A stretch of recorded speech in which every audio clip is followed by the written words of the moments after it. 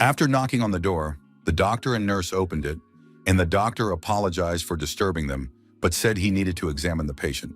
The young man, who was washing his face at that moment, looked at the specialist in surprise but did not respond. A few minutes later, the doctor was not only examining his new patient, but also removing his bandages.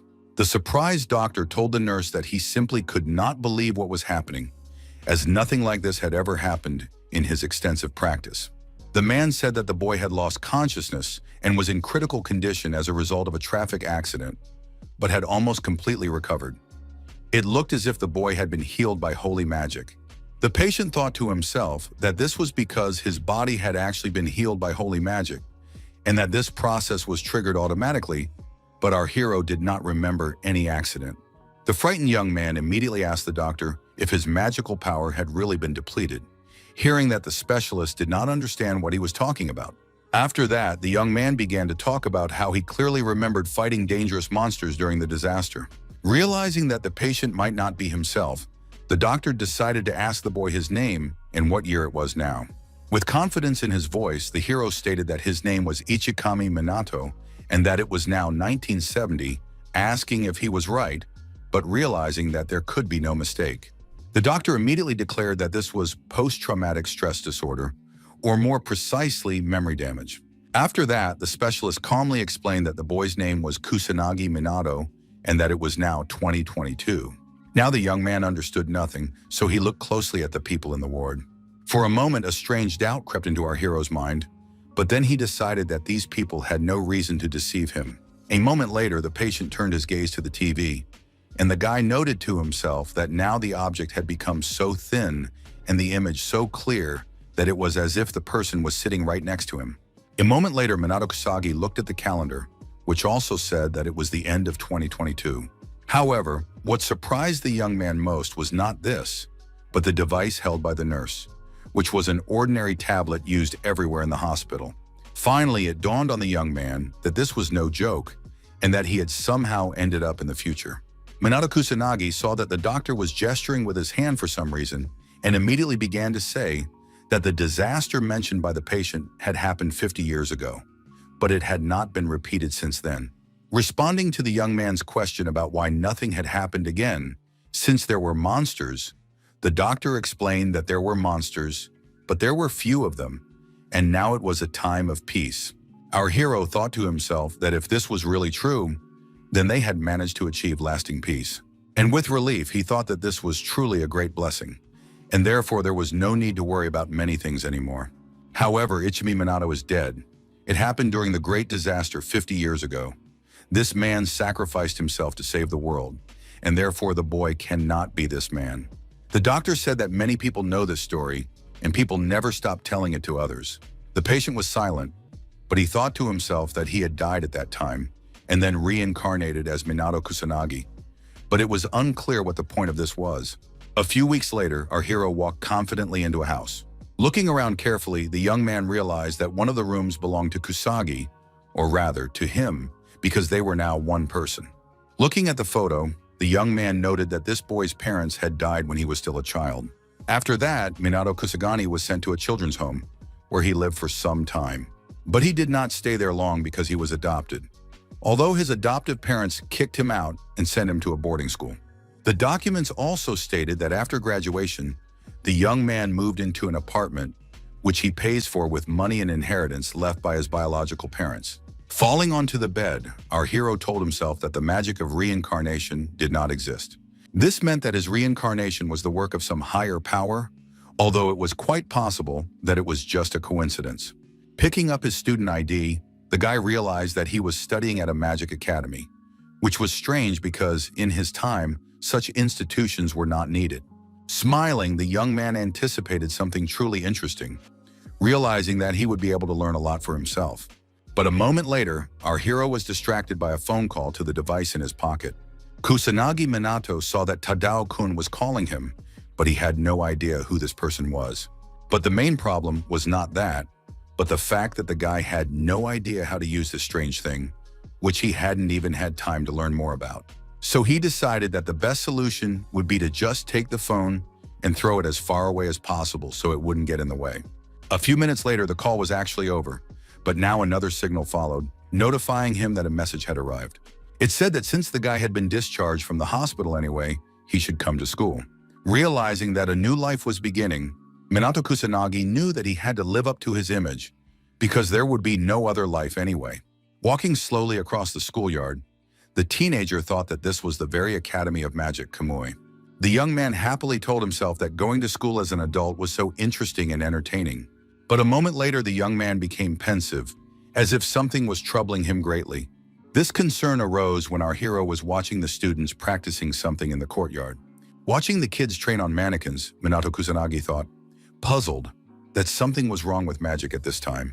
The teenager was convinced that magic was something internal, something mysterious. But now it seemed to him that it was definitely not about power. At the same time, the students, paying no attention to anyone, did what they always did at this institution. It didn't matter to them what magic used to be like. They knew what was happening now, and therefore had to practice. Having seen various techniques, our hero clutched his head in horror and thought to himself why it was all such a disappointing and dreary story that literally drove him into depression. The young man convinced himself that it was all untrue, that it simply couldn't be true, that the power of all these people was barely a tenth of that of the beginners of his time. And so it seemed to the teenager that all these students would never succeed in magic at all, and he became even more upset because it was like being intoxicated by reality. Upon entering the classroom, our hero realized that magic had greatly weakened over the past 50 years, although he still decided not to jump to conclusions. Sitting down at his desk, the young man wanted to know if he had any friends in this class, or at least those who treated him well. Suddenly, everyone in the classroom gasped, although the reason for this was unclear. At that moment, 3 guys entered the room, one of whom, clearly referring to our hero, began to insult him, saying that he had not even bothered to reply to his message. Slowly turning around, the guy tried to figure out who was in front of him. Surprised, Tadao-kun looked closely at the student, who seemed to be saying something incredible. Lifting his leg and wanting to kick the teenager, the young man shouted at him, asking how he dared to forget Tadao, which was a great disrespect. After that, the ill-wisher began to call our hero a worthless piece of trash. Unexpectedly, Kusanagi Minato began to smile naively, saying that he remembered the person standing in front of him and adding that he had met his friend. Reaching out his hand, the student also noted that he was glad to be recognized and hinted that the guy definitely knew how real friends should behave.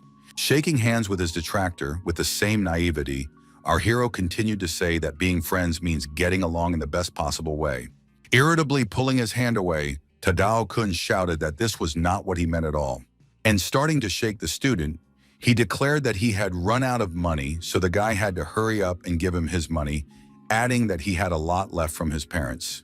The teenager was silent, but he understood to himself that the young man whose body he was in had been bullied in his past life. Swinging his arm, Tadao-kun shouted irritably at the student not to be stupid. But at that moment, a girl entered the classroom and politely greeted everyone present. The stranger's face beamed with a smile, and there was no trace of anger or any other emotion on her face. At that moment, it seemed as if life had first burst into new colors and then stopped. The young people in the classroom looked closely at their classmate as if they were seeing her for the first time. This was also the case with Tadao-kun, who was now looking not at the young man he had been teasing, but at the beautiful girl. Pointing his finger at Kusagami Minato, the ill-wisher said that they would return to this topic later, but that he shouldn't relax because he would regret it. Our hero watched this man closely, thinking to himself that he looked more like a clown. After a while, the lesson began. Writing something on the board, the teacher explained that they would be discussing the great disaster that happened 50 years ago. After that, the teacher began to tell how monsters began to appear all over the world and humanity fell into despair.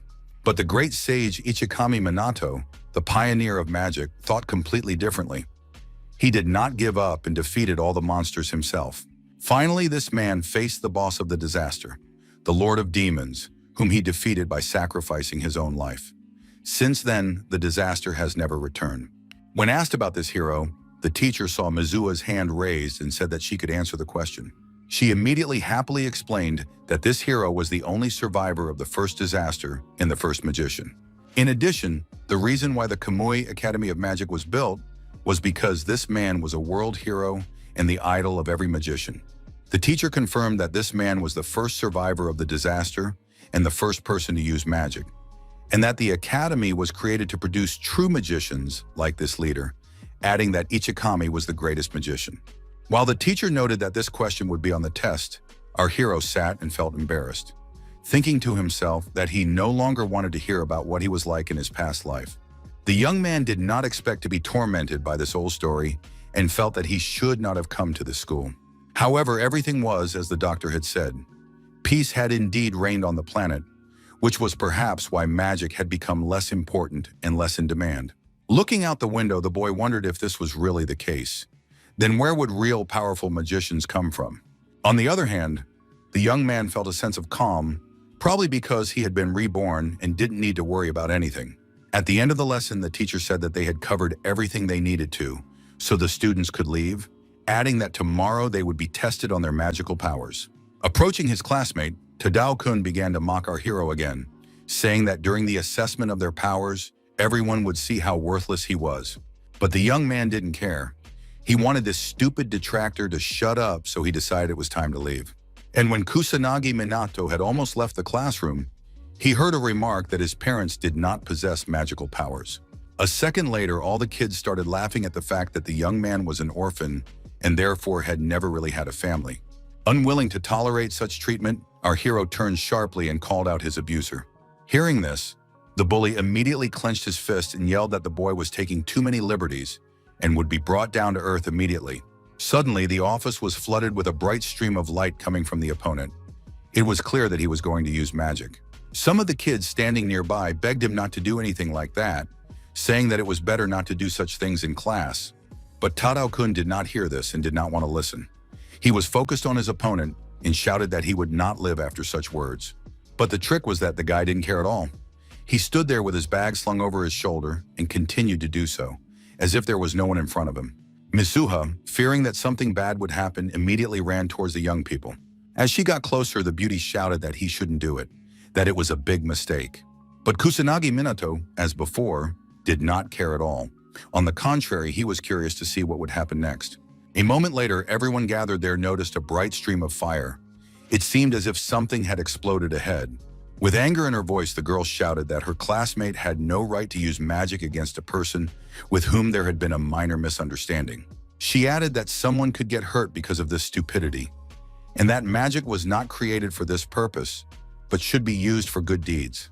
But with insolence in his voice, Tadao-kun declared that it was not his fault, that all responsibility lay with the other guy. Everyone gathered watched intently for the clouds of smoke behind which Kusanagi Minato was supposed to be. The guys didn't know what they would see, but in a moment, the outline of a young man appeared. Our hero was still standing in the same place, silent, seemingly lost in thought. Mizuha, surprised like the others, watched her acquaintance closely. He in turn said that he had been hit and scratched his head. Tadano-kun was in complete shock.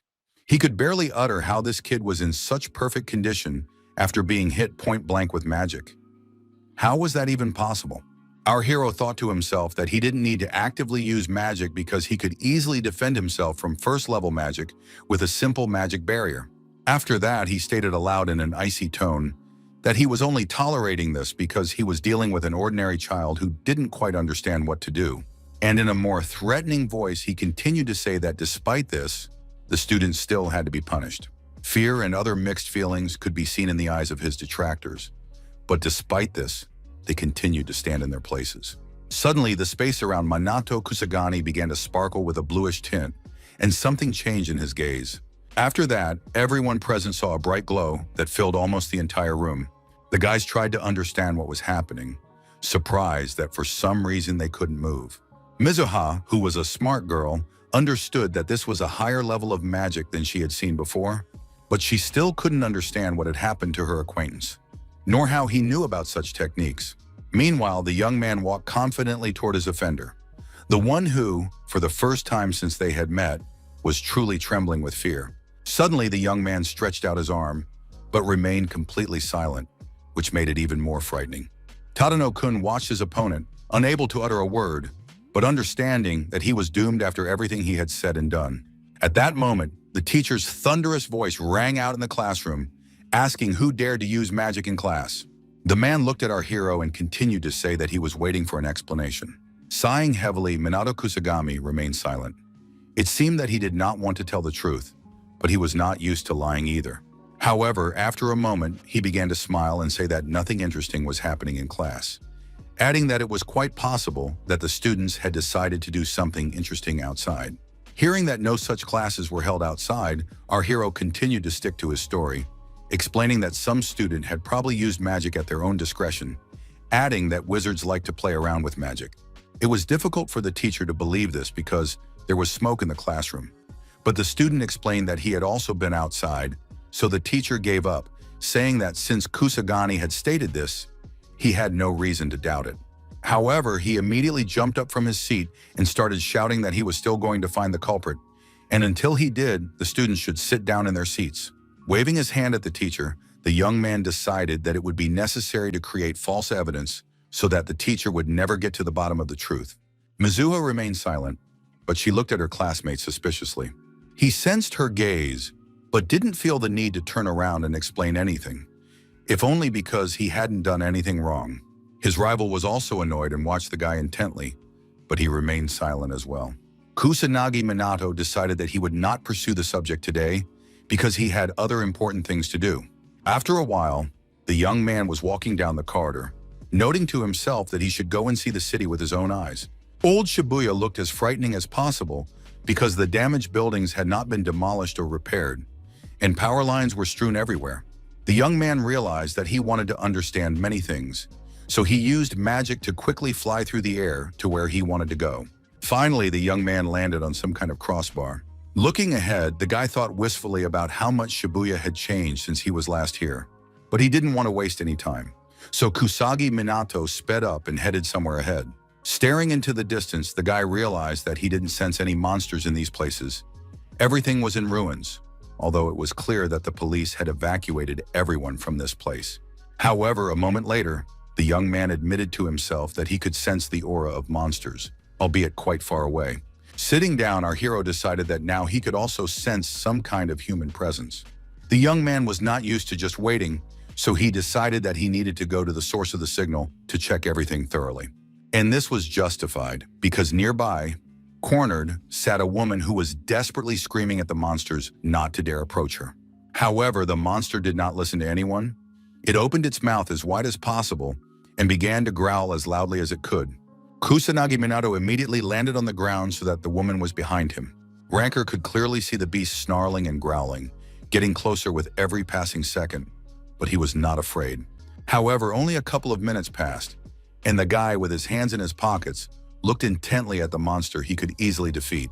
Despite this, the young man was in no hurry to do anything else. He was just waiting for something. The tearful woman was doing the same thing, still sitting pressed against the wall, trying to understand who had just saved her. At that moment, the boy's attention was drawn to a badge attached to the woman's shirt. He thought that she was a representative of the magical police. The teenager did not bother to clarify this. Turning around, he simply told the blonde woman to be as careful as possible. As he sped away and was about to leave, the young man heard the girl say words of gratitude to him. The guy was already far away, but despite this, the policewoman was still muttering words of gratitude under her breath. The blonde didn't know who this man was, but she told herself that only great magicians were capable of such things. On the road, the young man was glad that he had hidden his face, because our hero had just transformed, and he didn't want to stand out and arouse suspicion. However, Minato Kusanagi was frightened by the fact that such a low-level monster could kill this woman, which meant that the level of magic in the police force had fallen to its lowest point.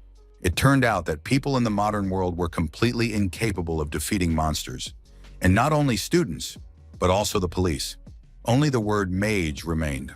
The young man understood that this era was certainly characterized by advanced technology, but it could not be said that people had gone too far in their development. Smiling, the teenager said that even in this era, the inhabitants of this city needed his strength and his knowledge. Our hero decided that he needed to destroy all the monsters in the area so that they could no longer harm anyone. Standing next to some kind of device, the teacher said that in today's class, they would measure the magical power of all students. It is very important to obtain both the sum and the attribute, as these are the most important indicators for those who want to become professional magicians. Looking at the device with horror, our hero wondered if there was any other way to measure his own power. The boy was depressed by the fact that even the teachers did not know so many basic things, and yet magical perception is the basis of magic. And while the young man sat with his head in his hands, Mizuha approached him and asked if she could talk to him about something. His classmates, who were watching this scene, seemed unable to believe their eyes that such a thing was even possible. Looking closely at the young man, the girl said that this seemed to be their first conversation, and then announced that she was the second daughter of the noble Mizuha magical family, and her name was Yuika. Our hero looked at the beauty in surprise, unable to believe that magicians had somehow acquired a noble lineage.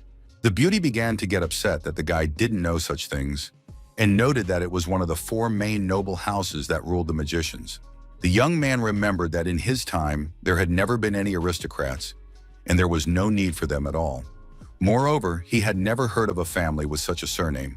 Looking at this girl, Minato Kusanagi decided for himself that, despite everything, this student's level was very low. Considering that his classmate came from a family of outstanding magicians, her power should be several times stronger, at the very least. A moment later, Mizuha Yuika became angry. She didn't understand what was going on with this guy. The girl was offended because she had so generously started a conversation with her classmate, but he seemed to ignore her. Tadano-kun was also angry, but the reason was that the noble girl from their school was talking to him. Scratching his head, our hero asked in confusion what business the magical nobility had with him, which again angered his classmate. And while the girl tried to control her emotions, convincing herself that she was a noblewoman, the young man did not understand what was happening to her. But in a moment, the beauty's thoughts were already on what had happened the day before, when this teenager had been struck by magic, and he hadn't even reacted to it, which was impossible. Finally, the girl began to say that she was interested in yesterday, but did not finish her sentence because the teacher asked the remaining students to go into the classroom. Laughing, Minato Kusagani shouted that it was time to measure themselves. Now Mizuha Yuka was smiling, and she thought to herself that now it would become clear who was capable of what.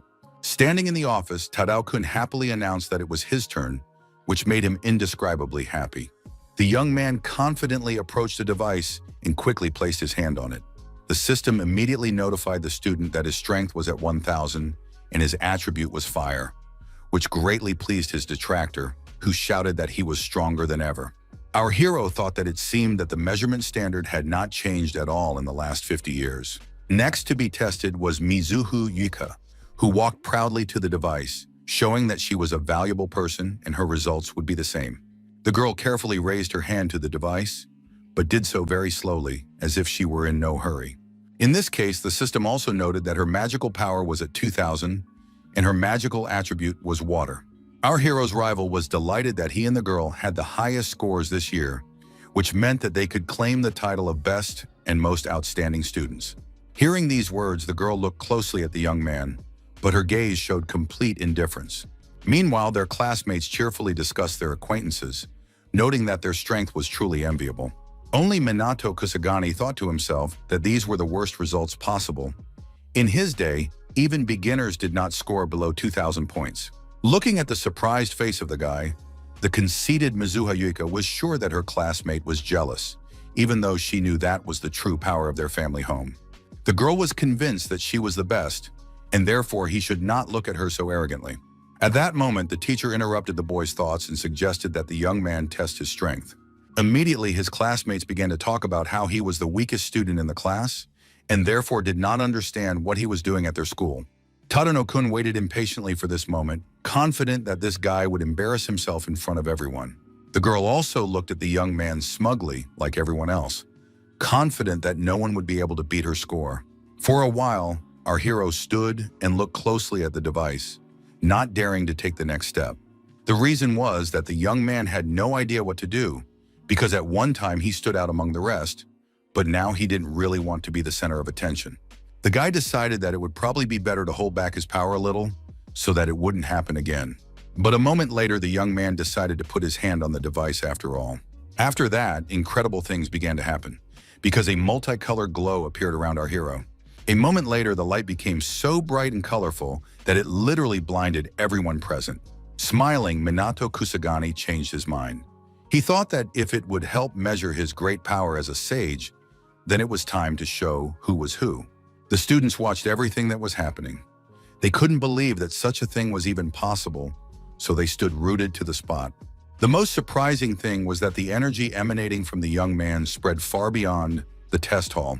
It seemed that there was not a single person who did not feel this power. For the first time ever, Mizuha Yuika became nervous, realizing that this was not at all what she had expected. With each passing second, the pillar of light became clearer and stronger, so much so that it shot far upward. The atmosphere heated up as the energy flow literally swept away everything in its path. The students were afraid that they would be carried away somewhere, so they covered their faces with their hands, frightened by the unknown and the fact that what was happening was something completely unusual. One of the boys who was standing closest backed away, even though he realized that it wouldn't help. Only Kusagami Minato was disappointed by what had happened. The boy understood that the device had broken after he had become a little more serious. The young man understood that none of those present had been able to feel the truly magical power, and therefore doubts crept in as to whether there were any magicians in this world at all, or those who could become them. The frightened teacher began to ask about the condition of the students and whether anyone was injured, but he heard that everyone was fine. Approaching our hero, the teacher asked about his condition, but the young man sadly noted that nothing had happened to him, even though he had been at the epicenter. Looking at the destroyed device, the teacher said that this was the first time he had seen this device break, and therefore assumed that there was some kind of defect in it. He added that there was nothing good about this because now no one would be able to find out either the young man's magical power or his attribute.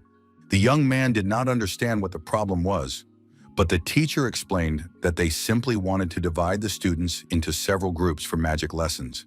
Looking at Tadao-kun, the teacher asked if they would accept our hero into their team. He looked around in surprise and clenched his fist, clearly plotting something. Then he smiled and said that there should be no problem with that at all, since everyone was studying at the same institution. Hearing this, the teacher was delighted, realizing that there would be no problems. Approaching Kusanagi Minato, the ill-wisher whispered in his ear that they would meet on the same field very soon. Arriving in Old Shibuya, the teacher said that monsters still inhabited the areas that had been severely damaged during the Great Disaster. Currently, Shibuya is abandoned, so the only people in the area are mages and a special police squad who are exterminating the monsters that live there. In addition, the academy students must help with this, as more than half of the monsters have already been destroyed by professional magicians, so there is no need to worry too much about it. Standing on the sidelines, Minato Kusanagi thought that the practical training was interesting, since even students should be able to destroy monsters. After all these guys will be working in groups anyway.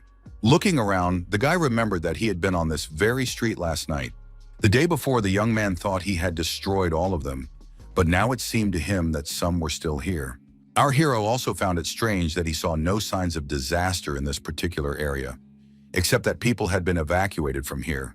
Yet despite this, monsters continued to come to these parts. Hearing the conversation of the girls who had decided to compete with each other, the teenager thought that they were behaving too carelessly, not understanding the real danger they were in. That's why the young man sighed heavily and closed his eyes. He didn't like this whole idea.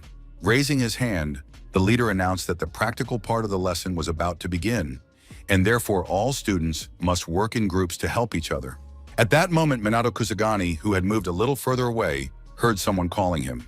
The guy behaved as usual, so he walked over to an abandoned building and leaned against it. The guys who were going to make fun of our hero said that no one would bother them in this place. Beginning to use his magic, the ill-wisher noted that last time he had been too soft and kind, but now everything would be completely different. Hearing this, Minato Kusanagi calmly stated that if someone didn't like him, they could just ignore him. Clenching his fist, Tadao-kun shouted that no one would listen to such trash talk. Moreover, the offender couldn't understand why the strongest girl in the class had started talking to the boy. The young man looked at the red-haired boy in surprise but did not rush to answer him. But a moment later, our hero smiled brightly and declared that the reason was that his classmate liked Mizuha Yuika. The classmate literally turned red with anger and contorted his face into a hideous grimace. But the teenager didn't care about that. His thoughts were occupied with something else, and he didn't want to fight at all. However, his rival was offended, so he put his hand forward and immediately started shouting that the scumbag had only himself to blame for everything. Hearing our hero tell his opponent not to do that, the villain shouted that it was too late to apologize. But the young man told Tadao-kun to turn around, even though he continued to stand his ground, declaring that he would not fall for such childish tricks. However, a moment later, the guy decided to glance out of the corner of his eye to see what was so interesting happening behind him. For a second, the opponents froze, not expecting to see such a large and terrifying monster. The three boys immediately shouted in unison that this was simply impossible, as there were no such monsters in these parts. And while the students were trying to figure out why they had encountered this terrifying monster, it stared at them intently and grinned. The frightened friends frantically asked their leader and comrade if he could defeat this monster, and heard him point to himself and say that it was no problem at all. Turning around immediately, the young man began to use his power, confident that he would quickly deal with the villain. From the outside, it really seemed that the power of fire was so strong that it would be enough to forget about the problem.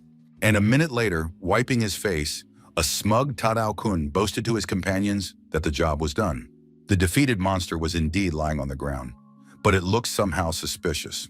A second later, the guy who had been bragging so loudly noticed this himself, saying how could it be that he hadn't even managed to scratch this formidable guard. Standing behind him, our hero thought that a demonic soldier could not be destroyed by such low-level magic. At that moment, everyone present saw the monster get up, and it did so very quickly. Cringing and closing their eyes, the friends tried to figure out what to do and how to act in this situation, but nothing came to mind. The most frightening thing was Tadao Kuno, who was sitting on the floor watching the monster approach him. In a moment, the shadow of the huge enemy loomed over the students, who trembled with fear more and more with each passing minute. The ill-wisher, who had been bullying our hero, began to cry and tell everyone that they would die right there. It seemed that every second was torture, also because the young people did nothing to try to defend themselves. At that moment, the monster was closest to the red-haired student, who continued to sit on the ground. The monster knew that he was much stronger than this student, and therefore felt free, knowing that he would remain unpunished anyway. Kusanagi Minato watched the events unfold closely, but he was in no hurry to intervene.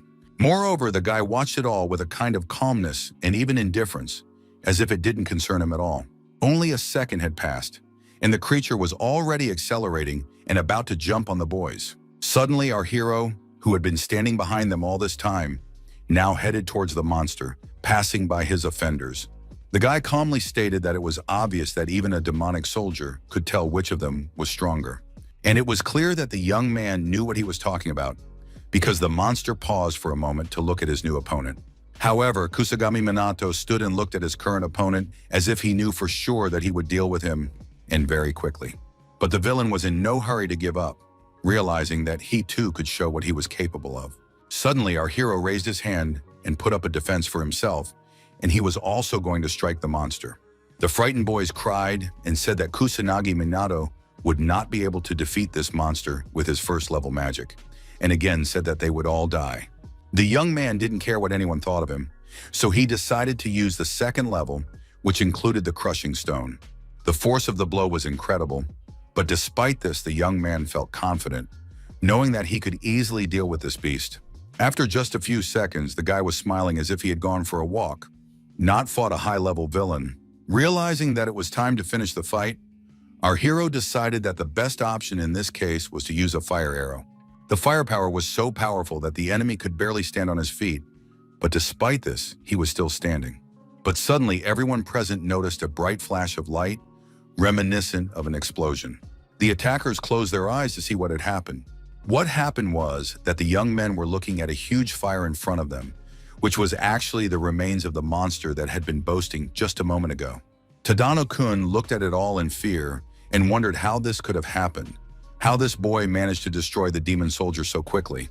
The young man understood that this was simply impossible. This was not the guy they all knew. Moving along the road, our hero thought that, unlike his opponents, his first-level magic was capable of doing the most incredible things. But the young man was not interested in that, but in how the demon soldier ended up in Shibuya. Yesterday, he killed all the monsters in the area, but they reappeared, and that was extremely suspicious. Our hero thought that it was quite possible that this was a sign of disaster, and therefore the situation was more serious than he had expected. The most unpleasant thoughts began to swarm in the guy's head, thoughts he had already seen in his past life. The young man remembered how scary it was when children sat next to their dead parents and cried, and no one cared about them. The teenager did not want all this to happen again, especially considering the magicians who were there at the time. That's why Minato Kusanagi clenched his fist tightly but stood rooted to the spot. Looking up at the sky, the boy thought that if disaster struck again, he would definitely save everyone. He promised himself that this would be the case. But in a moment, the young man had to snap out of his thoughts because his detractors said with some irritation in their voices that he couldn't defeat this soldier. The leader of these guys immediately went up to the wall and hit it with all his might. Gritting his teeth, he thought that something indescribable had happened. And in fact, this situation had disgraced him. However, there was another twist to this story, which was that Mizuha Yuka was standing around the corner, listening intently to the young people's conversation. When the teacher told the student to do his assignments, the girl also went to a certain square to fight monsters there. Her classmates, with whom she was on the same team, stood behind her and were just happy that the student was doing so well. Closing her eyes, the beauty thought about how it was possible to be surprised at her level, because if you try hard, anyone can achieve similar results. Although, on the other hand, she was pleased that everyone noticed her talent, she always liked to be first. Having dealt with this opponent, Mizuha Yuika turned her attention to the guys standing in some alley. She saw a red-haired guy talking loudly, standing opposite our hero. The beauty had some not-so-nice thoughts when she saw this scene, so she told her friends that she would be gone for just a few minutes. Mizuha Yuika understood that her classmates were leading Kusanagi Minato somewhere off to the side in order to beat him up, but she couldn't allow that to happen. That is why the girl followed them and hid so as not to give herself away prematurely. But a moment later, the beauty looked ahead in surprise, as if she had seen something unusual. Pressing herself against the wall, the student noted to herself that the Devil's Guardian had appeared to the boys, which in principle could not be. But that wasn't the problem. The student understood that her classmates would not be able to defeat this monster because it had a high rank. And since that was the case, she had to act, especially since she belonged to the Mizuha clan and therefore could not stand by and watch indifferently. Running out of her hiding place, the girl wanted to shout at the young people to get out of the monster's way and run. But she didn't have time to do so, because at that very moment, a bright, fiery flash of light illuminated everything around her. Mizuha Yuika was stunned. Not only did she not understand what was happening, she couldn't even see clearly because the fire was burning and the light was literally blinding her. The girl was only able to look around when hundreds of tiny lights were already scattered on the ground. Then she realized that not all the students had fought the monster, but only the one who had always been considered the weakest and even feeble. The student thought to herself that this boy had always been timid and had no magical abilities whatsoever, but now she had the impression that he was a completely different person. Moreover, the student did not hear the young man recite a spell, but what was strange was not that, but the fact that this guy was not afraid at all. The girl remembered that a monster's level of power was determined by the number of crystals it possessed, which also determined its place in the hierarchy. Everyone knows that magical beasts are in 6th place. In 5th place are magical guards, which is what she had seen in front of her a couple of minutes ago. Demons occupied 4th place, supreme demons were in 3rd, and devils were in 2nd. And the leading 1st place was rightfully occupied by the devil, or Satan, as he was often called.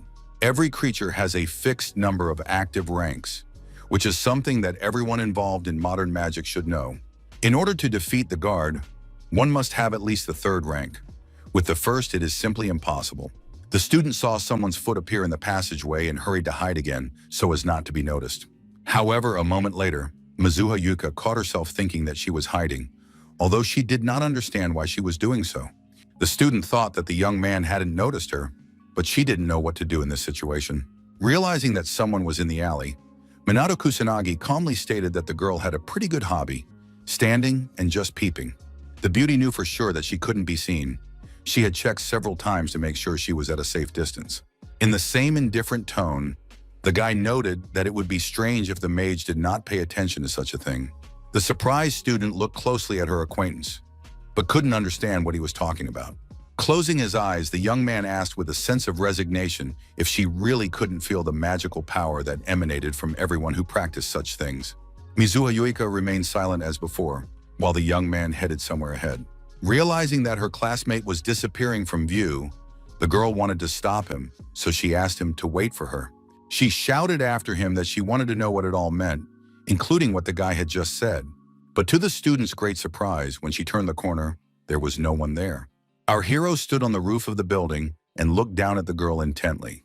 Taking a deep breath, Minato Kusagani decided that it was all for the best. Looking around, the teenager realized that he had climbed up here for a reason, so he decided to check something. Using his powers of observation, the boy determined that there were no guards anywhere nearby, although there were quite a few magical beasts, seemingly around every corner. Sighing heavily, our hero decided that the other students were unlikely to cope with such a large number of predators, so he decided that he could help them a little. Smiling, the young man knew that he would do this in a special way, so he immediately began to monitor the overall situation. In a moment, Minato Kusanagi had already begun to connect some bright yellow magical circles to himself for help. With each passing minute, the fire burned with increasing intensity, but his concentration was stronger than ever. After that, the young man said that he was going to use magical projectiles, which only second-rank magicians could wield. The effect was stunning. It seemed as if someone had scattered magical threads across the sky, although their purpose was unknown. The kids standing on the platform thought they were seeing meteors, although they didn't understand if they were related to magic.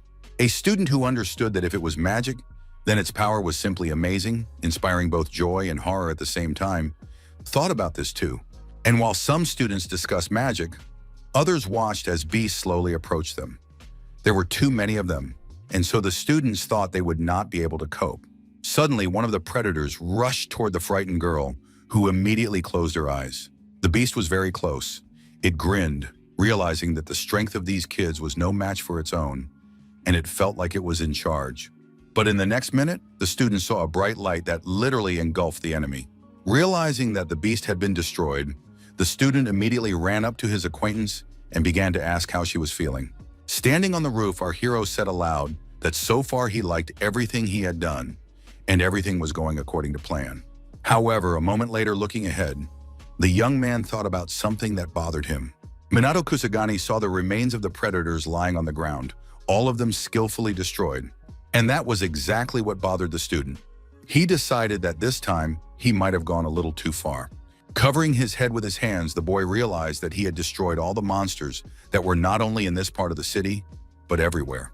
On the other hand, the student remembered that they had been brought here for a lesson, to complete a practical assignment, although he scolded himself for working at full strength. But in a moment, Kusanagi Minato's attention was again drawn to something interesting, so he jumped off the roof. Looking around carefully, the boy decided that there was no one here, although it was clear that this surprised him a little. Without thinking twice, the teenager decided that this was the best place to land and remain unnoticed. Our hero thought that there was no need to hide his power to the extreme, but if it attracted attention, it would cause inconvenience. Moving towards one of the alleys, the student saw the teacher sitting over one of the destroyed animals, surrounded by students. After thinking for a moment, the teacher said with some apprehension that he had no idea there were so many predators left in this place, adding that the herd had most likely already been destroyed. Looking at one such predator, the man thought to himself that they had been destroyed in one fell swoop, and that this was definitely not the work of a student, but of someone who was well versed in magic. This magic did not use any elements, it was magic without any elements. And there were countless projectiles, all of which the teacher had never seen before. Without this magic, everyone gathered there would have been in great danger. Of course, 2 entities were not a problem, but facing 6 was a completely different level. The students understood this themselves, and therefore shouting, asked the teacher where such a huge number of these beasts came from in these places, since they had been exterminated long ago. Bowing, the man said he apologized for the inconvenience. The students noted that they had heard that the police were supposed to take care of killing the herd, but the academy had to verify this personally. The teacher had nothing to say in his defense, so he simply apologized for not making sure it was safe before bringing the students here. Suddenly, one girl asked who had managed to destroy all these monsters and save them. Hearing that the man himself did not know, the student said that she would like to thank this person personally. Once again, the teacher thought to himself that it was unlikely to be someone from the police or the official magicians. Perhaps it was a talented outlaw magician. But the fact remained that it was thanks to this unknown person that none of the students had been harmed while completing the task. Our hero, who was standing aside, heard the whole conversation and smiled sincerely. After a while, the students who had free time discussed the recent events among themselves, not believing that such a thing was even possible. However, only Minato Kusanagi stood aside, realizing that no one had been hurt, and that he had managed to complete the task on time. But not everyone was so happy. For example, Tadao-kun watched his rival closely and was angry. But in the presence of the students and the teacher, the guys couldn't approach the young man and personally ask him all the questions that were tormenting them. The same was true for Mizuha Yuika, who saw with her own eyes how our hero easily destroyed the guard. Moreover, she was confused by the amount of magic she witnessed. The girl knew for sure that fire element magic had been used, as well as magic without the use of elements. But there were no students who possessed two elements. But in a moment, the student began to calm herself down, saying that she was overthinking things, that her classmate could not possibly possess two elements, and that the elementless magic must have been used by someone else. Despite this, one fact was indisputable. This young man had definitely defeated the guard. There was no mistake. Therefore, she was very eager to know who this young man really was. Interestingly, this thought also occurred to his detractors, who claimed that the laser-like beams must have been used by Kusanagi. Although some of the young people dismissed this idea, they understood perfectly well that it was the young man who had fought the guard. Turning around, Tadao-kun angrily ordered his friends to be quiet, noting that they were saying some strange things. His friends looked at their classmate in surprise but decided that it was indeed better to remain silent. A moment later, our hero's enemy shouted again, declaring that this talentless boy couldn't be strong and that someone must be involved in this matter. Laughing, his acquaintances immediately began to agree, saying that there was indeed something sinister going on.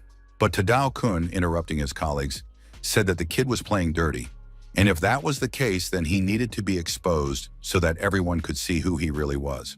After class, Minato Kusagani slowly wandered around the city, but looked around carefully. However, within a minute, a whole crowd of students appeared out of nowhere and surrounded the boy on all sides. Laughing, the detractor said that the smart aleck was probably waiting for them. However, the teenager calmly said that he had once again encountered an annoying group and added that it would be best for them to spend their time improving their magic skills. Hearing these words, Tadao-kun began to sneer, declaring that no one gave low-class people a say. But our hero did not understand what he was talking about, so he asked again. The opponent shouted that the young man was pretending, that no one would believe he could use high-level magic, and therefore wanted to know what trick the student had used. The young man, in turn, looked closely at this person and did not understand how best to behave in this situation.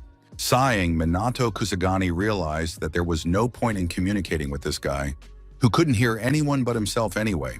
The ill-wisher turned away, but a couple of minutes later he told his classmate to come over to him. Standing in front of the guys, he added that he would praise him for not running away out of fear, but staying.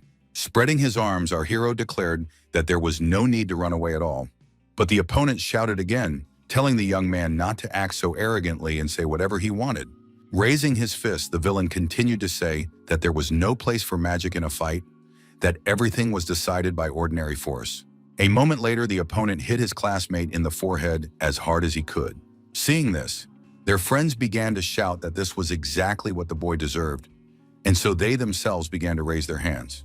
Kusanagi Minato heard the opponent yell that without magic, the boy was incapable of anything, that he was small and weak. And raising his voice, he declared that the boy didn't even need to apologize because they were going to finish him off anyway, and very quickly at that. However, our hero didn't care about that. He put up his defenses but silently watched what was happening. He thought to himself that in his case, magic was activated automatically, so his enemies could beat him unconscious, and he wouldn't have a single scratch on him. Time passed, but nothing happened, and the young man was already getting bored watching this. But at that moment, he heard a voice asking the crowd what they were doing. The best student in the class saw the guy who had killed the guard that afternoon, now sitting on the ground, surrounded on all sides by villains. The beauty did not rush to approach or do anything. She just stood and watched closely what was happening around her. Turning around, Tadao-kun stammered and called out his classmate's name, not expecting her to be there. Trying to make an excuse, the student said that the girl had misunderstood them because they had simply decided to diversify their leisure time. But Mizuha Yuka shouted loudly, telling them not to lie to her, adding that she was well aware that the young man was being bullied. She immediately added that it was unheard of for students of the Magic Academy to engage in such activities, and then asked if the young people weren't ashamed of themselves. The guys looked intently at their classmate, but they didn't know how to respond to her. Lowering his eyes, Tadao-kun began to blame our hero for everything, saying that if it weren't for this person, he wouldn't have any problems. Reaching out her hand to her acquaintance, the best student in the class said affectionately that they would go on together. The ill-wisher watched closely as the couple held hands and realized that this was not what he had wanted at all. The guy's eyes showed hatred, but at the same time, some kind of sadness. He thought to himself again that when his classmate was discharged from the hospital and returned, everything changed. A moment later, he shouted all his grievances so loudly that it seemed half the city had heard him. Our hero heard it, but he didn't understand why he should stop or turn around. Suddenly, Tadao-kun shouted to his friends to start using their magic, which would wipe this upstart off the face of the earth forever. Turning around, the girl asked her classmate in fear what he was doing and what he wanted to do. The next second, the opponents yelled that the guy wouldn't survive after such a powerful blow. Mizuha Yuika watched this flow of magic with horror, so she told her friend, who was calmly watching, to immediately step aside. The boys stood in their places. They would not have had time to do so, but despite this, fire was approaching them with incredible force. The girl realized that she couldn't do anything to stop it, so she covered her face with her hands and screamed because she couldn't do anything about it. Seeing what they had done, their opponents laughed and said that after this, cheating would definitely not work. However, Tadao-kun's friends didn't like it at all, and they started saying that it wasn't a very good idea. Although their leader continued to reassure them that the boy was dead, so there was nothing to worry about. He then added that they had simply used magic outside of school by accident, and it had gotten out of control, and Kusanagi had just happened to be in the way. Suddenly, the gathered crowd heard a voice coming from where the boys had just been standing, saying that their mischief was going too far. Coming closer, the young man added that he didn't attach any importance to all this, because he considered it childish behavior, but then fell silent. Appearing after the dust had settled, Minato Kusanagi declared that the stubborn would be corrected with a club, and in a moment, he continued talking about how now was the time to punish disobedient children. The frightened ill-wishers could not believe that after such a large amount of magic, their classmate was not only alive, but also feeling fine. But our hero didn't care about any of that. He knew what he was going to do, so he raised his hand. In an indifferent tone, he said that not only he had been subjected to magic, but also the girl, who had done nothing at all, and added that the villain had most likely gone blind. The red-haired guy, realizing that retribution would not be long in coming, immediately began to justify himself and claimed that the guy and the girl were to blame. Preparing to strike again, the classmate noted that he would continue to use magic until he took Kusagi Minato out of action. A moment later, Kusagi Minato raised his hand and extended one of his fingers forward. After that, the young man began to spin a small energy disc. Seeing this, his opponents began to laugh, saying that it was ridiculous because such a magic circle was incapable of anything. A moment later, Kusagi Minato said that he would use a magic drain. A second later, something inexplicable began to happen. Not only did a yellow glow appear around them, but some kind of tendrils also sprouted from this glow. It was something like a vine that enveloped the villains from head to toe, and they, not understanding what was happening, looked at each other and thought about how to get rid of it. Not only were the young people unable to move because their legs were paralyzed, but they also felt that something more serious was happening. Only a few minutes passed, and the villains were already lying on the ground unconscious. Sitting over one of his detractors, the guy thought that he had only sucked out a little magic, and it had already dried up. But he was glad that it was enough and hoped that his classmates would think about something after this incident. Continuing to watch the student, Mizuha Yuika tried to understand what kind of magic her acquaintance had used, and more importantly, how something like this could have happened. Realizing that the walk had gone on too long, our hero picked up his bag, thinking that the show was finally over and he could go home. But he couldn't do that because the girl immediately jumped up and started asking the guy to wait for her. And without waiting for an answer, she immediately began to ask what magic the teenager had used, why it was acting so strangely, but more interestingly, how the guy had become so skilled at magic when he knew almost nothing about it. The beauty screamed even louder about who the young man standing in front of her was. Turning around, Minato Kusagani thought to himself that it would be troublesome to answer all these questions. Closing his eyes, the student said that perhaps his classmate should have said something completely different. Embarrassed, the beauty turned away, but then thanked her acquaintance who had saved her. However, Mizuha Yuika was not going to give up so easily, so she asked the teenager again to answer her questions. Turning around, the beauty realized that the young man had disappeared somewhere, but it happened so quickly that she didn't even notice, so she was as angry as she could be. That same evening, our hero returned to Shibuya, because after his afternoon lesson, he realized that there were many flaws in the defense system. The young man did not want to rush. He needed to look around, so he landed on one of the roofs. The young man closed his eyes as if trying to listen to what was happening and where. Our hero thought that he had a bad feeling, so he came to investigate. But the monsters that were supposed to have been exterminated during the day had been resurrected, which was extremely strange. If this was only happening in Shibuya, Minato Kusanagi could handle it. But unfortunately, the young man sensed the monster's magic in other places as well. Perhaps the police simply couldn't keep up with it all. Moreover, the level of magicians is not very high. Most people are just ordinary amateurs. And instead of studying, students bullied their classmates using magic. The teenager sadly thought that he alone would not be able to deal with all the monsters living in Japan, although he had no idea how to proceed. It was clear that some action had to be taken right away, at least to clear the surrounding area. Moreover, it was necessary to act cautiously without attracting attention to himself. The young man did not intend to waste any time, so he began to deal with the beasts that were nearby. At that moment, a stranger was walking through the area, talking to himself about how he had drunk too much that evening. The man was so confused about where he was that he didn't even notice the monster standing right behind him. The beast had already opened its mouth to eat the stranger, but he had no idea. Kusanagi Minato realized that the man was in danger, so he immediately took action. Hearing a noise, the passerby decided to turn around to see who was following him, but finding no one there, he decided that he had simply imagined it all and that it was because he had not calculated his drinking correctly. Peeking around the corner, our hero was glad that the man was very drunk and practically sleeping on his feet. However, at that moment, a stranger was filming with his phone the glow that appears when Minato Kusagani descends to the ground. The girl was delighted that she had accidentally managed to capture such an amazing video. And to become famous, the beauty decided to upload this video to one of the websites to get as many likes as possible.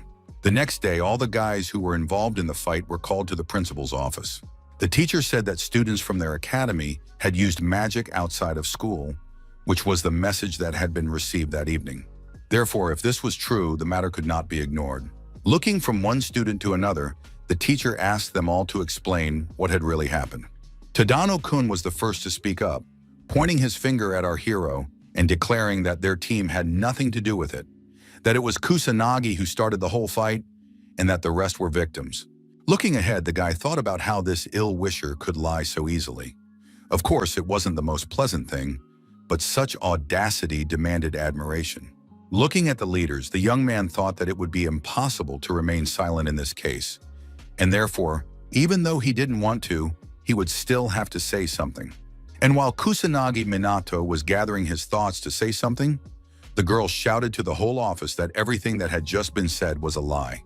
Mizuki Yuka's eyes showed confidence, and it was clear that she was not going to back down from her position, in her words. The student explained that Tadao and his friends had bullied this guy, and that they were the ones who had started using magic first. Hearing what the student said, the teacher asked her if it was true that our hero had also used magic. Mizuha Yuka had no intention of lying, so she honestly replied that the young man had indeed used magic, but only for self-defense, and he had done nothing wrong. Kusanagi Minato looked at the girl in surprise, seemingly unable to believe what she was saying, so unexpected was it to hear. Suddenly, the opponents began to say something in their defense, but they didn't have time to say more than a few words because the girl immediately shouted for everyone to be quiet. Turning to her classmate, Mizuha Yuka said that it was unthinkable that not only was the boy mocking her, but he also dared to shift the blame onto someone else. However, Tadao-kun angrily declared that this boy was a nobody at the academy, that he did not belong there, and therefore proposed that he be expelled. Hearing this, the beauty calmly replied that only her classmate was not fit for the academy, and no one else. But he began to boast, saying that he had the best results in the entire course, and that he was the only one who could stand on equal footing with her, but not that trash. The young man continued to stand his ground, noting that he was the best. He then stated that the girl should just think about the fact that Minato Kusagani would not protect her. He suggested that she look at him, a talented guy who was offering her a relationship. With indifference in her eyes and voice, Mizuha Yuka proudly declared that her detractor could continue to dream about it. Hearing this, the villain opened his mouth in surprise, so stunned that he couldn't utter a word. And while her classmate was putting on a show, the girl continued to say that she would never date someone who mocked others, someone who was prone to cruelty. Watching this whole spectacle, our hero thought that there was nothing strange about it, although it did evoke a little pity. After thinking about it, the director said that it seemed that the blame lay with Tadao and his friends, and that Kusanagi had used magic for self-defense. Therefore, he declared aloud that they did not need people who used magic to satisfy their selfish desires, and so he expelled the boys who had started the fight. The upset boys said it was unfair because they were only following their friends' orders. Smiling, the teacher said that Kusagani and Mizuha could now be free.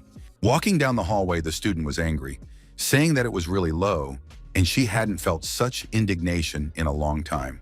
Our hero didn't understand what would happen to these people after their expulsion, but the student explained that they would no longer be able to become magicians, which was only natural for guys like them. Looking at Minato Kusagani, the beauty declared that he was also good. How could he remain silent after everything that had been said about him? The young man noted to himself that he was going to speak, but at that moment the girl began to speak, and he did not want to interrupt her.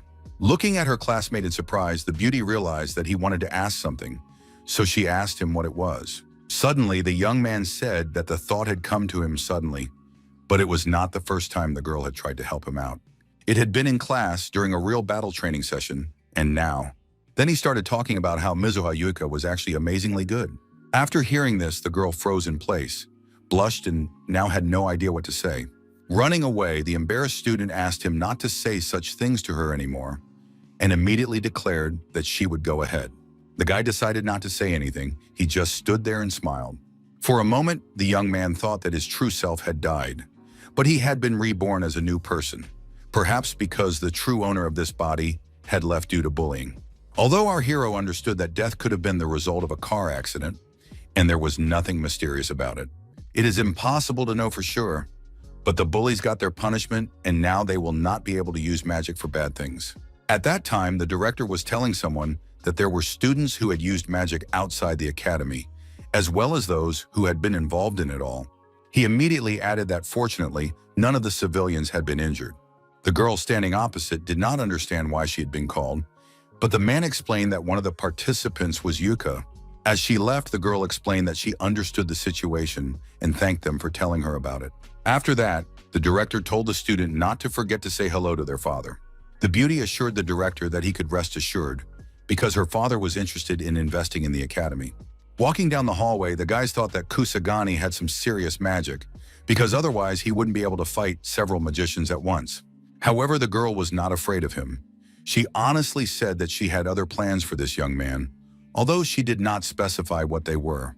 The beauty's companion wanted to know what they would do next, but she was in no hurry to reveal her plans. She said that for starters, it would be good to find out how strong this student was, and then move on from there. In addition, Mizuha Haruka wanted to know if her younger sister would dare to leave the academy after everything that had happened. Katsuragi Ruji added that it all sounded very interesting. Lying on his desk, our hero looked out the window, not wanting to think about anything, feeling a sense of peace. At that moment, his classmates were enjoying a video in which Kusanagi Minato had saved a drunk man and dealt with a predator the day before. The guy hadn't seen the video, but he heard that it was about some kind of magician, so he thought that he might belong to the aristocracy. However, a moment later, the young man sighed deeply and thought that, in principle, it was none of his business. Just as Kusanagi Minato was about to sink back into his own thoughts, his teacher called out to him. The man said that not everyone had passed the magic power assessment last time, so now they would have to do it again. Our hero thought to himself that this device had been repaired very quickly. Mizuha Yuika, who was standing behind the young man, thought that she would finally find out his true power. However, in the next moment, everyone gathered, they turned their heads in surprise and looked somewhere. The students noticed that their classmate's sister was standing in front of them. The girl herself did not understand why her sister had come here, because they had not discussed anything like this. Looking at Minato Kusagani, the girl wondered if it was possible that Ruka had come to see this particular person, perhaps because she also found his power suspicious. A few minutes later, our hero approached the same machine as last time. The guy thought to himself that he had already broken everything once, so now he needed to be careful. The young man carefully placed his hand on the stone, watching the glow of his mana. It was clear that the young man was very nervous because he did not want a repeat of what had happened before. At one point, the numbers on the device spun around, but it was difficult to predict the outcome of this test. After finishing it, Minato Kusagani was panting as if he had been running for half a day. Looking ahead, the teacher said that it seemed that everything had gone well this time. Mizuha Yuka also looked closely at the scoreboard, but was surprised because the elements were marked as absent. The girl's sister and her friend were standing nearby, listening intently to what the teacher was saying. But he looked closely at the board and didn't know how to explain what he saw.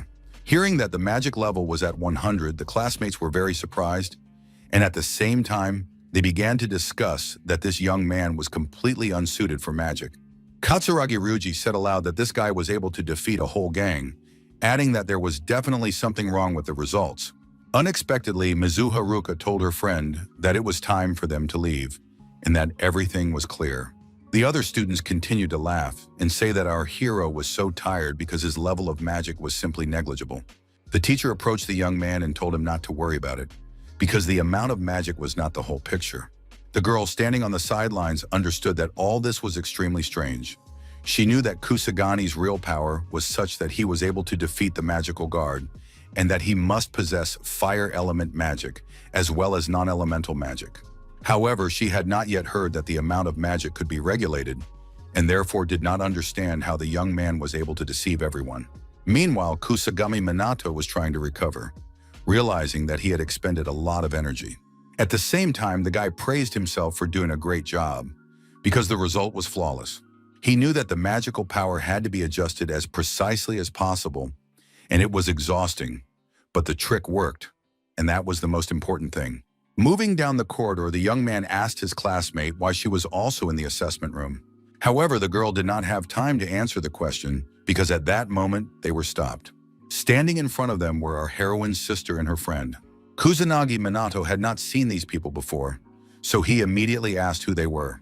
The girl immediately introduced herself and her friend, saying that she was studying at this academy, but only in her 3rd year. The guy wanted to think about something to himself, but immediately changed his mind and asked what the young people wanted from them. Passing by the place where our hero was standing, the beauty declared that she had no business with the student. A moment later, Mizuha Ruka began lecturing her younger sister, saying that she was unable to stand up to the local teenage criminals. She immediately added that there were also rumors that he had been saved by a man whose strength was at the lowest and even ridiculous level. Embarrassed, Mizuha Yuka stood silently for a while, then said in a quiet voice that it was true. The indignant 3rd-year student began yelling at the girl again, upset that she was like that. The older sister pointed out that her younger sister was inferior to her in academics, sports, magic, and everything else. After that, she said in an icy tone that the best solution would be for the student to leave the academy. For a moment, our hero's acquaintance returned to her own thoughts. She remembered how her sister always seemed to be above her, and what's more, she was much more confident. However, she couldn't find any logical reasons for this, because they always trained on equal terms. But her older sister claimed that Mizuha Yuika had never been able to defeat her in anything. She immediately added that she was not cut out to be a mage, and if she was the only one in their family to become a mage, that would be enough. Stammering, the unfortunate girl wanted to argue, but didn't know what to say. However, with a hint of desperation in her voice, Ruka added that it would be best to do exactly as she said. The girl saw that her sister was trembling, but repeated once again that it would be best to leave the academy and start attending a regular school. The beauty waited, confident that Yuka would not argue with her. But Yui only clenched her fist and tried to mumble something under her breath. But at that moment, Minato Kusanagi said that it all sounded very arrogant. Turning around, Ruka asked the guy what he had just said and asked him to repeat it. But he said that he heard the student talking non-stop and not letting the other person speak, and therefore it was nothing but arrogance, wasn't it?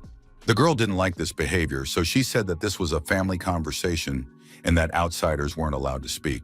Hearing the guy say that it was an order, not a conversation, the student got angry and started yelling at Minato Kusagani, but he calmly pointed out that there was no need to impose one's lifestyle on others, as there was no reasonable basis for doing so, even when it came to family members. But Ruka said that it would be wise to give up on an impossible dream because her sister had no talent for magic, and immediately pointed out that she had never achieved her goals. With tears in her eyes, Yuka thought to herself that she really had no talent. All this time, she had only been trying to convince herself otherwise.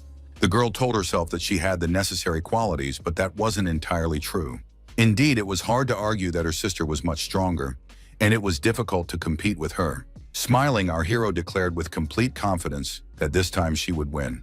Her classmate looked at the young man intently, but had no idea why he had decided to say that.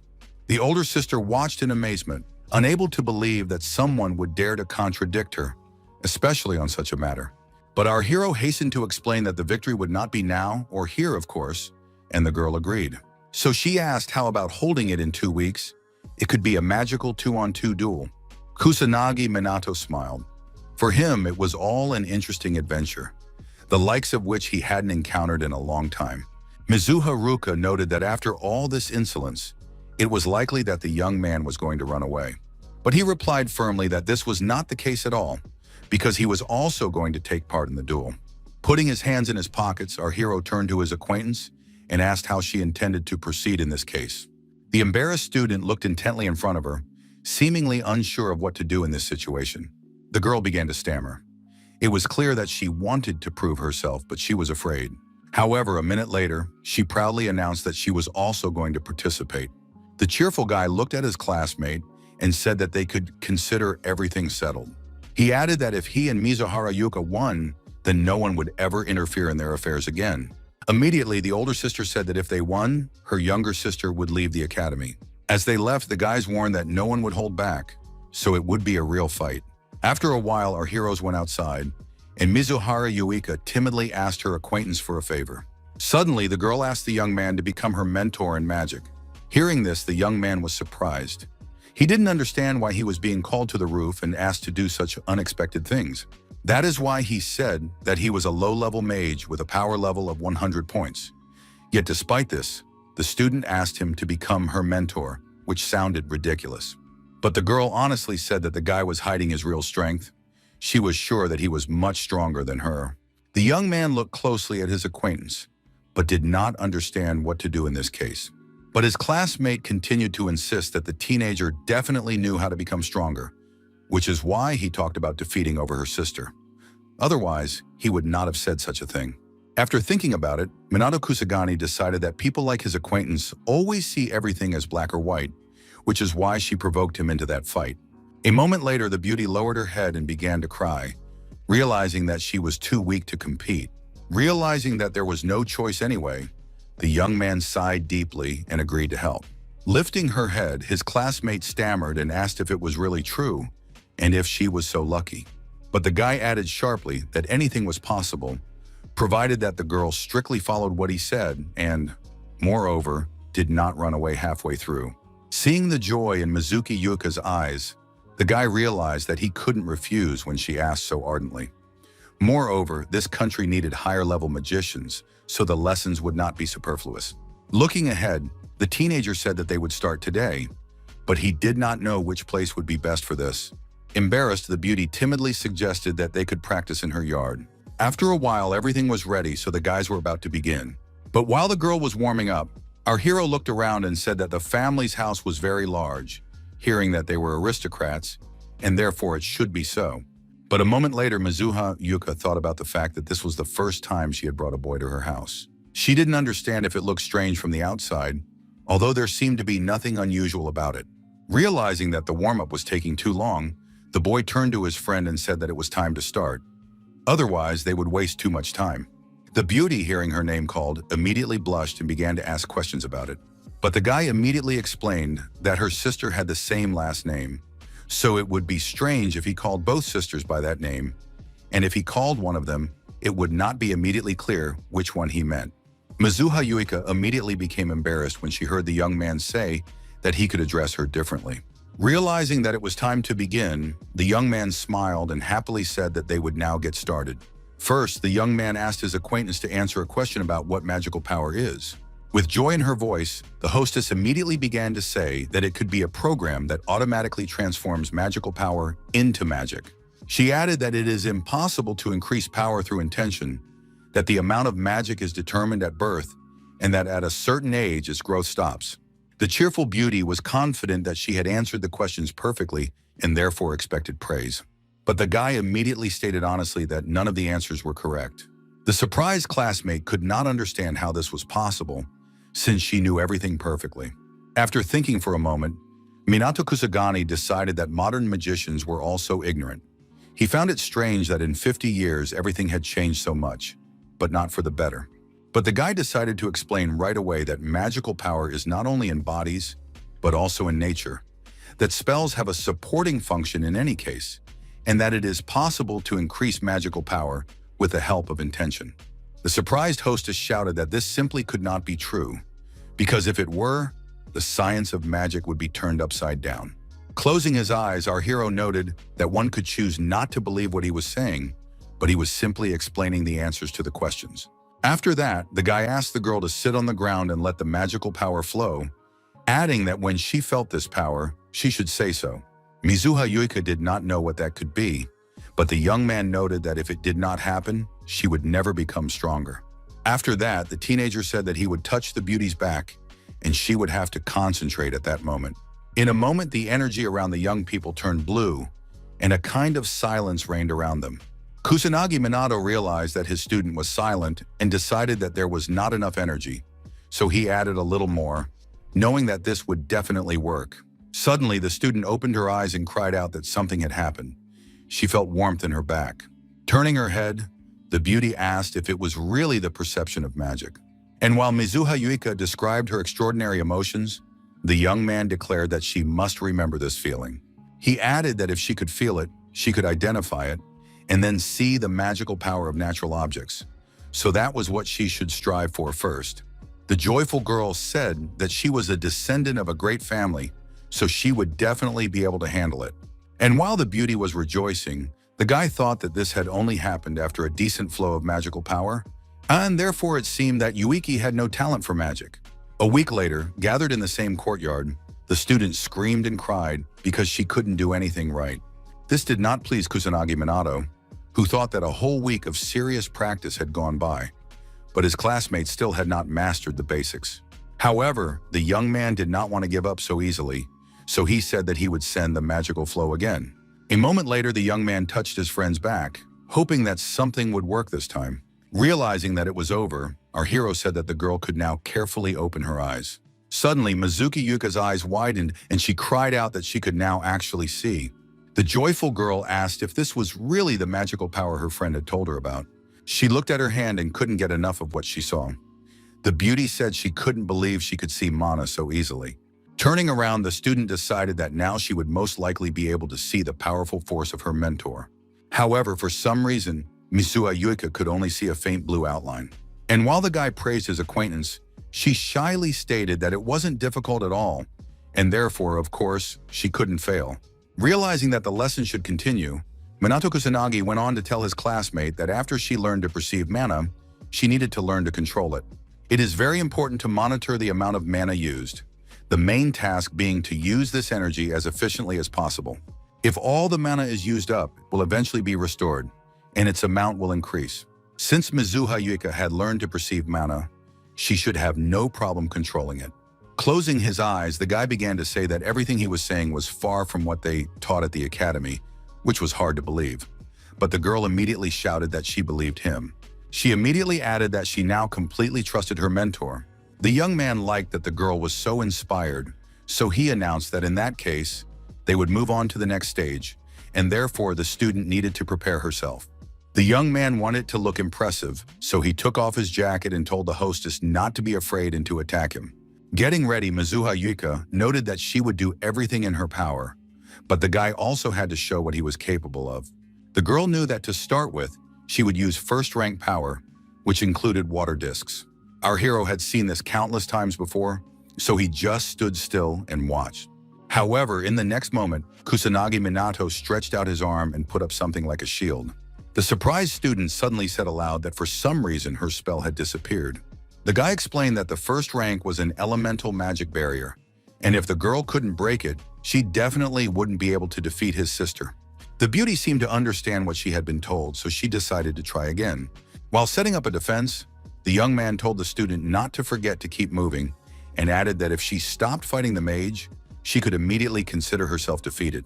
Mizuha Yuika was a good student, so she directed all her strength towards her opponent, saying that she was now attacking with full force. A few minutes later, falling to the ground, The beauty honestly said that she could no longer train. Approaching his friend, the young man noted that this was not all. The most important part was still ahead of them. He explained that if the girl learned to control her mana, she would not need to cast spells. Having created a magic circle, our hero decided to show how his student uses magic using one of the examples. After that, he focused on the principle that only he understood, demonstrating that the difference was enormous, because in his case, the energy was directed forward. Mizuha Yuika, sitting nearby, now understood that her mana was simply dissipating. A moment later, the teenager explained that magic could be used without casting spells, but only if one knew how to control mana.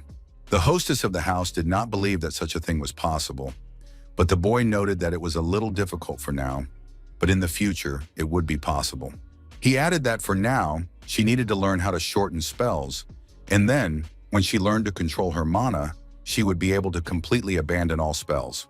By shortening spells, it was possible to gain a significant advantage in battle, as well as save a lot of mana while casting them. Hearing the young man say that she needed to continue, Mizuha Yuika was a little surprised, but the young man explained that she needed to consolidate the knowledge she had gained, otherwise it would be meaningless. He immediately added that the student should act as if she were on the verge of death. The frightened student looked intently at Kusanagi Minato, as if she were looking at a monster rather than a human being. Realizing that the beauty was lying on the ground again, our hero noted that they would have to do this every day, but now the student didn't want to hear about it. That same evening, Minato Kusagani went to Harajuku to investigate, realizing that the situation in the country was not the best. The teenager noted to himself that monsters also lived in this place, and moreover, no matter how many of them were exterminated, their numbers did not decrease, so it was unclear where this would lead. Suddenly, the young man heard something and immediately turned around to look. He saw a huge monster watching the man on the balcony intently. That's why the young man immediately jumped up from his seat and ran to where his help was needed. The teenager saw a little girl who was watching the monster intently, but she just stood there silently. Appearing suddenly, Minato Kusagani immediately began to ask if she was all right. But instead of answering, she immediately took out her phone and started filming the guy and his actions. The young man did not want to be noticed, so after finishing his work, he immediately left as quickly as he had appeared. Pulling his hood tighter, the young man said that who knew the stranger would start taking pictures without even saying thank you, so it was unclear what kind of people they were. On his way home, our hero decided that next time he would probably have to bring a mask. The next day, the young man came to his classmate's house again to continue their lessons.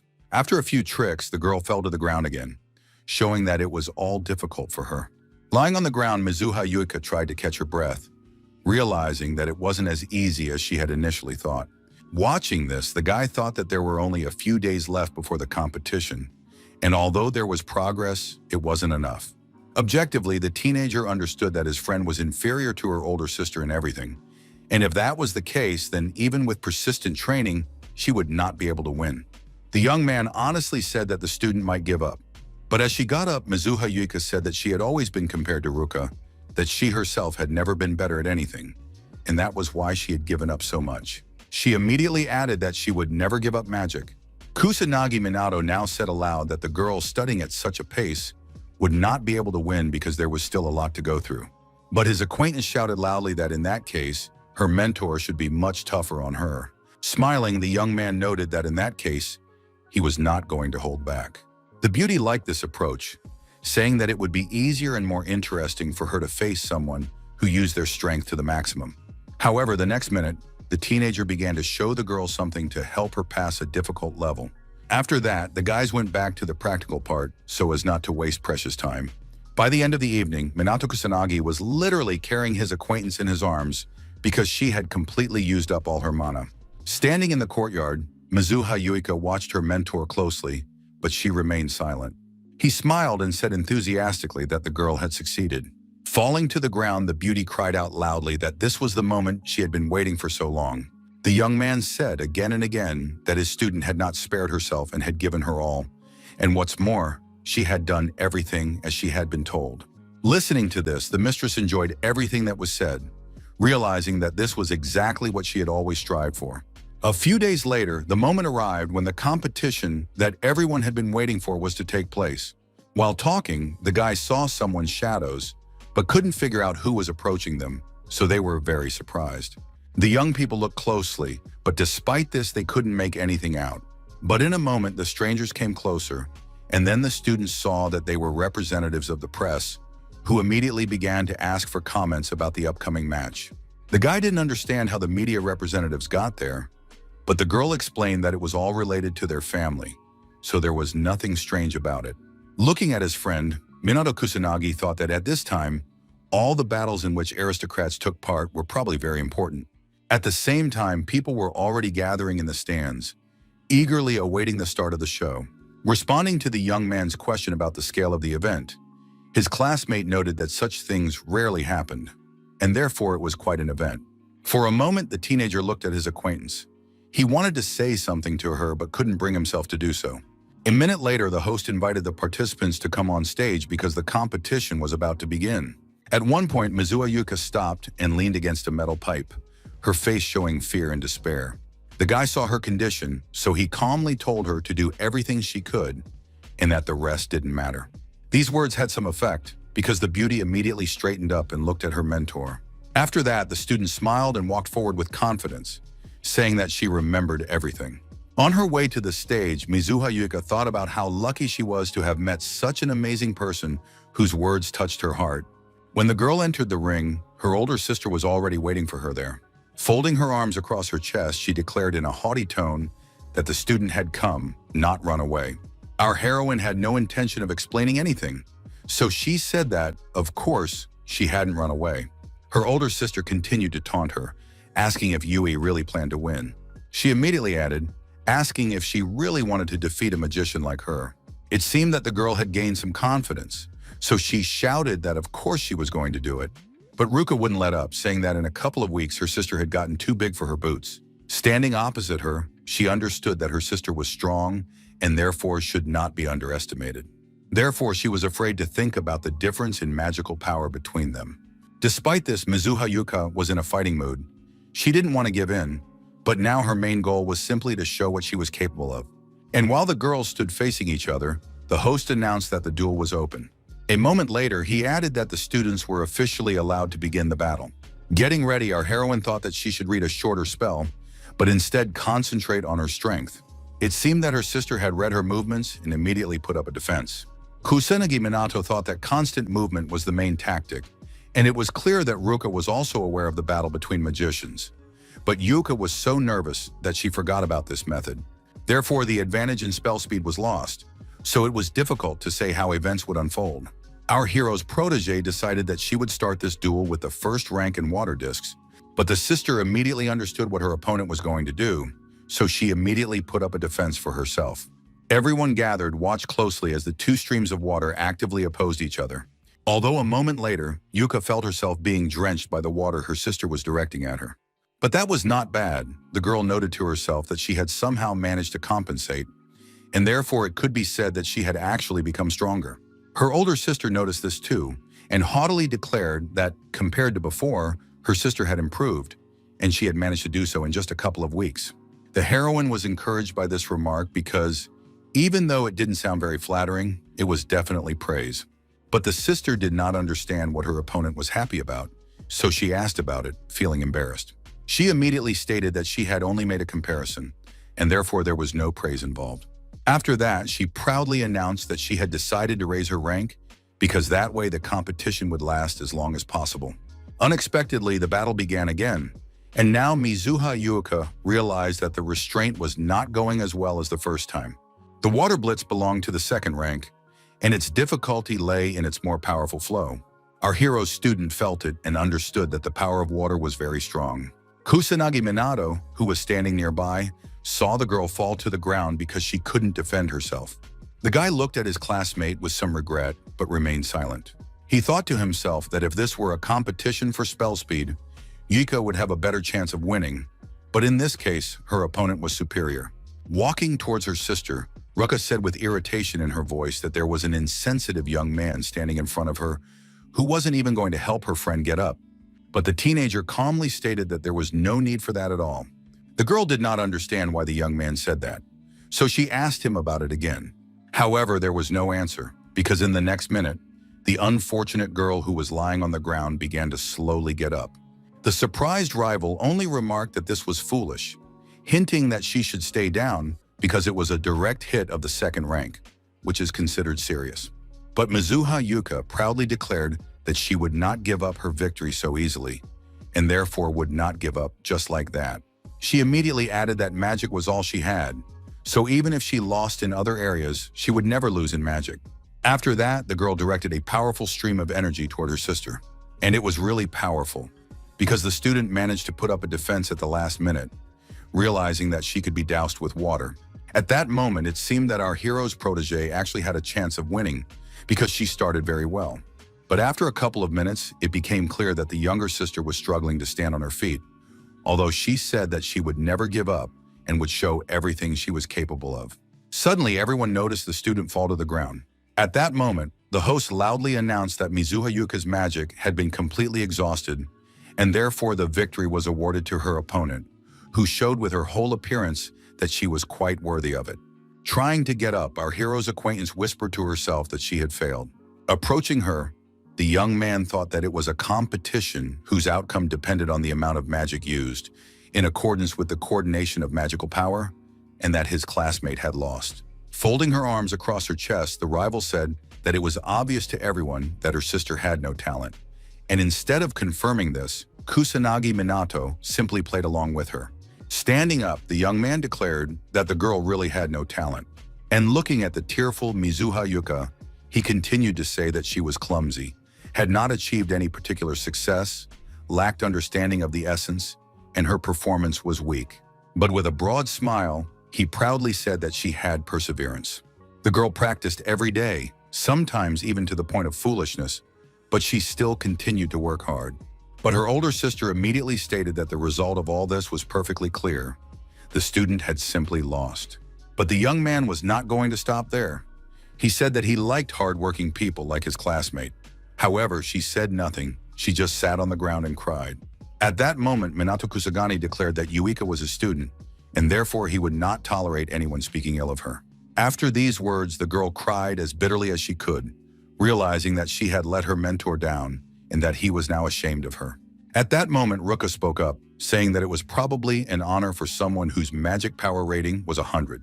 But our hero was not affected by these words at all. On the contrary, he calmly replied that a mage with a level of 100 points would easily defeat her.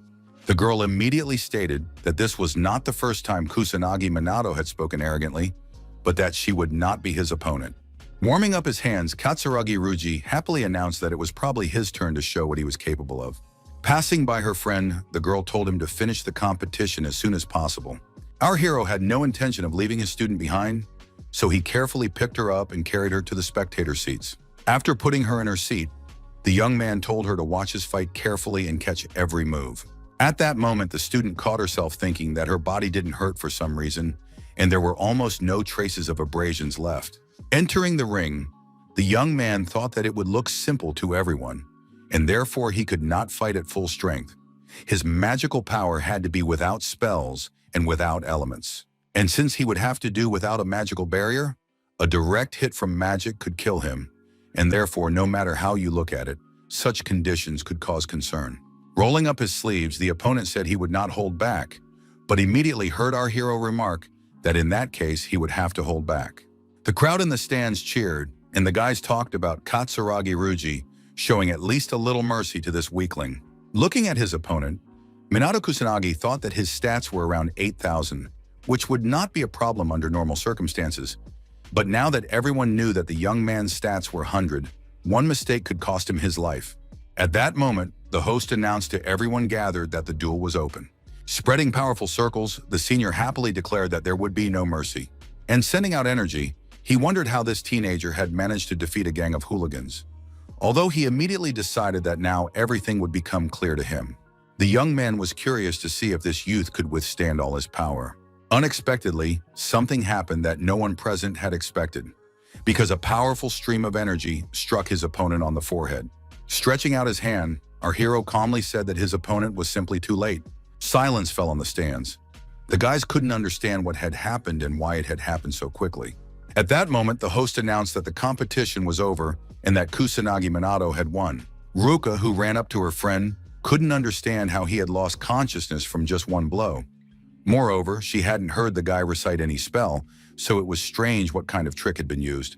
Kusanagi Minato, passing by the girl, noted indifferently that he had finished quickly, as she had requested.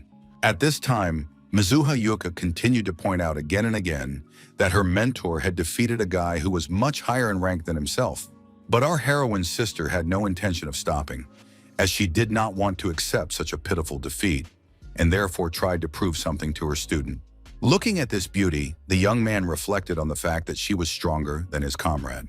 Unexpectedly, the judges announced that the composition of the second competition had changed and added that they had high hopes for Kusagani's fighting abilities. They added that the participant who won this round would determine the victory of the team, and therefore the second duel could be considered started. A moment later, Kusagami Minato began to take action, realizing that he could not delay. His opponent, watching this, immediately put up some kind of defense and began muttering something under her breath. The young man thought that with his score at 100, it was natural that his magic power was low. Therefore, if he didn't aim for his opponent's head, there would be practically no effect. Moreover, the young man didn't understand whether it was better to defend himself or not to move at all. It seemed that the girl was quite skilled in magic, so she decided to attack first to show what she was capable of. The stream of water was so strong that it was difficult to even see the arena behind it. However, after a moment, the students stopped and realized that it was a stupid move. Kusanagi Minato stood motionless and continued to do so, as if there had been no attack at all. Surprised, Ruka couldn't understand how it was possible that her opponent didn't have a single bruise, and what's more, it looked as if the student hadn't used any magic at all. The participants sitting in the stands clearly saw how the girl directed a huge stream of water at the boy, but he didn't even get wet. Our hero's student was happy for him, but she also wanted to know what technique he had used. His rival had no intention of giving up. She knew she would find out what trick he had used anyway, but for now she decided to attack again.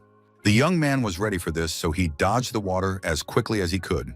Fortunately, his speed allowed him to do so. At that moment, the student seemed to understand what was going on, and this surprised her even more, because why dodge when you can use magic?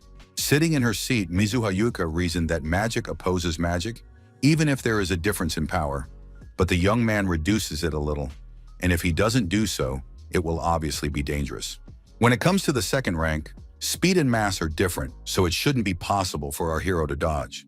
It's also interesting that this student seems to have completely no sense of fear. Kusanagi Minato understood that his opponent was carefully considering all his actions, as well as how he managed to dodge. But this is not difficult to do if you know how to track magical power. Getting ready, the girl decided that in this case, she would act even more aggressively until she could win. Therefore, the beauty decided to use the third rank in the Azure Splash, which was one of the most powerful. The guys sitting in the stands began to talk about how if the boy was hit directly by the jet, he would be in big trouble. Sitting down on the ground, the tired contestant was sure that no one could dodge such a blow. But the next minute, a bright beam of light hit her right in the forehead, just as it had happened to her friend a little earlier. Looking up at the student, Ruka did not understand why he was unharmed. She was curious how he had managed to dodge it so easily, but he explained that he had used a magic drain that absorbed magic, and then simply walked through it. The girl sat on the ground and watched the furrows on the ground closely. She didn't know what to say, so she continued to stare ahead. Suddenly, the beauty laughed as loudly as she could, not believing that it was possible to walk through some kind of furrows. But then, raising her head to the sky, she declared that she and her companion had suffered a complete defeat. At that moment, the judge loudly announced that Kusanagi Minato had won this round as well. A joyful Mizuha Yuika immediately ran to her mentor and asked if he was okay, but her sister, whom no one had addressed, also noted that she was fine. The guy didn't say or explain anything. He just calmly noted that they had managed to win. His classmate was happy to hear this, so she just looked into her friend's eyes.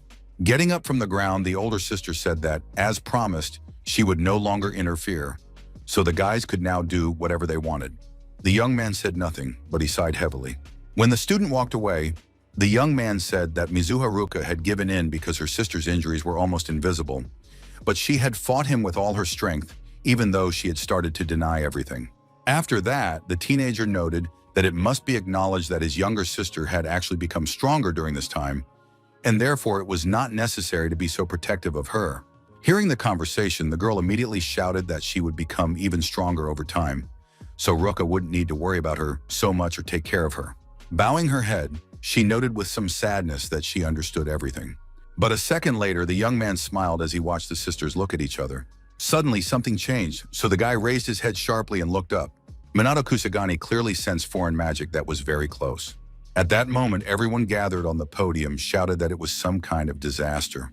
The classmates who had been expelled a few weeks earlier were now rummaging through the students' belongings and saying that they would rob everyone while the duel was going on. One of the ill-wishers stated that there was nothing useful except textbooks and added that Kusagi was too clean. Tadano-kun was angry, saying that he didn't need money, but proof that this boy was hiding something, because how could he use such powerful magic? Suddenly, one of the students stopped and looked out the window in horror. He heard another guy ask why he was silent, but he couldn't say anything. Unexpectedly, the red-haired boy's eyes widened. He couldn't believe what he was seeing. Standing in front of the window, the students noticed that the sky had suddenly turned red for some reason, although they did not know why. And while the blonde guy tried to say that a disaster had begun, the other guy declared that it was all nonsense, that such a thing couldn't be happening. Our hero, standing in the middle of the arena, understood everything himself, but found it difficult to believe. The girls also couldn't take their eyes off it and were unable to move. Other students were also actively discussing this phenomenon, but they were sure that no catastrophe could happen. Only Minato Kusagani knew what it was, although he couldn't understand the reasons, but he suspected that it might be related to the fact that they were in Shinjuku. A moment later, the boy thought about how he remembered very well that the first disaster had also begun in this place. And while our hero was pondering the coincidences, he did not immediately notice the monsters that appeared so suddenly that they frightened everyone present. The teacher understood that the situation was tense, but tried to remain calm and therefore asked the students not to run or panic. Suddenly, everyone present saw a powerful stream of light, which immediately knocked all the predators to the ground. Our hero, realizing that the students were frightened, decided to tell them himself to remain completely calm. The children looked intently at the young man, who seemed to have taken control of the situation. Kusanagi Minato continued to explain that only small monsters appear at the beginning of the disaster, so everything will be fine if they act calmly, adding that everyone needs to evacuate to the gym. Approaching the girls, the teenager told them to do the same, but heard a question about what he himself wanted to do. Turning around, the student said confidently that he would go to rescue the people who remained in the school building, which surprised the teacher, who said that going alone was reckless. At that moment, Katsuragi Ryuji spoke up, saying that he would also go, and if everything went as the student said, there would be no problems. The teacher wanted to say something, but heard that everyone had already seen Kusanagi in action, so he allowed it, but only without unnecessary heroism. Our hero heard the question addressed to him about whether the third-year student would die, but he just shrugged his shoulders. Approaching his ward, Kusagami Minato explained to her in a soft voice that it was time for him to go. The frightened beauty asked only that he be as careful as possible. On the way, Katsuragi Ryuji happily shouted that they would go first. He thought to himself that running 100 meters in 10 seconds was the easiest task for them and immediately asked the guy if he could do the same. But in a moment, the young man not only managed to do it, but somehow he practically overtook the one he had competed with earlier that day. And agreeing with his partner that he was right, they would indeed be the first to come to the rescue. Accelerating with every second, Katsuragi Ryuji rejoiced at their incredible speed. He immediately added that speed alone did not determine the outcome, so he wanted to see their true strength in battle, and he also wanted to save everyone. At that moment, Minato Kusanagi thought to himself that the magical power index in the school building felt like 58, but perhaps there were people who did not possess magic. Only a couple of seconds separated the young man from finally entering the building and seeing what was going on there. And what was happening was that the monsters were actually inside, where the other students remained. The boy saw this clearly, so he decided to hurry, realizing that there was a lot of work to do and he needed to get everywhere. Without further ado, our hero immediately began to use magic to destroy all the predators that were in the room. Kusanagi Minato could do incredible things and he made good use of it. At the same time, the teenager shouted that it was necessary to quickly go around the entire building. At some point, our hero thought he had neutralized everyone, and the beast behind him was about to attack. But this was just a trick on the part of the young man, who immediately raised his hand and directed the energy back. At that moment, the student heard his partner addressing him, asking how the young man was doing. He was standing among the corpses of predators with a surprised female student next to him. But overall, everything was fine. Passing by the third-year student, the young man calmly stated that he trusted him with their evacuation, meaning some of the students. Suddenly, the young man stopped and said that it was very dangerous to go on alone. The student wanted to say something else, but he only saw dust on the floor, which indicated that his partner had left, so he silently said that Minato Kusanagi's speed was truly incredible. And then, scratching behind his ear, he decided that in this case he was a burden, although he really understood that he could not argue. The reason was that the teenager had defeated a crowd of magical creatures in a matter of seconds. But what interested him most was the question of who this young man was. Running down the corridor, Minato Kusanagi thought that if magical projectiles could be dealt with outside the walls in one go, then inside the building they could hit the students. Therefore, there was nothing left to do but destroy these predators at a steady pace with low-level magic. That's exactly what the guy started doing as soon as he got there and saw one of the dangerous creatures in front of him. The kids were screaming, but it was unclear whether they were afraid of the beasts or surprised that the magic worked so unusually. Looking at these students, the young man thought that he couldn't leave them here because it was dangerous, but he also couldn't accompany all the rescued people to the evacuation zone one by one. At that moment, Katsuragi Ruji shouted loudly to the students that while he was dealing with the beast, they should run quickly. However, in the next moment, one young man pointed at something and immediately began to shout loudly. They were students from the school who were in some kind of green spheres that moved easily through the air like ordinary balls. But the boy couldn't understand what had lifted them so high. This surprised the third-year student. He had never seen anything like it, although he guessed who could have done it. Looking out the window, our hero smiled at his partner, confident that he could now handle it himself. Suddenly, something alarmed Minato Kusagani, and he realized that he had to return to his reality. In another room, another student was sitting, pressed against the wall, begging the monster not to come near her. But the problem was that there were several of these predators, and what's more, they had trapped the poor girl. With every passing second, the girl's fear became more and more indescribable, and she tried to call for help in a trembling voice. Then she started crying and screaming at the top of her lungs, hoping that someone would be nearby. However, at that moment, something extraordinary happened, because a bright stream of light literally flooded the entire room. The beauty rose from her seat and looked in surprise at everything that was happening. Suddenly, the girl remembered what had happened a couple of weeks ago in Shibuya when they were doing their class, and decided that she was now seeing the same miracle. Kusanagi Minato, who appeared in the room a moment later, asked his frightened classmate if she was all right. After these words, the girl's surprise grew even greater, and she began to feel embarrassed, so she could hardly say that she realized it was he who had saved her. Scratching his head, the young man modestly stated that this was indeed the case. The girl decided to ask what she wanted to know, so she inquired about the practical classes and received an affirmative answer. Starting to cry again, the student began to thank our hero, saying that he had saved her twice already. However, the guy did not like fame. He did not want to be considered some kind of incredible person, so he said that it was completely normal. The girl, folding her arms across her chest, now stood silently, but watched the student intently. Finally, the prolonged silence was broken by Katsuragi Ryuji, who, out of breath, asked who else needed help and who else could be saved. Climbing the stairs, the young man told his classmate to follow the senior, who would take her to a safe place. But the beauty was in no hurry to do so, because she was mesmerized by the sight of the young man quickly walking away. Moving on, Minato Kusagani realized that there were still a decent number of people who needed help, and there was no time to wait for the police. He had to act even faster.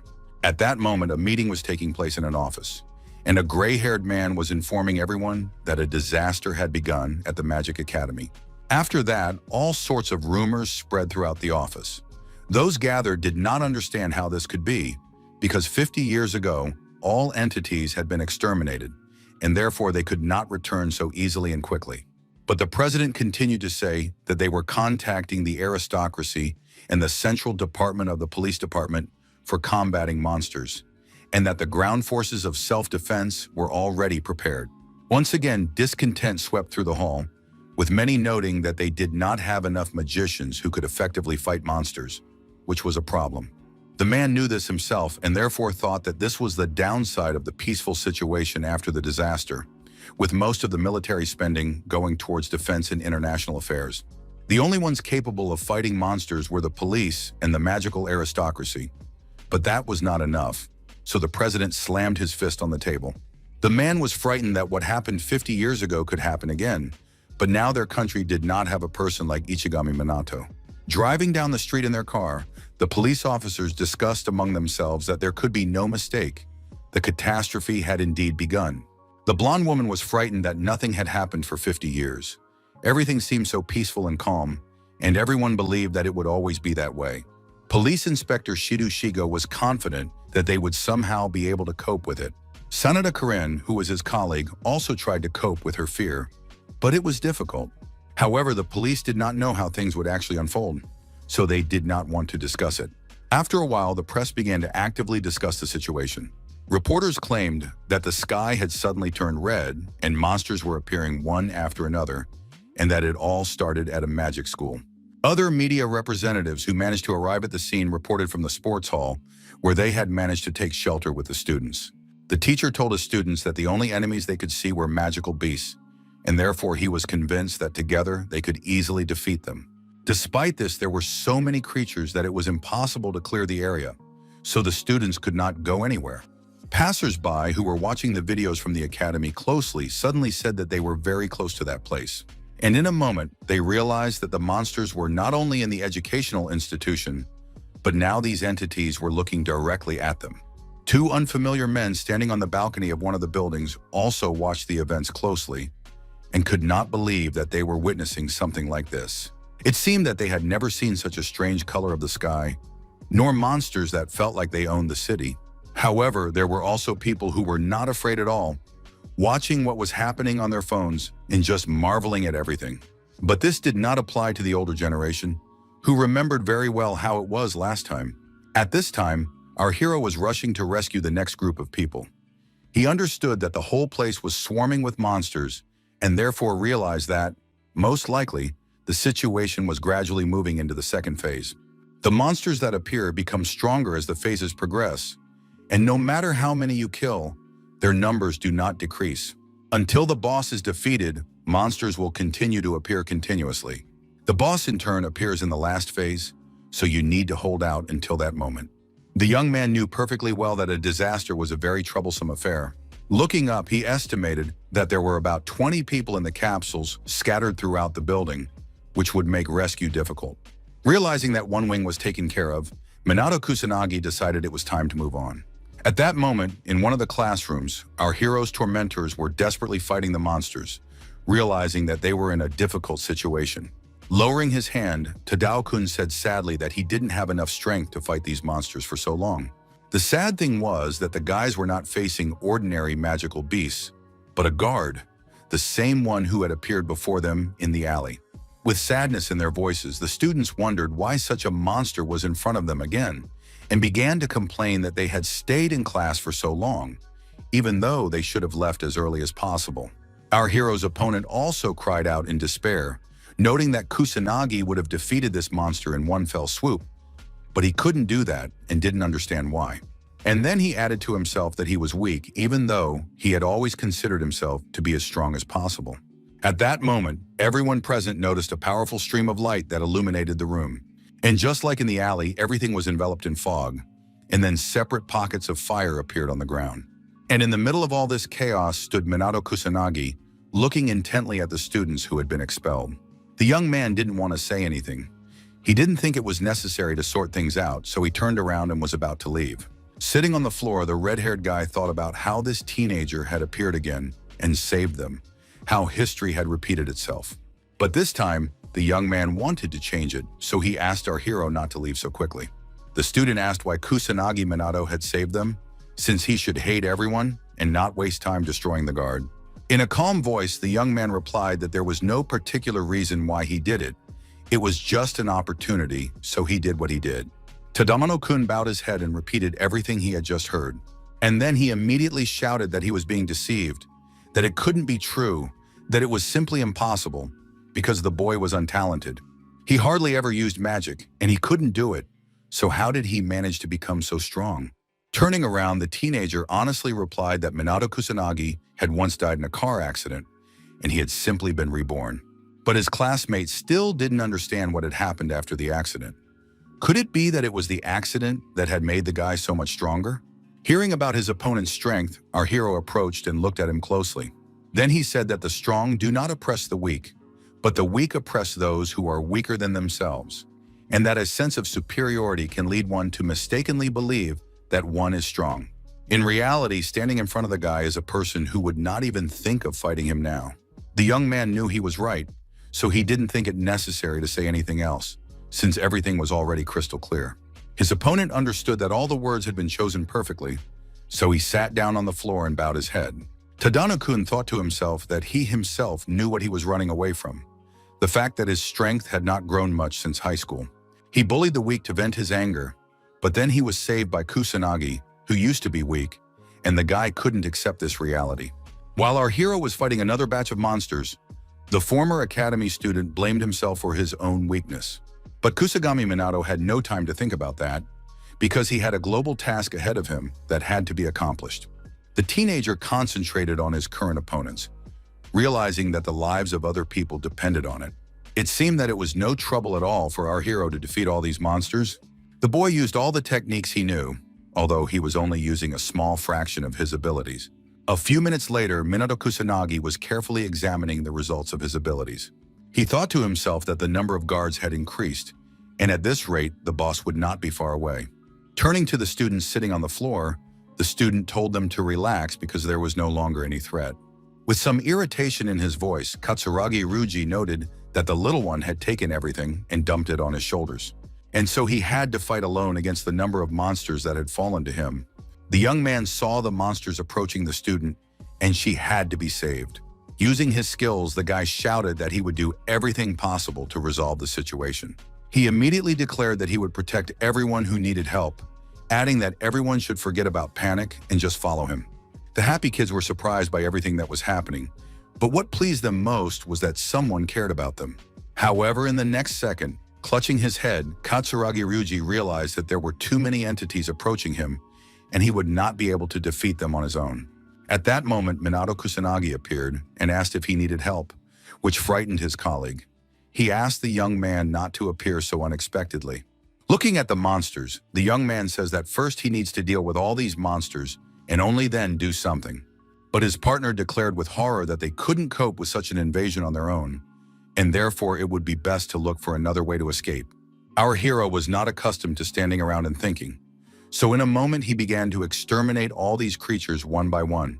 Despite the fact that they had been almost completely destroyed, the young man had no intention of releasing the magic circle.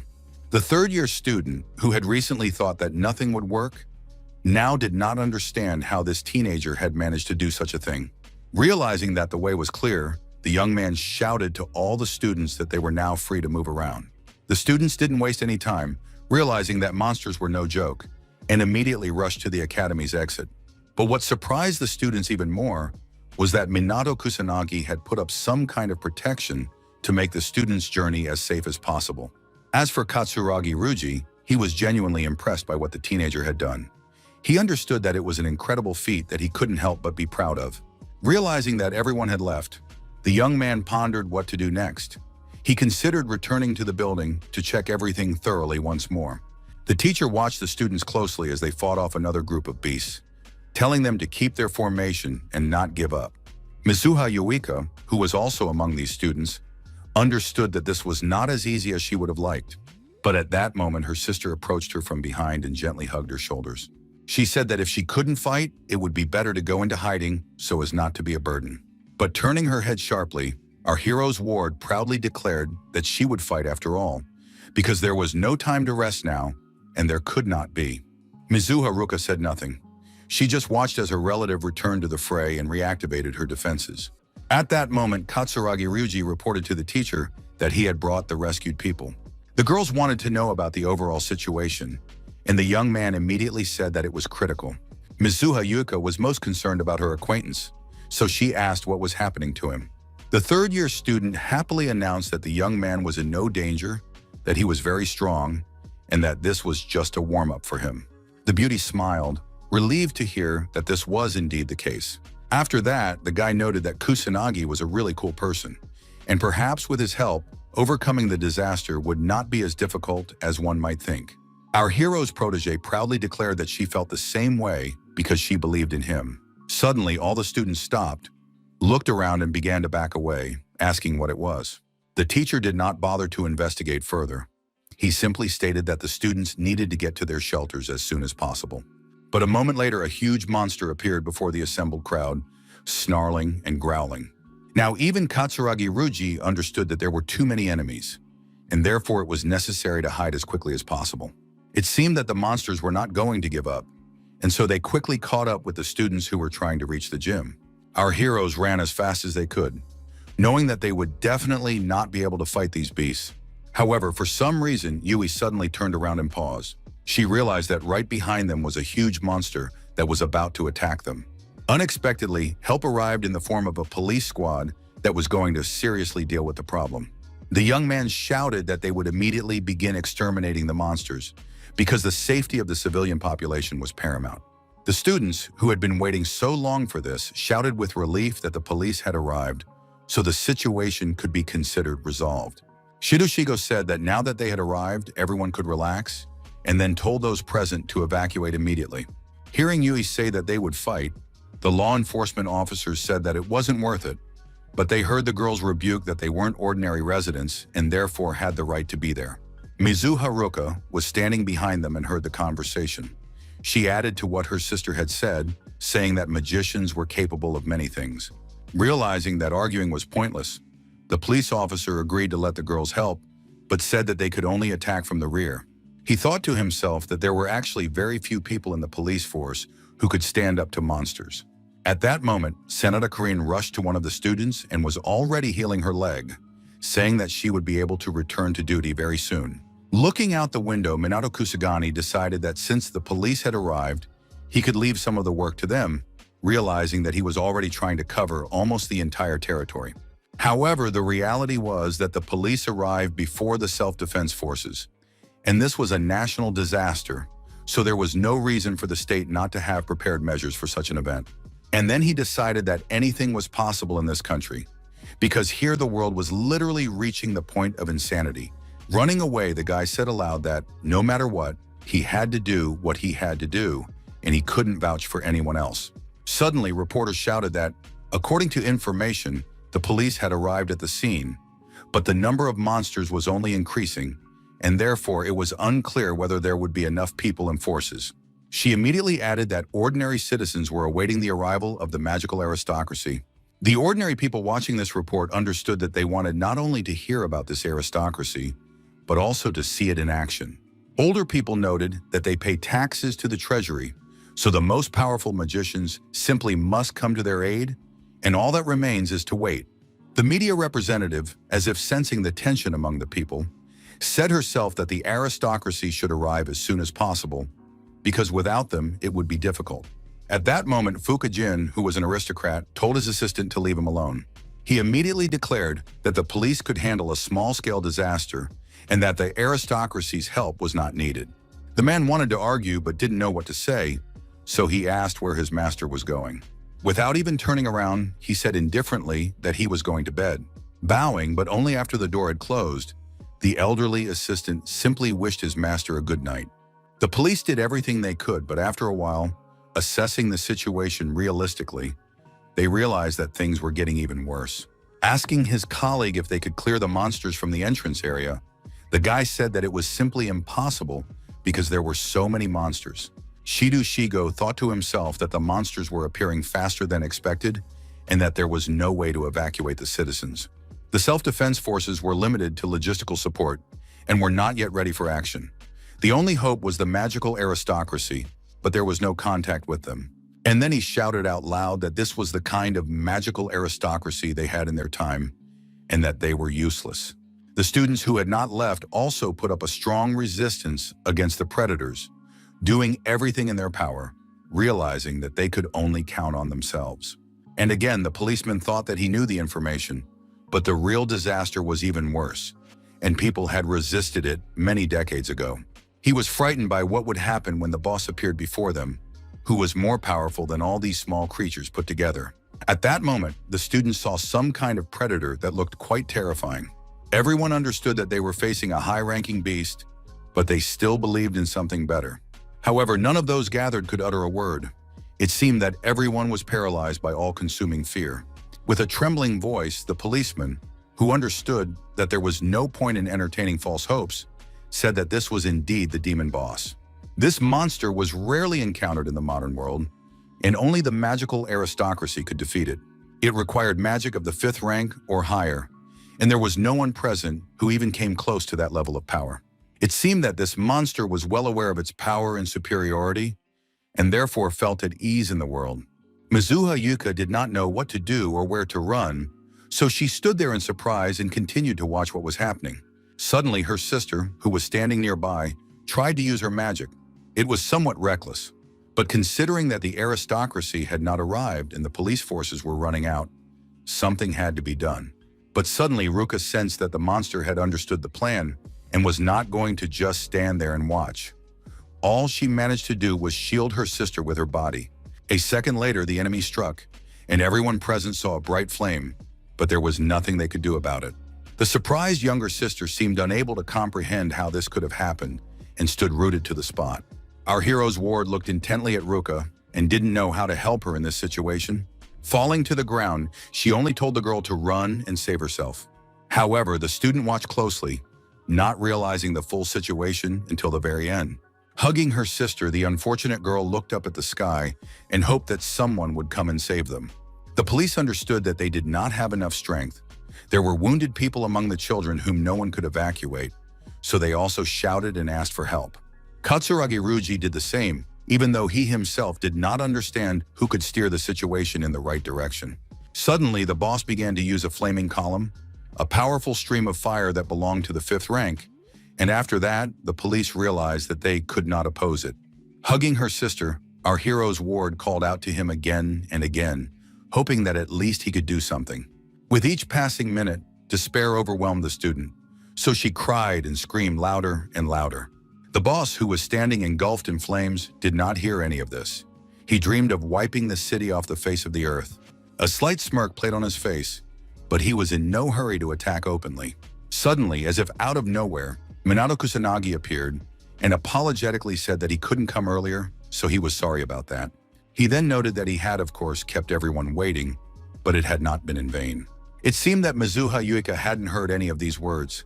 She looked at her sister and continued to cry. Looking at the girl, the young man said softly that Ruka was fine. She had just lost consciousness, but would soon come to. The young man knew that now was not the time to focus on this problem, but on a more serious one. But our hero did not want to rush because he was aware of the condition his friend was in. There were plenty of wounded guys all lying nearby, but that wasn't dangerous. The most important thing was to fight the boss. Getting up, Minato Kusagani looked carefully in front of him, his face showing tension. At the same time, the guy's stance showed determination. It seemed that nothing could stop him from doing what he had planned. Hearing the girl call his name, the young man said calmly that he could do it, that he would defeat this boss. Looking at the teenager, the beauty just nodded slightly, signaling that she believed in him. Before leaving, our hero did something incredible, causing the whole earth to sparkle with a white, healing light. Surprised Yuka, who had never seen anything like this before, asked excitedly what it all meant. But in a moment, she noticed that the wounds had suddenly begun to heal, not only on her sister, but on everyone else as well. With each passing minute, the light became brighter and softer, and it was the greatest miracle. The students, even those who were in serious condition, began to look closely at their wounded limbs and rejoice that everything was over. But the policewoman was most amazed. She understood that this was 3rd rank holy magic, the sacred 5th, and it was something even she did not possess. Running up to her colleague, the girl asked how he was feeling, and he only replied that the magical power was almost gone. But then something unusual happened. Sanada Karan immediately tried to understand what was happening and wanted to ask her partner the same question. But he said in a tired voice that he didn't have time to think about it all. He only knew that he had to save people urgently. Realizing that the young man's strength was running out, the policewoman began to scold him for such recklessness, but he refused to listen, explaining that they had to fight to the end. At the same time, the law enforcement officer thought to herself that it was pointless because it was all over. Looking around, she declared that the entire police force had been destroyed and that they couldn't cope on their own. The guy saw it himself and said that they had been waiting for help, but neither the army, nor the self-defense forces, nor the magical aristocrats would come. Ordinary people were left alone with an army of terrible beasts, and even worse, their boss was there, whom no one could defeat. The journalists who were there reported with horror that this must be some kind of mistake, because the police were completely defeated. The guys who continued to watch what was happening cried out in despair that there was no help from the magical aristocracy, who did not deem it necessary to come. There was no one who could fight, no one who could defeat the highest-ranking demon. Amidst this chaos, only Minato Kusanagi remained calm and devoted to his cause. The police officers saw the teenager heading towards the monsters and shouted in unison for him to turn back, because the demon would kill him with a single glance. However, our hero did not listen to them and was not going to listen, because he saw his goal right in front of him. In a cold tone, the boy addressed the boss and told him that he had been acting too arbitrarily. But the demon did not think to respond. He watched his opponent closely. The guys sitting not far away heard the whole conversation. They clearly heard the boss say that he would kill Kusanagi Minato. The police officers understood that they had done everything they could, but in a situation involving a demon, they were powerless. A moment later, the ill-wisher directed a huge stream of mana toward the young man, but he only told the boss to shut up because he had no business with him. Wanting to instill fear, he yelled at the top of his lungs, thinking he was almighty and invincible. Our hero thought to himself that he had taken it seriously during the global catastrophe, but now he needed to be calmer so as not to frighten those around him. And then the young man decisively directed a powerful stream of energy toward the enemy. The police officers who were watching all this thought that the student had been killed. The guys who were standing not very close but could clearly see what was happening thought so too. However, Minato Kusagani gathered as much energy as possible and created several discs, which he intended to use to attack and defend himself. And so within a minute, powerful and bright energy threads began to emanate from these discs, and they were much more powerful than the ones he had used when the boys were training. And if before that the law enforcement officers were surprised because they thought the student had been killed, now they didn't understand who he was. This was also noted by the media, who pointed out that the young man's face was not visible, but that he was definitely a student of the academy. But they couldn't do that because a powerful stream of fire burst forth with renewed force. Mizuha Yuika, who was already spinning her magic disc, thought she had calmed down and could fight again.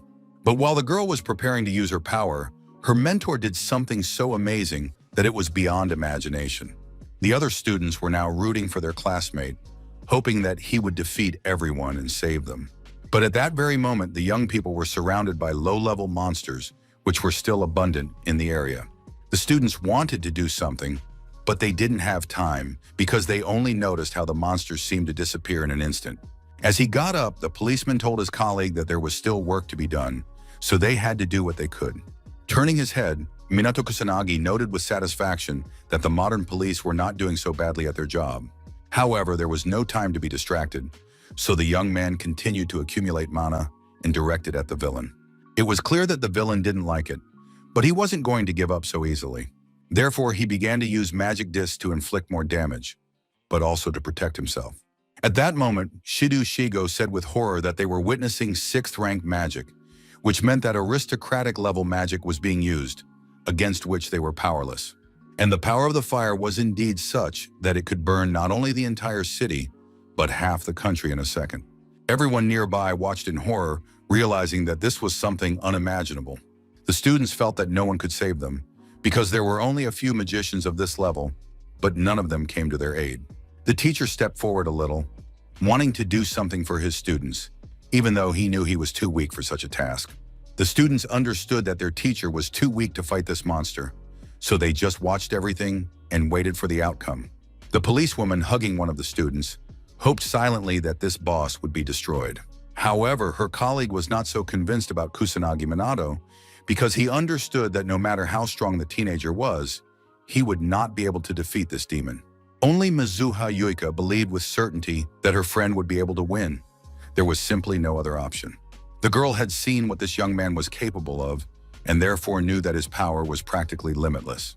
At that moment, The boy was thinking that the demon was huge but slow, and that it had acted foolishly by using the 6th rank. But meanwhile, the young man was happy, realizing that he would not be able to fight with the 2nd rank, which, although lower, was more difficult to execute. Beginning his mesmerizing magical manipulations, Kusanagi Minato lamented a little that he did not want to draw attention to himself. Looking at all this enchantment, Shido Shigo noted that it all resembled a giant water snake, but the essence was different, namely that it was already a synthesis of magic, and in a moment a snake's head appeared, which was actually a huge stream of water. The boss saw how our hero not only easily absorbed his power, but also gave a powerful rebuff with the help of synthesis, although shouted that he would destroy not only the boy, but all people. But the student was not going to give up. He understood what he was capable of, and therefore concentrated more and more on the result with every passing second. Finally, our hero looked closely at the results of his work. Realizing that he could relax a little, he thought to himself that this terrifying monster had no self-control. The young man thought the battle would take much longer, but it turned out that the beast was weaker than expected.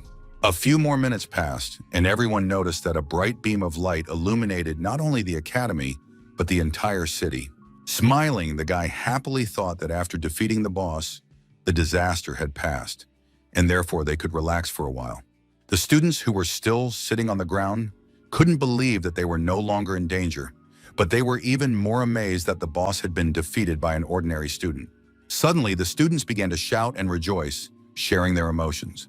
The media representatives did the same, who, not seeing any representatives of the aristocracy, already thought that this was the end for them. The policewoman also had tears in her eyes, noting that now everything was definitely fine. Shido Shigo, who was standing nearby, couldn't believe that a student had dealt with the demon. The young man realized that even if the aristocracy had been there, they would hardly have done anything useful. But a moment later, the policeman sat down on the ground again, saying aloud that his legs were not holding him up very well due to the shock he had experienced. Approaching Yuka, the young man noted that he had finished the battle, hearing that the girl had never doubted him. After that, folding her arms across her chest, the beauty began to thank her savior for his help. The young man, looking intently at his acquaintance, said that he was happy to try and help when he could. Suddenly, our hero noticed that a whole crowd of guys was approaching him. They all rushed to compliment him, saying that the young man was not only cool but also fearless. Moreover, the students couldn't believe that one of them had defeated the boss. Sitting in the classroom, his classmates watched the video, continuing to note that now no one could match Kusanagi Minato in strength, that he was incredible, and immediately continued to compare whether the guy had heard that he had been transferred to Class S. Approaching from behind, the girls made remarks to the young men, saying that they were disturbing the hero and adding that they should not be talking at all. Our hero hoped that his classmates had done all this out of noble motives, but they immediately began to ask their own questions, which were even more tiresome. Only the bespectacled boy sitting by the window sarcastically remarked that Minato Kusagani had become conceited, but it was impossible for an ordinary student to possess such power. And while the guys were distracted by this boy, wanting to prove something to him, our hero took advantage of the opportunity and slipped out of the classroom. Standing in the hallway, the teenager thought about how nice it was to be in silence, when no one was commenting on anything. Turning to her friend, Mizuha Yuka jokingly said that she thought someone had a problem, but then heard the boy ask her not to make fun of him. But then she immediately said that the guy was a hero who protected everyone, and there was nothing she could do about it. Wanting to change the subject a little, Minato Kusanagi asked if it was true that his classmate had also been transferred to Class S. The girl explained that it was all because of her performance in the fight and her participation in the disaster. When asked if she was happy, she said she was and remembered someone else. After that, Yuka said that her sister was doing well and that they were now communicating much more often than before. The student was really happy that they had managed to get closer and even understand each other to some extent. A moment later, the student smiled again and thanked her friend for being there for her during a difficult time. But instead of understanding, the young man gave the girl a slap and did so with absolute calm. Mizuha Yuika didn't understand what she had done wrong, but the guy said that once was enough to show his gratitude, and so there was no need to praise him constantly. The girl wanted to argue, but she realized that her mentor was absolutely right and that there was no reason to be offended. At that very moment, officials were holding a closed meeting, so the atmosphere was tense. The men discussed the issue of assistance in the event of a future disaster, if it were to happen again, and understood that other states were already overburdened. But what interested the attendees most was not this, but the rumor that the boss had been defeated by an ordinary student. As for the police, almost all of them had been defeated. Although they understood that there was no point in trying to figure this out, it would be best to hold a conference on a possible disaster so that they would be prepared for it this time. A few minutes later, our heroes met on the street with the guys who had recently been their enemies. Ruka looked at the guys intently, but despite this, she was sad and silent. Mizuha, Yuika, and Kusanagi also stood and watched, not knowing what to say.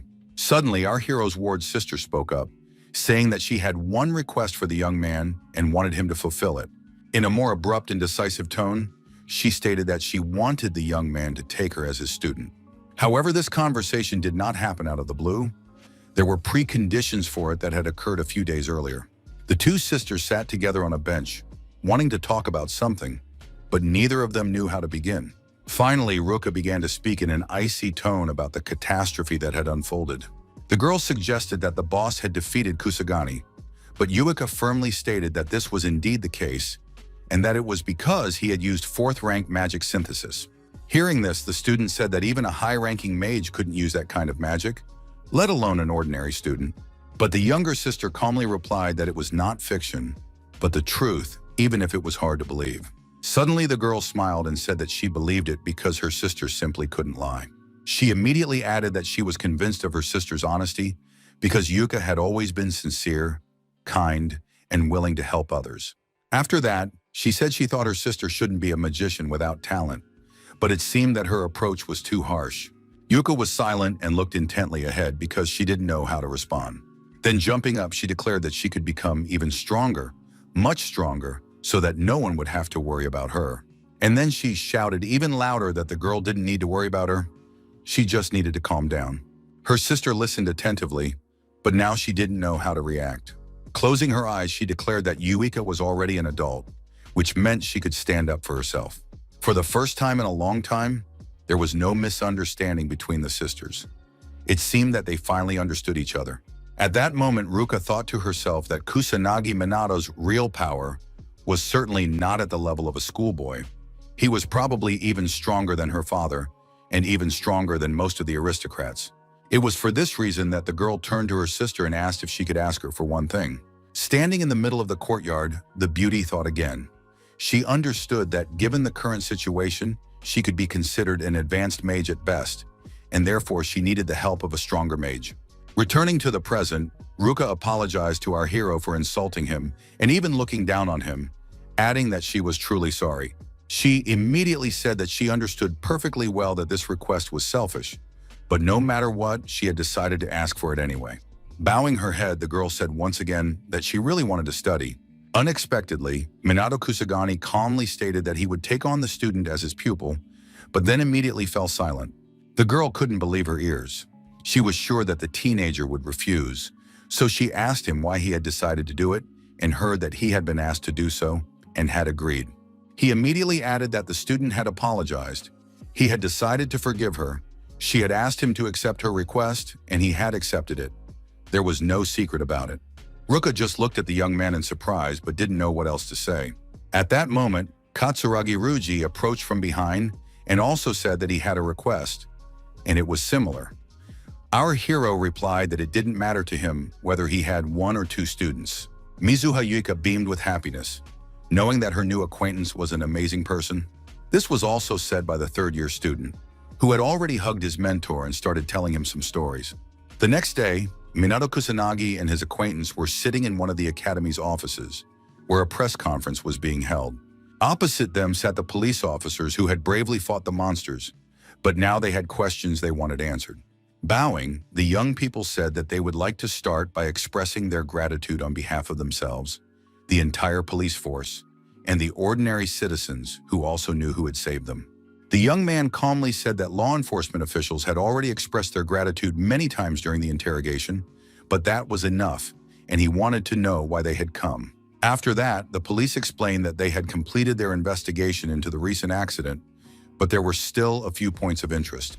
Shido Shigo asked our hero if it was true that his abilities had awakened after the car accident, and immediately noted that there was no doubt about it, as many people had testified to this. But there is still a lack of understanding about how the accident changed the guy, who not only has no problems with magic, but also with communication.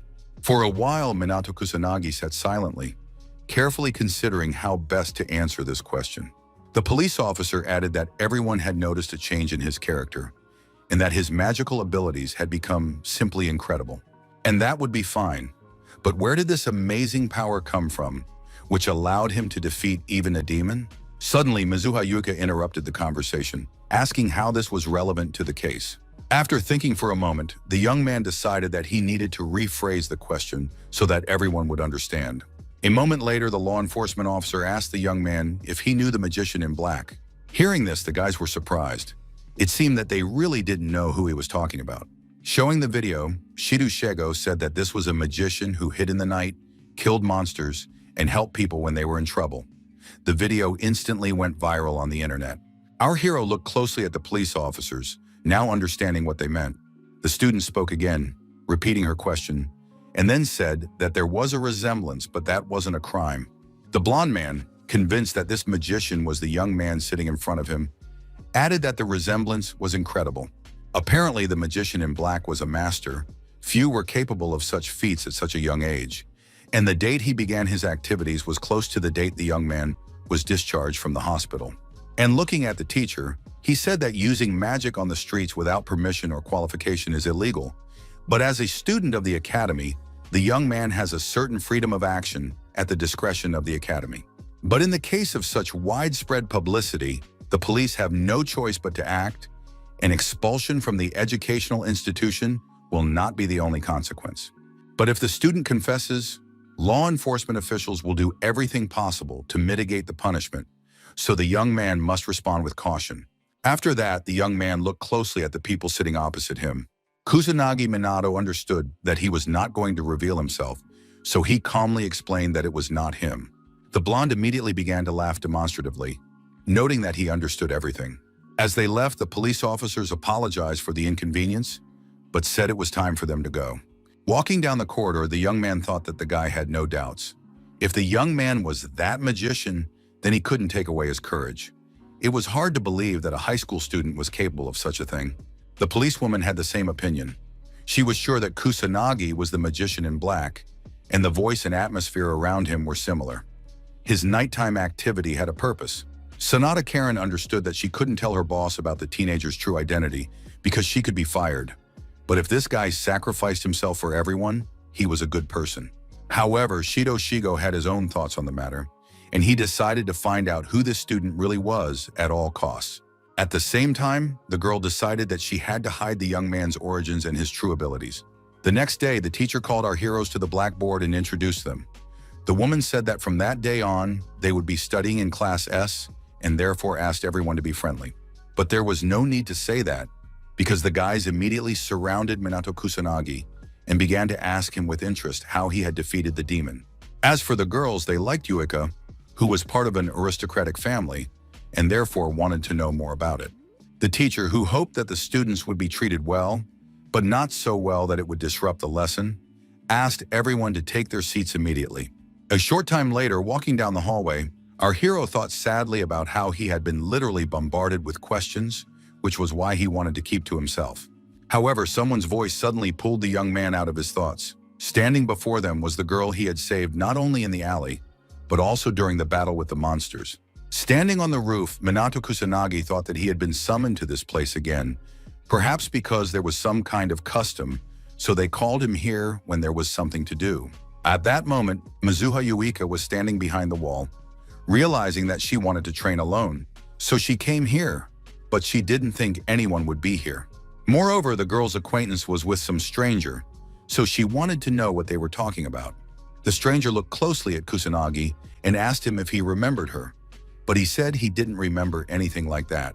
Upon hearing that he had saved the student during the disaster, the young man said that he now understood who she was talking about.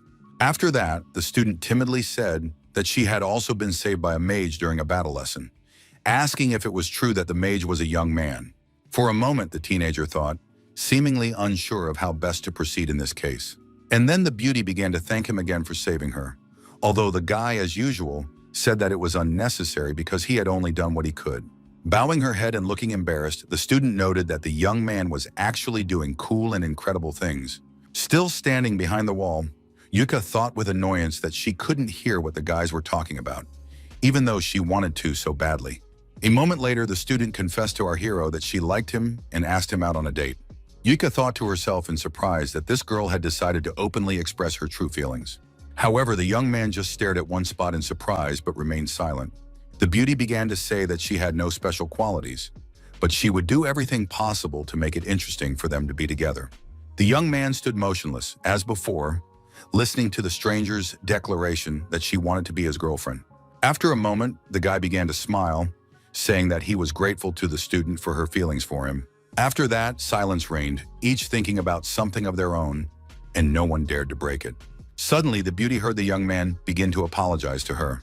He honestly admitted that he couldn't start a relationship because he had things to do. Lowering her head, the girl muttered something under her breath in an apologetic tone. Then she proudly declared that she was glad the guy had given her a clear answer and added that she thought she could live with it. Unexpectedly, the student walked away, and our hero just stood and watched her go. When the stranger disappeared, Minato Kusagani told his ward that it was probably time to come out of hiding, which greatly confused the girl. Hearing Yui say that she had neutralized her magic, the teenager said that her magical power was so poorly coordinated that it was obvious. After that, the guy started teasing his friend for liking to spy on people, but she immediately began to justify herself, saying that it was completely accidental. In order not to prolong the conversation, the student began to ask why the young man rejected the student, since she seemed quite nice. Turning away, Minato Kusagani stated that he was not going to start any kind of relationship with anyone. And then he immediately thought that the age difference was too great, even though physically they were the same age. For a moment, the girl thought about what her acquaintance had just told her, but she didn't say anything out loud. Moreover, the beauty caught herself thinking that after hearing this, for some reason it became easier for her to breathe. Realizing that it was too late to exercise, Mizuha Yuka began to descend the stairs following her friend. For a moment, our hero paused, as if he wanted to turn back, although he was in no hurry to do so. This movement was noticed by the girl, who was a few meters away from the young man. Unexpectedly, Minato Kusanagi told his protege to try to regulate her magical power, otherwise her training would not be sufficient. Closing her eyes briskly, the girl proudly said that she knew that herself. She thought to herself that, as promised, she would try to become stronger, as much as necessary for the boy to recognize her. In the evening, going out hunting, the teenager thought about how the disaster was over. But despite this, the number of monsters had not decreased, and therefore he was worried that this could be a sign of a new one. At that moment, in one part of the district, a woman's voice begged for help, while at the same time some ill-wisher said that no one was ever here at this hour. Suddenly, kneeling down in front of the villain, the young man declared that the offender was mistaken, because even at this late hour, there was someone who could always come to the rescue. The ill-wisher couldn't believe it and asked where the guy had come from, but the young man was not going to answer. He knew that he needed to deal with this problem as quickly as possible. Kusanagi Minato quickly summoned a magic circle to help him, although he did not particularly want to harm the stranger. Lying on the ground, he thought about how he had personally encountered an outlaw amateur mage, and he could honestly admit that he was certainly not bad in close combat. At that moment, the girl thanked Kusagami Minato, asking if it was true that he was the wizard in black that everyone talked so much about. Realizing that it was dangerous to stay in one place for too long, the young man immediately left, hearing the stranger ask not to rush so much. As he ran away, the young man realized that everyone was talking about him, but he didn't understand how he had become so popular. The next day, sitting on the roof, Minato Kusagani asked the guys who the magician in black was, pretending he knew nothing about him.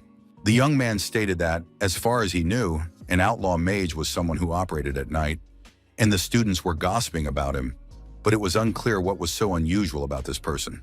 Hearing this, Katsuragi Ruji explained that this guy had caused a stir because there were many videos of him on the internet.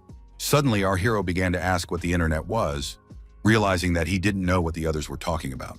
At that moment, the sisters began whispering that they suspected the teenager was unfamiliar with technology, but to such an extent that it was quite suspicious.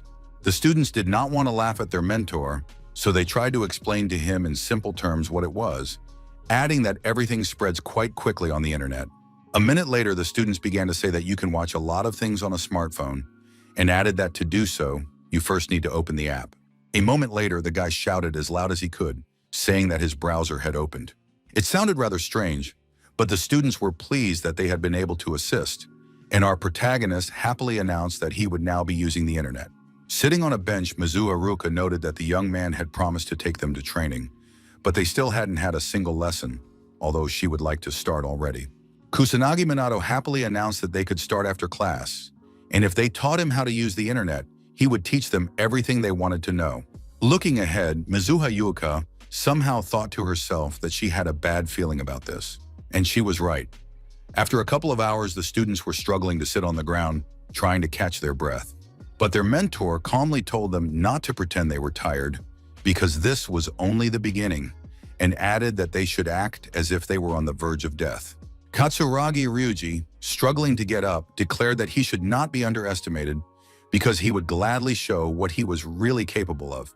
Our hero smiled, noting that this was exactly the attitude he liked, and therefore told the students that they had to show something else. Gathering themselves, the guys immediately began to attack the young man who was standing opposite them and watching intently. Meanwhile, not everything was going well in the vicinity of the Tokyo TV tower, where two employees were standing and talking about how nothing foreshadowed trouble. Looking ahead in fear, the men asked what was going on, realizing that the situation was getting out of control. What was happening was that a whole group of monsters was getting closer and closer with every passing minute, destroying everything in their path. While the monsters were doing their thing, our heroes continued to train actively in the courtyard. Kusanagi Minato, looking at the students, asked with a hint of sadness in his voice if they were already at their limit. The guys understood that they wanted to catch the young man off guard, so they immediately jumped up from their seats to attack him again. The teenager was expecting something like this, so he immediately put up a powerful defense.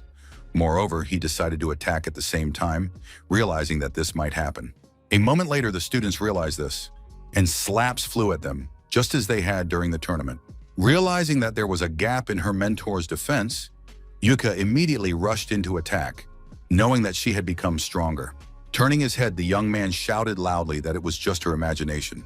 The surprised beauty couldn't believe her eyes. She didn't understand how the young man could have dodged her, since she had managed to calculate all his moves. And then the slap that had hit her companions a couple of seconds ago now flew towards her head. While the students were trying to recover, Minato Kusagani loudly announced that he was calling a break. One of the girls immediately went to get some water, realizing that it was the only thing she wanted right now. The others began to wipe themselves off or just sat silently, realizing that they didn't want to say anything. Mizuha Haruka suddenly asked if the young man was too strong, hinting that he had never seen anything like it before. Ruka picked up on this, saying that the teenager was so strong that even she, with her strength, could not compete with such enormous power. Yuka smiled and noted that it should have been clear to everyone long ago that their mentor's level was not at all that of a student, but that was precisely what attracted them. However, the next minute, the girl fell silent, watching intently in front of her. After that, the beauty noted that Kusanagi Minato had a look on his face as if he had been through it all 1,000 times and was therefore tired of it all. Understanding the unspoken question, the guy explained that he had nearly died in a car accident, and when he woke up, he had gained power, the reason for which was unknown, so it was better to leave it at that. The guys thought that the near-death experience was the reason for his awakening, so there was nothing strange about it. At the same time, Yuka noted to herself that her two friends were too naive. It was clear that the young man had said this just to get rid of them, but in reality, the reason was much deeper. It seemed to the girl that the reason for such power lay in something much deeper or even secret, which is why the young man was hiding it so carefully. Suddenly, the coach looked at his students, deciding that they were too naive to believe him. Walking down the street, Katsuragi Ryuji stretched with pleasure, noting that the training had been very intense. He immediately said that he wanted to eat, but when he got home, he would still have to cook for his young children. Looking at the young man in surprise, our hero honestly said that you wouldn't think he was that kind of person at all. However, the young man did not understand what was so strange about this, so he asked Minato Kusagani if he really did not cook. Smiling, the young man admitted that he always makes himself ramen and added that the world has become very convenient now. Now the third-year student was amazed, noting that an unhealthy lifestyle would ruin the teenager, but the latter only said that the guy was not his father, so he couldn't say that. A moment later, grabbing our hero, he told him to come visit him, adding that he could eat some good food. However, Minato Kusagani was not offended. He thought that his student was an assertive guy, but there was nothing wrong with that. Standing in the middle of the living room, the hero was not very surprised by what was happening to him, because children were jumping on him from all sides. Standing with plates of food, the host apologized for this, explaining that he had to look after all these children. But in a moment, the young man solved the problem by placing the children in magic capsules, which upset Katsuragi Ryuji, who asked him not to use magic in the house. He immediately added that it was unheard of to use magic for fun, not hearing the children asking for something similar to be organized for them because they liked it so much. And taking pity on them, he added that he had no idea that the teenager would be so good with children and that the little ones clearly liked him. For a moment, our hero was transported back 50 years when everything around him was burning and many children were sitting on the ruins and crying. With longing in his voice, Minato Kusagani declared that children are the greatest treasure. Hearing this tone, the owner of the house asked the teenager not to talk like an old man, but heard the same reproach directed at himself. However, after a short while, the situation changed because Katsuragi Ryuji was going to continue cooking while our hero read books to the children. A couple of minutes later, everyone was sitting at a small table and giving thanks for the food that was on it. After that, the kids quickly grabbed their chopsticks and began to enjoy their food. The guest did the same, but he was somewhat confused and felt awkward. However, after a second, having tasted the food, he said that he really did not expect it to be so delicious. And smiling, he thought to himself that he hadn't eaten home-cooked food for many years, as there was no normal food available while the war was going on. The young man was curious about where the young man's parents were, and he explained that his father was gone, his mother had to work late, so he had a part-time job, and in his free time he looked after his younger siblings and cooked meals. Continuing to eat, the mentor honestly admitted that the young man had plenty to do. Smiling, the host noted that, of course, it was not easy for him, but he did not complain as always. Our hero knew this very well himself, so he simply said that he understood everything in this regard. Seeing the young man flexing his muscles, Minato Kusagani said that the more difficult it was, the more motivated he was to work even harder. A few hours later, the whole family, including our hero, had settled down on the mattress and were getting ready for bed. The owner of the house immediately began to apologize for the fact that, due to the whims of his brothers and sisters, the young man had to stay the night, although he was not worried about it. Closing his eyes, the young man thanked the teenager once again. Hearing him say that there was no need for thanks, Katsuragi Ryuji stated that it was not for him, but for Ruku. He immediately added that she had started to glow more than before, noting that this had most likely happened immediately after our hero's appearance. The guy decided to himself that this might be related to something romantic, but decided not to say it out loud. However, he decided to ask if the owner of the house liked this girl, although the latter calmly said that this was not the case. He added that they just didn't fit together, and of course they spent a lot of time together, but that was only natural. Hearing the last sentence, Minato Kusanagi decided that in this respect he was very similar to the guys. The next day, the young people walked together, but this time to the academy. The sisters stood in the alley and watched the guys, saying reproachfully that they were both late, which was unacceptable.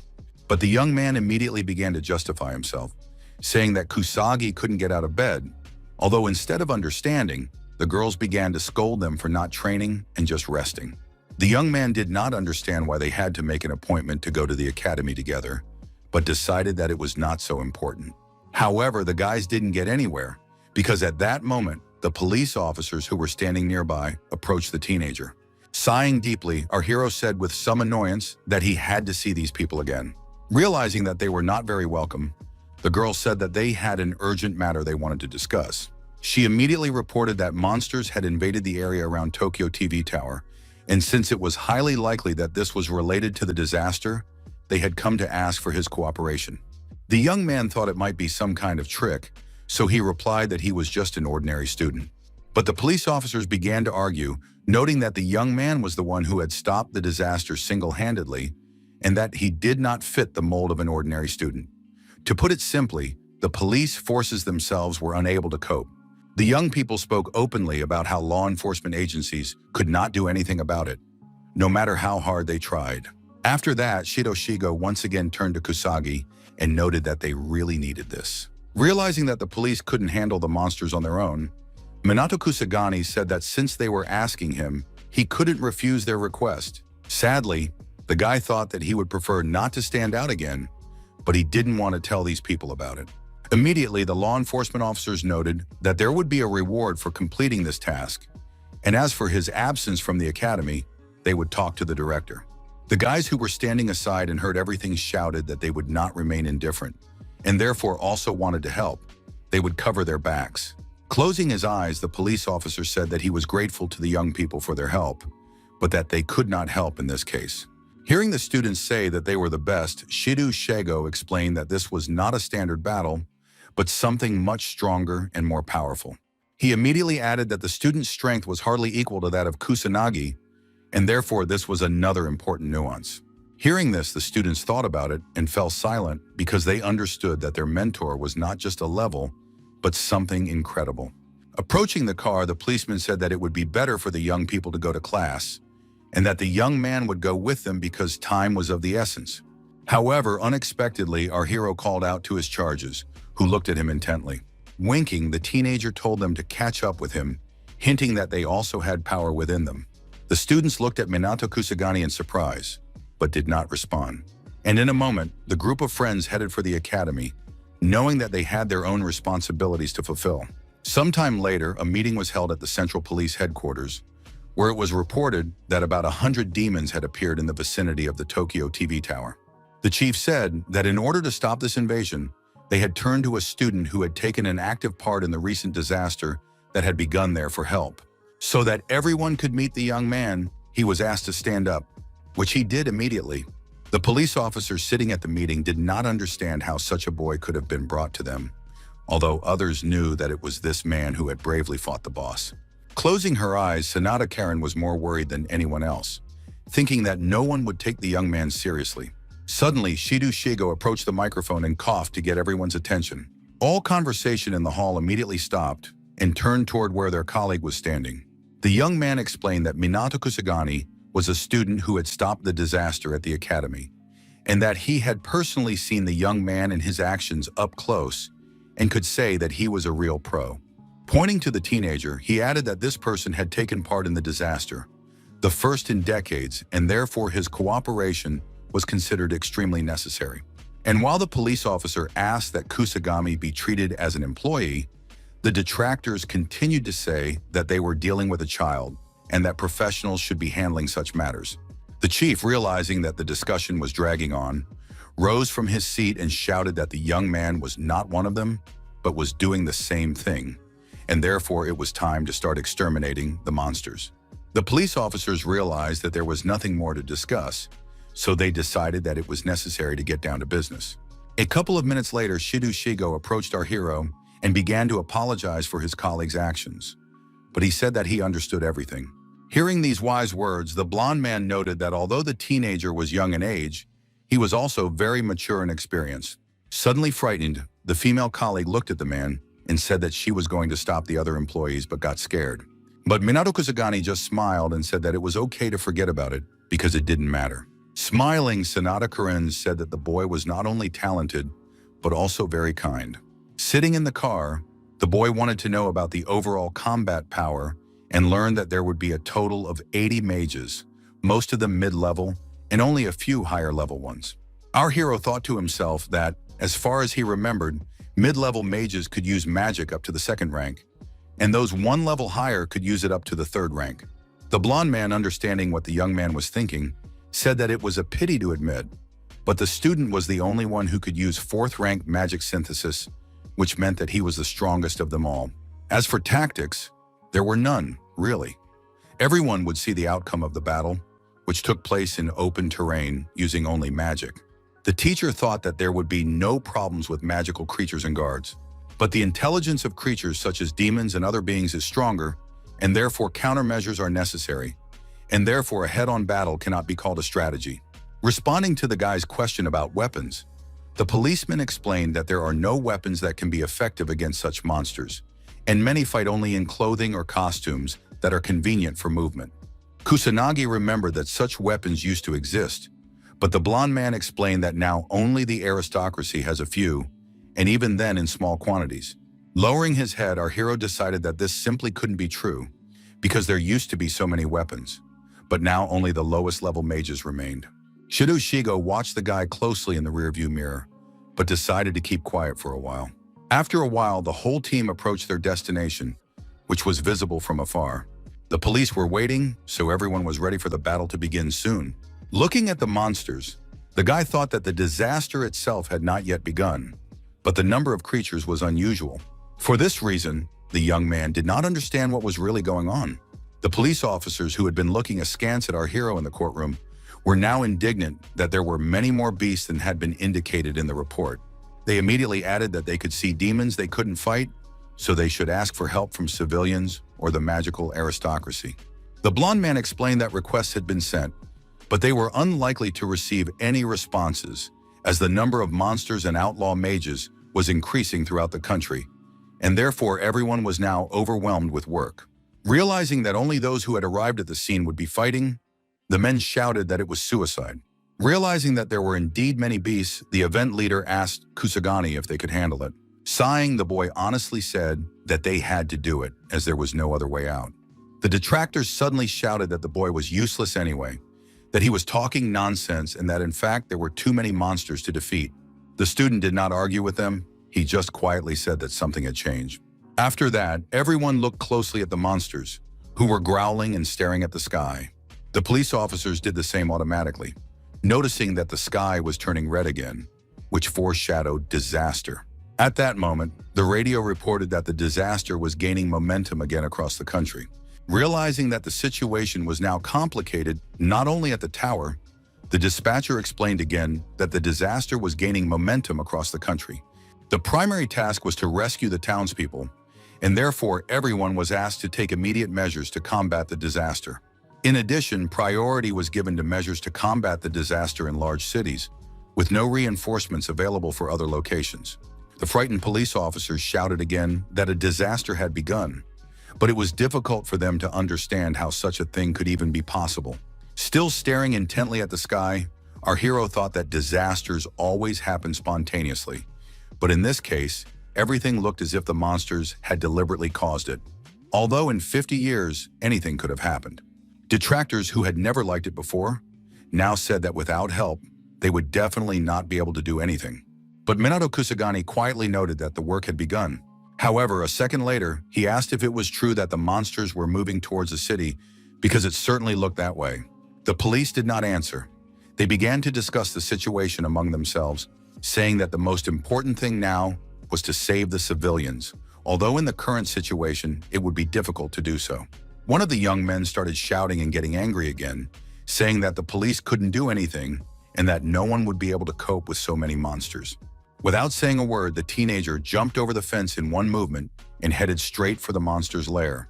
After that, rushing down, the young man fearlessly declared that they would do everything as necessary. The young man saw the monsters looking at him intently, hoping for something, even though he knew it would not happen. In a moment, Kusanagi Minato landed on the ground, knowing what to do next. But if there had been several dozen monsters a moment ago, now there seemed to be up to 100.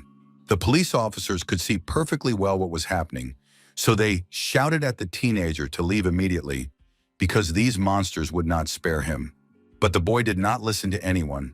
He immediately began to use the wind cutter, a third-level manipulation that was very powerful. After that, those who had criticized the young man just a moment ago now watched him in amazement, unable to believe that such a thing was possible. Shido had already seen something like this before, so he smiled, realizing that this student was actually capable of a lot. Only a minute had passed, and it had become quiet around our hero because he had managed to destroy most of his opponents. Despite the fact that some had been dealt with, another group was waiting ahead, which also promised trouble. They saw what was happening, so they immediately took up a defensive stance and opened fire on the guy. One might think that Kusanagi Minato would be frightened by something like this, but that was not the case. He stood and silently watched his defenses work automatically. The teenager thought to himself that he could easily defend himself without a magical barrier, but he had an audience, so it was better not to forget about this nuance for now, otherwise various questions would arise. Realizing that protection was good, but that it was also necessary to destroy evil, the young man immediately set about doing so.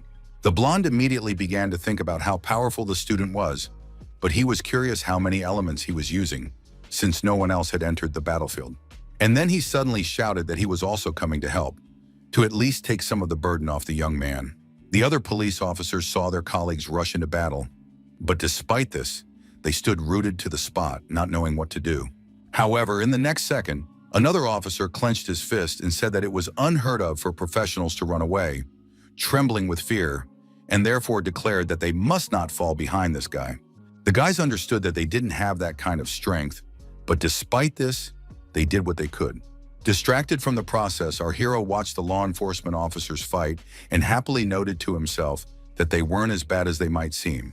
Suddenly, everyone gathered began shouting that there was a demon ahead and that they should prepare themselves. The police immediately said with horror that their ranks were not enough to defeat this monster, unless you were a legendary mage.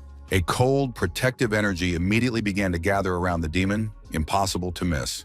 The men immediately closed ranks and moved a little further away, realizing that its power was indeed great. Kusanagi Minato said at that moment that he would deal with this monster himself, while the others should finish off the rest so that they could clean up together. The frightened police officers asked in horror if the guy had really defeated them last time. They immediately added that he was actually a cool magician, seeing the results of the students' work. The blonde, who was the senior, ordered his assistants to destroy all the evil creatures, and if they noticed someone strong, they should send them to Kusunoki. He thought about how 50 years ago, a catastrophe had struck the entire world, and it was the first of many catastrophes that had occurred since then, throwing the world into chaos. If history repeated itself, horror would fill the entire world. However, this time our hero is here, although not in his previous incarnation, and therefore he will not allow humanity to be destroyed. At that moment, Sanada Karin, who had been helping the police officer, saw a huge ghost in front of her that she could not resist. But suddenly a teenager appeared and immediately put up a defense so that nothing would threaten the girl. The young man realized that he had managed to come to the rescue in time and destroy another demon. The delighted police officer remembered that it was the same kind of sudden help she had received that night in Shibuya. Approaching the unfortunate girl, the young man decided to ask if she was all right, hearing a grateful response. Kusanagi Minato also remembered that evening because the situation was similar, and therefore decided that the girl might recognize him. The policewoman wondered why this man was involved in black magic and why his student was so powerful. The girl wanted to ask about it, but she didn't know if he would listen to her or even talk to her in the future. Suddenly, the beautiful girl began to cry and scold herself for such thoughts, noting that he was just a student. But the tears quickly stopped because what the girl saw surprised her greatly. The young man began to repel the attack, which came from different sides with renewed vigor. Stammering, the law enforcement officer wanted to say that it was all very dangerous, but then began to apologize, realizing that she was saying the wrong thing.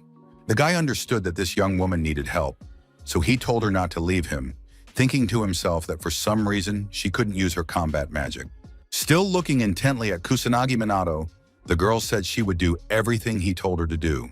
And again, she wondered if the teenager was really a student or if it was all just some kind of joke.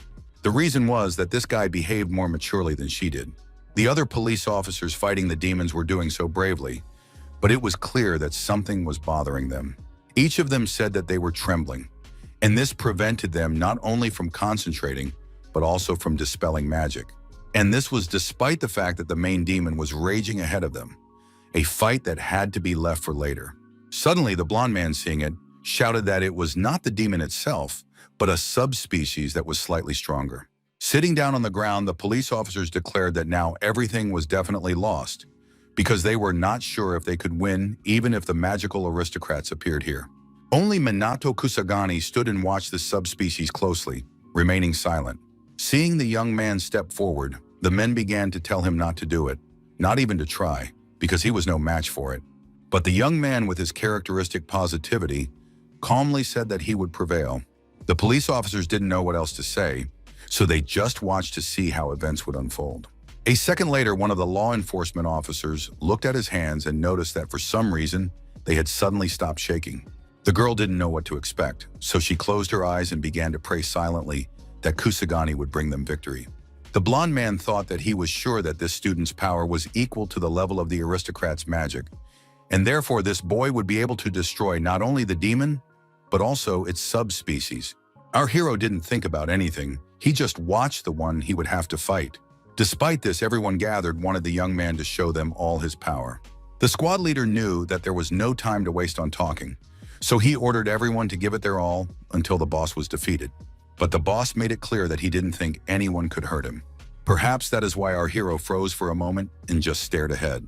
He saw everything burning and flying around him and understood that a serious battle was unfolding, but he had his own goal. And that goal was now standing in front of him, a monster that had already begun to attack, although it had not yet used its magic to its full power. Even in this situation, the teenager did not rush to do anything. He simply waited to understand what he needed to be prepared for. It seemed that the power of the fire was growing stronger and stronger with every second and could burn everything in its path. The police officers, who saw that the boy was unfazed by all this, now sincerely said that they had never seen anything like it, especially from a student. Kusanagi Minato, as before, stood in the middle of all this chaos and simply waited for the right moment to attack. A moment later, the monster asked his opponent what kind of creature he was. However, our hero calmly stated that he was just an ordinary student and added that at the moment he was simply a student. After that, the demon fell silent and now watched the guy, who was also doing nothing. But not much time passed before Kusanagi Minato decided it was time to put up his powerful defense, because the conversation was over. The boss immediately summoned a huge flame that should have easily burned the young man. Suddenly, the police officers shouted, unable to believe that they were facing a demon who wielded 6th rank power. But our hero wasn't thinking about that. He couldn't decide how best to prove himself in this situation, because his opponent's magic was actually too great. The problem was that the assistants who were supposed to protect the rear now did not understand where to run, because the monsters surrounded them from different sides. The young people realized that they could not resist such power, although they tried to do so.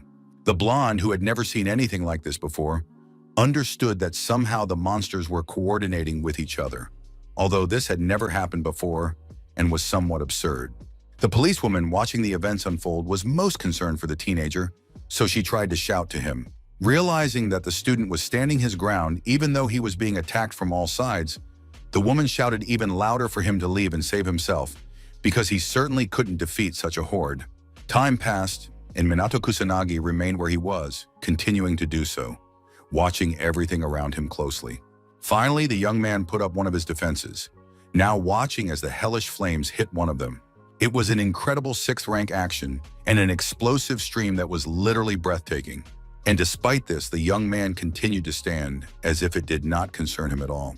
Something incredible was happening around him, with attacks coming from all sides, but the young man was tightly enveloped in a protective net. It seemed that the monster standing directly opposite him, staring intently at the young man, understood this too. In a calm tone, the teenager asked the boss if he thought this was the end. Shido, surprised by everything that was happening, tried to say something, but couldn't find the right words to describe what an incredible guy was standing in front of them. The other policewoman picked up on this as well, trying to comprehend what they had just witnessed. Scratching his head, the blonde man noted that this student's power was beyond all limits, and seemingly impossible things were happening right before their eyes. Only people of the magical aristocracy could use 6th rank magic, and remote activation was also a high-level technique. Hearing this, Sanada Karin tried to understand how this could be, but did not dare to say anything about it.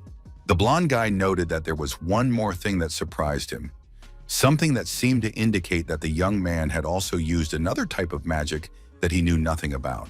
Usually magic can only be used once, and then you have to wait a few seconds to use it again.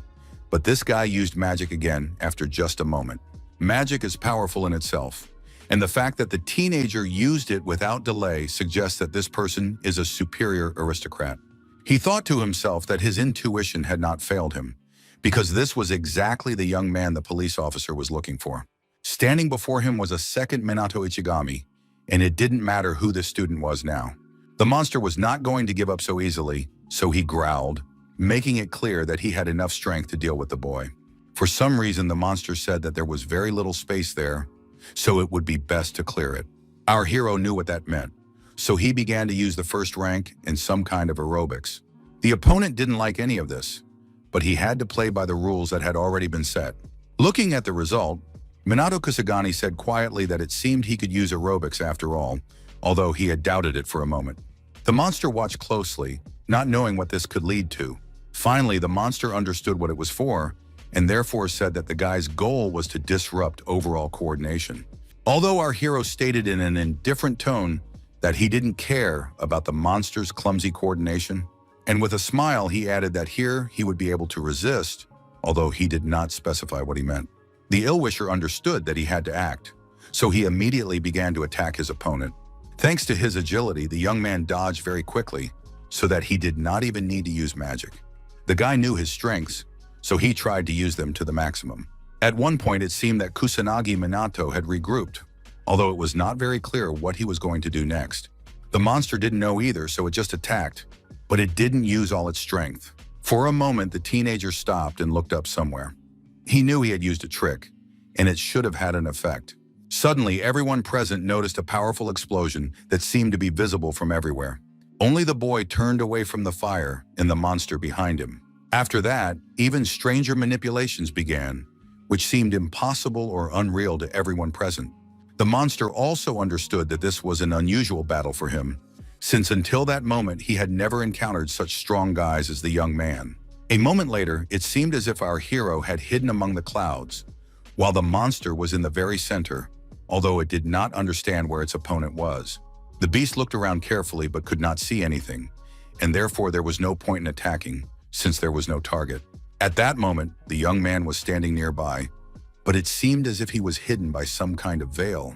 Finally, the ill-wisher understood everything, which is why he began to insult Minato Kusagani as much as possible. However, this did not matter to the teenager, who had already changed his position. After that, he said that the monster's prediction was not so bad if it understood that magic would be ineffective and chose hand-to-hand combat. But the villain, looking into the teenager's eyes, declared that the attempt had still been unsuccessful, even though he himself understood this. In the next moment, the opponents were face to face again, knowing that the battle was not over yet. The young man declared menacingly that he was not afraid of blows because they would not harm him anyway. And in a moment, the young man swung and struck the predator, knowing that he could do much more if he wanted to. Flying to the side, the monster said aloud that this had never happened before, that a human blow could damage him. Therefore, the boss knew that now was the time for him to do something to show what demons of his level were capable of. But realizing that nothing was working, the monster asked what the kid had done to him, and the kid replied innocently that before this fight, he thought he could only use magic, but it turned out he could also fight a little. Kusanagi Minato was glad that his little trick had worked, which meant that he was already a level above in something. He announced aloud that he would now show his opponent his own technique. It was clear that the young man was using something that few people knew about, including the monster, who was trying to figure out what was going on. The police officers were just as surprised as everyone else, and while the blonde man felt a chill, the girl felt as if something was descending from the sky. And indeed, everything around them suddenly changed and took on completely different colors. The most interesting thing was that it seemed as if Minato Kusagani knew exactly where this was all going. Suddenly, the young man opened his eyes, which were now sky blue, and his face showed complete peace. Taking a defensive stance, the disciple was no longer afraid. If they suddenly decided to attack him, he was completely ready for it. The monster growled even louder, saying that there was no point in surrounding himself with magic because all these tricks were useless against demons, and it was just a waste of time and energy. As he attacked, the young man shouted that they would find out for sure. At that moment, the monster realized that the young man was not joking. The one who attacked him was incredibly strong. The guy understood that he would not be able to fight forever, so he needed to gather all his strength and strike a blow, which he did. And it worked, because in a moment, the monster flew back with all its might. Interestingly, some kind of yellow flame was intertwined with this, but at that moment it was unclear what it all meant. The blonde man, who was watching closely, said aloud that Kusanagi Minato was somehow defeating the boss in hand-to-hand combat, which he certainly did not expect to see. The only nuance was that human weapons have no effect on monsters, let alone simple blows. But that's another case. The monster also knew about this rule, so he asked how it was possible that the guy's blows were damaging him, because it was simply impossible. Our hero explained that ordinary blows and ordinary weapons are indeed ineffective, But things are different if you possess a colossal amount of magical power. The combination of magic and martial arts, as well as an attacker shrouded in magical power. He immediately continued saying that this is a magical fighting technique that can do incredible things. The monster did not want to listen to such arguments, stating that it would never be possible for a human to be stronger. And shouting even louder, he declared that he would not allow this to happen, and therefore would attack even more powerfully. The boy saw the blow coming, but somehow managed to deflect the energy to the side. Realizing that there was no time to play games, the teenager immediately decided to strike back. And it proved to be quite effective, as the monster flew in the other direction. The gathered monsters watched the fight closely, clearly not understanding how the battle had reached this stage. However, a minute later, something even more unusual happened, as our hero, hovering in the air on a disc, watched the multicolored flames. The police officers shouted joyfully that the disaster had actually ended, because the boy had somehow managed to defeat the boss. The blonde, realizing that his colleagues were about to relax, shouted at them not to let their guard down, because it was necessary to finish off the remaining monsters. Still smiling, the teenager decided that he could trust the police with the rest. They surely wanted to prove themselves. The young man himself remained in limbo, simply observing everything that was happening around him. The young man thought about how today he had done many things that he had only done in his past life. One of those moments was combat techniques, which he had even slightly forgotten. Suddenly, our hero dropped to the ground and ran away as fast as he could. But a moment later, he stopped and looked ahead gloomily. The people he had been fighting were looking intently at the student, with a blond man standing in the front row.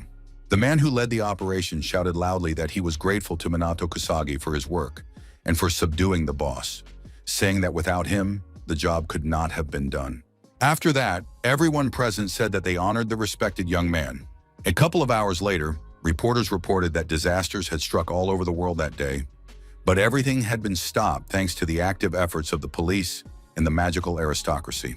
Amidst concerns about the disaster and accusations against the government and police, there was hope for the magicians and its loss. As people's excitement continued to grow, someone said that the magician in black would surely prevail. It seemed like everyone in the city was talking about how great it was that they had their own powerful mage.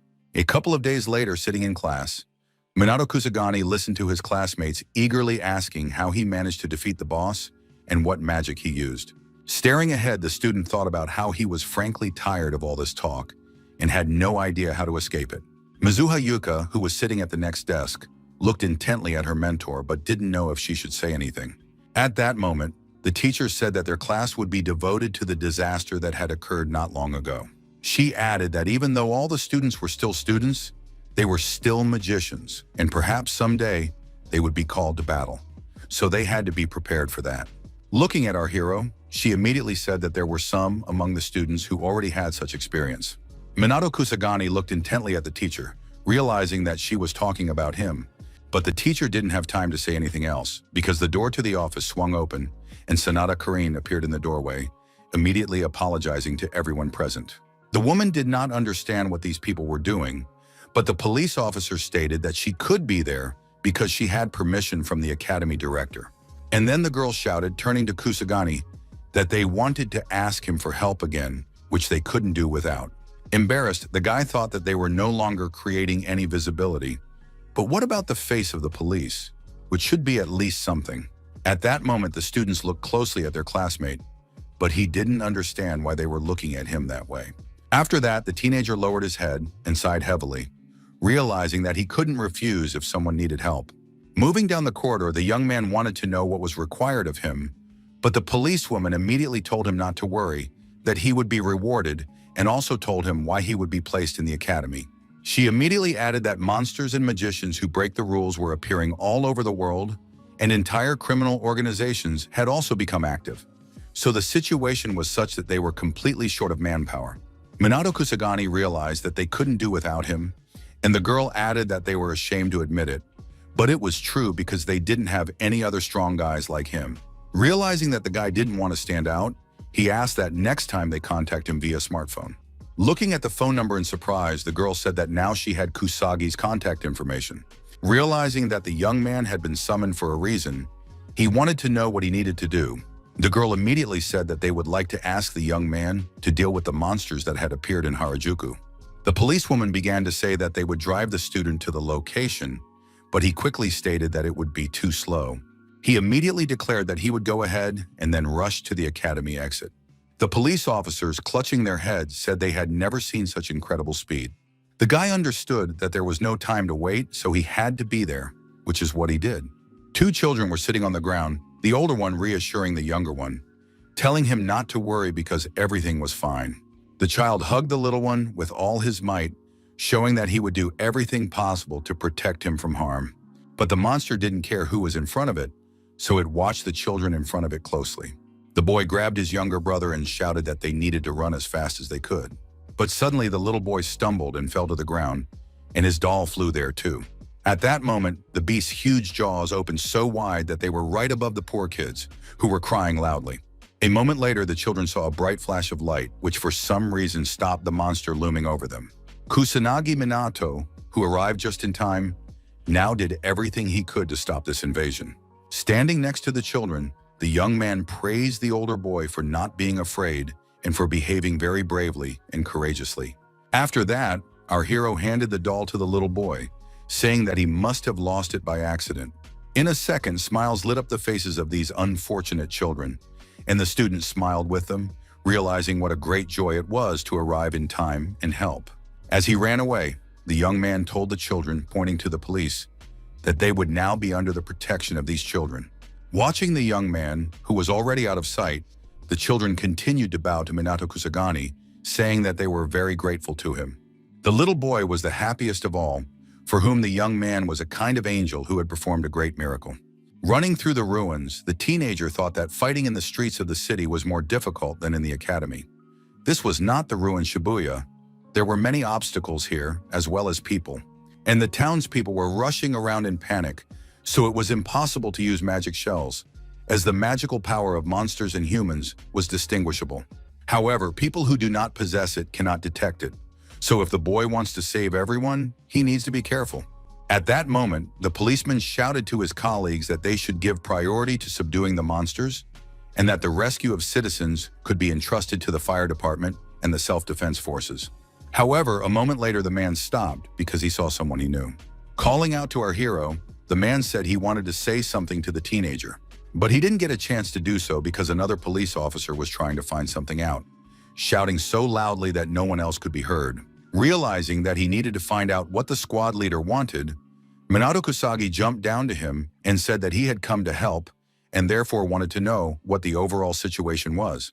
With sadness in his voice, the young man explained that urgent assistance to citizens had not been provided, and that the current situation was such that they would not be able to reach the eastern side in time. Using his magic discs to help him, the young man declared that in that case, he would take it upon himself to clear that area. As he ran away, our hero heard the policeman say that there had been reports of outlaw magicians operating there, so the young man should be careful. For a moment, the young man fell silent and simply looked where Minato Kusagani had been standing just a moment ago. Then he said aloud to himself that there was no point in worrying about this teenager, who was much stronger than everyone else gathered there. His colleague immediately asked who this amazing boy was and how he could destroy a monster in an instant. He immediately added that perhaps he had appeared to help with the chaos in such times. However, our hero did not hesitate. He understood that he had to act because the monsters had lived without disaster for 50 years and had now decided to take action. What was unusual was that the monsters were increasing in number, and with it, their own strength. Reaching out to someone, the student continued to think that the area exceeded the ability of them alone to take action. If a solution was not found, the situation would spiral out of control, and given that there were practically no good magicians, dealing with it would make them even stronger. Our hero had several plans, but he did not fully understand which one was best to choose. The young man thought about it while helping people in various ways, depending on the specific situation. But before the guy had time to think everything through, he saw a policewoman he knew running towards him, looking very frightened. She looked closely at the people the young man had saved, but said nothing, just like them. Minato Kusagani just waved his hand, letting them know that he should move on. But at that moment, another police officer approached and immediately began to praise the student, saying that he had helped him a lot and that thanks to the student, the losses had been minimized. But our hero said sincerely that it was all thanks to the police and firefighters, and that he had only helped them a little. After these words, the young man said with surprise that the guy was actually cool, and besides, he was a good person. And then bowing, he added that he and the others wanted to apologize for the day of the disaster when they had been prejudiced against him, that it was all because of ridiculous pride. But the young man immediately explained that he himself understood that students like him could seem arrogant, so there was no need to think about it anymore. But the police immediately stated that the boy was actually much more mature than he seemed, and moreover, he possessed a special kind of wisdom. Standing aside with modesty in her voice, Sanada Karine noted that she too was grateful to the boy, and therefore did not yet know how to justify the fact that they relied so heavily on an ordinary student. But our hero was not interested in that, but in the fact that there were many monsters and they were strong, countermeasures against them, and the disaster itself were necessary. But as far as he knew, Mr. Shido was working on it. A minute later, the boy's older brother, who had recently been rescued, joined the conversation. He also approached Kusanagi Minato and sincerely said how good it was that he was there. Hearing that the boy was glad that the children were all right, the little boy immediately declared that he was in the presence of a true saint. The young man did not understand what this meant, but the older brother explained that the child really liked the great saint, although he did not explain who he was talking about. After that, the young man looked closely at the doll in the child's hands. Minato Kusagani smiled, although he did not fully understand what the child meant. But in a moment, he realized that there was a certain resemblance between him and the doll, and therefore it could be said that he was the great saint they were talking about. Clutching the toy even tighter, the child said that he had always believed in miracles, and that was why they had happened. Sitting in one of the offices, our hero in his past life asked someone if they really wanted to make him into a doll. Hearing that there should also be bromides and keychains, the young man refused, noting that this was complete nonsense, because no one needs such things. But the man insisted that the warrior was a great saint, a support for everyone, and that children especially needed such things. However, the stranger shouted as loudly as he could that in 50 years, maybe even 100 years, humanity would need to be saved, and therefore such things needed to be done.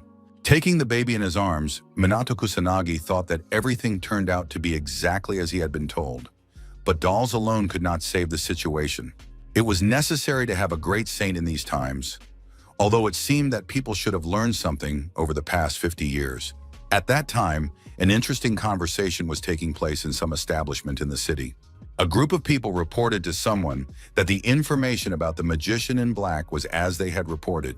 The bandit in black, who was the leader of the secret organization of magicians, Satoshi Osamu's Black Rebellion, listened attentively to the speaker. Therefore, he said that this magician was an outlaw, not a member of any organization, which meant that this person was acting against him. Grabbing one of the guys, he asked his question louder. The frightened red-haired young man said that if little was known about the mage, it meant that he was actually acting on his own. Stretching out his hand, the leader told all his assistants to conduct an immediate investigation and find out who this man was and to make sure they found him. He immediately added that if this guy agreed to join them, he would not object, but if he refused, he fell silent. Adjusting his glasses, Kagashuji, who was the head of the Kabukicho branch, said that if the young man refused, he should be killed. Satoshi Osamu smiled and said that it could be done, but only after torture. The ill-wisher thought for a moment and said that he would do everything as required. The next day, while working in the yard, Minato Kusanagi saw that the boys were completely exhausted, so he shouted that they had done a great job and could now rest. Looking at the guys sitting on the bench, the teenager thought that they had become much stronger than before, and that things would only get better from now on, which made him very happy.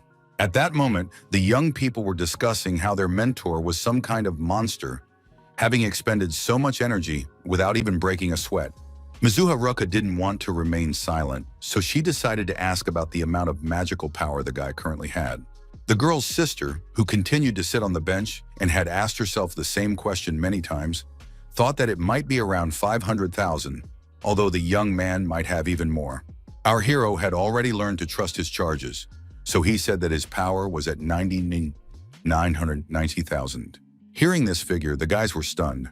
They even forgot what else they wanted to say. After that, his protege noted that this was probably too high a mark even for him, and therefore he did not need to develop further.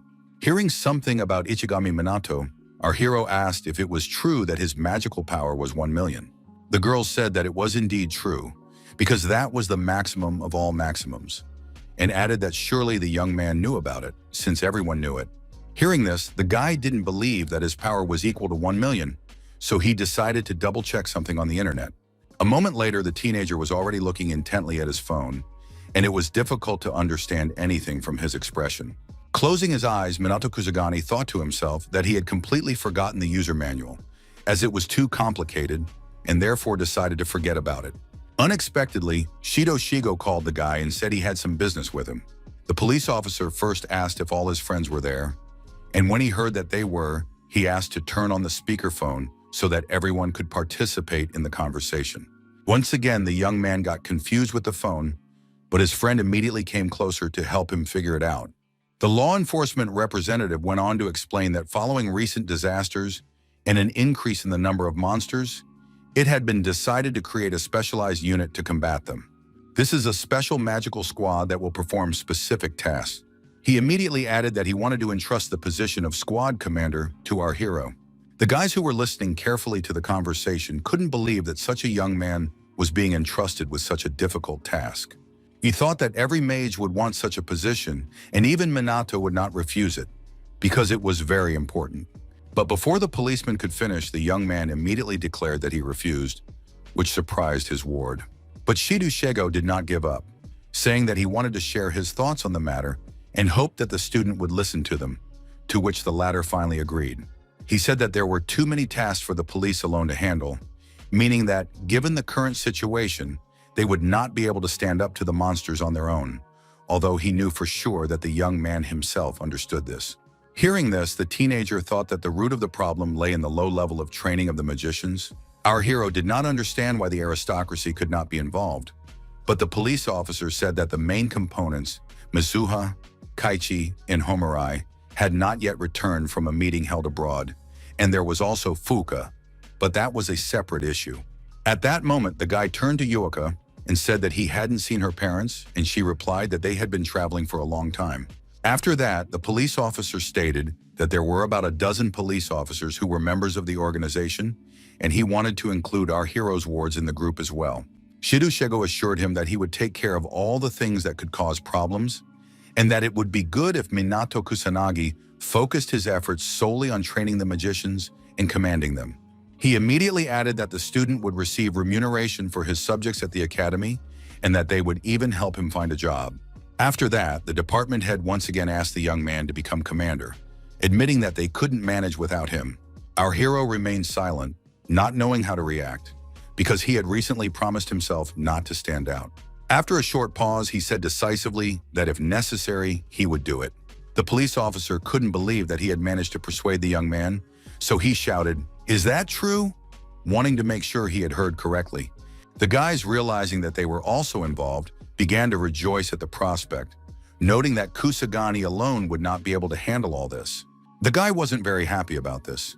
He understood that he had reasons to be concerned, and besides, he wasn't very good at raising magicians.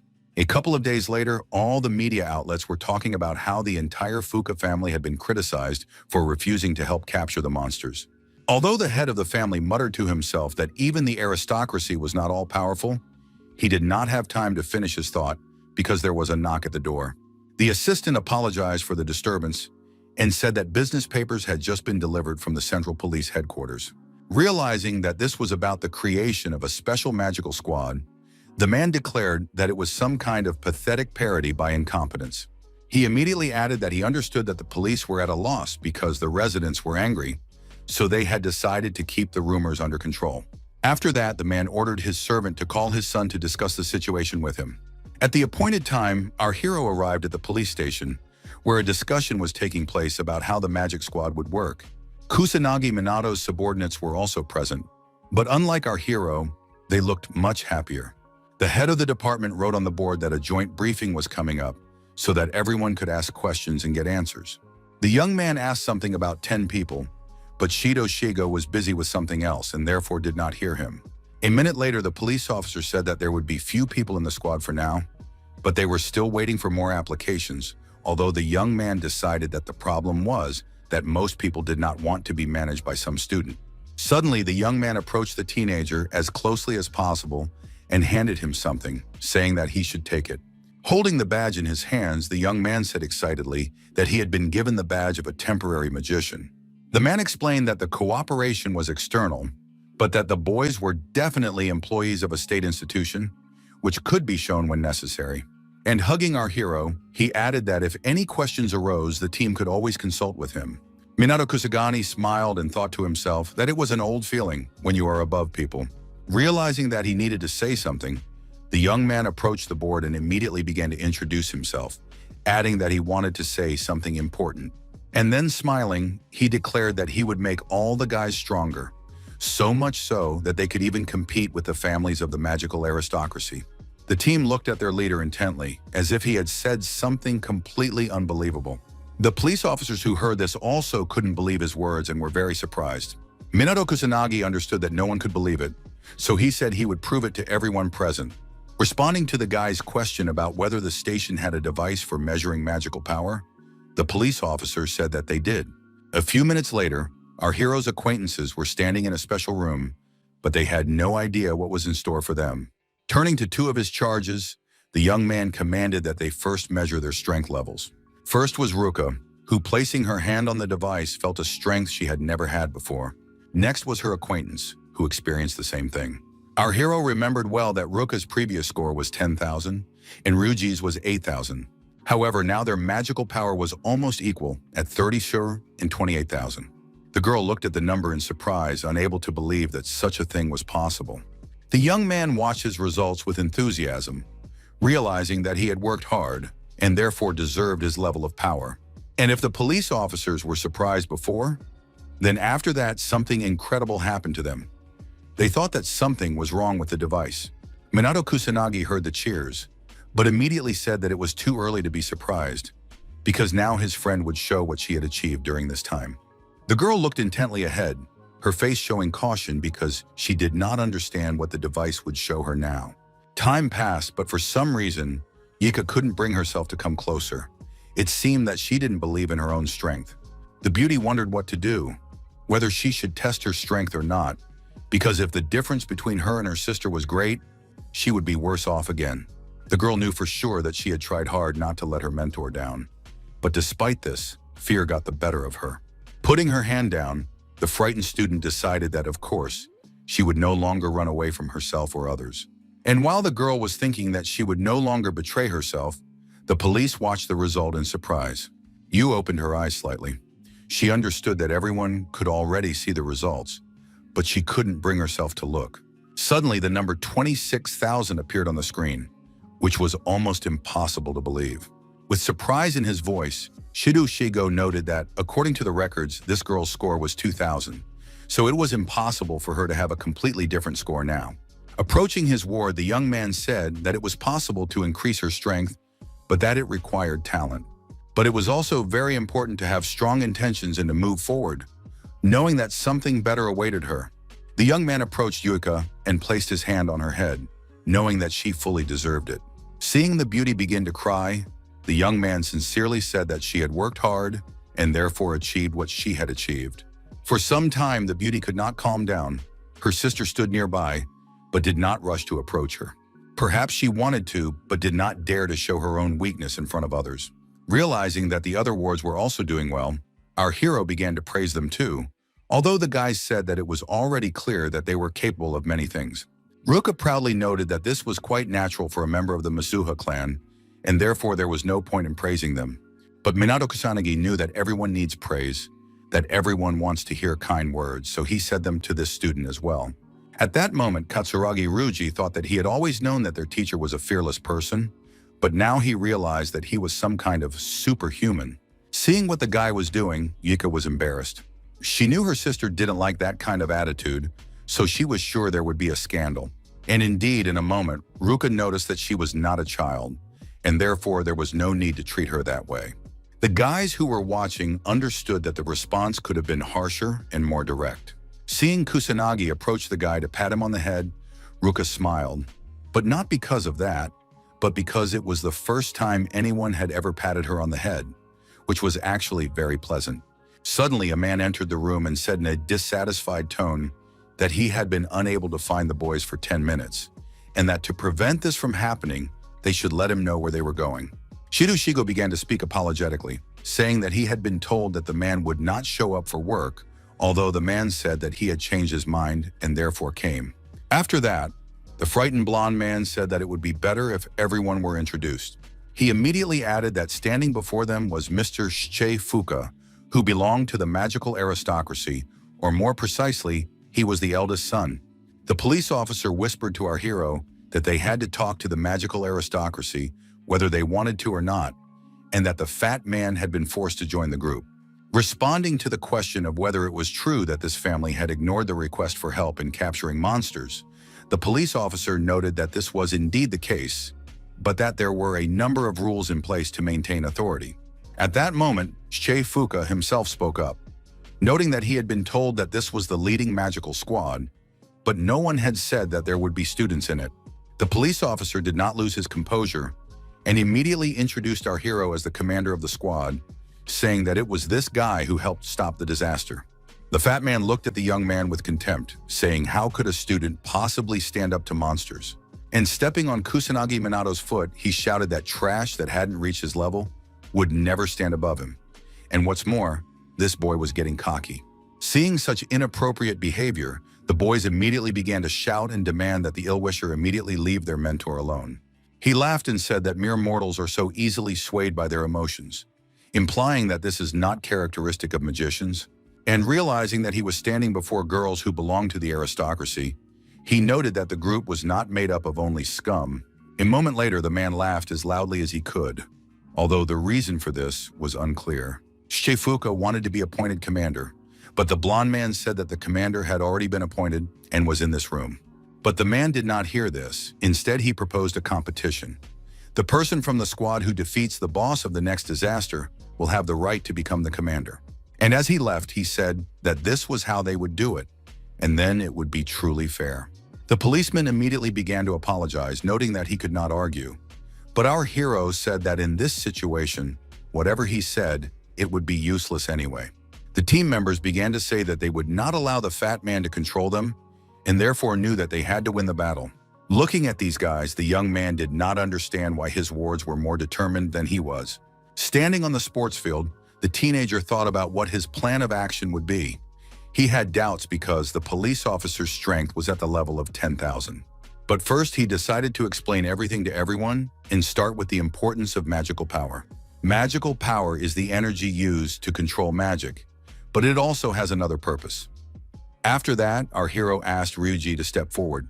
He immediately told the student not to hesitate and to attack him with all his strength.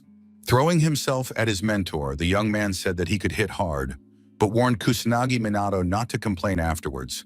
And in a moment, the student struck as hard as he could. But nothing happened, so our hero declared that he had used the power of a magical barrier. He added that with a huge amount of magical power, it was easy to use, and if the amount was truly extraordinary, it would be possible to use magic without even realizing it. He immediately said that this was a kind of automatic magic and that it was very convenient. The most important thing for a magician is to increase their level of magical power, which is something that must be understood forever. After that, our hero began to work with each of the police officers so that they could see mana. This was all new to them, so they looked closely at their hands. Not much time had passed, and the group had already begun to practice, realizing that it would definitely be useful to them. Sitting at home, Minato Kusanagi thought that in addition to magic training, weapons were also necessary, and he wanted something like that to use against monsters. But judging by Shido's reaction, it would take too long to wait, and that couldn't be allowed to happen. He added that it seemed there were no masters for this task at the moment, so there was no one left but the young man himself. He knew he had no experience in this matter, but he hoped he could at least try something. Opening the cabinet, the young man decided that he had to find something useful. A small ring immediately caught his eye, but the young man decided that it was cheap and had been thrown away because it was useless. Kusanagi Minato decided that this item was suitable, but it wasn't enough and immediately decided that he should go shopping. Just then, the teenager's phone rang, so he decided he had to answer the call. Picking up the phone, our hero realized that it was Ruka calling, although she was in no hurry to tell him anything. Unexpectedly, the girl said that he was the right person for the role of commander of their brigade, although it was strange for the guy to hear that they had decided to cheer him up like this. Smiling, the mentor thought to himself that the words of encouragement didn't sound very good, but it didn't matter because he had his own business with this girl. So he immediately noted that if the beauty was free tomorrow, he would like her to help him with shopping because he didn't know where to buy accessories. Ruka thought that her sister and friend would also be there, but the young man said that they could do without this large company. The beauty fell silent for a moment, finding it strange that they were going somewhere together. The young man, who did not hint at anything, immediately asked again if the girl agreed to go with him. In an indifferent voice, her friend said that in principle she was not against it, so they could go for a walk. A minute later, the young man suggested meeting at the station in the afternoon to go to a shopping center together. After hanging up, Ruka stared at her phone for a while. At that moment, Minato Kusagani was talking aloud about how he wanted to buy rings for all the members of his team, but for now he had decided to use the accessories he had to make clothing items to protect against monsters. The guy wasn't particularly good at it, but as he performed some kind of manipulation, he hoped that everything would work out. Yui, who had no idea about the call, approached her sister's room and said that she had already prepared everything, so they could go and eat. The girl called Ruka several times, but she didn't answer, which was strange, so our hero's friend decided that she might have gone to bed early. Not knowing this for sure, the girl decided not to make any noise, but she still touched the door and said that she was planning to enter the room. Yui expected to see all sorts of things, but not her sister trying on dresses. For a moment, the beauty froze, not knowing how best to react. Realizing that someone had entered, the owner of the room immediately turned around and asked why they were looking at her so strangely. In a confused voice, the younger sister explained that dinner was ready. She had called out, but no one had answered, so she decided to come herself. Standing in the hallway, Yuka thought about how this was the first time she had seen her sister thinking about what to wear. Perhaps she was going to meet someone. The next day at the appointed time, Minato Kusanagi was already standing at Harajuku Station, waiting for his acquaintance. Hiding around the corner, Yuka thought about how she had concealed her magical power so that Minato wouldn't notice her, and therefore it was necessary to keep her distance so that he simply wouldn't notice her. And then, closing her eyes, she began to scold herself for behaving this way. At that moment, the young man, who had been preoccupied with his own thoughts, looked intently ahead. The reason was that Ruka was walking ahead, and all the young people standing nearby were looking back at her. Coming closer, the girl immediately asked how long the guy had been waiting for her. The young man had no intention of lying, so he said that he had only arrived a couple of minutes ago. Yui, who was peeking out from behind a column, saw how jealous the other guys were of her sister. The girl was indignant. She had no idea why her sister and their mutual mentor were at this station and why they hadn't told the others about it. Walking down the street, Minato Kusagani said he needed to buy a ring. He immediately added that it would be a kind of gift, although he needed to buy several such items. This answer surprised Ruka very much, so she asked if she had understood correctly, and upon hearing that this was indeed the case, she was even more surprised. Deciding to teach the guy something, the beauty immediately stated that polygamy is prohibited in Japan, but he did not understand the joke and asked why she had said that. Realizing that she should change the subject, our hero's protege noted that if they needed inexpensive products, then they needed to go to a certain place.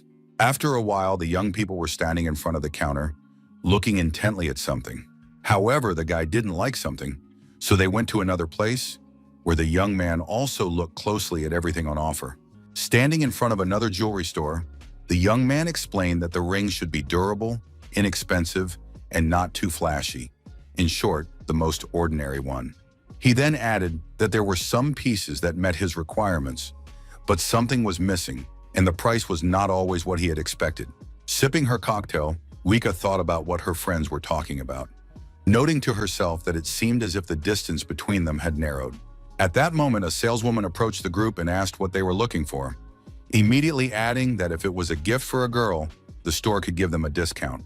Raising his hand, Minato Kusagani immediately wanted to say that Ruka was not his girlfriend, but the proud beauty finished the sentence for him and did so quite boldly.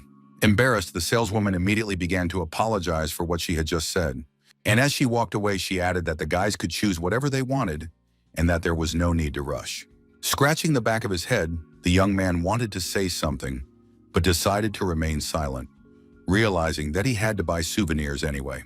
A little later, sitting in a cafe, our hero complained that he was tired from walking so long and from the large crowds.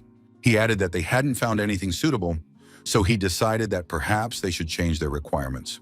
However, he immediately noticed his companion, who was staring ahead and looking very sad. Finally, the girl admitted with sadness in her voice that she couldn't manage to be friendly. Ruka added that the young man himself was well aware of her character traits, hearing that this was indeed the case. A minute later, she said that she was even too cold towards her sister and couldn't communicate with her normally, so she had to make a lot of effort to get anything out of it. The girl was sure that Yuika was also more suitable for shopping trips, as she only got in the way. But Minato Kusagani sharply stated that this was not the case at all, and therefore he did not want to hear it. The guy was sure that his friend had figured out in advance which stores were best to go to, and she took the choice seriously, even though the young man needed rings. But the girl chose them as if they were for herself. And with a smile on his face, he noted that the beauty was actually doing an excellent job with the task at hand. After these words, Ruka softened a little. She believed that the young man could not deceive her. Standing by the window, Yuka thought about how it was the first time she had seen such a strange expression on her sister's face. And immediately taking off her glasses, she began to scold herself again for doing such strange things. The girl decided that she didn't want this charade anymore, so she decided it was time to go home. A couple of hours later, leaving another store, Minato Kusanagi was delighted to find the rings he wanted to buy. Hearing his companion say that the guy had bought 5, he noted that that would be enough for everyone. The young man had a plan, but he was in no hurry to reveal it to everyone else. Unexpectedly, Ruka decided to praise her mentor, saying that he had also taken the choice seriously, and added that those who would receive these gifts would be incredibly happy. Our hero was convinced of this, as it was equipment for the army. Finally, the girl understood what these rings were for. Hearing the young man's gratitude, the beauty said that she had free time, so she decided to help, especially since it was not difficult for her to do so. The young man wanted to thank his acquaintance somehow, even though she thought it was completely unnecessary. But at that moment, the young man took a ring out of his pocket, which greatly surprised his companion. Then Minato Kusagani asked Ruka to hold out her hand, although she did not understand why. But as he put the ring on his friend's finger, the guy said that he just wanted to give her a small souvenir. He immediately added that it was a special ring for their team, and therefore asked her to take it seriously and take good care of it. The embarrassed girl thanked the young man, saying that it was time for her to go, but that they would definitely see each other at the academy. The guy thought he hadn't had time to explain that the ring worked against monsters, but realized he would have to do that another time. Kusanagi Minato watched his acquaintance walk away, so he just stood there and silently watched her go. For a moment, the girl, who was in a hurry to leave, suddenly stopped in her tracks. She raised her hand and looked closely at her ring. The beauty pressed her hand sharply to her chest and blushed, although she herself did not understand why.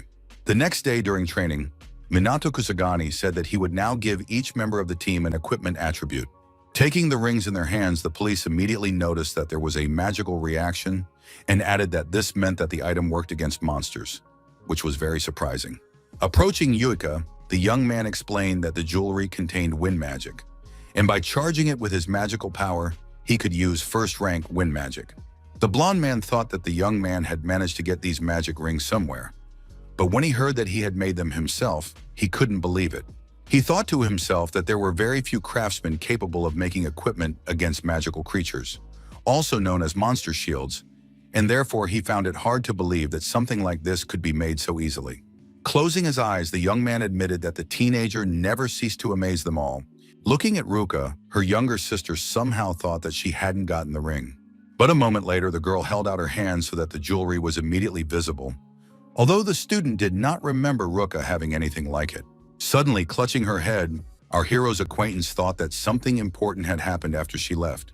But Minato Kusanagi understood that there was no time to waste, so he explained that their main disadvantage was that they moved slowly and couldn't always make it in time by car. Shido Shigo himself thought about how this was true, as often when they arrived, the monsters were already rampaging. As he ascended, our hero said that with the equipment he had given them, everyone would be able to use air magic, which would increase their mobility. He immediately added that no matter how powerful it seemed, this was the lowest level of magic. Its power was weak, and it was not intended for attack. After that, looking at the surprised guys, the guy said that now it was their turn to try. Seeing everyone's clumsiness, the young man added that to move through the air, they should use flight and acceleration. but first they needed to imagine that they were jumping. A moment later, Kusagami Minato noticed Yuika, who was hovering quite confidently and did not seem to be experiencing any difficulties. With joy in her voice, the girl said that this was the result of continuous training in controlling magical power, and because, of course, she would be able to handle such things. Suddenly, the beauty looked strangely at the teenager, who immediately noticed it. Turning away, she thought to herself that she now felt ashamed for having followed her acquaintance the day before. Suddenly, the guy changed the subject and told Yuika that he knew she knew a lot about Ichigami Minato, having heard the girl say that this man was an example to her. The student replied that this man's magical power was at the level of 1 million, and moreover, he could use many types of magic, but he died tragically after a battle with a demon during a global catastrophe. Kusanagi Minato did not understand what happened to the magicians after that, but the girl said that few survived. Among them were the progenitors of the magical aristocracy, who made significant efforts for its revival. In a quieter voice, she added that not many books and data about the magic of those times had survived, which is why everyone had to start learning magic from scratch again. Hearing these words, the guy thought for a moment. He remembered that the mortality rate among magicians was high, but surely there should have been many books on magic left behind. All this material could have been preserved for future generations, but for some reason, this had not been done. And while the students continued to train, the guy pondered the fact that modern magical education was poor, and in addition, there were many misconceptions. The level of mages is also low. Is this all a coincidence? Or is someone behind it, perhaps someone who deliberately arranged everything? Wei, realizing that the young man was preoccupied with something, asked him what was wrong, but he said that everything was fine. The girl immediately began to apologize, thinking that she was unreliable and not saying everything, and therefore wanted to help as much as possible. But Minato Kusagani calmly stated that everything was fine, that everything his ward had told him was very useful. But he thought to himself that it wasn't the girl's fault. She wouldn't spread rumors, but it was the mage in black. Considering the possibility that she might be involved, it wasn't worth talking about it carelessly. After that, the guy looked closely at his acquaintance, who was acting a little scared. The young man knew that if he confessed to Yuka who he really was, she would surely faint because she would meet her favorite person. Meanwhile, the girl was thinking that her mentor definitely didn't consider her reliable, which was why he was silent. But she hoped that if she became stronger, this person would change his opinion of her. And she immediately said that she would definitely try to become stronger every day. A week later, gathering again at the same place, the young man shouted for everyone to get ready to strike. Sanada Karen, who used holy magic and a holy crest, immediately began to concentrate on the task at hand. At the same time, her blonde colleague was working with thunder magic, doing everything he could to maintain his power. Katsuragi Ruji was working with a stone rain, and it was clear that he enjoyed feeling all his strength and power. The sisters, who were doing a great job with the water cascade, were now practicing it. Minato Kusanagi was happy watching the kids. He understood that the team's rank had risen. Even Sanada had mastered offensive magic, although apparently she couldn't even fight back before. But he was most interested in the sisters, realizing that the two of them had excellent compatibility. Yuka took everything very seriously, so she paid no attention to anyone else and was only concerned with what she was doing at that moment. Although together the girls did amazing things that they both enjoyed, as it was much more powerful than anything they had known and done before. The young man was aware of his student's power, but he understood that it still needed to be controlled. After completing one of the tasks, Yuka jumped up, realizing that for her, this was almost the pinnacle of mastery. Kusanagi Minato watched the girl's reaction and smiled himself, because he saw how hard she had been trying all this time. A minute later, the mentor praised everyone, saying that they had done an impeccable job, and added that they should not be fooled by the increase in ranks, as their large number did not necessarily indicate the power of magic. Turning to Ruka, the teenager told the girl to use 4th level magic on him. Dispersing the water, the beauty did as she was told, and she did it flawlessly. The young man said nothing. He just watched everything that was happening closely. A moment later, the young man began to use a wooden spear, which belonged to the 1st rank. Those watching all this noted with surprise that these two forces destroyed each other, and noted that the 1st rank was in no way inferior to the 4th. The young man explained that the number of ranks could increase the upper limit of the available magical power, but their height did not guarantee that the magic would be stronger. even when the first rank was opposed by the maximum amount of magical power invested in the fourth. The first rank may prevail, of course, but attributes also play an important role. Water is vulnerable to wood. There is no need to devote all your efforts to increasing the number of ranks. It is better to study magical power and improve it, then you can become much stronger. The assembled crowd, despite being much older than our hero, listened to him attentively and did not interrupt. He continued to say that we should not forget that everyone has companions, and that by working together, we can become much stronger. Hearing this, the guys moved closer to each other and shouted joyfully that they were ready for anything. Suddenly, the trainees heard an unpleasant voice saying that it must be hard for mere mortals to torture themselves like this. The blond man did not understand why Fuka had come to the field, but he said that he was bored and depressed because the catastrophe had not yet come, although it was difficult for the policemen to understand why they did not simply exterminate the monsters. The fat man happily said that he didn't want to do it, that it was all boring to him, and that it was the police's job, not the aristocracy's. The guys hearing this got angry. They didn't want anyone to talk like that about magic and fighting monsters.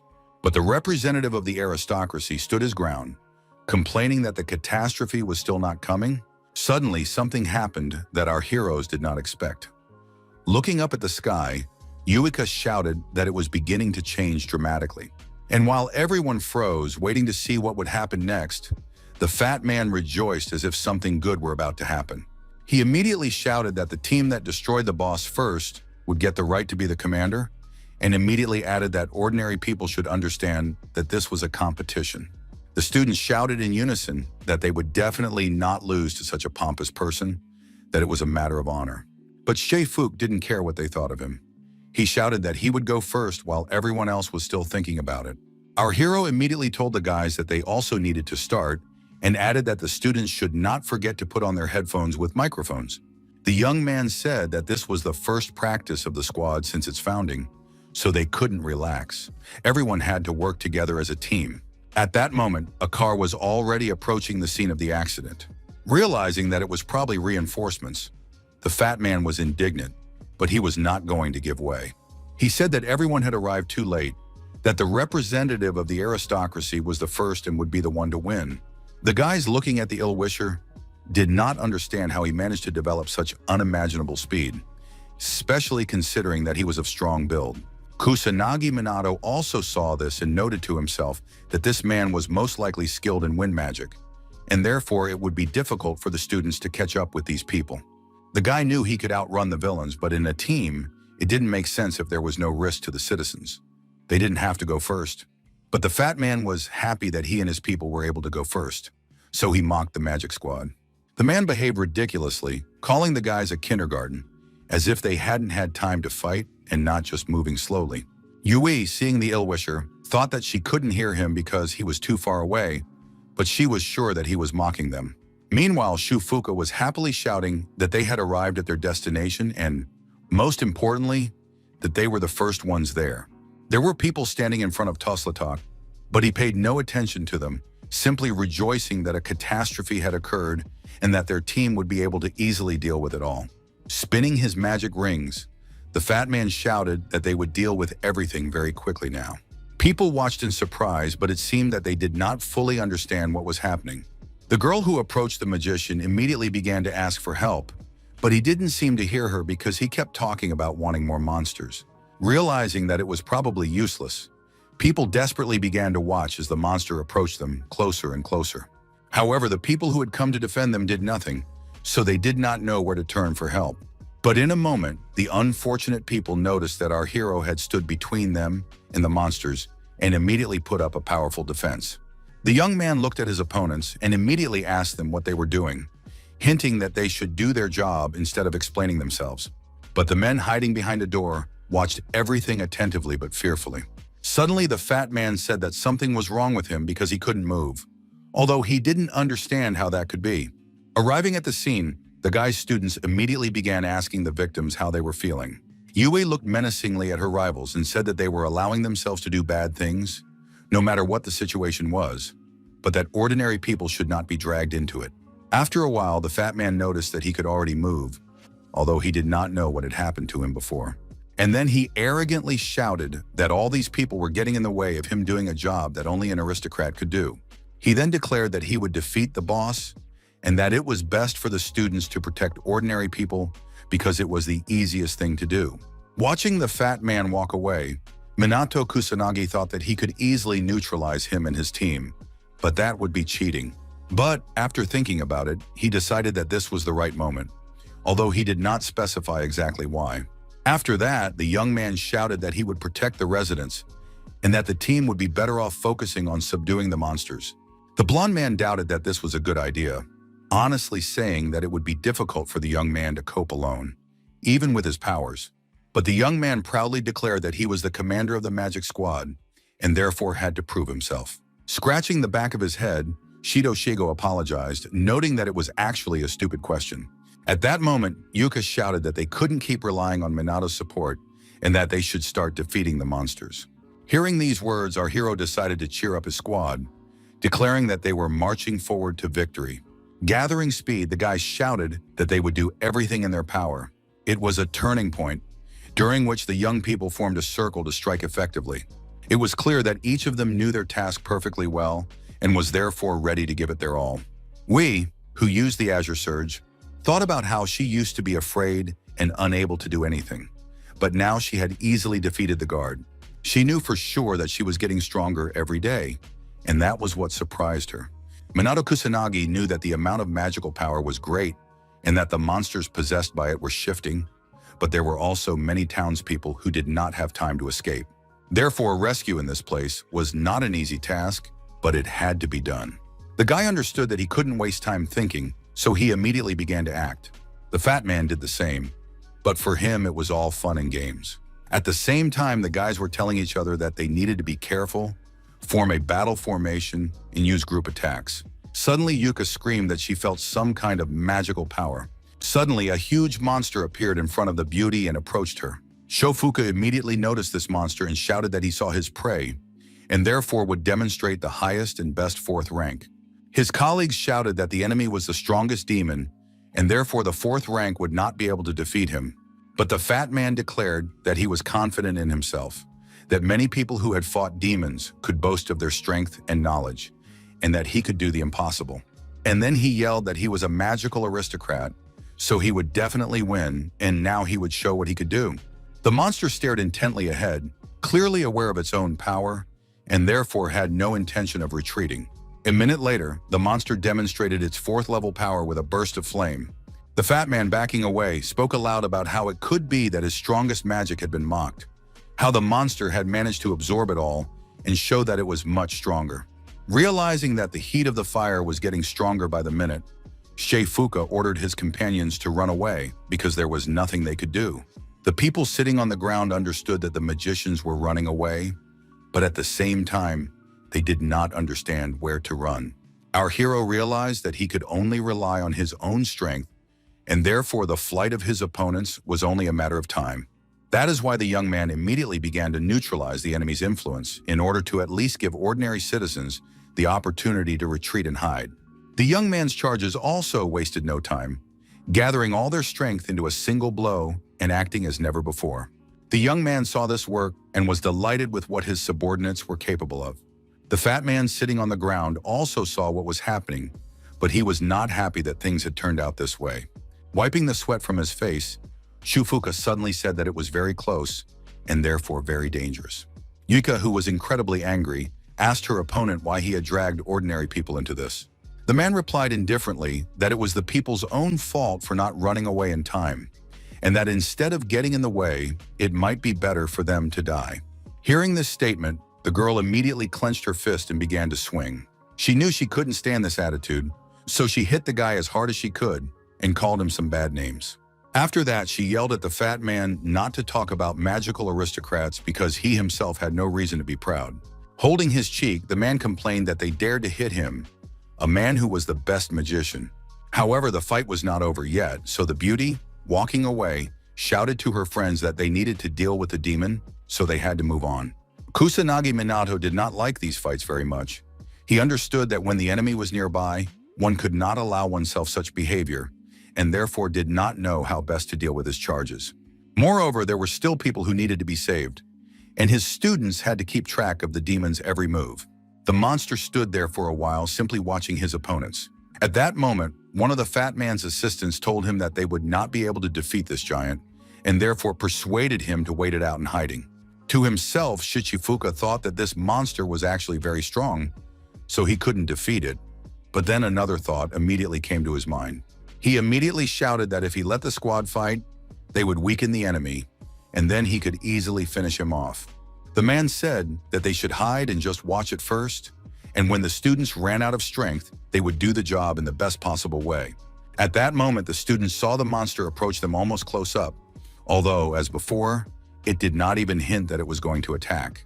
We understood that this monster was powerful, and therefore she doubted whether they could defeat it, although she immediately told herself that they simply had to do it. Raising his hand, Katsuragi Ruji declared that the one who takes the first step toward victory will win. And in a moment, everyone gathered began to activate their abilities to start the fight. For a moment, the young man thought they had succeeded, so he loosened his grip. However, when the dust settled, the guys saw that the monster was still glaring at them viciously. The sisters also realized that their attack had no effect, but they knew that something special was needed to defeat this giant of the 5th rank. The monster saw that the kids had become less active, so it began to demonstrate its abilities again. Realizing that the fire was so powerful that it could burn them, Yuka immediately ordered everyone to leave immediately. The girl thought wistfully that this monster had become much stronger than a moment ago, twice as strong as her magic. The difference in real strength was too great. If they didn't come up with something, they wouldn't be able to win. The blonde man standing nearby signaled to the beauty, pointing to the earpiece from which the young man's voice was coming, saying that he wanted to give her some advice. He immediately added that they urgently needed to join forces. You didn't understand what the mentor meant by this, so she tried to convince him that they were already working together. But Minato Kusanagi continued to insist that it was important to join forces in the literal sense. The girl couldn't understand anything, but the mentor said that the rest was up to the guys to figure out for themselves. A moment later, the beauty turned around because something had frightened her greatly. She realized that the fire was closing in on her, which meant she had to retreat even further. Keeping her composure, Ruka shouted that they needed to think carefully about what Kusagani had said, as his words were surely very important. Her younger sister thought to herself that she had believed this guy even when everyone else thought he was useless, and therefore the young man surely knew what he meant. Another thing was that it was difficult for his team members to put all the pieces of the puzzle together. But a minute later, the girl said that the demon's magic was strong, but it took him a long time to read the spell, so maybe they should deal with the monsters first while avoiding the demon's magic. After that, she told the blonde guy and his squad to attack from the east, and they would take care of the western part. When it was their turn to attack, she would let them know. There was no time to waste because the boss, as before, was showing everyone what he was capable of. Once they were ready, Yuka immediately commanded that they begin the attack. A moment later, she shouted that everyone should take cover because they were under attack. It was clear that the student was carefully watching not only her own actions, but also those of her colleagues. The mentor who was helping the wounded saw what was happening with the students and was struck by the fact that this girl had taken on the role of commander, so he decided that she was probably the best person for the job. Leaning over, Yuka realized that their ranks and magic were not enough to defeat this demon, but somehow they could do it. But she didn't lose her composure. She stopped and tried to remember the words of her acquaintance, knowing that she would find something useful in them. For a moment, it seemed to the girl that she had simply misunderstood the young man. And then she decided that she wasn't sure that what she wanted to do would work. But in this situation, common sense was already out of the question. She had to take a risk, so Yui immediately turned to the guys and asked them to lend her their strength for a while. The fat guy, who was watching everything from his hiding place, couldn't hear what they were talking about, but he was very curious. For a moment, the guys grouped together and looked intently ahead. The guys didn't know if they would succeed in what they wanted to do, but they understood that they had no choice anyway, so they just had to act.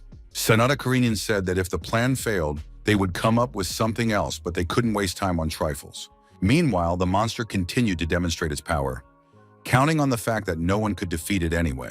Our heroes saw everything around them burning, but at that moment they were focused on something else. Suddenly, the fat man and his assistants were blown away by a strong wind. They cursed, saying that this crazy group was doing something wrong. that they were doing something that could kill everyone.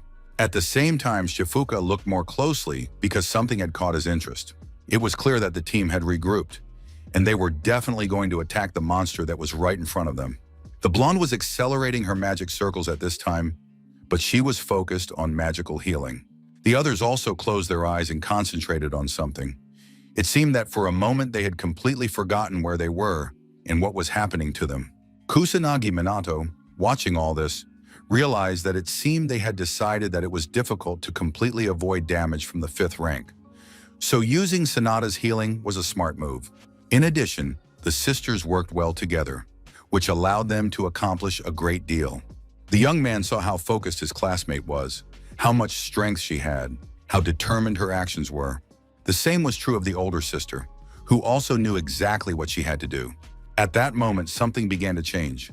Now there was so much power that it could be felt everywhere. Our hero knew that individually people's power was weak, and since that was the case, they simply needed to unite. This is the greatness of magic, something that so few people know about. This pressure greatly confused the monster, which was literally drowning in water, realizing that it could not resist such energy. The blonde man standing aside said he couldn't believe that the girls were using the 6th rank together. The young people expected that the demon would not be able to withstand the pressure, but somehow it managed to do so. At that moment, the fat man shouted, rejoicing that he had a chance to defeat the boss. However, Shifuka suddenly began to complain that for some reason he felt completely powerless. The man didn't know what was happening to him, but he suspected what the reason might be. Our hero, who was standing nearby, began to address the fat man. But suddenly the guy said that the monster had stopped moving for some reason, saying that he was on the verge of death. After that, the bright sun shone in the sky, and our heroes rejoiced that they had managed to stop the catastrophe and defeat the boss. Realizing that the girl was struggling to stay on her feet, Katsuragi Ryuji immediately ran up to them and asked if they were all right. Lying on the ground, the beauties said at the same time that they had run out of strength and therefore could not move. Holding hands, the sisters noted that they had accomplished something incredible together, and therefore it was their shared victory. Later, sitting in the police station, Minato Kusagani sincerely praised everyone, saying that the whole team had done a great job and that the disaster had been successfully averted. A minute later, he added that the first outing had yielded significant results, which already spoke volumes. In addition, everyone surely felt how much their level had risen in such a short period of time, and in an even louder voice, our hero shouted that his charges had become stronger and more resilient. This was especially true for Yuka, who had made a real leap forward, which came as a real shock to her. The young man continued, saying that she had given the right instructions, and that thanks to her actions, everyone had seen the possibilities of magic in all its manifestations, which was very important, and then asked if she knew about it. The beauty proudly declared that she did not know this, but she was very pleased that she had been noticed and praised. The surprised young man asked his acquaintance about this again, and then asked how she had managed to do it. Yuka said that it was all thanks to the meaningful hints that allowed her to figure it out. The guy didn't say anything out loud, but he noted to himself that he was sitting in front of someone more valuable than he had previously thought. But after a moment, he told everyone present that no matter what, winning at the last moment was simply wonderful. And then he noted that the sisters had succeeded thanks to their compatibility, and that was really gratifying. Suddenly, our hero looked closely at his watch and said that it was time. A minute later, the young man picked up the remote control to turn on the TV. At that moment, a special meeting was being broadcast, during which it was announced that the reason for creating a special magic squad was to strengthen measures against the increase in the number of monsters and disasters. One of the journalists asked if it was true that the team leader was the student who had stopped the disaster at the academy. The blonde man, noting that he was the deputy commander, said he wanted to answer that question himself. The young man firmly explained that their commander was indeed a student and that there was no secret about it. Rumors immediately began to spread throughout the hall that this was unbelievable because an ordinary student could not be a leader. But the blonde man continued to explain that the young man possessed power greater than that of the magical aristocrats.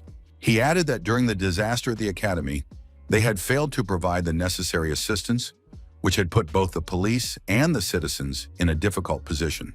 But thanks to this young man's actions, they managed to do the impossible. Shido Shigo stood his ground, saying that this student was the savior of their age, of which the deputy was certain, and therefore, apart from him, he would not entrust this position to anyone else. Our hero listened attentively to this impassioned speech, but decided that the blonde man had become so heated that he was going beyond the bounds of propriety, and this could cause them problems. Those present in the hall shouted that this was a controversial statement, that it was simply unthinkable to disregard the magical aristocracy by creating a squad of magicians. After that, a discussion began about how the best magicians should help people, but they pretended that they should not influence monsters or disasters in any way. As for the rescue squad, their goal was not to belittle the aristocracy, but to help all people, to help by destroying monsters, and to do so quickly. Suddenly, Shido noticed that someone was stomping and shouting at the door. The fat man claimed that the current commander of the squad was an ordinary, untalented person, adding that he, a magical aristocrat, should be the commander of the squad. He shouted that ignoring him and not inviting him to the conference was pure rudeness, that one must understand that there are boundaries and they cannot be violated. The blonde man did not lose his composure. He immediately asked the fat man why he had come, since he had lost the battle and therefore they had nothing to talk about. Shifuka pretended that there had been no agreement, and therefore the police officer was confused. And while the young man was angry, the fat man said that it was best not to argue with magical aristocrats, but to be friends with them. At that moment, the girl asked a question, but the blonde man did not have time to answer because the aristocrat immediately interrupted the conversation. The journalist immediately stated that she had information that the man not only did not engage in rescuing citizens during the disaster, but also, thanks to him, they found themselves in the epicenter of the battle.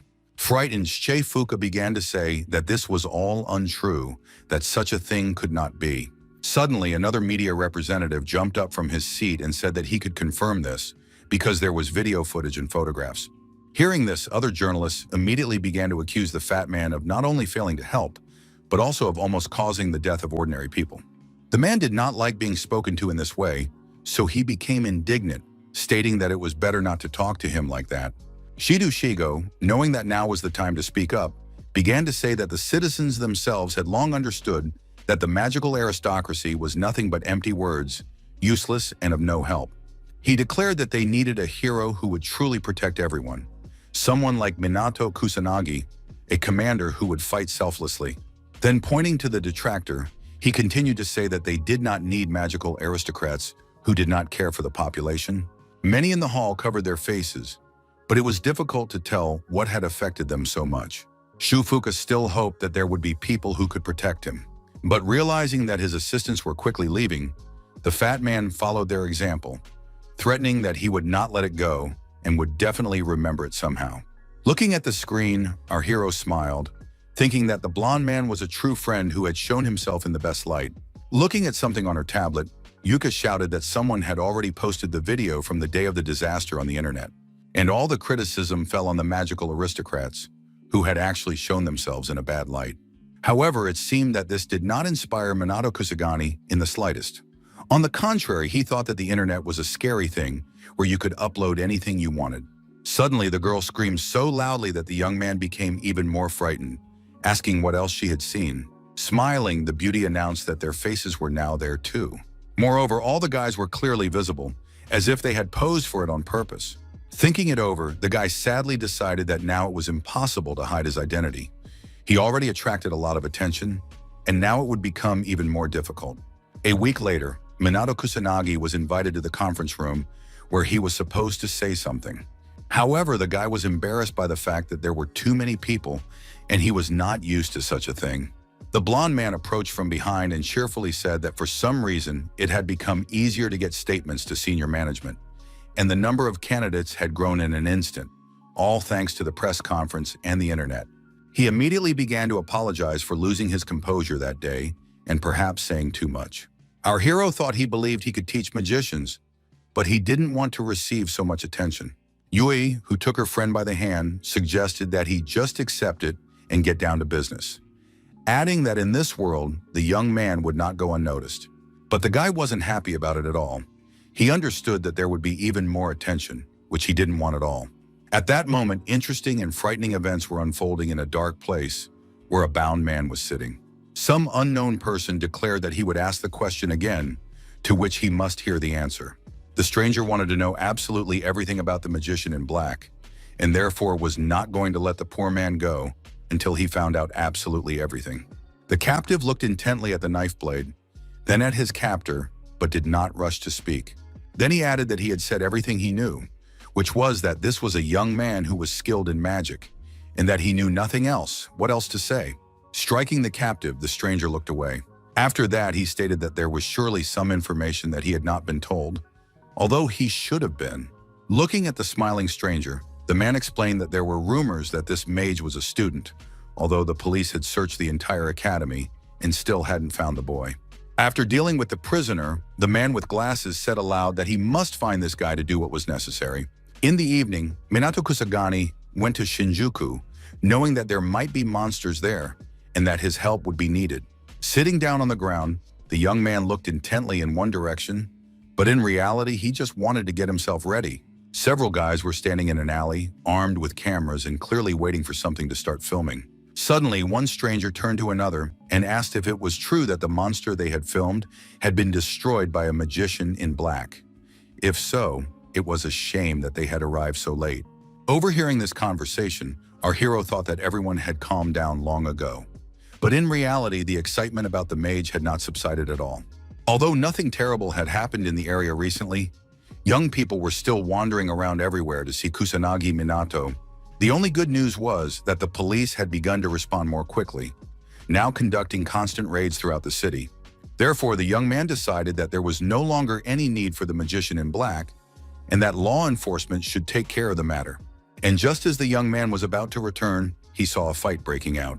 One of the ill-wishers was yelling at the guy, telling him to return 10 million, otherwise they would simply take him and sell him for his organs. The young man was nervous, saying that he had borrowed 200,000 and therefore did not understand what millions they were talking about. The ill-wishers, who were clearly magicians, declared that they would teach this man a lesson so that he would know what interest meant. However, in a moment, the villains realized that something was wrong. The bright light protected the unfortunate man, but at the same time it neutralized the bad guys. Realizing that this was his salvation, the unfortunate man immediately jumped up from his seat and ran away.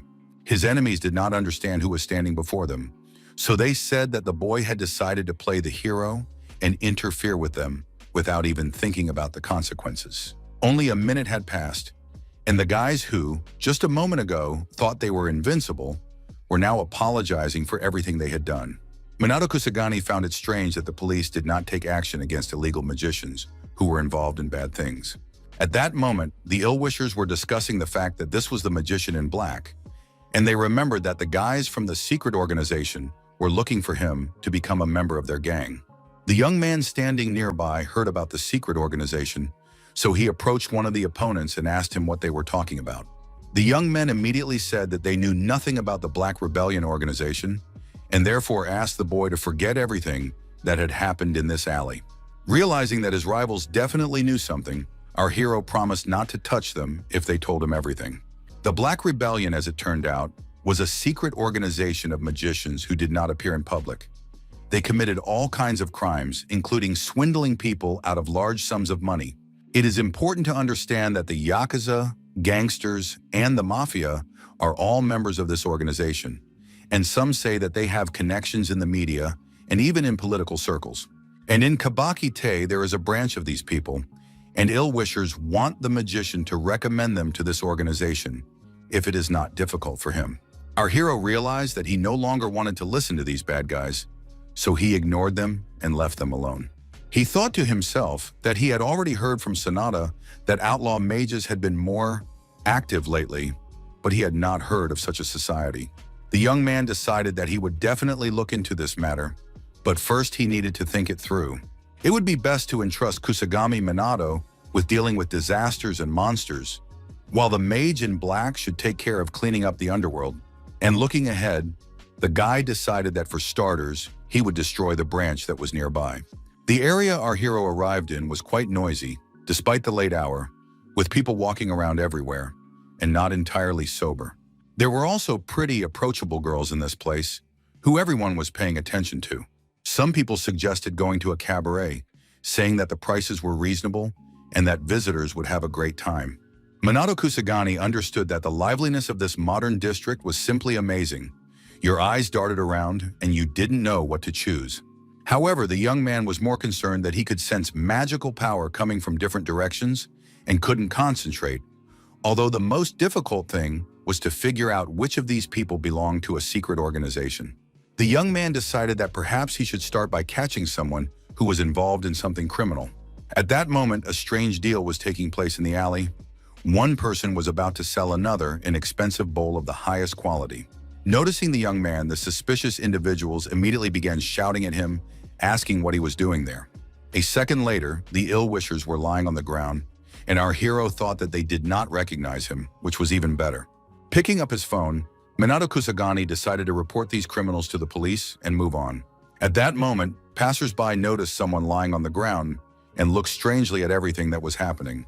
It was also unusual that there were several guns lying next to the criminals. Glancing around the place once more, the young man thought that it looked like something out of a Western movie. Getting up from the ground, one of the guys said that members of a secret organization had gathered in this bar, but he didn't know anything else about it. Walking down the street, our hero shouted after him that he hoped at least the information he had been given was true. At that moment, several people were sitting in the bar, engaged in animated conversation. There were others, but it seemed that they were all strangers to each other and therefore looked like ordinary guests. Suddenly, a woman sat down on a chair near the bar counter, saying nothing and asking for nothing. Instead, the bartender asked the young lady what she wanted. Putting money on the table, the guest immediately got down to business, saying that she wanted some information. The man put the money in his pocket and asked what she wanted to know. Hearing the visitor ask about the location of the Black Rebellion team's hideout, the man looked at the visitor intently and calmly stated that she wanted to ask something completely different. The girl looked intently at the bartender, not understanding what he was hinting at.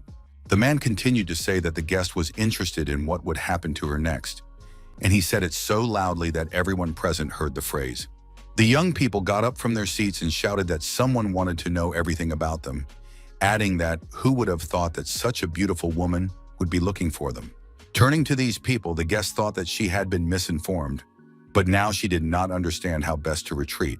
Using magic, the villains shouted that they couldn't kill this woman. They had to take her alive to find out why she had decided to look for them. The stranger realized that she also needed to act, so she immediately began to defend herself, striking back at the same time. Looking at the door, the guest realized that it was only a few meters away, so she had to run as fast as she could. Suddenly, the woman felt heat and realized that her opponents had figured out her plan and attacked her. A minute later, the unfortunate woman was lying on the floor, realizing that her plan had failed.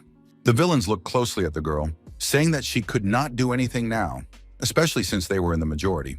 The beauty silently asked for forgiveness from a certain K, thinking that as the guy's sister, she had failed. A moment later, one of the opponent's hands hovered over the woman's head, who had no idea what was about to happen to her. But suddenly the door to the bar opened and Minato Kusagani appeared in the doorway, watching everything that was happening inside closely. The villains immediately froze in place, trying to figure out who had come to visit them, but they didn't know what this boy was doing here. The young man didn't care who thought what about him, so he simply walked across the room and approached the bartender. The boy asked calmly if it was true that members of a secret organization of magicians were in this place. Suddenly, a man appeared behind Kusanagi Minato and said that the boy had made a mistake by coming here so boldly and talking about such things. Trying to grab the boy by the shoulder, the ill-wisher said that he should have stayed at home with his mother instead of wandering around bars at night. But in a split second, our hero reacted lightning fast and punched the villain in the nose. Realizing that he couldn't stop there, the young man sent him flying to the other end of the room. After hitting the wall, the unfortunate man began to mutter something under his breath, hoping that his friends would stand up for him. Everyone in the room watched in amazement at what had happened, none of them able to say a word. The girl couldn't believe that the young man had pushed his opponent away so easily, realizing that an ordinary person would not have been able to do such a thing, and therefore it was difficult to understand who was hiding behind this mask and what kind of power this boy possessed. Kusanagi Minato was not going to waste any time, so he proudly declared that he had been given false information, as it turned out that only minor magicians were gathered in this place. He immediately added that it seemed that the scum attacking the girl were the Black Rebellion team, if it was indeed them. Our hero knew he wouldn't say anything else because he wanted to see how these people would react. The guys who were using magic shouted that they would easily kill this boy who dared to be rude to them. Kusanagi Minato, realizing what was about to happen, immediately jumped onto the bar counter, which fell on the bartender under the force and pressure. The stranger was sure that no matter how strong the guy was, in a closed space, numbers decide everything, because the young man would not even be able to use high ranks, and in general would be able to use magic only to a limited extent. Therefore, there was no chance of victory, so she needed to shout at the teenager to leave, which the beauty did. But it seemed that our hero did not hear her, because he was completely absorbed in the moment and did what he had to do. The young man paused for a moment, but only to think through his next move. After that, the guy started running around the bar as if he were being chased. Although he knew that the reason for this behavior was to confuse his enemies, who did not expect anything like this. This was true as the guy immediately found himself next to one of his detractors and immediately struck him. Only a couple of seconds passed, and Kusanagi Minato was already standing next to the second villain.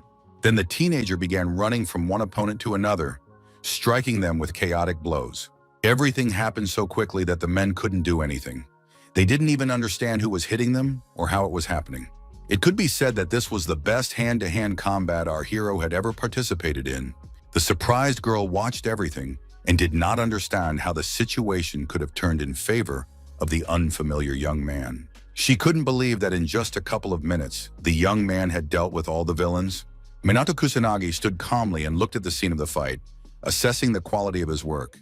At that moment, the stranger thought that everything had happened so quickly that she hadn't had time to see anything clearly, so she wanted to know what kind of magic it was. One of the villains, sitting on the ground, looked at our hero and asked who he was. The guy calmly replied that he was a mage in black, the man who would destroy the Black Rebellion. Falling to the ground, the enemy did not believe that such a thing was possible and that the one they were looking for was standing before them. Suddenly, Minato Kusanagi turned around and walked toward where the stranger was sitting. She was still unable to believe her eyes that this boy had defeated everyone in the blink of an eye, which meant that this man was a high-class mage, or most likely a legendary mage. The boy understood that the beauty was frightened, so he looked at her silently for a while. The stranger kept thinking that the person standing in front of her was just a young man, most likely a student. The young man did not know what was wrong with this girl, so he asked how she was feeling, hearing that the enemies had not managed to harm her. However, a moment later, our hero turned around and headed somewhere. Leaning on what was left of the bar counter, Minato Kusagani told the bartender to immediately tell him everything he knew about the organization of magicians. Covering his head with his hands, the man cried out that he couldn't do that if he even thought about it, they would kill him on the spot. Suddenly, the guy hit the bar so hard that the bartender covered his head with his hands even more, realizing that this kid wasn't joking. Approaching as close as possible to this man, our hero looked at him contemptuously and declared that he was not one to repeat himself twice, so it would be better to tell him everything he knew.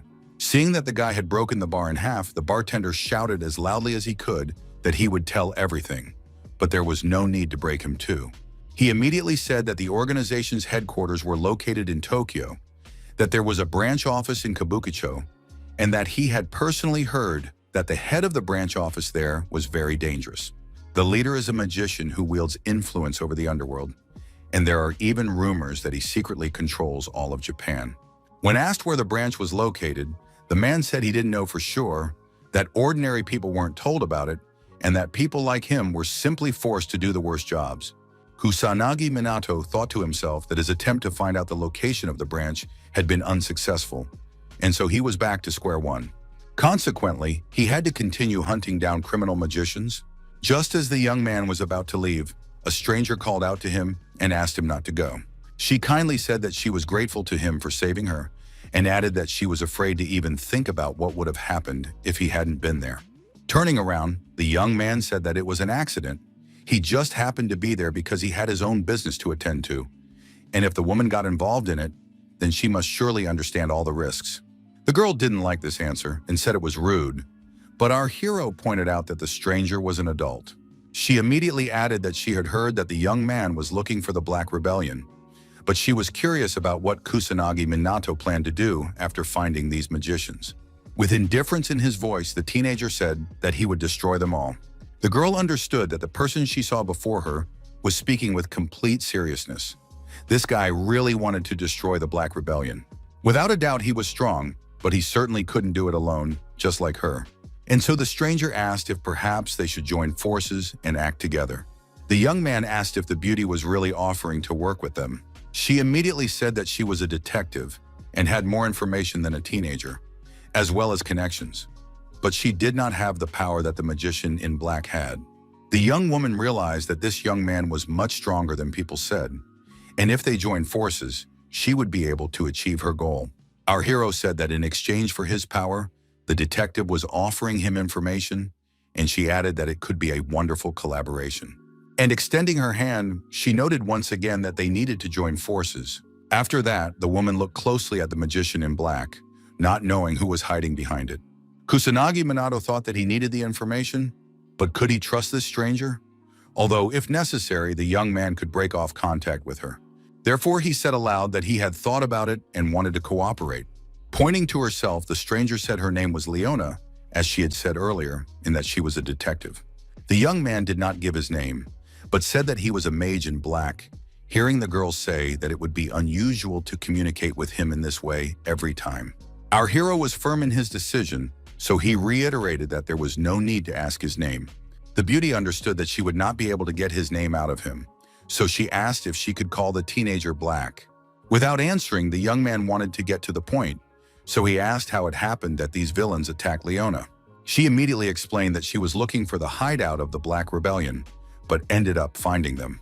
The young man immediately said that it was rash, but the beauty noted that she did not want to hear such rudeness, although the teenager immediately added that he could protect himself. Embarrassed, the detective admitted that she had no other choice. It was a necessary measure. The girl said that recently in Kabukite, outlaw magicians have been operating wherever they please, and the police don't have time to keep track of disasters, let alone these people. Hearing about the disasters and monsters, the boy remembered that he had already heard all this information from his police acquaintance. While the girl was telling him everything, the teenager noticed how much her hand was shaking, so she grabbed it with her other hand. The young man had no intention of hiding this, so he said that there were probably other circumstances involved. For a moment, Leona fell silent and looked intently in front of her, seemingly unsure of how to start a new round of conversation. After gathering her thoughts, the girl explained that her younger brother had been attacked by outlaw mages. The detective added that their parents had passed away several years ago, so she had taken on the responsibility of raising her brother. To provide for them, she worked tirelessly. Of course, it was difficult for the little boy because his older sister was always working, but he never complained. One day, while the girl was at work, robbers broke into their house and her brother witnessed the crime. The boy came out of hiding at the wrong moment, and the villains saw him and used magic against him. The child was terrified. He saw the flames catching up with him, but despite this, he ran away. After that, Leona's expression changed dramatically, but nothing could be read in her eyes.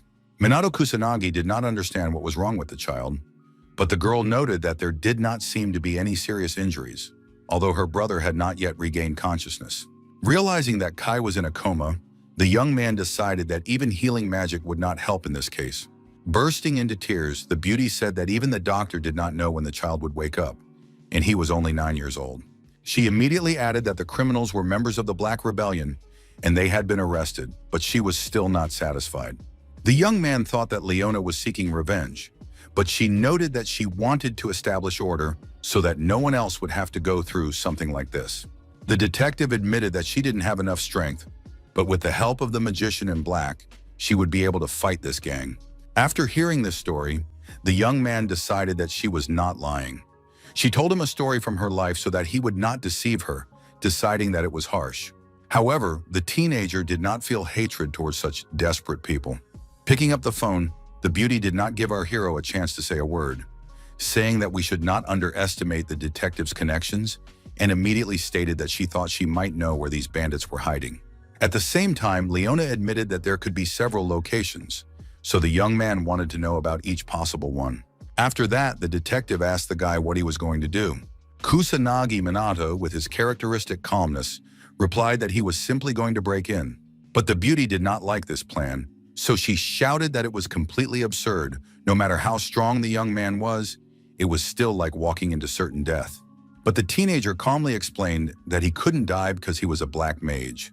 The girl did not want to argue. She only said that in that case, she was going to go with him. Our hero didn't like this idea. He understood that something could happen to the detective, but she calmly replied that if that happened, the child would receive insurance money for her. A minute later, strange images from his past appeared before the young man's eyes. So the young man fell silent and stared intently at one point. And suddenly he declared that money was not comparable in value to family, and therefore the girl should remember that she could not say that she was satisfied with the option of death. But she cried out again that a powerful person like a magician could not understand the feelings of weak people like her. Even if you live decently, you find yourself harassed by groups of scum who beat you up, and you can't fight back.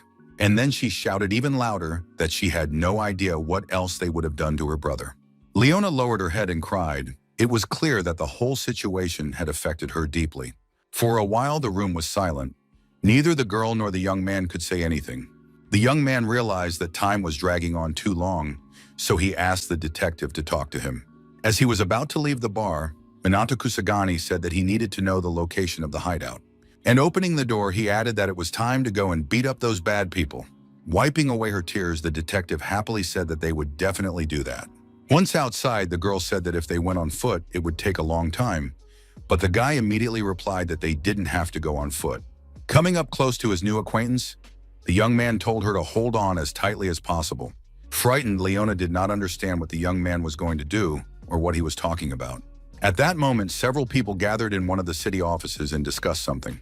One of the men, looking into the distance, said that something strange was happening there and recommended that the others take a look too. But they didn't have time to do so because at that very moment, Kusagi Minato and the detective broke through the glass and flew into the room. One of the strangers rushed to his companion, who was lying on the ground after being struck by the uninvited guests. Our hero wasn't going to bother figuring it out. He asked directly if it was true that they had arrived at the Black Rebellion's hideout. Coming to her senses after the high-speed flight, Leona muttered to herself that she thought she was going to die. Pointing their guns at the young people, the villains asked who they were and added that surely they knew where they had invaded. Looking at these people, the young man thought that the Yakuza hadn't changed at all since his lifetime. Suddenly, another man, who was most likely the leader, approached the young man and asked him again who he was. The young man had no intention of hiding his identity, so he calmly replied that he was a magician in black. At that moment, the man started yelling at someone, but it was difficult to understand who it was. Kusanagi Minato reacted quickly, telling his friend not to even think about leaving his side. But in the next minute, one of the villains was already swinging some kind of hammer to hurt the guy. The teenager watched all this while the girl closed her eyes, realizing that the young man was about to be hit. However, the villain suddenly stopped, not understanding what had happened. The other ill-wishers knew that there was no time to waste, so they immediately decided that it would be best to start shooting. But the bullets had no effect, because our hero had equipped himself with automatic protection that could even conceal the sound. Realizing that there was nothing they could do, the villains shouted that he was a real monster that no bullets could kill. However, the young man was not going to do anything. He just stood there and watched closely the man who was right in front of him. A minute later, Minato Kusanagi addressed this man, stating that he already understood that he was the leader, but immediately asked if their group was in any way connected to the Black Rebellion. The man remained silent, but his face showed clear dissatisfaction, and it was obvious that he knew something. For a moment, the man bowed his head, after which our hero noticed a slight tremor in his body. Suddenly, the leader shouted that the boy despised the Yakuza for some reason, and therefore would definitely not leave their office alive. After that, all of the boss's assistants again pointed their weapons at Kusanagi Minato, who, as before, stood motionless. And while the boy lamented that they couldn't hear them, Leona tried to say that they were dealing with the Yakuza, and therefore there was nothing strange about it, although she didn't understand how it was possible that the bullets were passing them by. The young man did not respond. He simply said that there were definitely no magicians among these people, and therefore all these guys had nothing to do with the uprising, and if that was the case, then they could be finished off. But the leader, hearing what the young man said, shouted loudly that this would only end his life. Kusanagi Minato had no intention of explaining himself to these villains. He simply decided to knock them all out with a single blow. And he succeeded, because in a moment the whole gang was flying towards the opposite wall. Our hero just watched the Yakuza closely, although he was in no hurry to leave. The girl didn't know what their next plan was, so she asked if that was all. The guy firmly stated that this time they were wrong, and since that was the case, it was time to move on. Watching her companion, Leona thought about how strong this teenager was, but she didn't understand what else this young man could do. Perhaps his strength was enough to destroy the Black Rebellion even on his own. But the beauty did not have time to think about anything else, because our hero quickly picked her up in his arms. Looking at Kusanagi Minato in surprise, she asked if they were going to fly again. But instead, the guy decisively climbed out of the window and headed down, which came as a real surprise to the frightened girl. Not much time passed before the guys found themselves in some kind of office, which they entered in a similar manner. This time, everything was much easier because the people who were there immediately fell to their knees and began bowing to the teenager. Despite this, the boy asked why they had encountered even a small amount of resistance here. Were the Yakuza really that stupid? Standing on the street, the girl said that they had no brains at all, so no one would listen to the young man. She immediately added that she would like the boy to start using the door to enter, not the window, because that way they were simply committing a raid, and she could no longer stand being at such a height. But Minato Kusagani thoughtfully said that he thought that was exactly how you should deal with gangs like that. However, this time the young man decided to listen, and therefore declared that next time they would use a frontal attack. After some time had passed, the young man and his acquaintance were already knocking on one of the doors, where the guard was not happy to see them. But Minato Kusanagi was not going to stop there, honestly saying that he wanted to know about the Black Uprising. But after these words, the man slammed the door shut, shouting that this was the first time he had heard of such a thing. The girl covered her face with one hand, realizing that communicating with this guard was much more difficult than with everyone they had met before. But our hero was not going to give up. So with one powerful movement, he kicked the door open and found himself inside. While the guard was indignant, another immediately asked which group the guys were from. The guy wasn't going to explain himself. He just said that he had come here to learn more about the Black Uprising. The teenager wanted to say something else, but the guard immediately ordered the people inside to start beating the kid. Once again, Minato Kusagani spoke, calmly asking them to just listen to him. However, in a moment, the teenager realized that words alone would not achieve anything, so he struck the man. The other two, watching what had happened, tried in amazement to understand how such a thing could have happened. Lifting his head, our hero noticed that someone had approached him and decided that it was the clan leader. The middle-aged man said his name was Ushiro and asked why the boy had come to them. Without a shadow of a doubt, our hero said that their group must be somehow connected with the Black Uprising. At that moment, one of the guards standing behind him ordered the young man not to ask such provocative questions. However, the enraged leader turned to his subordinate and shouted at him to shut up until he was told to speak. The man tried to argue, but Ushiro rightly recognized that there was no point in using force, because all the men were much weaker than the young man. He immediately added that, in response to the previous question, they do not associate with scum like the members of that gang. The slogan of their organization is humanity and justice. That was enough for the young man, but he still wanted to know where the enemy's hideout was, so he asked that question as well. Seeing that tea had been brought in, Ushiro said he would answer, but after that, the uninvited guests would have to leave. Sitting at the table, our hero realized that the situation had turned out to be very interesting. After a short pause, the leader repeated his name, and then the young man noted that he was a magician in black, or he could simply be called Black. He did not forget to mention his name and Leon's. Unfolding the map, the man began to say that, as far as he knew, the refuge was located in the western part of the city, but he did not know how reliable this information was at the time of their conversation, and he knew nothing more. The young man thought for a moment. He remembered that the detective had also pointed to this place as one of the possibilities, so if they searched thoroughly, they would eventually get there anyway. The young man had not previously realized that this girl was actually capable and could do many things. Hearing the answer, Minato Kusagani asked if it was true that the two organizations were similar, but the leader explained that they were opposites, their activities diametrically opposed. The young man said that he and the girl were also decent people, but Oshiro, closing his eyes, honestly noted that he would not call those who broke into the Yakuza office decent people. The man explained that they also had their own principles, and therefore should not be compared to the gangsters who roamed the streets of the city. Our hero said nothing aloud, but thought to himself that surely there were decent people even among the Yakuza. But the teenager didn't want to get involved, so as he left, He said that they had heard everything they needed to hear and, as promised, were leaving. Ushiro didn't understand these guys, so he asked if they were going to cross paths with their enemies, and immediately added that there were rumors that they had connections with influential people in the country. But the guy noted that they did not expect it to be easy. And after that, he added that he had faced opponents of this level before. A moment later, the young people were in the air, preparing to descend in the same way as before.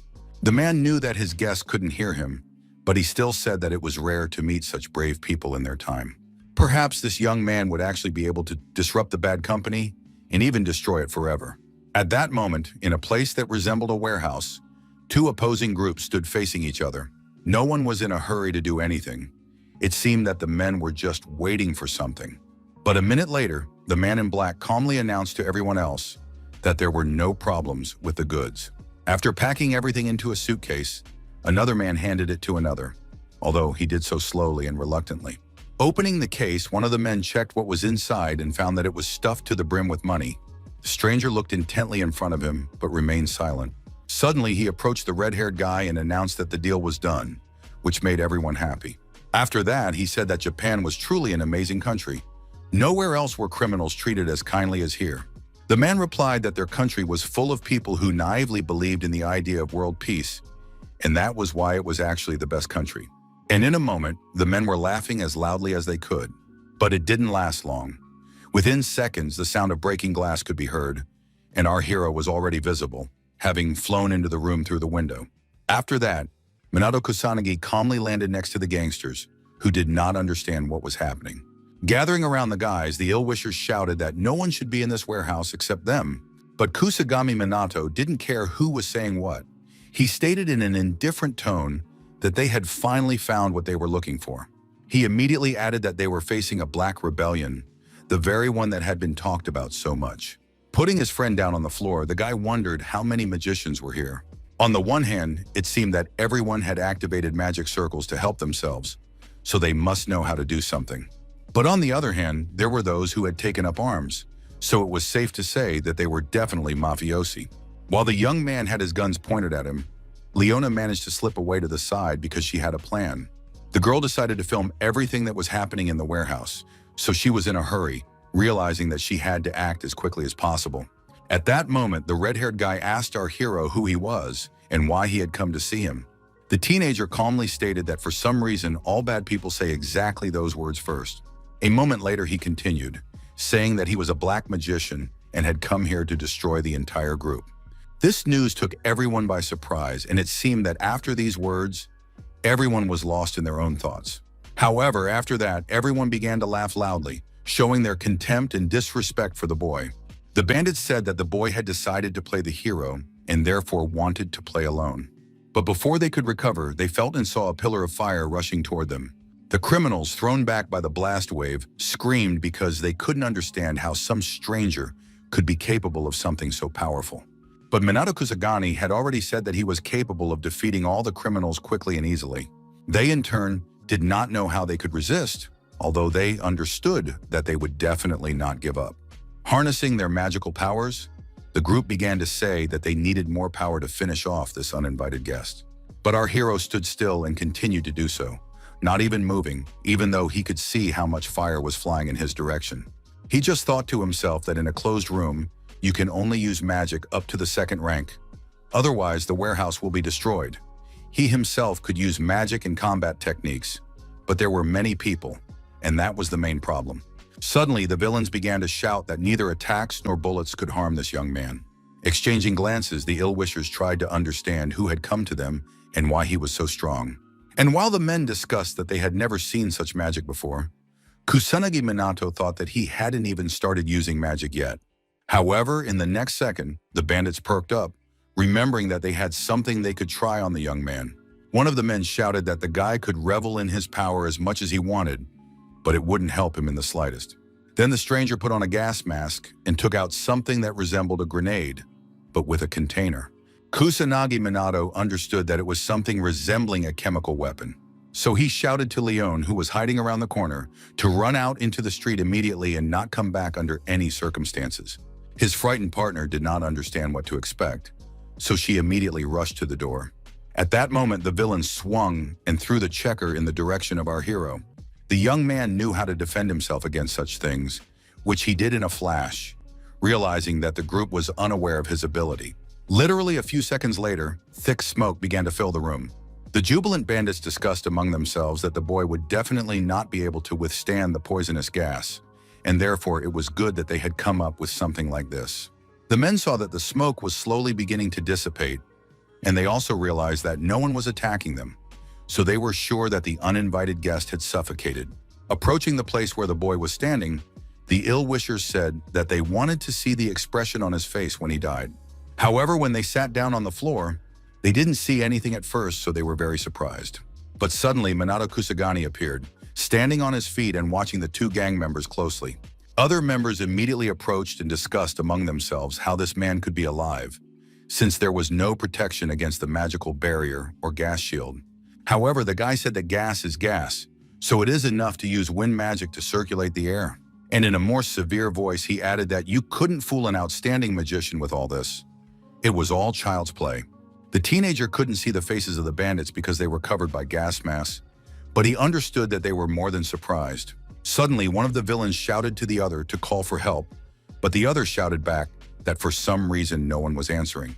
Smiling, our hero said calmly that it was understandable that no one was answering. The reason was that something unusual had also happened in the other shelters. This happened after he visited them, so there was no point in waiting for someone to come and do something. He immediately added that the only ones left alive were those standing in front of him, those who were going to harm him. The young man had no intention of wasting his time on villains, so he asked them if they were ready. Only a minute had passed and Kusanagi Minato had already dealt with everyone, which was not particularly difficult for him.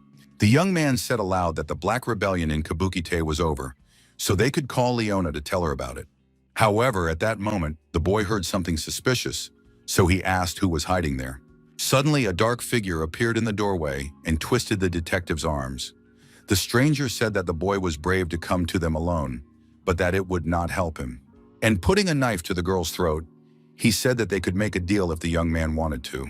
Smiling wickedly, the man declared that he was the famous magician in black, whoever he was. At that moment, the boy thought that the distance was quite large, and using combined magic would not be enough. Although if the moment was right, everything could work out as it should. In addition, Minato Kusanagi wanted to know if he could knock the knife out of the bandit's hands with his first rank. Realizing that the game had begun, the ill-wisher said that he did not advise doing anything stupid because the girl could accidentally die. The teenager thought to himself that this man could somehow see his magical power, which was strange to him, since the first person he had taught this to was Yuika, and he hadn't even thought about it since. The young man understood that he was facing a villain whose magical power was at 40,000, although it was not certain that he was not hiding it, because if he could read energy, he could do other things as well. With sadness in her voice, Leona apologized to our hero, saying that she had been wrong not to listen to the young man and had gone with him. But the young man declared that he did not want to hear about it, because he would save her by any means necessary. Suddenly, the villain shouted again, saying that he felt as if the uninvited guest was deliberately ignoring him, even though he did not understand the situation they were both in. He immediately added that he was in charge, and therefore everyone had to play by his rules. Otherwise, someone would die. The young man did not want to anger the bandit, so he replied calmly that he understood everything and would not do anything unnecessary. The gangster immediately changed his anger to kindness and said that he liked this way of communicating much better. After that, the man said that he was late with his introduction, but the teenager should know that his name was Kaga Shuji and that he was the boss in this department. He immediately added that their boss had ordered them to find out who was really hiding behind this mask, but that this information alone would not be enough. It was very important that the young man also join their squad. Moreover, he continued to interrogate people who had any connection to the magician and finally got the information he needed. A moment later, the villain fell silent and looked intently at the young man standing right in front of him. Then he screamed, realizing that the magician in black was not only not planning to join them, but wanted to destroy their life's work. At that moment, the girl felt the blade slightly wound her, so she closed her eyes, not knowing what to expect next. But Kusagami Minato did nothing and said nothing. It was clear that he was waiting for something. However, suddenly the villain immediately asked for forgiveness, although it looked like his usual mockery. He immediately said that he had lost control of himself, which was unacceptable because the death of the hostage would render their conversation meaningless. Then, with anger in his voice, he said that they had to admit that blood was still wonderful. The guys understood that this man was clearly not himself, and it wasn't because he was a bandit, but because he was insane. Returning to our heroes, Kagashuji stated that he wanted to announce the terms of the deal, which he had completely forgotten about. The man said that he would torture our hero in the near future, and it would all end with the boy's death. Of course, the teenager could refuse and run away, but in that case, he would quickly deal with Leona. After that, he shouted that he was giving the magician in black a choice, but it was unclear whose life was more important and precious to him. The young man remained calm and said that he would accept torture, but it was clear that Kagashuji was confused, perhaps because he had expected to hear something completely different. Then he suddenly shouted that the young man was strong in spirit, since he had decided to sacrifice himself, and therefore one could only envy him. The young man thought to himself that no attack would work on him, and the same applied to torture, so he was not afraid of anything. The villain continued to say that it was best for the young man to keep his colossal magical power under control, but that he should know that if he used his magical barrier, it would be pointless. Hearing this, the girl thought with horror that this was the very barrier that allowed her acquaintance to so easily dodge blows. The young man was upset to hear this. He realized that this ill-wisher must have been watching his recent fight closely, and that was why he had failed. For a while, our hero stood still, realizing that he needed to come up with a plan. Finally, the teenager asked in a decisive tone if the villain was satisfied now. Realizing that he had to test everything, Kagashuji suddenly launched an attack, knowing that he needed results. Kusanagi Minato immediately fell to the ground because he had not actually put up any defense for himself. The enemy continued to shout that no one was going anywhere. Everyone had to stay where they were. The young man saw the blows coming at him, but he couldn't or didn't want to resist them. Leon didn't like any of this, so she asked Kagashuji to stop as soon as possible, but he didn't listen to her. After a short time, our hero finally fell to the ground because he was weak without protection. The girl didn't know how she could help, so she simply turned to her acquaintance. The detective thought to herself that it was all her fault, even though she had found the determination to destroy these people at the cost of her own life. Meanwhile, the man shouted that he was very sorry, although it was time to move on to the logical conclusion, and added that he thanked the young man for the wonderful time they had had. The detective knew that she owed the magician in black who had saved her, and therefore understood that she had to act to save him now. But the reason was not only that, but also that the young man was her real hope. Suddenly, the villain pushed away the girl who was about to grab his gun. After that, he said that if Leona hadn't been there, the kid wouldn't have lost. And because of a small fish who didn't understand his place, such an amazing person as Minato Kusanagi would die. The man shouted that after he dealt with the boy, he would kill the detective too, because he didn't need her. But at the moment when the ill-wisher swung his knife, the young man somehow managed to rush towards him at lightning speed. Our hero acted so quickly that he immediately delivered a crushing blow to Kagashuji, which the latter certainly did not expect. The young man's strength was incredible, and his opponent flew as far as the room would allow.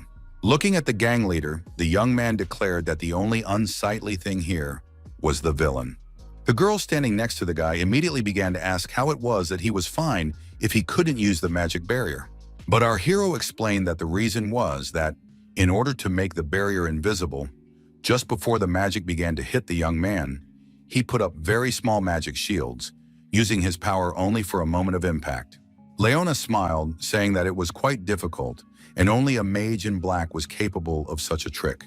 Reassuring the girl, Kusagami Minato said that everything would be fine now, so she could relax. Sitting on the floor and crying, the detective said that this time they had really gotten away with it.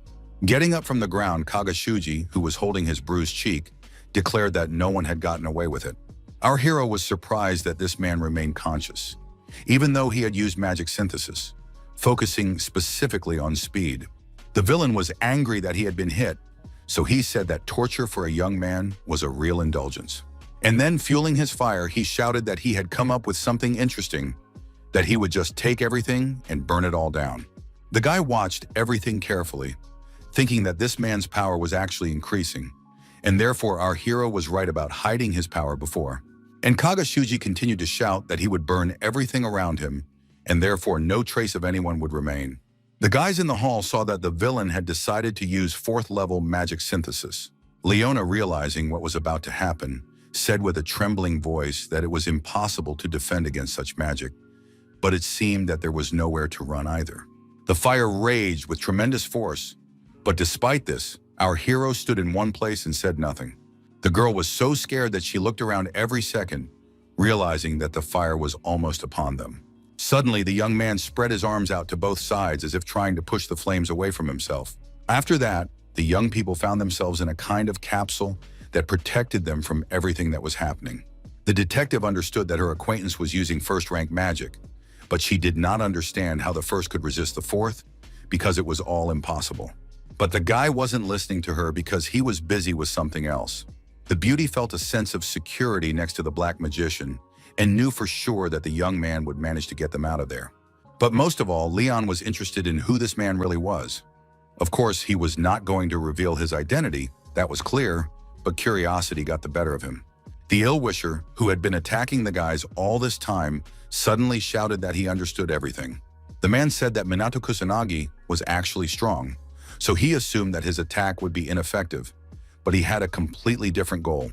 The guy didn't listen to the villain, but listened to his companion, who said that there were no signs that the bandit's magic was weakening, although the released stream of magic should weaken sooner or later. The young man immediately explained that it was continuous magic, although Leona had no idea what he was talking about. The teenager explained that it was impossible to use several types of magic at the same time, and that its effect would disappear after a while, but it could be maintained if it was reactivated at the moment of interruption. Flying with wind magic works the same way. If you don't do this, you won't be able to fly. After these words, the girl cried out loudly, saying that now was not the most appropriate time for lectures. The beauty was worried that their barrier would soon disappear, but looking up, she began to doubt it. Kusanagi Minato calmly noted that the barrier would not disappear anywhere because he also used continuous magic. By the time the guy explained this to his friend, the villain also realized that his opponent was using a similar type of magic. Leona shouted at the villain that his magic would not work against them and suggested that he simply surrender. Bowing his head, the man was frightened for a moment, but he was not going to give himself away. So he suddenly raised his head again and proudly declared that he would not do so, because he knew perfectly well what he was capable of. The beauty understood that this expression on his face did not bode well, and therefore it was better not to communicate with this person anymore.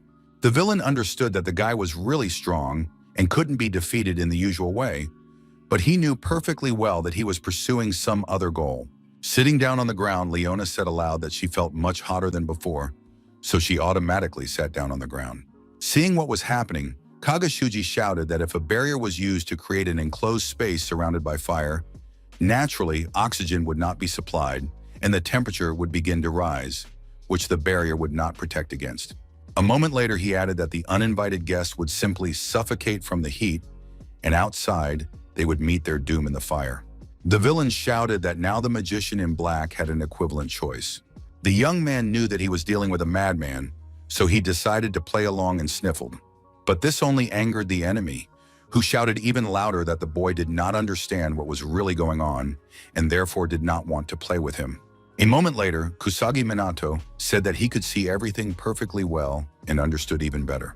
The villain did not understand what the young man had managed to do, although on the other hand, he shouted that the girl was just as bad as before. However, a moment later, Leona's eyes widened as she sat up straight and said that she could breathe more easily and, moreover, that the room was no longer hot. This situation infuriated Kagashuji, who did not understand why his plan was failing, nor how it was possible. The guy said that the influence of fire magic on the atmosphere was correctly noted, but apparently the villain did not know something. For example, that magical power also exists in the atmosphere. With each passing minute, the man became more and more angry and irritated. But the teenager explained that the magical barrier was a mixture of the magician's magical power and natural power. That magical power was present in the atmosphere and combined with atmospheric properties. The young man paused for a moment. He didn't want to reveal all his cards right away. After that, the guy began to connect some kind of greenish energy. Kusanagi Minato stated that the power itself is the atmosphere, which means it can also act as a shield. Falling to the ground, the ill-wisher shouted that this was the most absurd thing he had ever seen in his life. Coming as close as possible to his opponent, our hero called him a fanatic, saying that he would not get away with just losing consciousness. And then, in a quiet voice, he said that he must experience the pain of his own victims, which would be entirely fair. The man began to scream and cry, realizing that this teenager was not just talking, but doing what he said he would do. Suddenly, the young man activated some kind of dark zone, although he did not explain what it was. A minute later, Kaga Shuji felt as if he were in a completely dark room where there was no one else but him. The man did not understand what this place was, nor did he realize why he could not hear anything or anyone. Moreover, he could not see or feel anything, which was even stranger. Raising his hands, the villain shouted that someone must hear him, because someone must be in this place. With each passing minute, the villain's fear grew stronger, and he felt like he was going crazy. Leaving his opponent on the ground, the teenager said in a quiet voice that this bad man would atone for his earthly sins in darkness.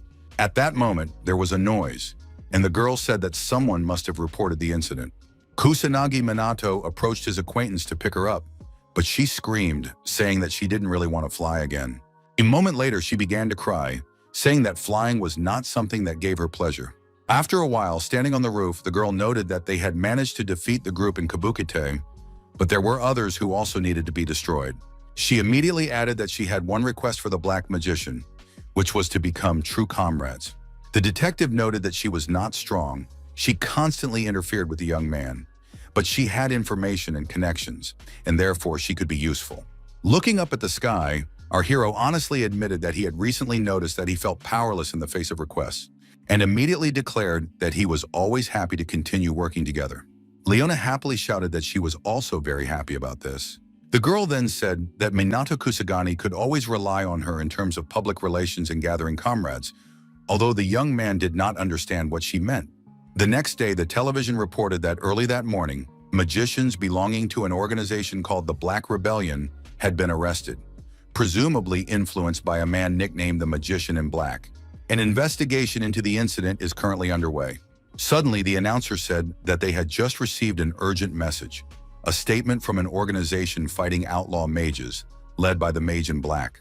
It stated that they were the messengers of the shadows, those who had taken it upon themselves to eradicate outlaw mages, and that the Black Rebellion organization, in particular, was impossible.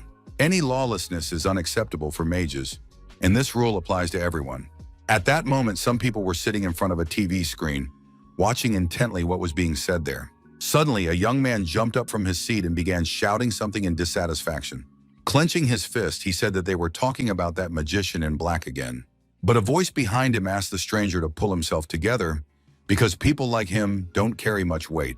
He added that the organization had this person, so they needed to focus on that. After that, Fukajin, who was the head of the family and a magical aristocrat, laughed. Responding to a question from reporters, one of the guests said that he was skeptical of the magical aristocracy. The reason was that this class of people should protect the people, but their behavior, which everyone can see on video and at press conferences, crosses all boundaries. The same applies to disasters, as these magicians did not take any measures to stop them. But the Special Magic Squad works conscientiously, so you could say that in this case there is no need for a magical aristocracy. Fukajin, who was watching the press conference intently, was so engrossed that he didn't even notice when the butler brought him tea.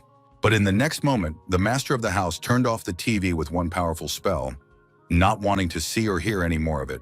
Rising from his seat, the man ordered the servant to call Shay immediately because he wanted to talk to him. And slamming his fist on the table, he immediately declared that he would show everyone what would happen if they dared to make enemies of the magical aristocrats. Meanwhile, the monster invasion was taking place in New York, where the situation remained tense. Not only were there monsters on all sides, but people were also yelling at each other because everyone wanted to save themselves. However, the quarrels did not last long, because noticing the monsters that surrounded them, the crowd immediately began to run. The police, who had already arrived at the scene, reported that they were about to begin clearing the area. The law enforcement officers immediately activated their magic circles and took up defensive positions. The men understood that there were too many monsters and too few of them, so their only hope was the magic squad. One of the colleagues shouted that there was only one squad in many incidents, so the guys would not arrive so quickly, and they needed to act because the monsters were getting closer and closer with every passing minute. A moment later, there was a loud explosion, followed by a huge stream of fire that swept away everything in its path. And then the boss appeared from the alley, walking calmly down the street. The police officers knew that they definitely couldn't fight the demon, so they didn't know what to do in this situation. At that very moment, the boss unleashed powerful magic, showing everyone present that he was strong. And it wasn't just magic, it was a 5-rank flaming column that could burn everything in its path. For a moment, the people on the street froze, not knowing how to resist this force. But unexpectedly, another 5th-rank force was unleashed, a titanic bubble that was also impressive in its power. Watching the beautiful bubbles, the police tried to understand what had just happened. At that moment, an urgent message arrived that a disaster specialist had arrived in the city, and therefore it was necessary to coordinate and normalize the situation. This man's name was Mizuha Toshichiro, and he belonged to the Japanese magical aristocracy. Although it seemed that the magician was indifferent to all these performances, he simply went about his work. The man immediately activated not only powerful defenses, but also devised a method of attack. The demon did the same, thinking that their powers were roughly equal. Although not much time had passed, everyone gathered there saw a huge stream of water engulf the predator, which literally drowned in it. As for Mizuki Toshichiro, he was in no hurry to finish his manipulations. The police officers couldn't take their eyes off what had happened because they had never seen anything like it before. The men, like everyone else, were happy that this magician had managed to deal with the serious problem posed by the monsters fairly quickly. Only Mizuhara Toshichiro remained indifferent, simply staring ahead without showing any emotion. A few hours later, the man was already at the airport, surrounded by high-ranking officials and a crowd of journalists. Hearing one of the leaders say that they were grateful to the magician for everything he had done for their country, the man noted that there was no need for gratitude because it was simply his job. Although there were people in the crowd who claimed that this Japanese man used to be influential, but now his status was no longer the same, and therefore it could be said that there were practically no good specialists left in the country. And while Mizuhara Toshichiro looked somewhere ahead of him, the official continued to say that he had decided to return home immediately without sleep or rest, which was additionally valuable and commendable. As he left, the guest noted that there was one matter at home that needed to be resolved as soon as possible. Walking down the airport corridor, the man thought to himself that the disasters in Japan were a disgrace to the magical aristocracy, and he did not like the fact that his daughters were members of a special magical squad. The man knew that he could not allow this to continue. Meanwhile, after another training session, Katsuragi Ryuji said with fatigue in his voice that Kusanagi was too strong. This man is abnormally strong, probably the strongest in Japan, and what's amazing is that he doesn't even seem to be trying. The police officers who came to the training ground waved to the guys and asked if they really couldn't defeat their mentor, even if they all joined forces, adding that if they wanted to, they could do anything. After thinking about it, the students decided that the squad already had about 100 members. And what's more, they had become much stronger, so they could easily defeat Kusanagi. Hearing the guys thinking about a plan, our hero suddenly came up behind them and asked if they wanted to test it out. The frightened students began to say that now was not the time and that they were just discussing something, but that they had no plans to fight anyone yet. But the young man did not back down, saying that he was not so scary that no one wanted to measure their strength against him. He immediately announced that the break was over and that the task for the next training session was to defeat him with the entire team. They could use any means necessary, but they had to give it their all. The students were in a fighting mood. They said that if their mentor himself had asked them to do this, they couldn't disobey him. What's more, they were all confident in their abilities. Gathering their strength, the group discussed that they should use their highest ranks and do everything possible to knock the guy out of action. But Minato Kusanagi had no intention of giving in to his students, so he acted exactly as he would in a real fight. Yui, realizing what the young man was doing, shouted that he would not be able to hide behind such a barrier. The teenager took this seriously, so he raised his rank to hold back the students' onslaught. Suddenly, the students realized that something had changed, but on the other hand, they knew that there was no need to be afraid. They just needed to increase their strength. In a moment, our heroes unleashed their true power in the direction where their teacher was standing, hoping that it would work. What was happening was incredible. and in the middle of it all stood Minato Kusanagi. For a moment, the young people froze, not understanding whether they had succeeded or not, and so they waited in anticipation. And in a moment, the guy completely neutralized all the magic, including his own magic barrier. The disappointed guys immediately started shouting that it was very strange because they had used the 6th rank, and of course they knew that the young man was strong, but not that strong. But our hero was a real rock. He didn't say anything except that now it was his turn to strike. After these words, the students looked at their mentor in fear, realizing that this was going to be serious. Not much time passed before the students were lying on the ground, realizing that they had no strength left, and hearing the young man happily announce that the training was over. The girls wanted to lie down longer, but they heard the phone ring and decided to answer it. Reading the messages, the beauties thought it was a joke and therefore did not understand how this could be. Hearing Kusagani's question about what had happened, his acquaintances said in unison that their father was returning. A few hours later, the girls were sitting in the living room, where their father was sitting motionless opposite them. The beauties stared intently in front of them, their faces difficult to read. The man also kept his head down, simply remaining silent or waiting for something. Finally, Mizuhara Toshichiro spoke, asking his daughters if it was true that they had joined the magic squad, and received a satisfactory answer. The students did not know what would happen next, so they fell silent again and sat quietly. But after a moment, their father asked them to tell him about it in as much detail as possible. It was clear that the beauties were delighted with this turn of events. They felt that their father was proud of them and therefore wanted to know everything. Yi immediately explained that this squad was beneficial to society, that they had already prevented several disasters, and that everyone in the group was very talented. Ruka added that they were also growing compared to their previous level. Their magical power had more than doubled, and the number of ranks they could use had also increased. And it was all thanks to Kusanagi, who was an amazing young man. If it weren't for him, they wouldn't have been able to grow so much, and it would have been difficult to stop disasters as well. Picking up a cup, the man replied that it seemed like this guy had all the outstanding abilities. The girls immediately said that he might be able to match Mizuhara Toshichiro himself in strength, and what's more, he was on par with the aristocracy. After these words, the man took a sip of his drink from a small cup. Then he quietly placed it back on the tray, but said nothing. Suddenly, the owner of the house announced that the girls had to leave the group. The beauties looked at their father in surprise, not understanding why he had made such a decision when everything was going so well for them. But the man explained that everyone knew that the reputation of the magical aristocracy had been undermined, which had a negative impact on Japan as a whole. The aristocracy is the backbone of the country, and not only is there no need for a special unit, but it also has a negative impact on the state. This Kusanagi, who was just mentioned, is especially dangerous, and it is unacceptable to maintain contact with him in the future.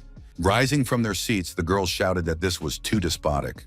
The man also stood up and said in a quiet voice that it would be best for them to do as he said, as before.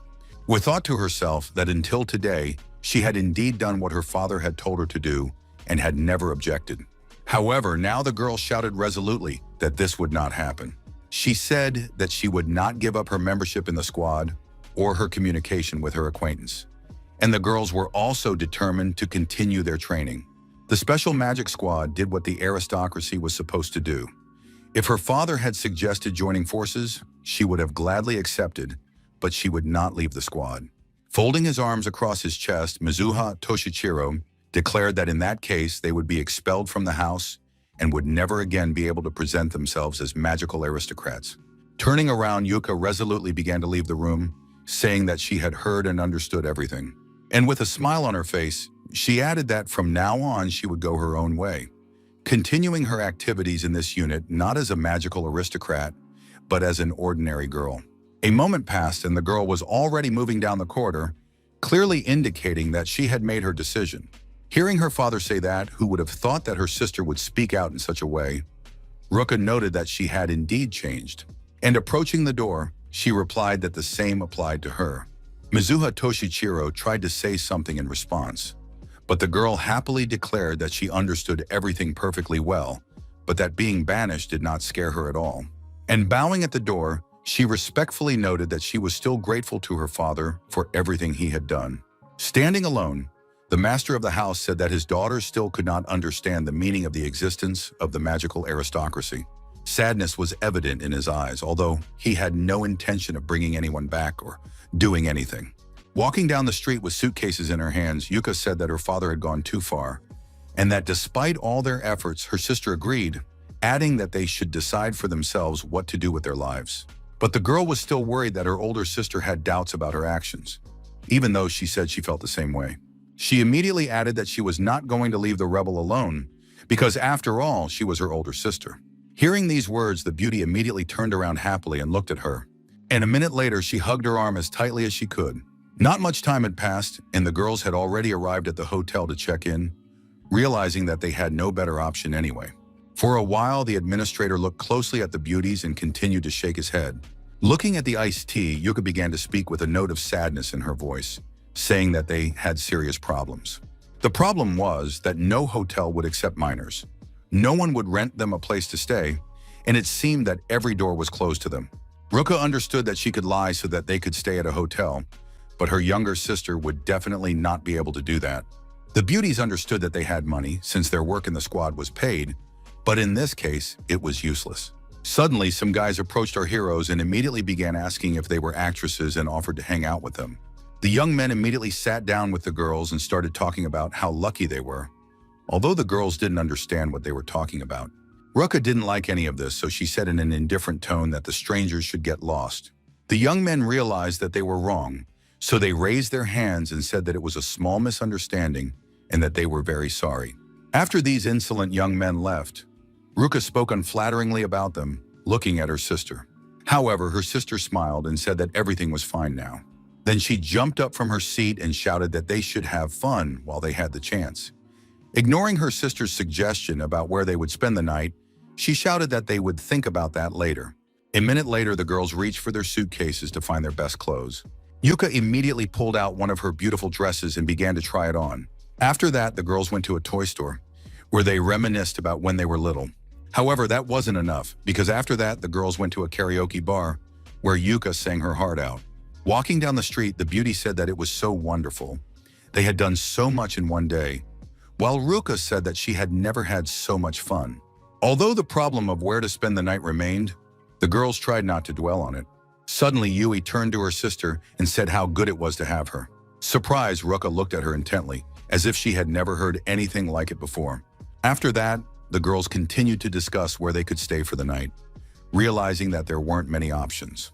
But a minute later, Yika saw that she had received a message on her phone from Minato Kusagani, who wrote that he had forgotten how to use his phone and asked her to remind him at. Opening the door, the guy looked at the girls and asked them why they had decided to visit him so suddenly. With awkwardness in their voices, the girls asked if they could stay with the young man for a while. It was unexpected, but despite this, our hero led his acquaintances into the living room and even offered them tea.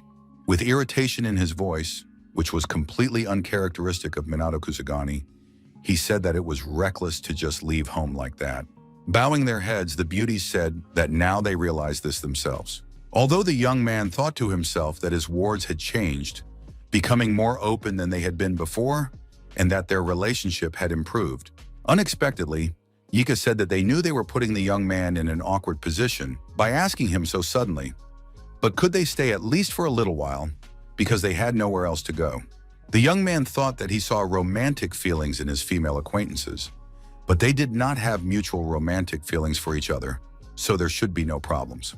Bowing his head, our hero said that he understood everything, and therefore he would allow the sisters to live with him for a while. The girls looked at each other happily and realized that they had made the right decision. However, the young man immediately added that he didn't have much space, although the sisters immediately said that it didn't matter at all. Hearing this, the young man said that they would still have to deal with some unexpected issues. After these words, the girls were embarrassed, but did not dare to contradict him or say anything else.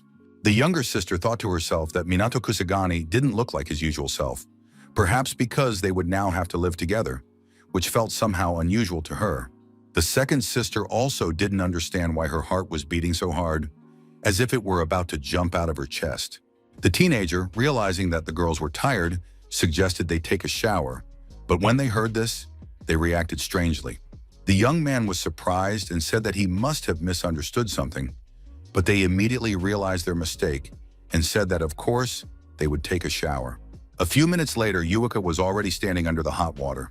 At that moment, the young man said that it was a bold decision to leave home like that, while the girl admitted that it was the first time they had gone against their father's will. He is strict and never allows any arbitrariness, so she is sure that he will become more firm in his attitude towards disasters and measures against demons. The guy said aloud that it seemed that the man's impressions of the special unit were, to put it mildly, not very good, and that this person might even take some measures against them. At that moment, the younger sister appeared from the shower and said with satisfaction that she felt much better. The girl said that now it was time for Ruka to go, who said that she was just about to get up. Only a minute had passed, and the girl was already in the shower and, like her sister, realized that this was actually the most pleasant thing that could be. At that moment, Yuka admitted that she had a strange feeling. She couldn't even imagine that she would be sitting like this with her classmate, who also noted that he had never had guests before. The beauty thanked her acquaintance once again, noting that if it weren't for his help, they would have been left on the street. But the young man closed his eyes and said that there was no need to thank him. He hadn't done anything special. However, Yuka immediately began to smile, although the young man did not understand what was going on. But then the girl replied that it was because the guy always said that, no matter what happened. Minato Kusagani gently said that the idea for the magic squad was his, and what's more, he was its commander, and the girls were doing a great job with their duties, so he couldn't just abandon his friends. He immediately added that he would do everything in his power to help. But after these words, Yuika's heart began to beat even faster, and she couldn't control herself. Fortunately, at that moment, Ruka appeared in the room, having finished her shower. Smiling, she said that she was done, and the bathroom was free, so she could join the guys, and the young man could take a shower. The young man was planning to do just that, because he knew that the next day they would have both classes and training. When the guy left, the girls were left alone, but they were in no hurry to start discussing anything. Ruka bowed her head and closed her eyes, seeming to be upset about something. The next day, Shido Shigo told our hero that he had drawn up a training schedule and wanted the team captain to review it. The blonde man stood up and said that their regular meeting was over, so the young man was free to leave, although he was in no hurry to leave because he wanted to say something important. Kusanagi Minato calmly explained that Mizuha's sister would now be living at his house. Hearing this, the blonde man shouted like never before and asked again if the three of them really lived together. The policeman said nothing aloud, but thought to himself that the teenager was living with two girls, even though he stated this quite calmly. Was this the norm for modern youth? He decided that it was necessary to bring this person to their senses. With calmness in his voice, Shido Shigo explained that polygamy is prohibited in Japan, but the young man only asked if it was really popular. Walking down the hallway, our hero thought about how cramped it was to live in one room, and therefore perhaps he should consider moving. At that moment, Sanada Karin was actively training in martial arts on the street. It was clear that the training was difficult for the girl, although she did not want to give up. The young man saw this and asked his acquaintance if she was really still training. His colleague explained that she was significantly behind the others because she had only recently learned how to use offensive magic. She immediately added that Kusagani was her senior because he was the squad leader, so there was no need to speak to her in a respectful tone. The guy didn't want to argue, so looking at his smiling ward, he said he would do as he was told. After that, he asked the girl to try attacking, but to do so consciously. And as he walked away, he said that it was better not to delay, and also not to think about whether it would work or not, but just to go ahead and do it. Sanada Karin knew that being afraid would not help, so she began to practice. Seeing this, the mentor said that the policewoman was doing much better, and that if she continued like this, she would become even stronger. However, the girl was immediately overcome with sadness again and said that she was nowhere near as good as the others because she was very weak. The young man did not like this approach. He said that the girl was overly self-deprecating and was convinced that the policewoman was doing everything in her power. Krusavitsa timidly explained that she had only been accepted into the police force because her healing magic was rare, so she understood that she could not become as skilled as everyone else. The girl sincerely said that she was the weakest in the squad, but she didn't like that it was so. She immediately began to apologize, saying that she didn't want to put the captain in an awkward position by bringing it up. Kusanagi Minato was not embarrassed in the least.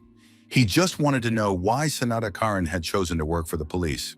After a moment's thought, the beauty explained that her grandmother had once been a healing magician. She had saved many people during a great catastrophe, and so Karen wanted to become like her, which is why she decided to join the police, even though her grandmother had died. Turning away, she added that the reason was so simple that it was surprising, and that she did not have the same grand reasons and goals as the others. And again, she said that she would not achieve any particular success because she was training, but nothing was working out. However, at that moment, the young man asked if that was really the case. Coming closer, our hero said that there was something the girl was actually good at. She could heal people. She had learned to use offensive magic, and surely that was enough. The reason could be anything. What matters is what you do in the end. At least Sanada Kareen is trying hard, working tirelessly, giving it her all. And he immediately added that the police officer had been doing well until today. Closing her eyes, the girl said nothing, but instead, for some reason, began to cry. After a while, the law enforcement officer began to apologize, saying that she was older, but the young man pointed out that age didn't matter. After that, the girl complimented the guy because she thought he looked like a teenager, but reasoned like a grown man.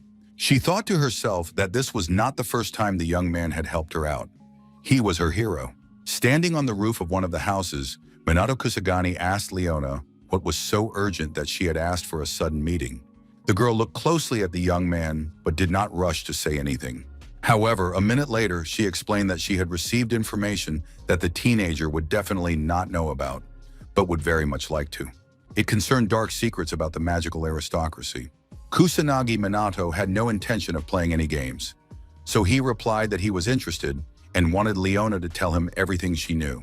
To begin with, Leona asked the boy to put on a shadow-bearing suit, even though the teenager said he couldn't wear such a thing every day. After that, the detective said that using her connections in the media, she had been researching information about illegal magicians and secret magical organizations, and had stumbled upon rumors about the magical aristocracy. There was talk of bribery, collusion, theft, and much more, especially many rumors about the Fuka family, and there was even talk that they were in collusion with gangsters. The guy listened carefully, but he was most interested in who was behind it all, so Leona said that, according to the rumors, it was Satoshi Osamu, who used to be an aristocratic mage. It seems that because of his irresponsible behavior, he was expelled from the community, and it was even discussed in the news for some time. Our hero said that such a close connection with the aristocracy could not help but arouse suspicion, and the girl immediately said that this question bothered not only him, but they had no visible evidence. Such things are usually kept secret, so it is impossible to gather enough information. She herself thinks that blackmail is behind it, and therefore the mage needs to be careful if he decides to delve deeper into this matter. As he left, Minato Kusagani asked the girl to send him all the information on his phone, and waving, he added that he plans to root out the bad guys. After that, the teenager confidently moved on. As he walked, the young man thought that there were many ways to do this, and if his opponents were villains, he would spare no one. After a while, the young man was sitting in his room, surrounded by girls who were busy with their own affairs. Ruka was meditating and seemed so immersed that she could not see or hear anything. At the same time, Yuka was doing her homework and writing something in her notebook. And Minato Kusagani was thinking that it was time for him to study the issue of the disaster, and indeed the entire history of the last 50 years, now that he knew how to use a phone. After that, the young man immediately started clicking something on his device. After a while, he managed to find something that made him very happy. It turned out that the history up to the day of his death was generally consistent, but very little was written about the level of modern magicians, and a lot of lies were told about the achievements of the ancestors of the magical aristocracy. There is actually very little truthful information. For example, it is known how magicians achieve such a high level, but if people had books about the magic of that time, the world would not have fallen into such decline. But if Yuki's words are to be believed, books and other data on magic have not been preserved, giving the impression that someone is deliberately weakening magicians. Perhaps the head of the Mizuha family knows something about this, but given the current circumstances, it will not be possible to meet with this man, and information about the disaster is also scarce. It was unclear what caused them each time, why they occurred at all, and what they actually were. While Kusagi Minato muttered something under his breath, Yuka looked at him intently. The next day, the entire squad gathered at the training ground as scheduled to practice. At that moment, the dispatcher announced that he was relaying a message from the Central Police Headquarters to the entire squad that a new disaster had occurred, and therefore every member of the team had to hurry to carry out the task. The guy wasn't going to wait for a special invitation. He immediately announced that it was time to go. However, as he flew to the scene, our hero was greatly surprised by something. Below stood Shichie Fuka, who was holding down a small monster with his foot and shouting joyfully that the squad had arrived too late. And pointing his finger at the young man's face, he declared that he had already defeated everyone, adding that the special magic squad was completely useless. He immediately added that the great and powerful warriors should not worry because none of the townspeople had been harmed. The man continued to claim that the students constantly said they were working for the good of the people, but if they hadn't been there, everyone would have died, so he advised them to be more vigilant next time. An irritated Yuka immediately began to ask our hero what all this could mean. After a while, a similar situation occurred. The guys saw the destruction and smoke, so they rushed to help. However, the fat man gloated again, saying that the students were too late, adding that the teenagers always arrived too late, so they were useless. And again, the guys were angry because they didn't understand how this could be possible. And to further provoke the young people, Fuka once again emphasized that the magic squad was useless and that magic aristocrats were indispensable. Yuka, raising her voice, said that this was the 5th time in a row that a similar situation had occurred, so it couldn't be a coincidence. Something was clearly wrong. Shido Shigo suggested that perhaps someone was interfering with the squad's operations, as it was obvious that information was reaching them with an enviable delay. Our hero thought he was able to recognize the signs of disaster if it occurred nearby, but with a greater distance, it was not so simple, and therefore he did not know what to do. But the girl continued to be indignant, shouting that with bosses of demon level and above, this fat man did not engage in battle, and therefore it annoyed her greatly. Unexpectedly, the policewoman said that the number of Fuka fans was growing on the internet, although the blonde man thought they were all fake. After that, the girl explained that for some reason, the fat man had decided to call a press conference, which was about to begin. The guys wanted to know what he might say, so they also turned on the TV to watch. Fukajin spoke to the journalists, thanking everyone for coming and saying that he would take this opportunity to speak out about the recent inaction of the magical aristocracy. He particularly wanted to mention the behavior and actions of his son, for which he had received many reprimands from those around him. But the journalists did not let the man finish. They immediately declared that the magical aristocracy was putting people in danger and therefore wanted to know how they intended to resolve the situation. A moment later, the family representative fell onto the table and said that he was very sorry that it had turned out this way. Those gathered had never seen an aristocrat bow his head to anyone before, which was extremely strange and unusual. The man said that he had been too irresponsible in raising his son, but now he was trying to change and was even helping to fight disasters. After these words, the media began to talk about how the young man was actually fighting, and there were rumors that he was arriving at the scene faster than the magic squad. Lying on the table, Fukajin smiled so that no one could see it, knowing that his trick had worked. The aristocrat added that the suddenness of disasters and unexpected trips abroad had led to a labor shortage and exacerbated the situation, but this would not happen again. The guys understood that this pompous old man was trying to deceive everyone, but despite this, the video was gaining momentum. Yuka was upset. She understood how much good they had done working sincerely, but now they had simply been forgotten. But the young man told the girl to calm down, because it didn't matter what others said. They weren't going to stop saving people anyway. He immediately added that everyone could rely on him because he would come up with something. Standing in front of his boss, Shido Shigo asked him what he had just said. The man repeated menacingly that he now questioned the usefulness of the squad. People continued to complain about them, and the boss had no desire to antagonize the aristocracy. Therefore, the elderly man wanted the police officer to take responsibility for everything that was happening. The blonde man said that it was all Fuka's idea, but the chief did not listen, saying that the policeman should not give in to his emotions, because the creation of the squad, as well as the conflict with the aristocracy, was his responsibility.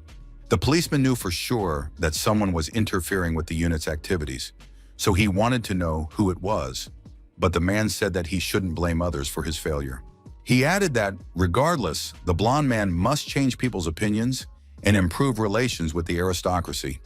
If Shido Shigo cannot handle this, the squad will be disbanded. At that very moment, Fuka-jin joyfully declared that victory would be his. The servant heard this and said that he believed in his master's power, while the master declared that he had found fools and that he only had to play to the crowd a little, and they immediately believed him. And standing up, he shouted that with the residents on his side, the special magic squad would surely come to an end. The man laughed as loudly as he could, confident that now everything had definitely worked out for him. Standing on the street, Minato Kusagani looked up somewhere and remained silent. Yuka, angry and irritated, shouted that they hadn't been called on a mission for a whole week, which was abnormal. Ruka noted that this was because the Fuka family had recently taken over disaster relief, which was confirmed by Katsuragi Ryuji, who added that now even the police were hindering the squad's activities. Our hero said that the aristocratic magicians had connections in the police, so it was no surprise that the squad was just a nuisance to them. And while the girl continued to shout, the guy calmly said that the creation of the squad had damaged the reputation of the nobility. He thought to himself that some of them had connections to gangsters, and therefore the squad's influence would be disadvantageous to them. Seeing Yui approach the young man and start screaming even louder, he asked her why she was saying all this to him. After that, the beauty said that she found it hard to believe that their father was involved, although Ruka noted that he might be involved. Standing up, Kusagami Minato proudly declared that now was the time to find out, because ordinary conversation would not help in this case. The girls, realizing that the boys were going to Masuha Toshichiro, immediately began to object, although the young men immediately pointed out that the beauties did not have to go. But the sisters decided that they needed to go, since it was their father after all. After a while, the whole team was standing at the gate, but the workers asked the uninvited guests to leave because they were not welcome. The girls said that they had come just to talk, and therefore they should be let in. But the maids noted that the master had ordered no one to be let in, including his daughters, adding that those who had been cast out were not allowed to cross the threshold of this house. The sisters looked intently ahead, but they did not know what to say. At that moment, our hero spoke up, bowed, introduced himself, and said that he was the commander of a special magic squad and had come here to talk to the head of the Masuha family. The maid said that there were special days for those who wanted to conduct interviews, although it was still necessary to make an appointment. But the young man insisted, noting that he just wanted to ask a few questions. The young man smiled, but to himself he thought that perhaps he would have to push through to get what he wanted. Suddenly, the voice of the owner of the house rang out, asking the young man why he had come. The man did not intend to approach closely to clarify the situation, but he also did not want to rush. The maids explained that these people had come to talk to him. In the next second, Mizuhara Toshichiro and our hero looked at each other intently, but both remained silent. Unexpectedly, the owner of the house gave in, turning away from the guests and telling them to let these people in. The boys understood that this was already a great achievement, but they didn't want to rejoice prematurely. Kusanagi Minato, walking down the hallway, told the girls that they had an older brother, but they explained that it was their father, although this was surprising since he looked no more than 20 years old. The mage heard something being said behind him, but he didn't dare turn around or make any comments. Only a couple of minutes had passed, and the guests were already sitting in the living room, waiting for the conversation to begin. For a moment, it seemed as if an ominous silence hung in the room, as neither the host nor the boys said anything. The sisters also huddled together, not knowing how to behave and relying on their commander. Suddenly, Mizuhara Toshichiro said that it seemed that the deceiver who had turned his daughters' heads was sitting in front of them. Smiling as usual, the teenager said that he did not think he was to blame, since the girls had the right to decide for themselves what to do, and it was not appropriate for a parent to behave in such a way, adding that, on the contrary, a father should be happy to see his daughters grow up. It was clear that these words hurt the man, but he did not rush to respond. The young man always said what he thought was necessary and therefore behaved completely naturally. Realizing that silence was useless, our hero suggested getting closer to the point, saying that the pressure on the special magic squad was coming from Mizuhara Toshichiro, but he wanted to clarify this once again. The man abruptly stated that he had not given any instructions and had no plans, and that he rarely communicated with other aristocrats, but could only say that the Fuka family was behind it. Surprised, the teenager said that the mage was very frank with him and heard that he liked decisive people. He immediately added that he had heard about a young man, a student whose power could be compared to that of aristocrats, and who was also a hero who had stopped many disasters, but that it sounded doubtful. Kusanagi Minato had nothing to hide, so he asked if the owner of the house wanted to see for himself. Suddenly, a bluish mist enveloped the man, and his expression became stern and even more serious. The guy understood what was happening, but it didn't scare him at all, so he smiled. But this could not be said about the other guys, who noted that this force was simply incredible, so powerful that they could not even move. Time passed and the powerful mages continued to sit facing each other. Suddenly the host said that it was impressive, that few magicians could resist him, but the guy replied that magical perception and control were the basis for a magician. He immediately added that the amount of magic was not that impressive. For the first time, the man smiled and honestly admitted that it was a bold statement.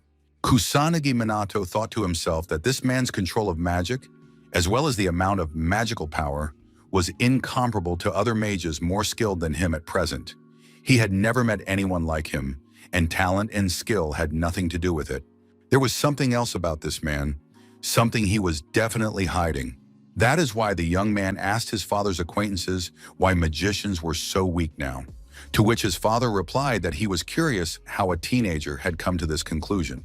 The young man stated in a decisive tone that he was well aware of what had happened 50 years ago. Mizuha Toshichiro didn't ask any more questions. He just said that it was done for the sake of moderation and standardization, but that the young man would understand everything himself in time.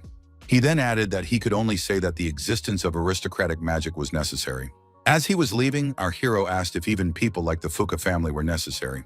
The man did not know how to answer this question, so he just looked intently at the teenager. Realizing that there would be no more answers, Kusanagi Minato proudly declared that it was time for them to go, then thanked the host for answering his questions. But the problem was that the boys couldn't leave because something had happened to them due to magical powers. Our hero knew that he couldn't really help them, so he simply took his friend by the arm to make it easier for him to walk. The guy just said aloud that if the Mizuha family was involved in this, he probably wouldn't hesitate, but apparently that wasn't the case, which was reassuring. Turning around, he added that Yuka and Ruka were his friends, whom he cherished greatly. Mizuhara Toshichiro asked what he meant by that, but the teenager replied meaningfully that, who knows? The next day, carrying boxes with uniforms, the police officers were happy that the magic-resistant costumes had finally arrived, as they would make it easier to fight monsters. Shirushigo said with a smile on his face that now they could definitely give it their all. Picking up his phone, our hero announced that it looked like he was ready too. He then added that it was time to take revenge on their enemies. At that moment, sitting in his office, Fukajin shouted that the Special Magic Squad was coming to an end and that he would soon control Japan together with the black community. Fuka immediately picked up on this idea and continued, saying that all the money and glory would belong only to their family, and the common people would have no choice but to fall at their feet. At that moment, several people entered the room and proudly announced that they were the police and that everyone should remain where they were. And while the owner of the house was trying to prove something to these people, his son pointed to something he saw outside the window, saying that the situation there was even worse. A reporter covering the situation from a helicopter said that the police had raided the home of suspect Fukajin, the first time a criminal case had been brought against magical aristocrats. The police officer showed a document and stated that the head of the house was accused of bribery, intimidation, and abuse of special powers, for which he would be arrested. The enraged man shouted, demanding that they not speak to him in such a tone, and moreover, demanding proof. A moment later, everyone present declared that there was more than enough evidence. Kusanagi Minato, who was standing in the doorway, held a phone in his hands on which there was something interesting. The dissatisfied man did not understand why the young man had come, but then declared that there was no evidence, and could not be any, that it was all a hoax. After loading one of the videos, the young man calmly said that the video clearly showed the aristocrat taking a bribe. There was another video showing collusion with outlaw magicians, as well as blackmail and threats. Fukajin had no intention of giving up or confessing, so he shouted that it was all fabricated, because in their time, it was possible to do even worse things. Approaching his detractor as closely as possible, the young man said that perhaps even after seeing this video, he would still claim to be innocent. The butler, who was standing behind his master, told him that help was needed in connection with the disaster and asked him to convey that the mage was now in great need. But the man ordered the servant to ignore all this in an indifferent tone. After that, the man stated that the police should deal with the disaster, no matter how large it was, and that he had enough of his own business to attend to. The angry owner of the house remembered this conversation well because it happened when the disaster struck the students at the academy, but he did not understand where the recording came from. Bowing, the butler calmly said that he had made it. Grabbing the old man by the collar, Fuka-jin shouted at him, asking how he could have done such a thing, because it was treason. But the man just closed his eyes, not intending to argue or say anything. However, the servant remembered a conversation that had taken place not long ago, during which he had told the magician in black that he could not betray his master. Although the young man did not back down, he asked whether the butler was true to his principles and whether he enjoyed serving a family that had long since rotted away. Hearing these words, the man fell silent for a moment and thought. The young man continued to ask whether he would wait for such an end for the Fuka family or accept the pain and save the magical aristocracy. Suddenly, the butler spoke, telling his former master that he was behaving in a manner unbecoming of the magical aristocracy. Raising his voice, he shouted that such people should be expelled from it. Fuka-jin glared at his subordinate, but did not rush to take any action. Suddenly, summoning his magical power, the aristocrat shouted for his servant to die. But what he expected did not happen, as he sensed something strange happening behind him. A bright beam of light not only illuminated the room, but also began to sweep away everything in its path. This allowed the butler to lean back and fall, but softly enough not to injure himself. At that moment, our hero was telling the aristocrat that he had nowhere to run and would now answer for his crimes. Standing in the room, the man asked how everyone could destroy the efforts he had put in, which had taken years of perseverance, wealth, and status, and now everything was gone. But the teenager calmly stated that the magician himself was to blame for everything that had happened. Laughing hysterically, Fuka-jin said that he couldn't remember a time when he had been so angry. He immediately declared that he even had a base abroad for such cases, so the police would not be able to get to him anyway, but then he fell silent. After that, he shouted more menacingly that he would kill everyone first. His entire team immediately understood the order to attack. But it was pointless because Minato Kusanagi immediately put up a defense for all his people. The young man did not want the regular police to be hit, so he said that this was his people's business and that his colleagues were free to go. At that moment, the reporter said that she could see magic being used to shoot at the house. Apparently, the Fuka family had decided to resist. The journalist said that it seemed that the magical aristocrats were involved in the criminal world. While the townspeople feared for their lives due to the disasters and monster attacks, this family only cared about themselves. The guys who were watching the stream said with sadness in their voices that now they could no longer trust the magical aristocracy. But who would protect them in that case? But then the reporter added that there are those who are always ready to come to the rescue. She was referring to the members of the magical squad who were also at the scene. They arrived knowing that the situation might not turn out in their favor and that they would face resistance. Despite this, the guys know their job well and are therefore not afraid to take risks. Moreover, you can rely on the commander of the squad, Minato Kusagani, a fearless teenager who is always ready for any battle. This case was no exception, as the owner of the house had already gone out onto the terrace to escape, but he knew that they would not let him get away so easily. The enemy's gaze was stern. He was clearly plotting something bad and had no intention of backing down from his plan. The same was true of his assistants, who had already activated their magical powers and were easily hovering above the girls. The ill-wishers gloated, saying that the students were too naive to think that such a weak group could defeat magicians like them. Wei immediately declared that, unlike them, lazy magical aristocrats, they were not wasting time, and the rest of the squad was working to eliminate disasters and monsters. The fat man didn't want to hear this, so he started shouting again that he was tired of students who did nothing but get in the way. The girl had no intention of ending the verbal exchange, adding that she hated the lazy magical aristocracy and that would never forgive them for forgetting about the people.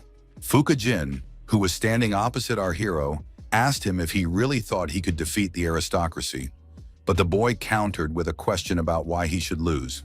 Suddenly, the ill-wisher directed a powerful energy stream at the helicopter, wanting to shoot it down. It was clear that something was wrong with the helicopter, but it did not fall because it was already protected. Raising his hand, the guy said it was time to end this charade. But the villain laughed and said frankly that he would do anything for money. At that moment, the girls had already entered into battle with the fat man, who was confident that he was much stronger than everyone else. Katsuragi Ruji had perfect control over his strength, so he was not going to lag behind his mentor. The police officers, who had been unable to do much before, were now fighting back as if they had been practicing something like this their whole lives. And it worked because one of the opponents was knocked down and flew away with force. Shufuka, who saw what had happened to his assistant, thought to himself that this was an unexpected turn of events. Although a minute later, one of the family members was also flying somewhere to the side, thrown back by our heroes. Now Shichifuka was surprised, and he was in no mood to laugh because he really understood that the forces were unequal and that they were weaker. Seeing that all his assistants were lying on the ground, the fat man did not know what to do because he understood that now all the members of the squad would attack him alone. But the ill-wisher decided that he could not retreat, could not show the pathetic magic squad that they were stronger than the aristocrats. Realizing that some of the people had already come to their senses, Shichifuka immediately ordered them to come up with a way to destroy these students. After that, he declared that it would be best for them to strike with all their might. Then the effect would be exactly what they wanted. The girls, understanding the enemy's plan, looked at each other intently, knowing what type of attack they would use. The beauties activated the 6th rank, which was an explosive stream, realizing that this was real power that would be difficult to overcome. And their decision turned out to be wise and correct, because in just a minute, the entire opposing team was already lying on the ground, not understanding what had happened to them. The fat man saw the sisters looming over him. He was angry and discouraged, realizing that there was little else he could do. The girls said nothing, they just stared intently at their opponent.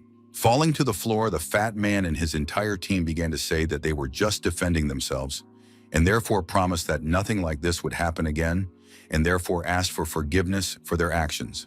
Turning away, the beauties said that in that case, they really had no choice but to forgive these people. Suddenly, the men jumped up from their seats and immediately began to insult the sisters, saying that they had fallen for this cheap trick. But then something happened that the opponents did not expect, because they stumbled upon an entire magical squad, which immediately began to defend itself and strike back. Once again, sitting down on the ground, Shichifuka began to cry and say that the agreement was that they would be forgiven. Yuka proudly asked if the villains really thought they could forgive those who had no intention of changing for the better. Without saying a word, they began to cry again and looked at the children with pleading eyes. Kusanagi Minato looked at his charges and told them that they had done an excellent job with the task at hand. With the same enthusiasm, the young man told the head of the family that his vain son had lost to his comrades from the magic squad. The man was angry. He understood that he could not express it in words. But he was in no hurry to attack, looking closely at the young man as if trying to find his weaknesses. For a moment, it seemed that Fukujin was about to give up because he looked quite strange. However, he suddenly began to attack the young man, using his 1st rank. This was unexpected for our hero, but he still managed to dodge the blow in time. The villain was not going to stop there, so he immediately raised his rank and used a wind spear. But that didn't help either, because Kusanagi Minato decided to use his lightning speed to escape. But the aristocrat did not stop there, because after that he activated the 3rd rank.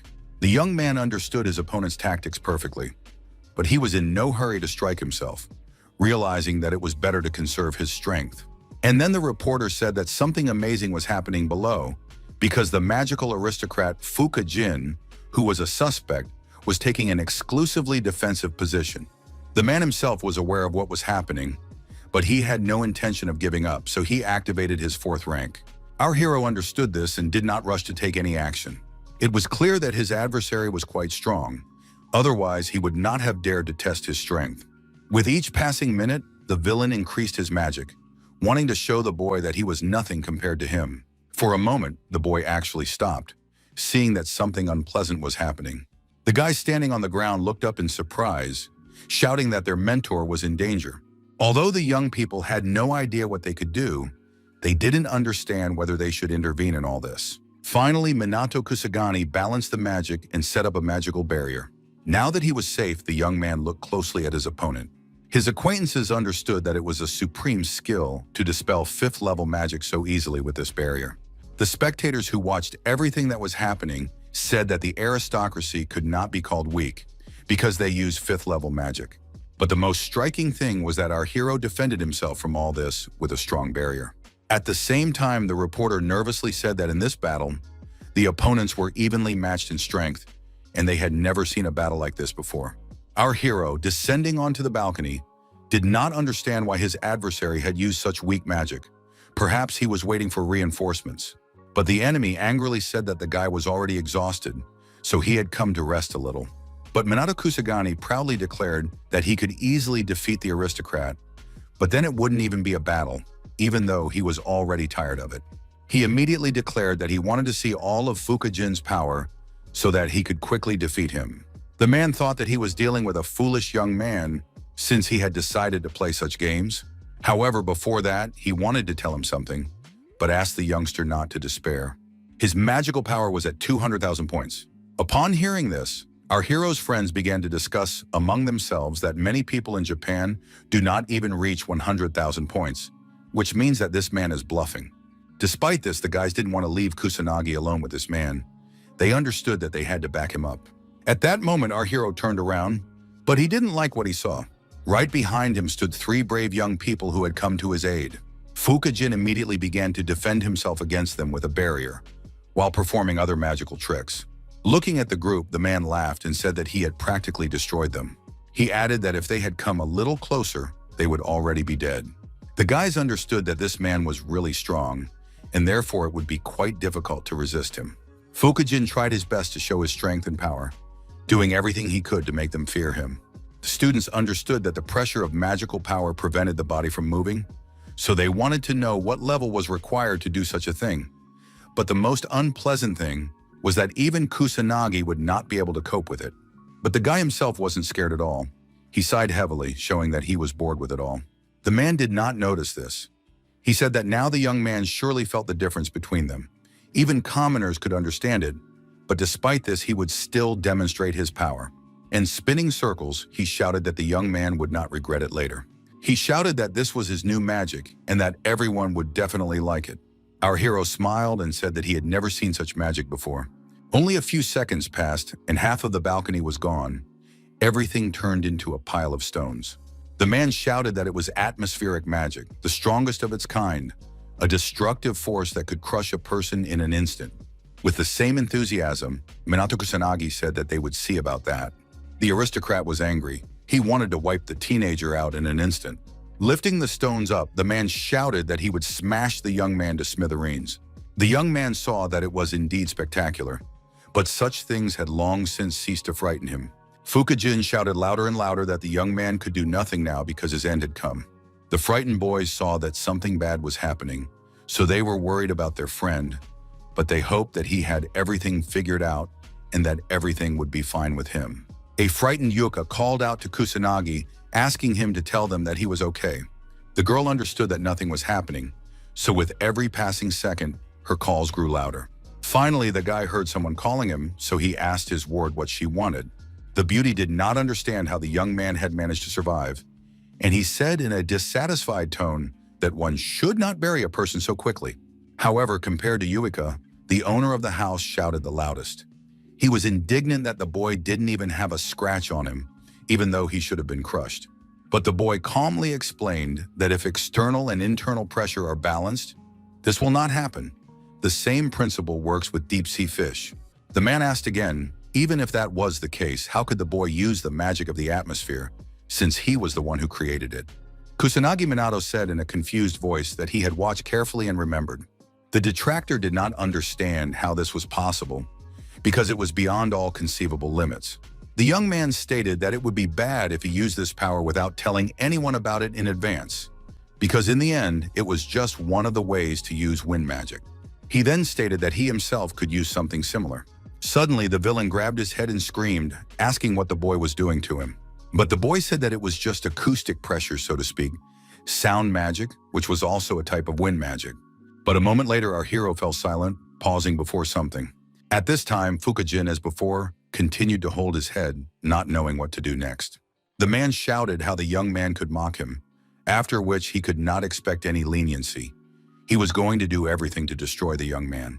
He immediately declared that the pseudo-magician had probably forgotten that the power of an aristocrat was at 200,000, and therefore he would show him what that meant. The moment had come, and what's more, when he gave it his all, his power could reach 500,000 points. And while Sanada Karin was asking what kind of magic this was, her colleague was sure that the aristocrat was bluffing. The villain declared to the whole street that the squad had nothing to hope for. It was clear that the aristocrat was flaunting his power, confident that no one could ever defeat him. From the outside, it looked as if Fuka-jin had gone mad with his former power. However, he stopped himself a moment later, deciding that it was time to act and show what he was truly capable of. The girls said they couldn't believe that this bad man had such a high level, while Katsuragi Ryuji added that they would not be able to withstand such power.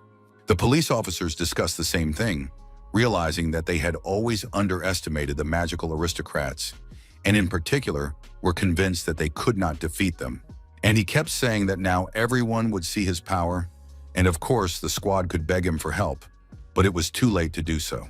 And only our hero demonstratively shed a tear, pretending that he understood his mistake.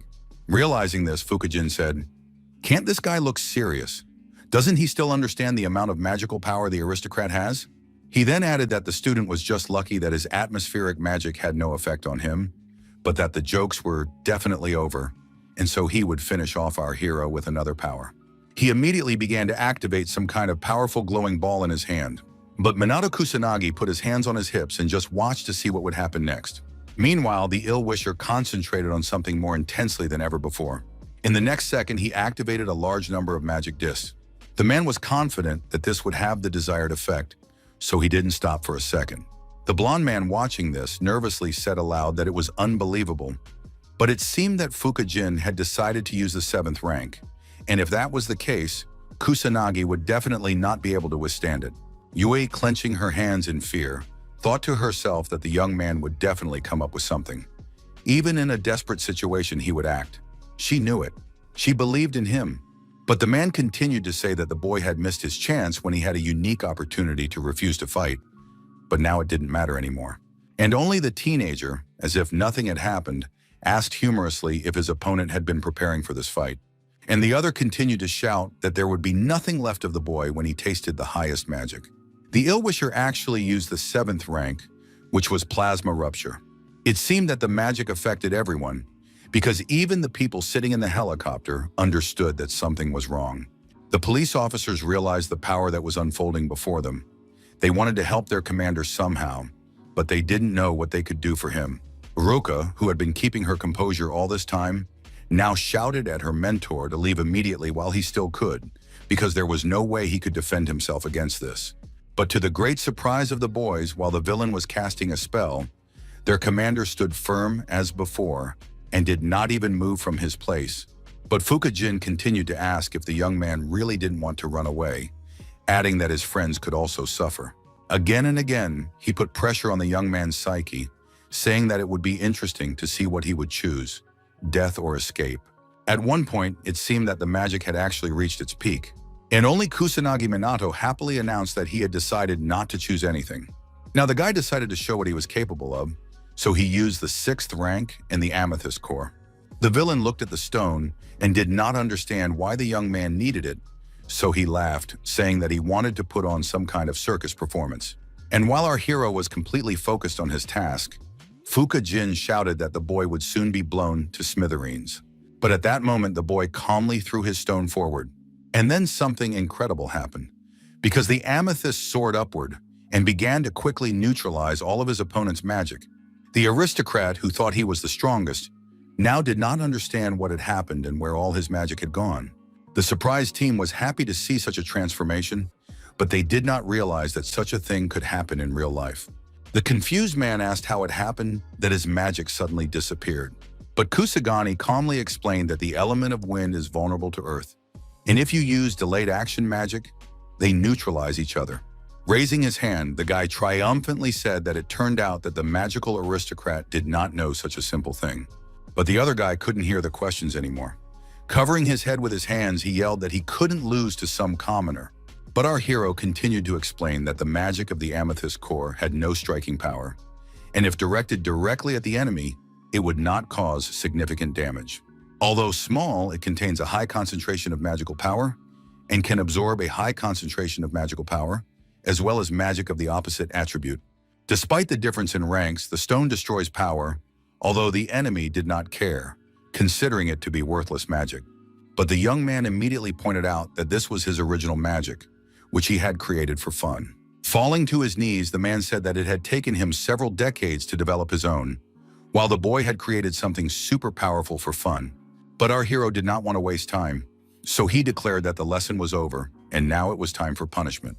Fuka-jin had no idea what was going to happen, so he begged for mercy, saying that his strength was gone and he couldn't even move. Lowering himself, the teenager laughed and said that he didn't touch corpses, adding that they would scatter at the snap of his fingers. His opponent thought he had found some kind of good-natured simpleton who would just tap him lightly on the forehead. And a second later, the young man actually struck. But the aristocrat did not know that the force of the young man's blow could be incredible. Flying to the other end of the courtyard, the man realized this because he screamed very loudly. The guys who were watching everything said that this man flew several dozen meters, and that was after just a light tap, realizing that their friend was actually a monster. The police, who arrived in time, told everyone gathered that they were taking this criminal away because they had to press charges against him. The reporter sitting in the helicopter happily announced to viewers that the magical aristocrat had been defeated by the commander of the special magical unit, Minato Kusagani. Upon hearing this news, people immediately began to rejoice that justice had prevailed. It seemed that there was no one who did not rejoice at such news. Running up to their friend, his unit said that they had expected nothing less from him, which meant that they had all won, although the young man immediately stated that the team had also done an excellent job. Watching the criminal being led away, the young man was glad that it was all over, but he found it strange that one of Japan's best magicians was so weak, and therefore, if they did not seriously engage in the education of magicians, things would go badly. Before moving on, Fuka-jin stopped and said he wanted to ask something. But since the man remained silent, the young man asked what the magicians had done after Ichigami Minato's death, where the books that had been there 50 years ago were, and whether the aristocracy had destroyed them. The man only said that ignorant people could not comprehend the lofty thoughts of the magical aristocracy.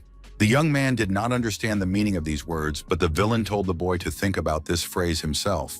Our hero understood that there was no point in asking this man anything else, because he would not say anything meaningful anyway. A few days later, a press conference was convened, to which Minato Kusagani was invited, although he was not very happy about it. Those gathered said that they wanted the commander to say what he thought was necessary first, and only then would it be possible to ask him questions. After that, all the newspapers began to print interviews with the young man, saying that he had done something incredible, and moreover, that with his help, criminal schemes had been uncovered. After a while, interesting things began to happen in Hawaii. And while everyone was relaxing and enjoying the sun, our hero was thinking wistfully about what he was doing in this place. But the young man didn't have time to finish his thought because he noticed someone approaching him. It was Yuka, who asked in a surprised tone what was wrong with Minato Kusanagi, why he was so sad and lost. The guy didn't answer right away because he remembered how, a few days earlier, right after the battle with the aristocracy, Shido Shigo had told everyone on the team about the trip to Hawaii. The man said that their squad was gaining more and more popularity every day. Sometimes they couldn't even resist it, which wasn't so bad. Showing some video footage, Yuka said that people were actually talking about them a lot. Other members of the squad noted that it's not just what people are saying, but also what they're writing, and that they are even being recognized and greeted on the street. Meanwhile, the police officer continued to note that, considering that the whole of Japan was watching the guys, he decided to send them on vacation to swim in the ocean, switch gears, and just relax. He immediately added that thanks to Kusagani, the squad was gaining strength and had the support of the Mizuha family, so there would be no problems while the guys were away. Approaching our hero, the blonde man added that, considering that they all work without days off, he thinks this is a great opportunity to catch their breath. Returning to reality, Minato Kusagani answered his friend's question and said that he was just thinking a little. After that, the beauty asked the guys if they thought she looked good in this outfit. The guy didn't know much about such things, so he calmly said that Yui looked good. Hearing this, the girl immediately became embarrassed, but didn't know what to say. Our hero continued to say that the swimsuit went well with Yuka's hair color, and that this style suited her in general, so it was a good outfit. Pulling herself together, the girl noted that she was very pleased to hear something like that. Approaching the guys, Ruka said that they were all gathered here, and she had been looking for them.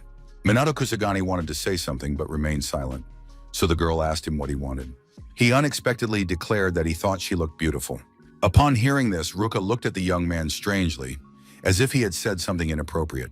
The guy explained that the swimsuit looked incredible, especially in contrast to the girl's fair skin, and he wasn't afraid to say that she was the most beautiful girl on the beach.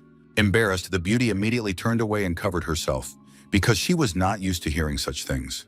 Katsuragi Ryuji thought to himself that their mentor impressed him.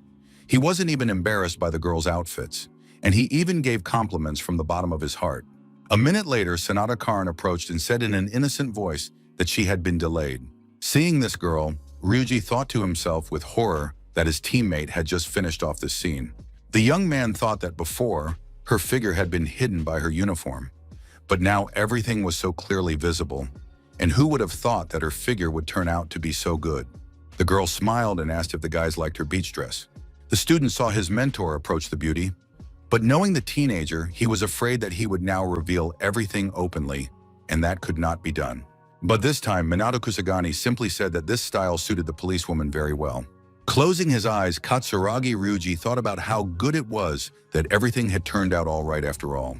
However, after these words, the girl began to feel embarrassed, asking again if she really looked that good. The young man immediately explained that it was true, and especially in contrast to the usual style of police clothing, such revealing outfits would clearly not leave a beauty unnoticed, and immediately added that Sanada Karan could be called beautiful and pretty. Covering her face, the girl immediately began to ask him not to praise her so much. Hearing his friend say that the guy was very impressive, he asked if he had gone too far with his compliments. But then he said that he had only expressed his honest opinion, and if it was a matter of praise, there was no reason not to express it. He immediately pointed out that he had noticed the beauty of the three girls, which is why he complimented each of them, and therefore saw nothing wrong with it. Looking at the girls, Ryuji decided that there was nothing wrong with praise, but now they felt awkward. After that, Minato Kusagani stated that, among other things, Ryuji was in excellent physical shape, and that a person with such a physique would look good in any swimsuit, so he should be proud of his beautiful body. The young man, who did not expect to hear anything like that, also began to feel embarrassed. He almost shouted to the entire beach that they didn't need to compliment him. Realizing that everyone had come to the island to relax, the guys immediately started doing just that. It seemed that they were going to let loose and try every entertainment option available. The young people could finally feel like they deserved this high-quality and eventful vacation. Leaving the hotel, our hero thought that the day had been too busy, and what's more, he wanted to stop by the nearest store. However, the guy suddenly looked ahead and stopped. Yuka appeared out of nowhere, silent and not turning around. The girl said that it was a lot of fun, hearing the young man add that he had never had so much fun before, and that he really enjoyed it. After that, the young people fell silent for a while. The beauty suddenly remembered that when the commander handed out rings to everyone, her sister already had one, so she decided that the guys were dating. But in the same second, she dismissed this thought, because she remembered that Minato had once said that he was not interested in relationships because he had a lot of other things to do. At that moment, the girl decided to ask a question, but the teenager interrupted her, thinking that the question was again about his strength. But the beauty suddenly asked what kind of girls the guy liked, although he replied that he hadn't really thought about it. And then she immediately added, what if he had to choose, for example, from these three? The young man did not want to offend or disadvantage anyone, so he noted that in this case, all of them were suitable. Minato Kusagani said that it was difficult to choose, as they were all cute, very hardworking, always dedicated to their work, and he liked determined people. Yuka thought that her acquaintance was describing feelings that were different from romantic ones, but the guy said that it was kind of the same thing. Although then, he suddenly said that if he thought about it, he still liked Yui the most. After these words, the girl froze. She did not expect to hear something like this and therefore did not know how to react. But our hero continued, saying that she had always been honest, responsible, and kind. Ever since they first met, she always did her best, and turning his head, he declared in a more confident tone that he liked Yuka. Surprised and embarrassed, the girl stood rooted to the spot. Of course, she wanted to hear something like this, but now it seemed to her that she wasn't ready for it. A moment later, the beauty sat down on the floor, and the frightened young man did not understand what he had done wrong and why her reaction was like that. The student thought to herself that she understood everything. She thought that this man did not see her as a girl, but despite this, she was very happy to hear these words from the guy. At that moment, the blonde man was telling someone that the situation was getting out of control. Criticism of their team was coming from all sides, with people trying to point out their mistakes and suggest further actions. Kusanagi was particularly popular, and at the same time, the popularity of the Shadowbearers group was growing. Standing at the airport, a girl was shouting loudly that while they were away, things were going badly. This was confirmed by a stranger who said that it actually seemed to be the case. After that, Homarai Hinata said that they would have to deal with it. Kaichiriku noted that there are things that annoy him greatly. A week later, our heroes returned home, so Yuka went to the kitchen to prepare lunch. Minato Kusagani said in a tired voice that they had managed to return earlier than he had expected. At that moment, Ruka said that apparently the news about the squad had died down, and things had calmed down at the academy as well, to which the young man replied that now they could relax a little. But the guys didn't have time to finish their conversation because the younger sister shouted loudly for help carrying the plates. A couple of minutes later, the table was laden with all sorts of delicacies, and the young people wished each other bon appetit. Keeping the conversation going, Yuika said that they had to go back to the academy and was worried if everything would be okay. The young man immediately pointed out that the police were taking all necessary measures in response to the disaster. Therefore, the discussion about the special magic squad died down. In any case, the young man was sure that people would soon get tired of this topic, so there was no need to think about it.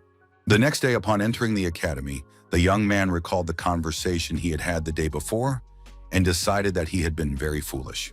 Girls from all over the school surrounded our hero and asked him if he had a girlfriend, if he could share her contact information, if he wanted to go somewhere, and so on. Yui had a similar experience, but with guys who wouldn't leave her alone, saying that she was not only a cute girl, but also very smart. It was a little easier for Ruka because Katsuragi Ruji was always by her side, but despite this, they were also not given a moment's peace. Entering one of the classrooms, the girl shouted loudly that she was sorry. The beauties turned to their colleagues, saying that they wanted to go to lunch together, but for some reason the guys were a little noisy.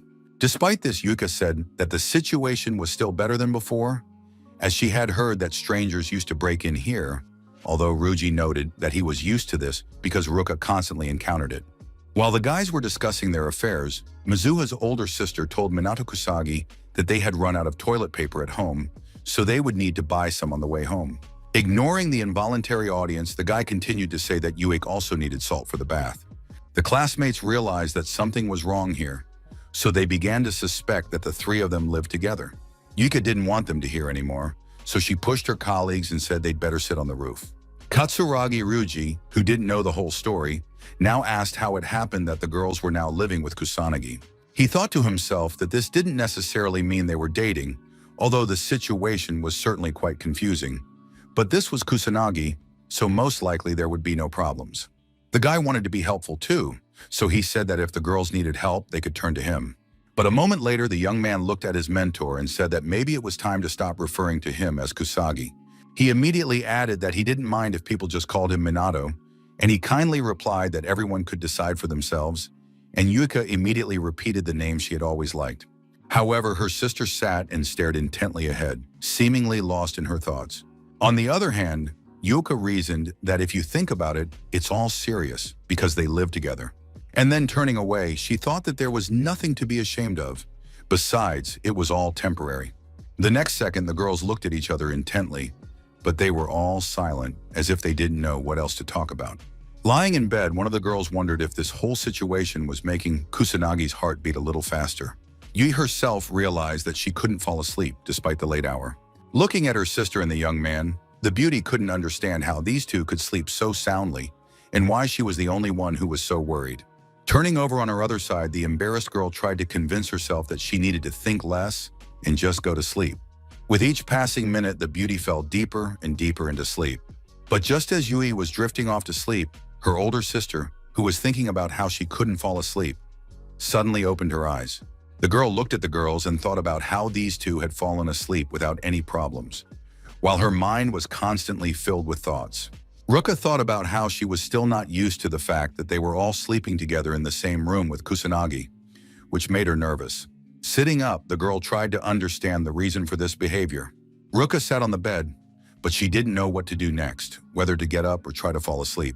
She looked closely at the young man, who was fast asleep and had no idea what was going on.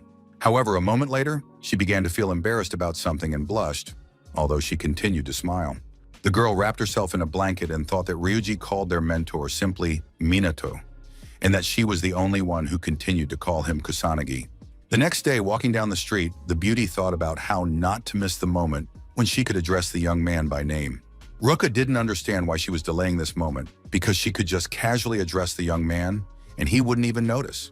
And so a moment later, the girl took a deep breath and uttered the first letter, but nothing more came out. Realizing that fear had gotten the better of her, Mizuha's older sister suddenly declared that she felt energized when they all worked together, although Kusanagi immediately asked what was wrong with Ruka. Covering her ears with her hands, she suddenly began to scold herself for not being able to pronounce the most ordinary name. While having lunch on the roof that afternoon, the beauty tried once again to call the young man by name, but instead she moaned again and then suggested they practice a little. Standing on the balcony, the girl said that she thought watching the sunset at the port was much more beautiful and enjoyable. Wanting to try again, Ruka said that she would like to go fishing someday because it was fun and educational. At night, thinking about it, the beauty scolded herself. She didn't understand why she gave in every time she tried to say the name.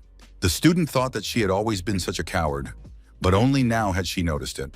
The next day, the guys were all walking to the academy together again, while Ruka trailed behind somewhere. Our hero saw that something was wrong with his acquaintance, so he stopped for a moment. The young man was worried, so he asked if his friend was feeling unwell. But she smiled slightly and added that he shouldn't worry, because she was fine. And then closing her eyes, she called the guy not by his name, but simply Kusanagi.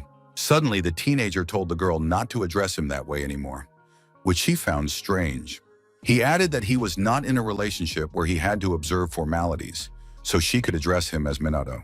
The beauty immediately became embarrassed looking at the young man because she didn't know how to react to this. Still hesitant to turn her head, Ruka noted that if the guy said so, she didn't mind such changes, and immediately turned around to call him by name. At that moment, Homarai Hinata loudly declared that the existence of the magical aristocracy was under threat. The reason for this was the rise of a special magical squad, and for their own good, they couldn't just let it go. Kaichi Riku immediately added that they would need to deal with the commander of this brigade, Kusagami Minato. The girl agreed with this and immediately asked her colleague what he thought about it.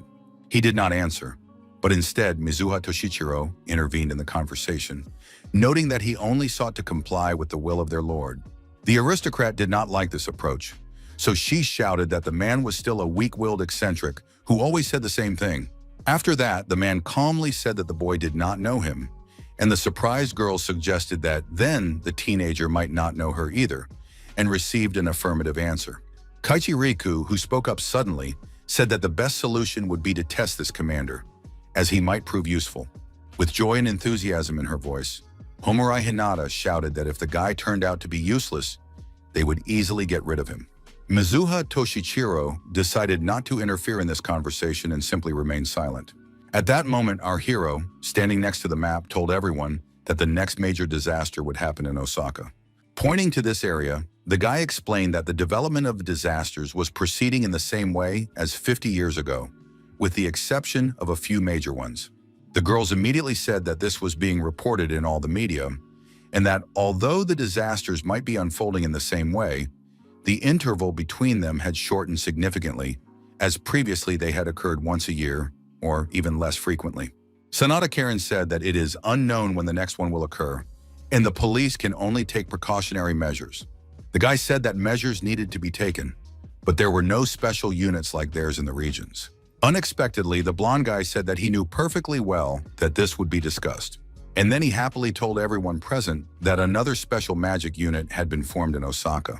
The participants immediately froze in place, unable to believe that such a thing could be possible. But Shido Shigo explained that they were cooperating with the self-defense forces and the police to strengthen disaster response measures, although there was still a request to train the members of the unit. And putting his hand on Kusanagi Minato's shoulder, he asked if he would go there to help the guys. The young man immediately said that he had no reason to refuse, which greatly pleased the blonde man, who had no doubt about it. However, that was not all. The police officer said that there was a man waiting for the young man there, a man who had lived through the disaster 50 years ago and was also one of the few masters of monster equipment. This man's name was Mr. Takigami Shizuku. And while the teenager was thinking, Shido Shigo continued to say that this man wanted to talk in person, but if the commander did not see the need for it, he could choose not to meet with the old man. Our hero had no objection, which pleased the blonde man, as he explained that this man had made costumes for their squad. But the guy wasn't interested in the costumes, he was interested in the man himself. Although Minato Kusanagi had no intention of discussing this with anyone, at least not until he met the man. A few days later, the guys were already seeing off their mentor, who had to leave. The young man did not intend to give any instructions. He simply said that it was time for him to leave. Moreover, his team gave him advice. They believed in him and told him to train everyone in the best possible way. Suddenly, the young man paused and said that he had forgotten to give something back. And in a moment, he took some unusual bracelets out of his pocket. Giving them to the members of his team, the mentor asked them to wear them constantly until he returned.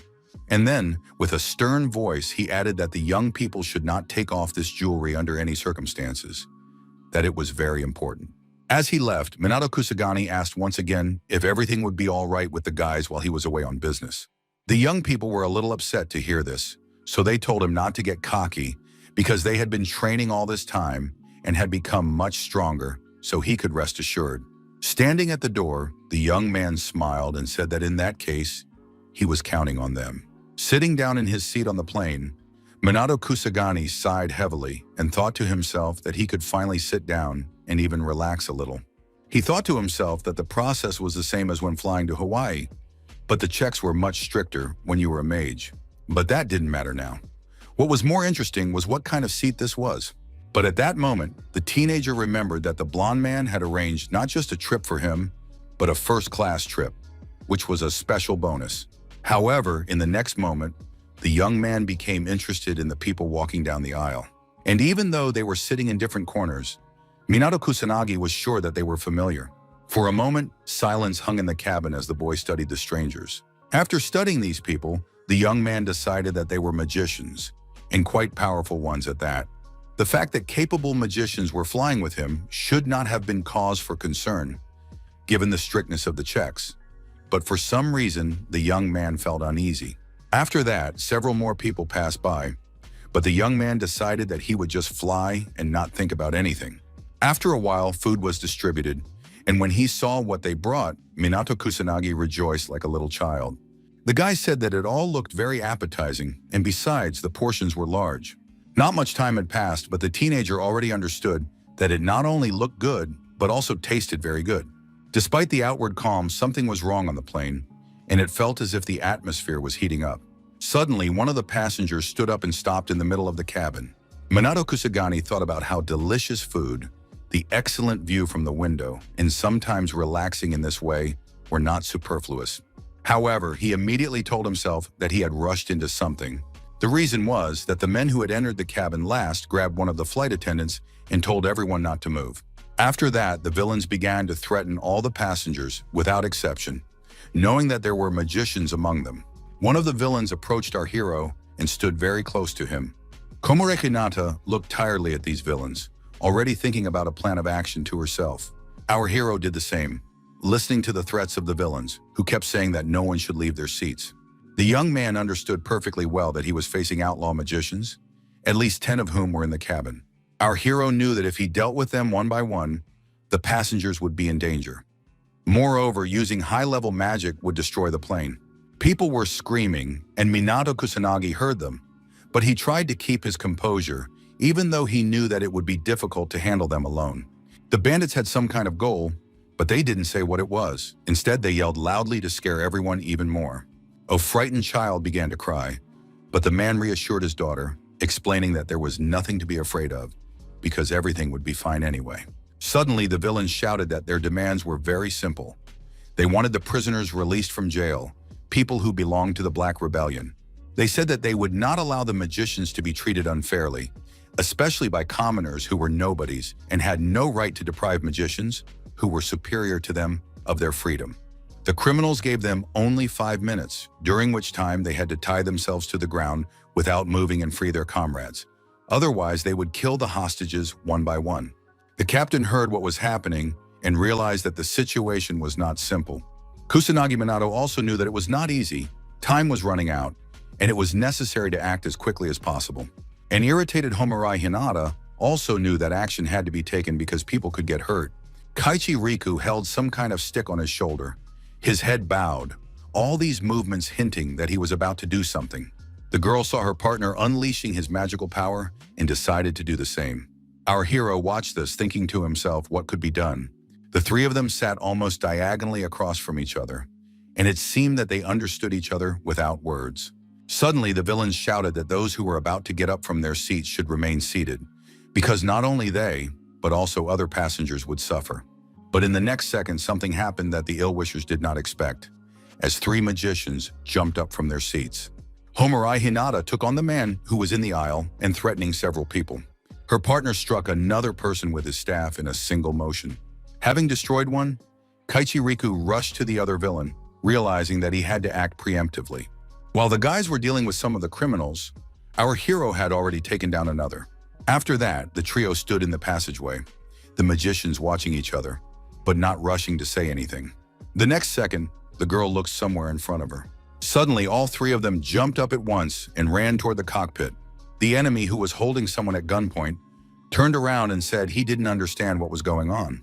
But the man didn't have time to think about anything else, because he saw something quickly approaching his cheek. A moment passed and the villain was already flying in the other direction, thrown back by Minato Kusagani. However, it was not only the young man who fought the enemies, but also other magicians who did their job brilliantly. The passengers did not understand how this was possible, and it frightened them a little. But on the other hand, they realized that it was all being done for their own good. Homarai Hinata performed some incredible tricks that were most appealing to children. As for the criminal, when he saw the mage next to him, he shouted that he would deal with her in one move. As she struck her opponent, the girl shouted that she wanted to see what he was capable of, but he was incapable of anything. A minute later, one of the villains, who had not been reached yet but was still holding the flight attendant hostage, angrily declared that enough was enough, that the magicians had already taken too many liberties. The man shouted that if they decided to continue in the same vein, all their fellow passengers would be killed in one fell swoop. The flight attendant felt more than anyone else that these people were not joking, because she could not move. Suddenly, Minato Kusagani shouted that it was too late and immediately struck the enemy who was about to harm the airline employee. The red-haired beauty finished off the other gangsters nearby, knowing that they all had to be neutralized quickly. Kaichi Riku, striking the criminal, said that they were too soft-hearted, not ready for such trials. A few minutes later, the trio who had managed to defeat the villains stood and watched the result of their actions closely. The surprised passengers could not believe their eyes, noting that a few people had managed to defeat an entire squad. And in a moment, people came to life and began to thank the young people for their miraculous rescue.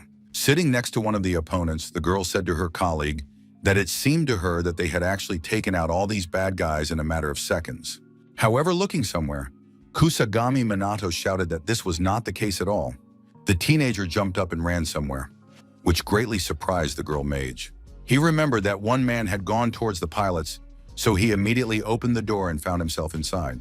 The ill-wisher, who was holding a gun, pointed it at the captain, shouting that if anyone approached him, he would immediately shoot the pilot. Komore Hinata understood that a weapon was not magic, and therefore much more difficult to resist, especially if it was not aimed at you. However, the girl was not used to hesitating or giving up, so she declared that the enemy was nothing and punched him in the face. After putting up his defense, our hero said aloud that this was a very bad situation. No one understood anything. The guys just saw that their commander was now protected, and that made them happy. Despite this, for some reason, it was impossible to stand. It seemed that something was wrong with the plane. Panic also broke out in the cabin as the aircraft roared and shook violently. The captain told the people in his office that during the criminals' attack, a bullet had hit the instrument panel, causing a loss of control, and the radio was also broken, so at this rate, he would not be able to control the plane for long. Hearing this, the girl began to panic. She yelled at the pilot and said that he had to do something because they had done their job. But the beauty did not have time to finish her sentence, because at that moment a window in the cockpit cracked. Immediately, cold, low-pressure air began to spread, which was another serious problem. The co-pilot realized that the temperature was dropping rapidly, so he assumed that they would freeze much faster than they would crash. And while the girl was stoking the fire to keep warm, she was swearing, but asking her colleagues what to do in this situation. With resignation in his voice, Kaiichi Riku said that all they could do was die together. At which point, Homarai Inada started screaming as loud as she could. For a moment, the girl really thought it was the end, because they wouldn't be able to fix the plane in a couple of minutes. The co-pilot, hearing what the others were saying, began to panic himself, saying that there was nothing they could do to change what was happening. Only Minato Kusagani calmly stated that there was no need to panic. The pilot couldn't understand how anyone could say such a thing, since all the instruments were out of order and the plane was falling. However, the young man proudly declared that he could save everyone, and therefore it was necessary to remain calm and positive. The frightened pilot tried to convince Minato Kusagani that this was impossible, that such a problem could not be solved by an ordinary person. And while the young man turned away, the man began to wail again and say that it was all over. Although the teenager did not understand why, they simply did not want to listen to him. A moment later, without saying anything to anyone, our hero stood on the ledge and was about to jump out of the window when he heard someone trying to stop him. But the teenager had a clear plan, and so in a moment he was already flying somewhere, knowing exactly what he was going to do. With anger in her voice, Komore Hinata shouted that this guy had abandoned them all and run away alone. Chaos continued in the cockpit, with no one knowing what to do next. The plane was flying down, our hero was nowhere to be seen, and it seemed that nothing could save the stalemate. Suddenly, the captain announced that they were rapidly losing altitude and would crash very soon at this rate. The panic in the cabin grew stronger with every passing second. If earlier people thought that only criminals were threatening them, now the situation had worsened. A caring father reassured his daughter, telling her that everything would be fine and that they would reach their destination. At that moment, the captain clutched the steering wheel with both hands, pulling it desperately toward him in the hope that the plane would finally obey him. Below, the vast ocean stretched out, now seemingly closer than ever. But in the next second, something began to change. Suddenly, the plane lifted its nose and flew upward. Continuing to hold on to the steering wheel, the captain said that they had somehow managed to regain altitude, although he did not understand what had happened or who had influenced the situation. The girl, who had been silent until then because she didn't know what to say, now declared that the young man had saved the situation. This teenager had somehow managed to hold the entire plane on his own. The beauty did not know exactly where he was or what he was doing, but she understood that this was the case. The young man, in turn, thought about how much mana he had used to create the barrier and strengthen his body through magic synthesis, and how he was trying to change the plane's course with wind magic. Kusanagi Minato had never encountered anything like this before, so he rightly pointed out that it was difficult for him. Finally, the pilot shouted that they were thousands of meters above sea level, and the takeoff weight of this plane was 230 tons. Was a human being capable of such a thing? The girl immediately declared that this was the commander of a special magic squad, and that he was a monster. At that moment, a cheerful flight attendant was telling someone that thanks to the magician's efforts, the plane had stabilized and everything was now fine. The passengers, who had already suffered enough during this flight, hoped that they would now arrive safely at the airport. The frightened girl also asked her father if everything was okay now, to which he replied that it was indeed so. But the captain told his colleague that it was too early to rejoice, as the transmission responsible for landing was also not working, and therefore their safe arrival depended on him. The young man knew there were problems, so he prepared special protection on the field. Using free magic, the young man managed to steer the plane with precision so that the landing was safe. It wasn't easy, but our hero understood that he had taken on the responsibility and therefore had to see it through to the end. His concentration had to be at the highest level, but the teenager knew how to do it, so he didn't give up. The ruts on the runway indicated that this was probably the most difficult thing Minato Kusanagi had ever done, but he managed to achieve the seemingly impossible. Looking at the huge aircraft, the young man said with fatigue in his voice that, although it was very difficult, he had landed the plane. The rescued passengers, realizing that they had finally landed at the airport, began to laugh, rejoice, and share their impressions. And while the co-pilot cried, the captain saluted our hero and proudly declared that he was grateful to such a wonderful guy. Kusanagi Minato's colleagues, who were watching him through the broken window, simply observed, but did not rush to say anything. Journalists were already on duty at the airport and immediately began asking the young man questions about how he managed to prevent the disaster. Looking confusedly at the media representatives, our hero thought to himself that it was the same thing every time. However, the police intervened in time, and the men said that all questions could be asked at a future press conference. Approaching the young man, a law enforcement officer asked him to follow him because Ms. Takigami was waiting for him there. Moving down the corridor, the young man met Homare Hinata, who said that he had certainly caused a lot of noise. After that, the beauty and her colleague walked past as if they had immediately forgotten everything. But then Kusagami Minato said that he wouldn't say he had done anything incredible, although the beauty immediately said that the teenager must have decided to be sarcastic. The young man understood that these magicians had done a good job, so he complimented them on it. After that, the girl added that the commander should continue in the same vein. And in a colder tone, she said that they would definitely meet again. Our hero watched these people leave, not understanding what they meant, whether they were really praising him or just decided to mock him. At that moment, an elderly lady was standing silently by the window. She was holding a photograph in her hands, which she was looking at very intently. But at that moment, the woman heard someone say that a guest had come for her. Putting the photo on the nightstand, the elderly lady said that this person could come in. Our hero stood at the door, looking intently at the lady of the house, but remaining silent. Suddenly, the woman happily announced that she had been eagerly awaiting the arrival of Minato Kusanagi. Sitting at the table, the woman said that the reason she had invited the young man here was simple. He had simply intrigued her as an interesting personality. The lady noted that the young man's recent activities were simply amazing, and that his strength reminded her of someone. After a moment's thought, she said that our hero reminded her of her mentor and loyal friend, Ichigami Minato. The woman explained that magic without the use of attributes is rarely found.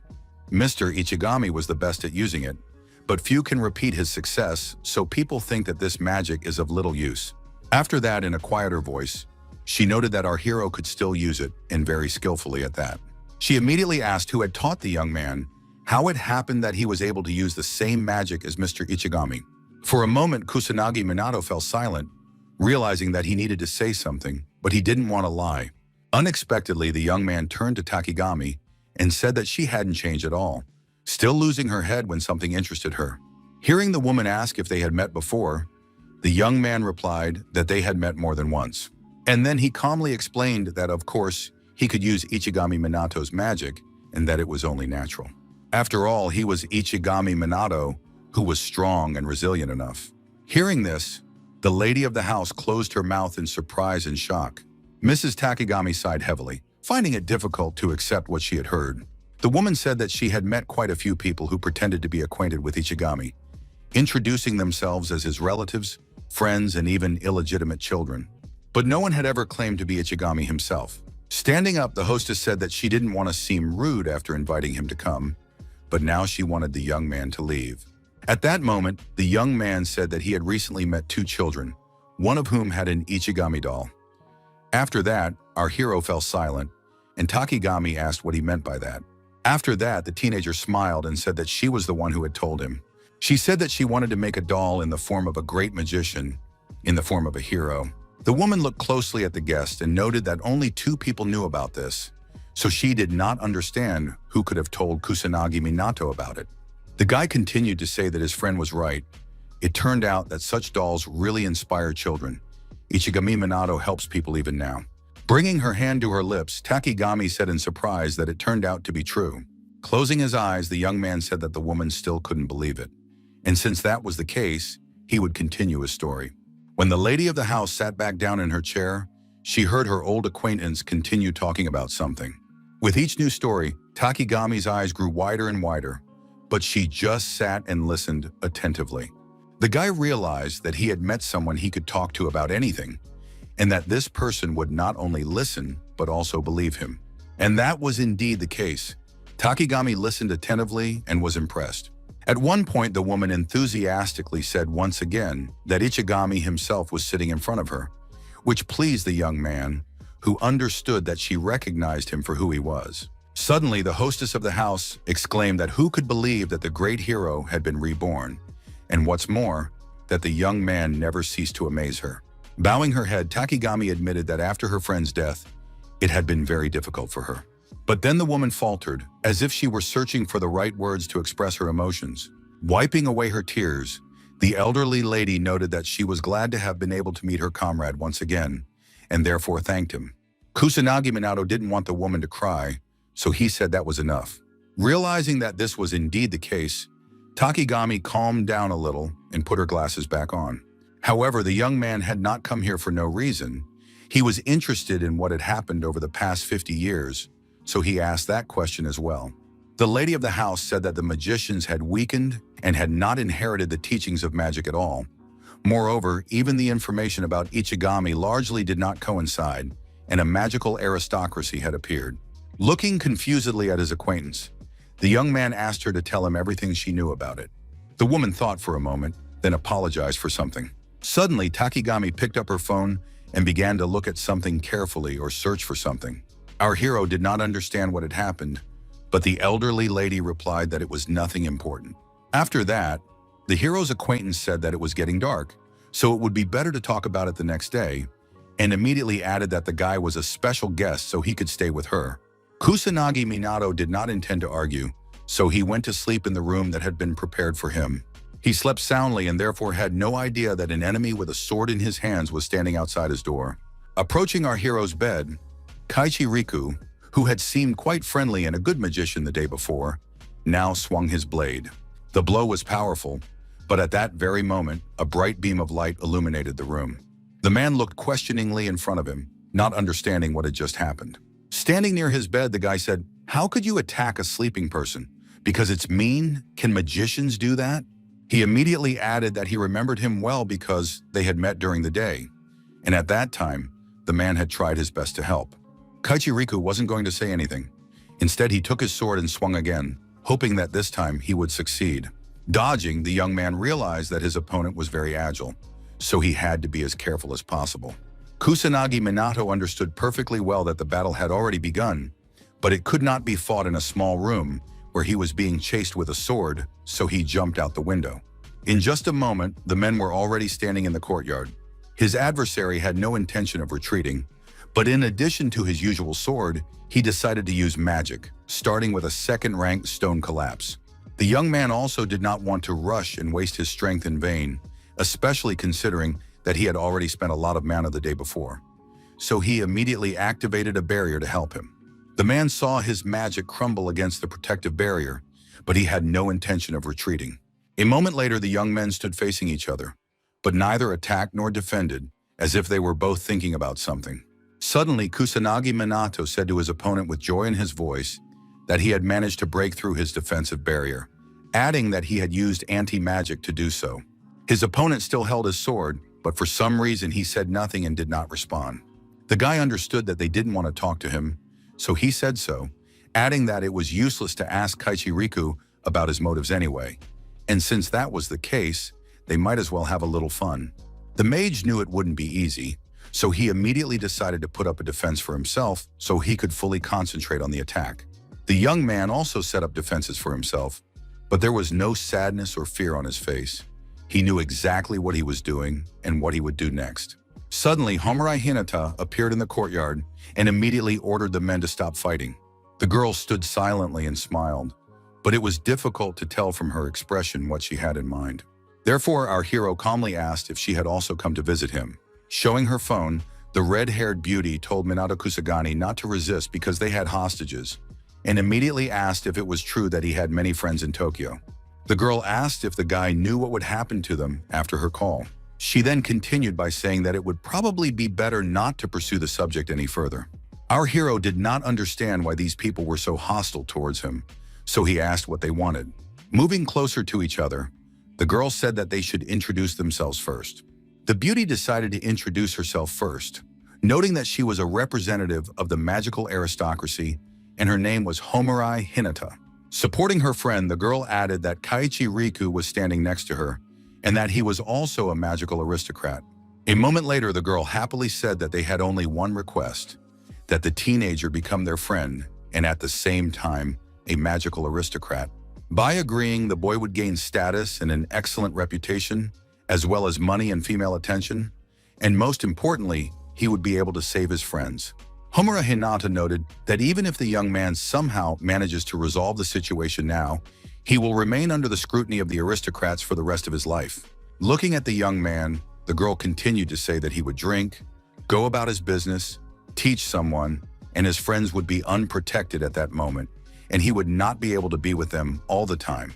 Pointing her hand toward Kusanagi Minato, the beauty asked once again if he wanted to be one of them. The guy knew his strengths, he also understood his path perfectly well, and therefore calmly stated that he was going to refuse. Picking up her phone, Homurai Hinata said that in that case there was nothing to be done, because there would be many victims. And while the girl was saying that the teenager needed to be taught a lesson so that he wouldn't think too highly of himself, her people stood near the guy's friends, preparing to harm them. At that moment, the boys were fast asleep and had no idea that they were in any danger at all. But that wasn't necessary, because the moment the bandits decided to harm the team, their bracelets immediately began to glow bright yellow. The jewelry somehow not only provided powerful protection for the heroes, but the light also spread throughout the room. The surprised ill-wishers tried to do something, but they had never seen anything like this before and were therefore very surprised. But after the light turned into the figure of Kusanagi Minato, the bandits had no idea what to think about it. The girl, who did not know what was happening in Tokyo, was sure that everything was going according to plan there. And if so, she wanted to deal with the guy here as soon as possible. Seeing his opponents with swords, the young man said that he would prefer to dodge if at all possible. However, as they prepared to strike, the guy shouted that this would definitely not happen. The red-haired beauty immediately began performing some tricks in the hope that she would at least slightly affect the commander of the magic squad. But our hero's speed was enviable, and so he did everything at the highest level. Kusanagi Minato knew many techniques, so he used them as best he could. Homura Hinata did not intend to give up, so she used fire magic to help her, hoping that it would have an effect on the young man. And it was really powerful. You couldn't say that the girl was weak because she was good at magic. Despite this, such a young man was not surprised. He had seen this many times before. At that moment, Kaichiriku also decided to use his power because it seemed to him that the young man had become a little weaker. For a moment, the steel was actually quite close to the teenager's neck, but it didn't matter. The immediate defense worked right away, although the teenager noted to himself that if someone less experienced had been in his place, they would have been seriously injured at the very least. As she dispersed the fire, the girl continued to shout that it was best for the young man not to get cocky. But the young man was not afraid at all. On the contrary, he enjoyed watching something so strong and powerful. Moreover, the merging of the two elements led to heavy rain within a few minutes. The irritated beauty shouted loudly that the rumors were true, because the guy didn't even need to read a spell. He withstood even third-rank magic, and she looked completely ridiculous in comparison. It was clear that Kaichiriku was also unable to accomplish everything he had planned. The student understood this perfectly well and said that the man was not as good at fighting while standing on the ground, so he invited his opponent to climb higher. Hearing this, the beauty shouted that Kusanagi Minato was too confident and that it annoyed her. After that, she noted that they had simply underestimated this man. In a quieter tone, she noted that they could fight again, but this time they didn't need to hold back. Working together, Homurai Hinata said that this attack would burn everything in its path, while her colleague added that its strength and power would destroy everything. Our hero understood that he was witnessing a demonic flame that belonged to the 7th rank, but he did not rush to do anything. What happened next was difficult to describe in words, because the man began to perform a trick called a comet. The red-haired girl was delighted with what she saw. She said that magic of this level could destroy half the city, so she wanted to know how the teenager was going to defend himself from it all. It actually looked scary, but not to our hero, who saw no problem with it. The young man knew that he would use free magic and disappearance. Connecting his power, Minato Kusanagi began to notice how the stones suddenly began to shift and seemed to rise upward. It was an amazing sight, also because there was practically no trace left of the fire, just like the stones, which had significantly decreased in size. The two colleagues, who had been expecting some kind of spectacular show, now looked at everything and asked where what they had created had gone. With calmness in his voice, the guy explained that he had simply split their magic. The girl immediately cried out that this was impossible because it was against the rules, and since that was the case, she would not recognize it, and therefore the young man was disqualified. Everything that had happened up to that point could be considered a farce, and now she would show the young man her full power. Suddenly, our hero turned around.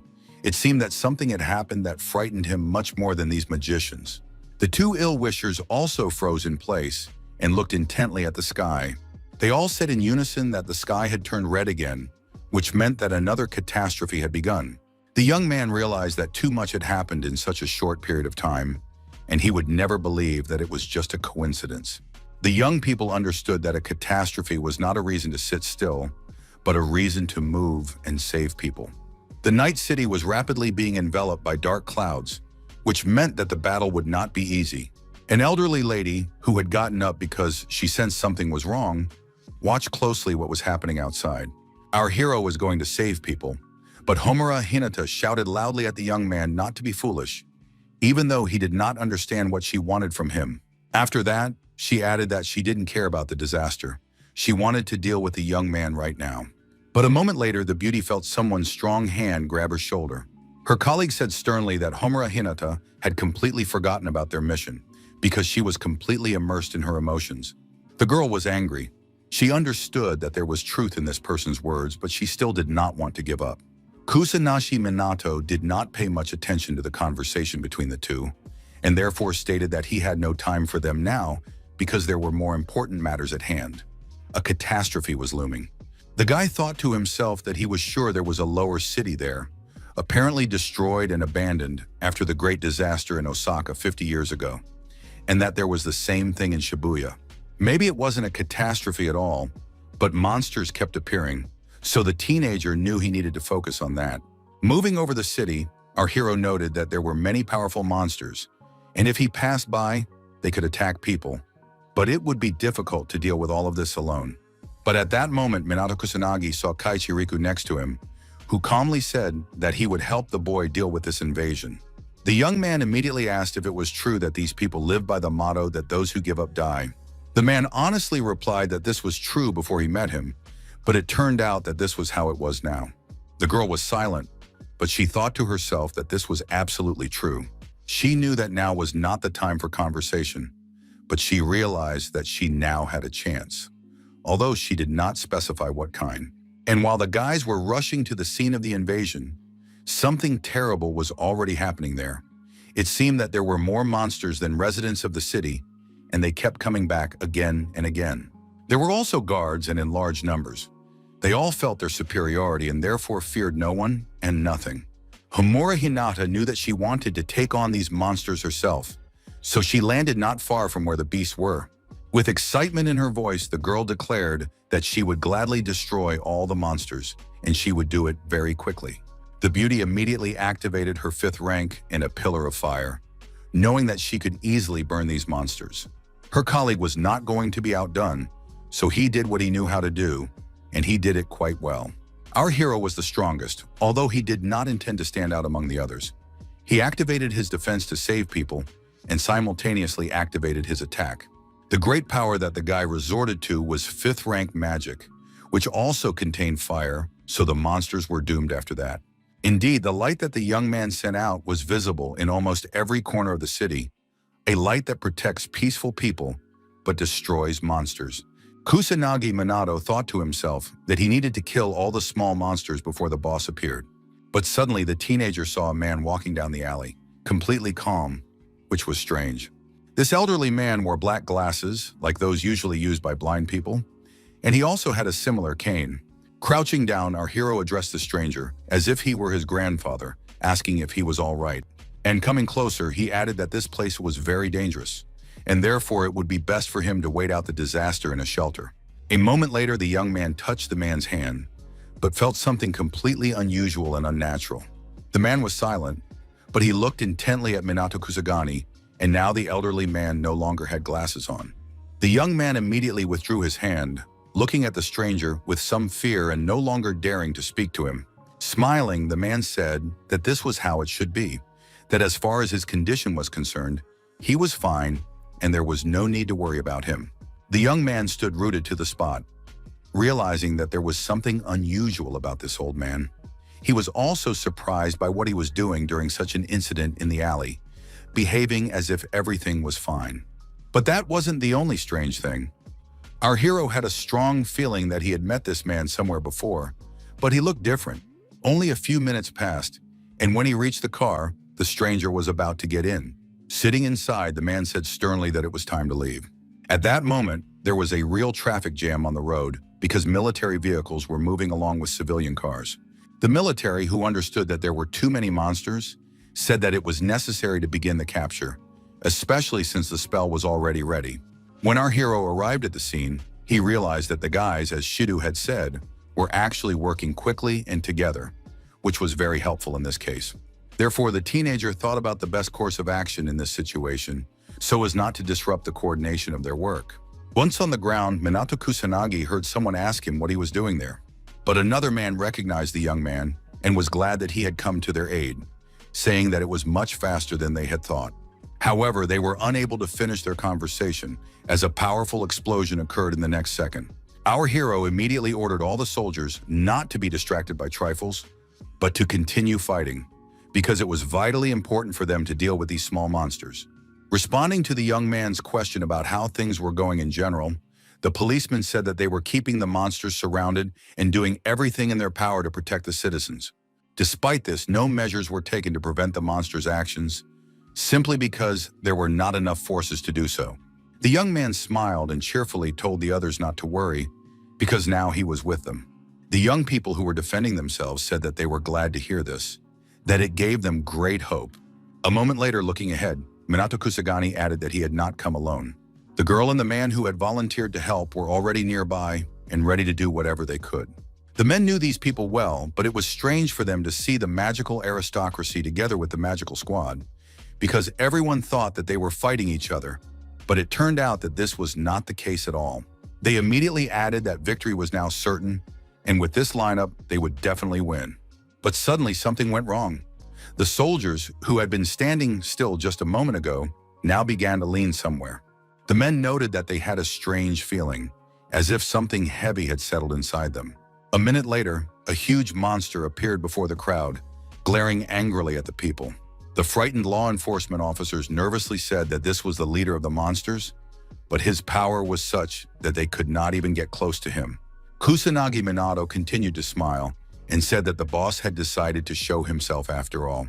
The frightened police officer did not understand how anyone could be happy about this, because their enemy was the real demon leader. Homura Hinata, who wanted to prove herself, shouted at the young man to watch them closely, because they would quickly deal with this monster. The teenager didn't want to appear ignorant. He just understood that this demon was stronger than the guys, and given their low level, they could lose. The girl wanted to go first, so she asked to do so, but Kaichi Riku said he wanted to start himself. The beauty did not listen to her colleague, and so a second later she began to channel her fire magic, shouting at her adversary that she would turn him to dust. The man kept up with Homura Hinata, quickly activating his own powers so that together they could deal with the enemy quickly enough. The monster stood in the middle of all this terrible chaos, but he was not afraid of what was happening around him and did not even try to defend himself. But suddenly something began to change. The boss realized that he had to act, so he activated his firepower. The difficulty was that this was the 8th rank, while the guys could only use the 7th to the maximum, which they realized too late. The demon was incredibly strong, and even the soldiers, who were very far away, felt it and understood that this energy could knock them off their feet very quickly. And it was true. The power was so strong that the asphalt around where the boss was standing turned into a pile of fallen stones.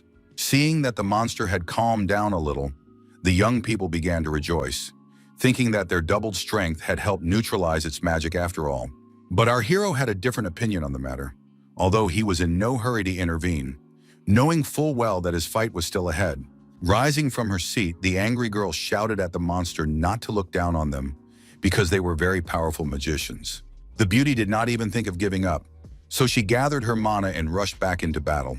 Her colleague did the same, realizing that together they could defeat it much faster. But in a moment, the monster said that humans move too slowly and would therefore lose to him. After these words, the boss began to use more powerful magic, and he also acted preemptively. The young people soon felt this, because they could barely stand on their feet, being blown away with such force that they could be carried away from the battlefield at any moment. The young people did not give up, but they already realized at that moment that their forces were not equal. In an instant, the sky was painted with bright colors, which meant that the monster was continuing to use magic, and this time it was a synthesis. At that moment, a powerful wave of fire began to engulf both the girl and Kaichi Riku, which they were powerless to resist. Our hero watched not only this, but also how, within a minute, his acquaintances were lying not far from where he stood. Struggling to get up, the magicians cursed that everything had turned out this way. They understood that they had failed to defeat the monster. Moreover, they had barely survived the battle. Supporting the guys, Minato Kusanagi calmly noted that their part of the job was done, and now he wanted them to leave the rest to him. Grabbing the young man by his shirt, Homura Hinata said with a hint of desperation in her voice that he would not be able to defeat this monster because even the magical aristocrats had failed to do so. After that, Kaichi Riku advised our hero to run away while he still had the chance. Heading towards the boss, the teenager calmly told them not to worry, because an enemy of this level was no match for him. The man looked intently at him and thought that he did not understand this person. Looking at the monster again, he decided that the young man probably did not sense the powerful force emanating from his opponent. At that moment, the girl jumped up from her seat and began to argue, saying that she simply could not allow this to happen. Covering her eyes with her hands, she added that he would be disappointed in her, and therefore she had to be useful. Kaichi Riku stood nearby, but he seemed unable to understand what was happening to his colleague, so he simply remained silent. At that moment, our hero approached the monster and asked in a surprised tone how long it had been waiting for him. The boss immediately asked the young man where he got such powerful strength and where he came from. The young man did not understand whether he should answer, after which the monster said that it was not necessary because they were rivals and therefore should fight, not talk. For a while, Minato Kusanagi stared intently at his opponent. At that moment, the monster said that it would be better to tear each other to pieces until one of them fell. It sounded quite bold, but one could not expect anything else from such a monster. The young man saw that the monster was about to attack, so he automatically activated his defenses, even though he knew he had to win quickly. A moment later, what the young man had expected happened. The monster began to attack him from different sides, and it did so quite quickly. The beast was confident that it could easily and quickly take the young man out of action. Homura Hinata, who was standing nearby, was delighted, noting that she had warned the young man in advance that it was simply impossible to defeat the demon leader. The monster watched his opponent closely, unable to understand how his magic was not working against the human. Although a moment later, the teenager declared that it was all infuriating him, hinting that it was taking too long. But a moment later, Kaichi Riku announced that Kusanagi Minato had managed to strike the monster, which greatly surprised the beauty. The man thought to himself that no matter how hard the young man tried to protect himself with magic, the power of the demon leader was still great, and therefore he did not understand what the young man planned to do next. Our hero also pondered, thinking that he would like to try his new magic on this monster, but it was not yet time, after which he decided that he just needed to find the right spell. A moment later, Kusanagi Minato began to concentrate his energy, deciding to use the 9th rank and an anti-magic spark. Realizing that this was such a high rank, the girl began to get upset, saying that even they could only use 8th level magic, thinking that this was the highest rank. But the guy didn't care what they thought of him. He just concentrated on his power, knowing that it would give the desired result. It seemed that with every second, the guy was accelerating his energy more and more, because there was a lot of yellow light and it radiated a special warmth. And then something unusual happened, because everyone saw a bright flash of light and a monster that suddenly fell to the ground. Seeing the sun come out, the police officers asked in surprise if it was really over, noting that the young man had managed to defeat an enemy that even the magical aristocrats had been unable to overcome. The men rejoiced as they approached the young man, saying that he was their savior who had done something incredible. He calmly replied that he had said he would do it, and so he did. Hinamura Hinata thought to herself angrily that this teenager had defeated the boss so easily, and therefore, compared to him, she could not even be called a magician. Our hero hinted that they should continue where they left off, but the girl proudly declared that it was unnecessary because they had lost the argument and he had won the battle. But Minato Kusanagi didn't want anyone to be offended, he just wanted to hear an explanation. When the guys said that there was one more missing figure, the guy immediately realized that they were talking about Ms. Takigami, who appeared behind him at that very moment. The woman calmly said that she recognized the young man's strength, and he noted that now she definitely couldn't get away from him. He immediately began asking questions about the purpose of the test, why the magicians had become so weak, and why his acquaintance had collaborated with the magical aristocracy.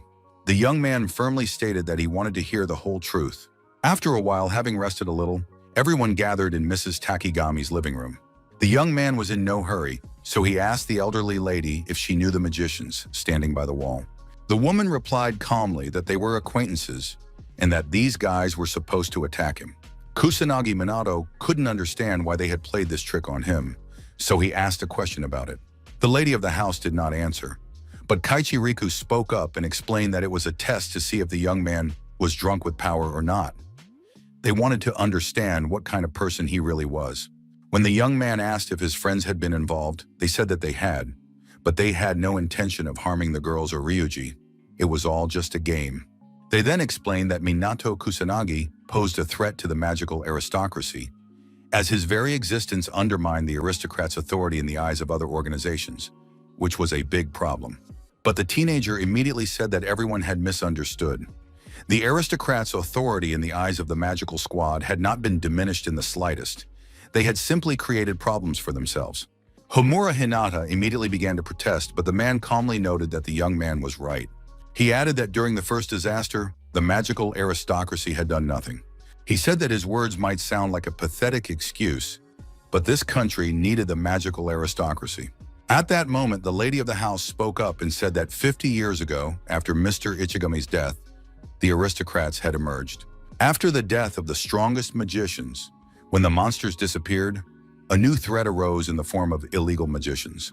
They descended suddenly, and at that time there were no structures that could restrain them. Unable to defend themselves in any way, Japan briefly became a criminal state. The remaining magicians tried to resist this oppression, but even they struggled to do so. After a series of disasters and crimes, people were mired in despair, doubting every day. This was mainly due to the death of Minato Ichigami, a hero who had always stood guard over order, but whose soul had left this world forever. Then a handful of magicians who had managed to survive began to think about how to restore hope to the people of Japan and bring back the peaceful days that Minato had given them. For a moment, the woman thought, seemingly lost in her own memories. Suddenly, Minato Kusanagi spoke up, saying that this was how the magical aristocracy came into being, which the hostess confirmed. These people registered everyone who was in any way connected with magic, and those who resisted were simply killed. They completely monopolized the knowledge and technology associated with magic. Throughout Japan, a ban on mentioning magic was introduced so as not to return to what they had left behind. Thus, peace gradually began to reign in the country, but this led to the decline of magicians. After thinking for a moment, the young man said that the strict restrictions on magic had led to degradation, and therefore it was all logical. The young man thought to himself that he remembered well the consequences of the horror of 50 years ago, when many people and magicians died in that hell, and after that, some of them began to destroy the country themselves. But the young man did not understand who wanted him removed from office, but the woman said she could not remember such people.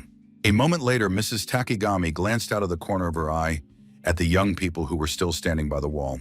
Unexpectedly, she asked her acquaintance if he remembered a man named Mume Hifumi, and our hero said that this man was his subordinate. Kusanagi Minato remembered that this guy always picked on him, had a very competitive temper, and was quite arrogant, but a talented magician.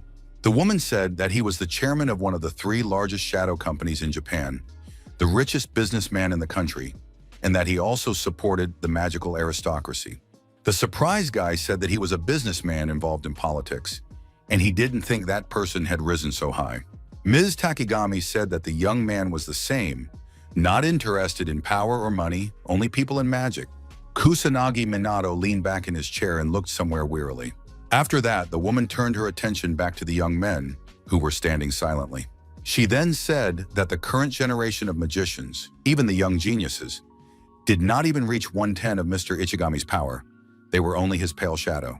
At that moment, Kusagi Minato couldn't take it anymore, and shouted that thanks to their ancestors, peace had reigned in Japan, and therefore their power should not be belittled.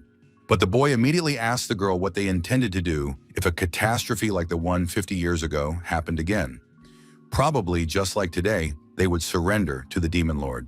Kaichi Riku explained that they had not anticipated such a scenario, thinking that the police would handle everything, and in the worst case, the entire magical aristocracy would unite to protect the peace and tranquility of the people. But our hero calmly said that he had already seen the skills of the aristocracy.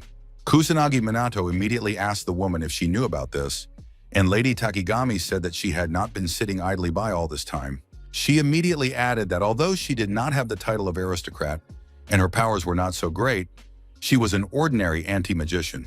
The young man thought to himself that this was the truth of 50 years ago, which resulted in magical aristocrats, a decline in abilities, a reduction in disasters, and poor magical training, and immediately stopped thinking about it. The young man knew that he had now discovered the true reasons, but was that really all there was to it? So the young man asked if that was all that had happened in 50 years, if there were no more secrets, to which the woman replied that she had told him everything she knew. The aristocrat standing aside watched the woman and the teenager intently. Taking a deep breath, Minato Kusagani declared that everything was now clear to him. Rising from his seat, the young man noted that the conversation could end there, but he had one suggestion. Raising his hand, the young man suggested that the young people join forces. Homura Hinata was clearly not happy to hear this, and immediately began to ask why they needed to do so. Our hero replied that he wanted equal cooperation, so he was not going to obey anyone. And since disasters were not going to go away, it would be better to work together to eliminate them. The girls started shouting again, asking why the powerful captain needed their help. But he said that he was not powerless, it would just be more productive to be friends than to oppose each other. The young man explained that by uniting, they would be able to protect everyone, and therefore he was curious as to whether young people really did not want to save everyone. Kaichi Riku said honestly that although the offer was unexpected, after the defeat of the demon chief, he saw no reason to refuse. Ms. Takigami, overhearing the conversation, said that the young people could also rely on her, as she would create anti-magic armor for everyone. The young man then sincerely thanked his two comrades. However, things were not so simple with Homura Hinata, because she turned away from everyone and stood silently. Suddenly shouting, the girl declared that she agreed to cooperate. She immediately added that our hero should not dare to take all the glory for himself, and if he suddenly began to complain, she would kill him herself. The teenager agreed to this, but asked her not to take people hostage next time, to which the beauty immediately agreed. Thus, for the first time in 50 years, the magical aristocracy and the special magical squad joined forces to fight evil. At that moment, Minato Kusanagi abruptly said that he had a feeling he had forgotten something important, or maybe it was just his imagination. The next morning, when Katsuragi Ruji got out of bed, he was horrified to find an unconscious stranger in his house, not knowing who he was. The same thing happened to the Mizuki sisters, who thought that burglars had broken into their house. Meanwhile, at the Osaka Prefectural Police Academy, the cheerful staff told our hero that they had been waiting for him. Looking at them, the surprised guy didn't know how to react to this. Stepping out onto the courtyard, one of the police officers shouted for everyone to stand at attention immediately. The man repeated that the employees did not communicate with their peers and therefore had to show respect to him. After that, the man apologized to our hero, saying that many of these guys were volunteers, they didn't know the rules yet, and therefore as a police officer, he was ashamed of them. Embarrassed, Minato Kusanagi felt very awkward and said that perhaps this was unnecessary. The officer immediately replied that the young people were understandable, as the exploits of the Special Magic Squad had inspired them to join the academy, adding that he himself would not mind undergoing something similar. After these words, the young man hunched his shoulders, realizing that he was becoming even more embarrassed. A few minutes later, another police officer asked the chief on the scene where Kusagani was, adding that he needed him. But the young man did not hear anyone calling him because he was telling his charges to start using the first-rank spell. Focusing, the students immediately began to carry out the task, and they did it quite well. It was difficult to concentrate on the task at hand because several girls in police uniforms were looking at the guy strangely. Clutching his head, our hero decided that he was attracting too much attention, although he understood that this could work to his advantage. The more magicians came here, the more strong fighters he would be able to train. The results of the initial training could be seen within an hour, when the tired guys were struggling to run around the grounds. And the mentor continued to tell them that the greater their physical strength, the more magic they would be able to unleash, that they needed to try to feel this while running, and added that it was important to imagine that their lives depended on it. The young people, in turn, complained to each other that this was not at all how they had imagined the training would be. Laughing, Minato Kusagani said that if anything happened, he would use holy magic, and therefore everyone would instantly rise from the grave. So stop complaining. Get moving, the enemy won't give you any breaks during battle. You need to put all your strength and soul into training. A week later, all the students were back on the training field. The young man said that everyone had worked hard during this time, and as a result, their abilities had improved. The young man gave the boys advice, saying that even outside the field, they should not stop training, because they were all defenders of Osaka. Hearing this, the young people immediately began to shed tears. Leaving without looking back, our hero proudly declared that he was handing over the defense of this city to the young men. After that, the police department gained more strong officers, who were not inferior in strength to their colleagues from Tokyo. Kusanagi Minato thought about the need to return home as soon as possible, but he was saddened by the fact that a press conference would surely be waiting for him there. A couple of days later, it was announced on television that a special magic squad and the aristocratic families of Homurai and Kaichi would be collaborating. Many people didn't believe it until our hero was photographed with Kaichi Riku, where the men were shaking hands. Moreover, rumors spread throughout the city that the special unit was going to be sponsored by some important people in Tokyo. Although many thought this was not true, since the guys belonged to the police department, where they are paid a salary. Others believed that one thing did not interfere with the other, and therefore there could be many different possibilities. Most people were happy that there were more magicians, so they didn't have to worry about possible disasters. At the same time, many journalists were interested in the question of how the Masuha clan would behave in the future, since a representative of their family refused to attend the press conference. On the other hand, some noted that when the country was on the brink of disaster, these families did not react at all, so what else could be expected of them? During one of the training sessions, Minato Kusagani asked the girls if it was true that they couldn't contact their father. With despair in her voice, Yuika said that she had tried many times, but nothing worked. Although her sister immediately said that they had been rejected, so there was nothing strange about it. The young man was surprised that the head of the Masuha family had not commented on the fact that the other two families were now cooperating with the magic squad. This was also surprising to Ruki, who thought that her father would soften after that. The young man thought to himself that peace had reigned between the detachment and the aristocracy for the first time in a long time. So he assumed that Mizuha would want to see his daughters, but he remained silent, so perhaps it would be worth visiting him. The beauties saw that their mentor was thinking about something, but they didn't dare ask what it was. Suddenly, Yuka exclaimed that none of that mattered. The most important thing was how well the boys had done in Osaka. Cheering up, the young man declared that he had caused more problems than he had helped. Shido listened attentively to the conversation, but decided not to interfere, because it did not concern him at all. The policeman was interested in another question.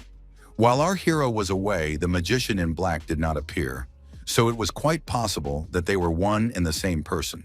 If so, the blonde man would have to arrest him, although he hoped it was all a mistake, since Kusagani was the only mage capable of protecting this world from evil.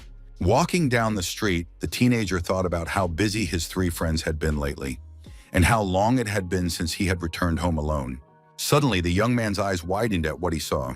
Two girls who were maids said they had been instructed to greet the boy.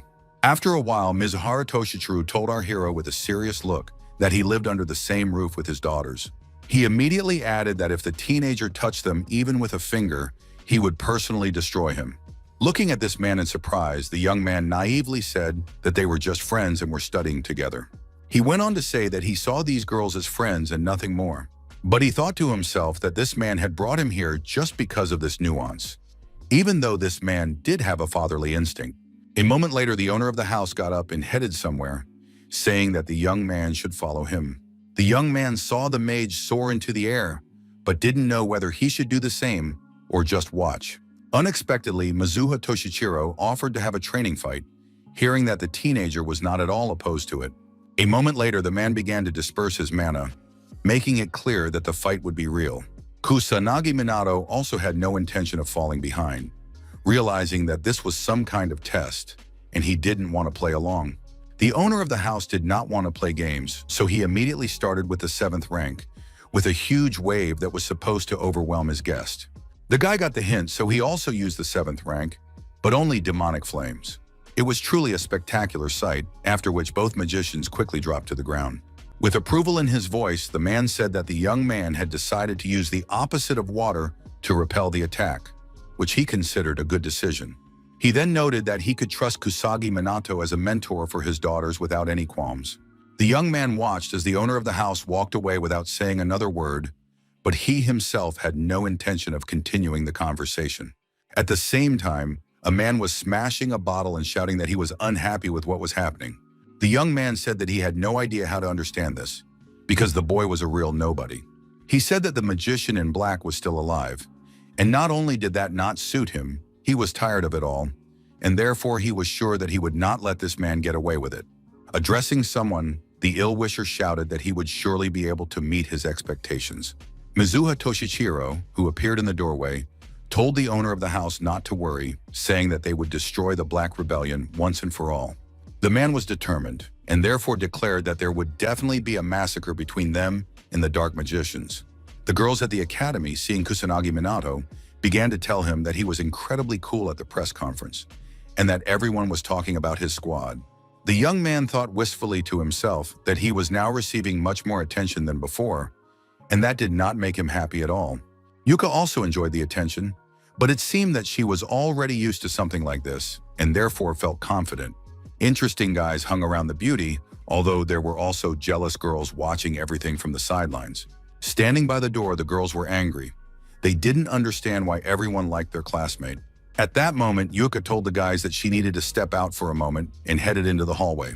Walking alone, the girl said aloud that she felt like nothing could hurt her anymore, but how exhausting all this attention was. Suddenly, the girl snapped out of her thoughts when her classmates approached her and said they needed to talk to her. Frightened, Yuka stood in the backyard of the academy, not understanding what her classmates wanted from her. One of the girls rudely placed her foot next to where our heroine was standing. The students shouted that it was completely unclear why Mizuho had been accepted into the special magic squad, that it was all because of her family, and that was why she walked around acting important, annoying everyone else. But a moment later, another girl claimed that Yuika was having an affair with the squad commander, so it was no surprise how she got the position. But the beauty was not going to put up with this. So she shouted loudly that didn't anyone suspect that she was chosen because she trained hard every day and was talented.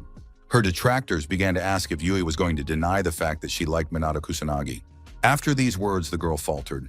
She understood that she really liked the young man, but she didn't want to admit it to strangers. Suddenly, the voice of the person they had just been talking about rang out, and the guy asked what was going on in this alley. The young man understood that something was wrong, but he wasn't going to be rude or do anything like that, so he waited for an answer. Trying to justify themselves, the girls said that they just wanted to ask the girl from the academy how she got a place in the squad, adding that she was, after all, an aristocrat studying in a special class, and therefore it was understandable that they couldn't not take her. After that, the most unpleasant student said that it was the commander himself who secured the place, but if this became known, his reputation would be ruined. Yui cowered. She didn't want to make excuses, but she didn't know how to resolve the situation. The girl approached her acquaintance and looked at him intently. The academy members started talking again about how unfair it all was, saying that they would also like to be in the special unit, but they didn't have such a good friend. Minato Kusagani loudly declared that he understood the situation. He immediately began to smile, and then enthusiastically declared that if the girls wanted to, they could undergo special training in their unit. He immediately added that if they passed, the students would be invited to join their team and would be on equal footing with the others in protecting citizens. The girls immediately began to smile, saying that they would definitely come and prove themselves. Wei, who was standing in the back, remained silent. When they arrived at the training ground, the commander told everyone gathered that new members would be training with them today. And while Ryuji said he had never seen these girls before, Ruka wondered if they would be able to handle the training. Yui thought to herself with alarm, does Kusanagi really want to accept these academy students into the group? But she decided that now was not the time to think about that. She had to try her best, because she had come to the training ground to train, not to think about silly things. Only the newcomers weren't thinking about the fact that they needed to train. They were thinking about how they would become the most popular when they were accepted into the group. Annoyed, Ruka told her friend that some chickens had come to the class, which he confirmed. Hearing this conversation, Minato shouted to the guys not to worry about it, because the girls definitely wouldn't last long on the field. One of the students, looking at our hero, thought that she should get closer to the guy during training. However, just a few minutes into the training, the girl not only failed to get closer to the young man, she couldn't even stand. But the commander yelled at the guys to run as if their lives depended on it, because monsters won't wait for people to gather their strength. The participants had to imagine that a whole horde of hungry demons was chasing them, and the young man's acquaintances actually ran, keeping in formation, understanding that this was really important. Only the ill-wishers, who were lagging behind somewhere at the end, complained that they couldn't do it anymore. After a while, Kusanagi ordered everyone to do push-ups, because this would help push their bodies to the limit, which was what they needed. After that, the guys started working on magic, realizing that they had to do it flawlessly since magic directly depends on inner strength. Exhausted to the limit, the ill-wishers decided it was time to leave this training because it was not training but torture, and no normal person could endure it. But in the next second, one of the girls felt a hand on her shoulder and was startled. It was the commander, who humorously asked where the beauties were going, noting that this was only the beginning of the training. Sitting on the ground, the students cried, saying that the young man had deliberately lured them here just to mock them. Suddenly, the young man asked the girls to look to the side. Pointing to his acquaintances, he said that once upon a time, all these people also hated training, but they kept coming back and getting better and better at it until they started to become powerful magicians. The teenager added that their work was very dangerous. They had to fight monsters to protect citizens, which was very tiring. He added that Yuka always gave it her all. She considered herself a nobody, but she never stopped training. Turning around, the boy asked the students if they really thought the girl had time for fun. In a more severe tone, he inquired whether it was a matter of seduction or connections. Minato Kusagani declared that Yuka was his dear friend, and he would not allow people to speak ill of her. The students looked at the young man in horror, realizing that he was completely serious. Fleeing, the students shouted that he shouldn't kill them. As for the young man, he said that these people were completely spineless, and he could have accepted them if they had tried harder. Arji, who approached the commander, asked what it was, but the commander replied that the training session was attended by ordinary losers who were not even worth thinking about.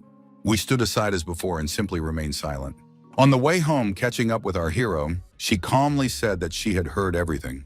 After that, the beauty thanked the guy, saying that he had done it all, especially for her. The young man noted that he could have gotten into a verbal altercation with the students, but it would have been pointless, so he decided to show them everything so that they themselves would understand what it means to work in a team. But if they continued, he immediately fell silent. Yuka finished the conversation for them, noting that if they continued, they should simply ignore them. The embarrassed girl noted that after everything that had happened, she wanted to say that she also valued the young man. Closing his eyes, Minato Kusagani said that he understood everything. To herself, the beauty added that the young man probably didn't understand the meaning she put into those words, but the day would come when she would become stronger. And then, being close to him, at the right moment, she interrupted her thought. But she did so in order to say aloud that the day would come when she would definitely become even stronger. And at that moment, she would finally be able to overcome her own mentor. Smiling, Yuka said that the young man needed to prepare for this. After a while, panic broke out in the city again as the monsters made their presence known once more. Our hero, like Homarai Hinata, saw what was happening and thought about the best course of action in this situation. The girl, who loved to be first in everything, shouted that she would take care of everything herself because it was her prey. But the young man only said aloud that his colleague was very impatient, although this was not very good. But in a moment, the guys joined forces so that one eliminated some monsters and the other eliminated completely different ones. People who were on the street said that they were witnesses to the fact that the Magic Squad and the aristocrats were actually working together. Soon, the press began to talk about how the alliance had increased trust in the magical aristocracy, but that, in addition to disasters and monsters, the Black Rebellion organization posed a threat. This is an unofficial organization, which mainly consists of students. But the chief was not happy about this, saying that due to their high achievements, trust in the police had begun to decline. At this time, a little boy was lying in the hospital, still unconscious. The magician in black carefully opened the window to get inside the ward unnoticed. The young man wanted to help, so he raised his hand and looked closely at the little patient. Kusanagi Minato decided to use 9th rank magic, holy magic, and angelic breath to help the boy. Suddenly, the room became bright, flooded with soft, warm light.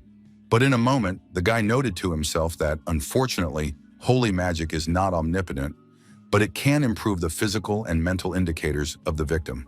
However, looking at the child, it seemed that for some reason, holy magic had no effect. This was sad because our hero wanted to help Leona, understanding that her brother was very important to her.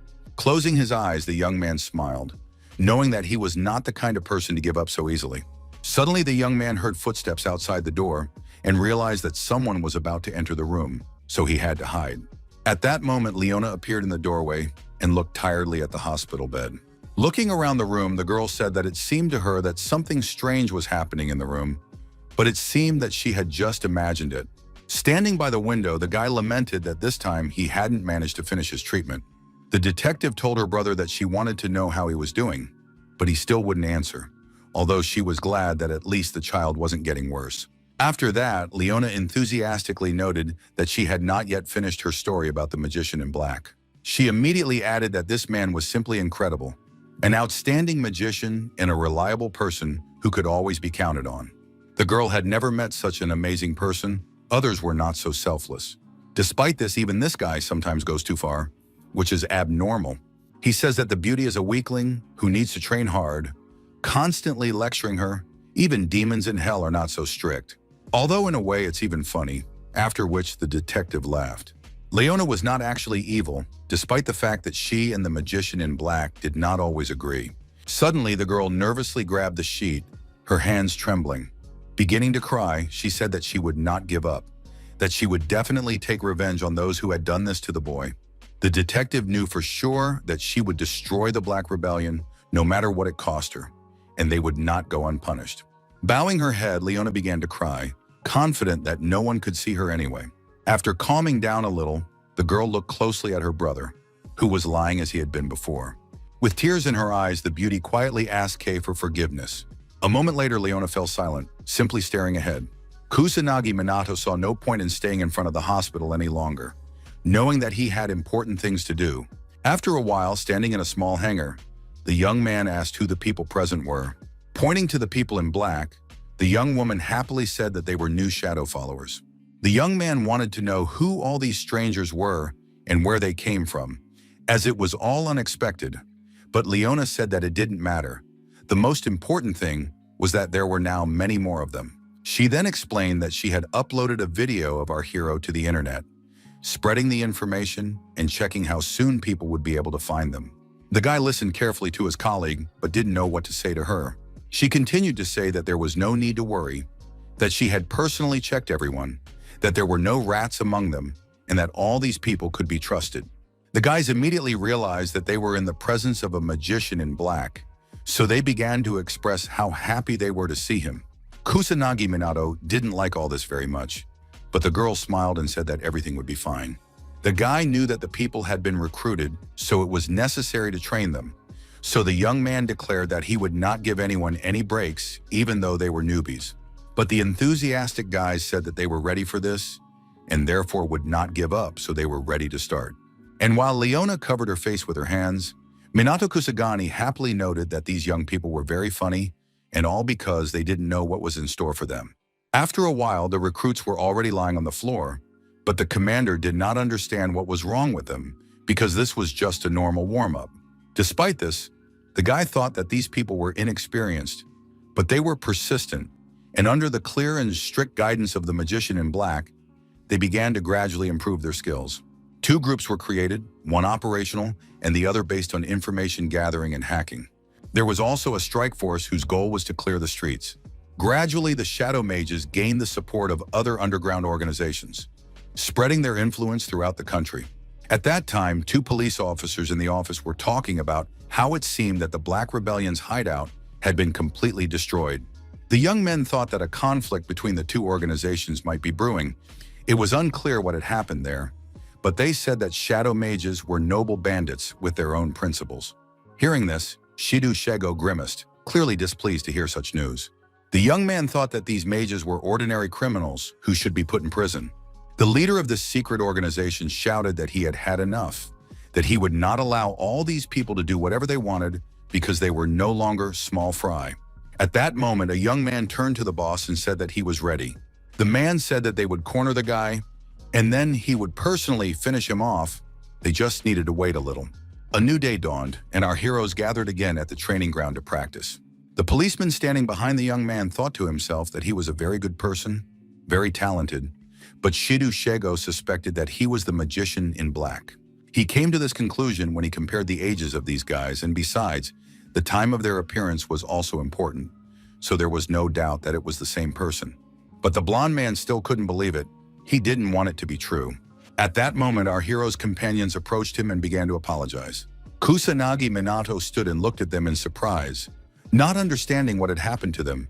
Handing the bracelet to the guy, the girls said they had tried to fix it, but the young man said it was okay because the jewelry couldn't withstand their magic. He thought to himself that he was just an ordinary enthusiast and couldn't create anti-magic armor, so he decided to talk to Takigami. The guys were outraged that someone had decided to attack them under the cover of night, which was completely abnormal. The guy, with his usual good nature, noted that he understood the team's dissatisfaction, but now they needed to cooperate with the aristocracy, so this time it was better to turn a blind eye. The young people understood that this was a necessary measure, so there was no point in arguing, although they did not fully understand why they needed someone else when they were doing just fine on their own. Unexpectedly, Yuka said that there was something wrong with the aristocrats who had made their way into their house. The young man explained that it was a type of magic that could absorb magical power and also cloud the victim's memory, which was why the girl did not remember the encounter. Realizing that they had trained well today, the commander said it was time to go home. But in a moment, the guys started saying that someone had to go to their part-time job, someone else had things to do at the academy, and someone else wanted to go shopping. The young man realized that he would have to go home alone, which rarely happened. But suddenly, Shido Shigo approached the young man and offered our hero a ride. Sitting in the car, the policeman talked about how the influence of shadow magicians had grown recently, and the police could no longer ignore their activities. Responding to Minato Kusagani's question about whether he was suspected of this, the blonde replied that the magician in black was young and talented, no matter how you looked at it, and that they looked alike. But our hero continued to stand his ground, noting that he knew nothing about it. Unexpectedly, the teenager asked if the magician in black was bad, since he wasn't doing anything illegal. The policeman knew that the mage was called a noble robber, but he still insisted that he was a criminal. Suddenly, the car stopped abruptly on the side of the road, but no one got out. The blonde man, who had always been friendly and smiling, now became sad and said that his father had been a police officer and that he would call him a man of honor. He admired the man not only because he was his father, but also because he believed that criminals were people with their own problems and principles. And little Shido Shigo believed him and respected him for seeing only the good in people, and therefore wanted to become like him himself. However, it so happened that his father was killed on one of his working days. During the assignment, he tried to convince the gangsters to release the hostages, but the gangster used a spell against his unarmed father, against a man who just wanted to help. The policeman was not even a magician, so it was a terrible death for an ordinary law enforcement officer.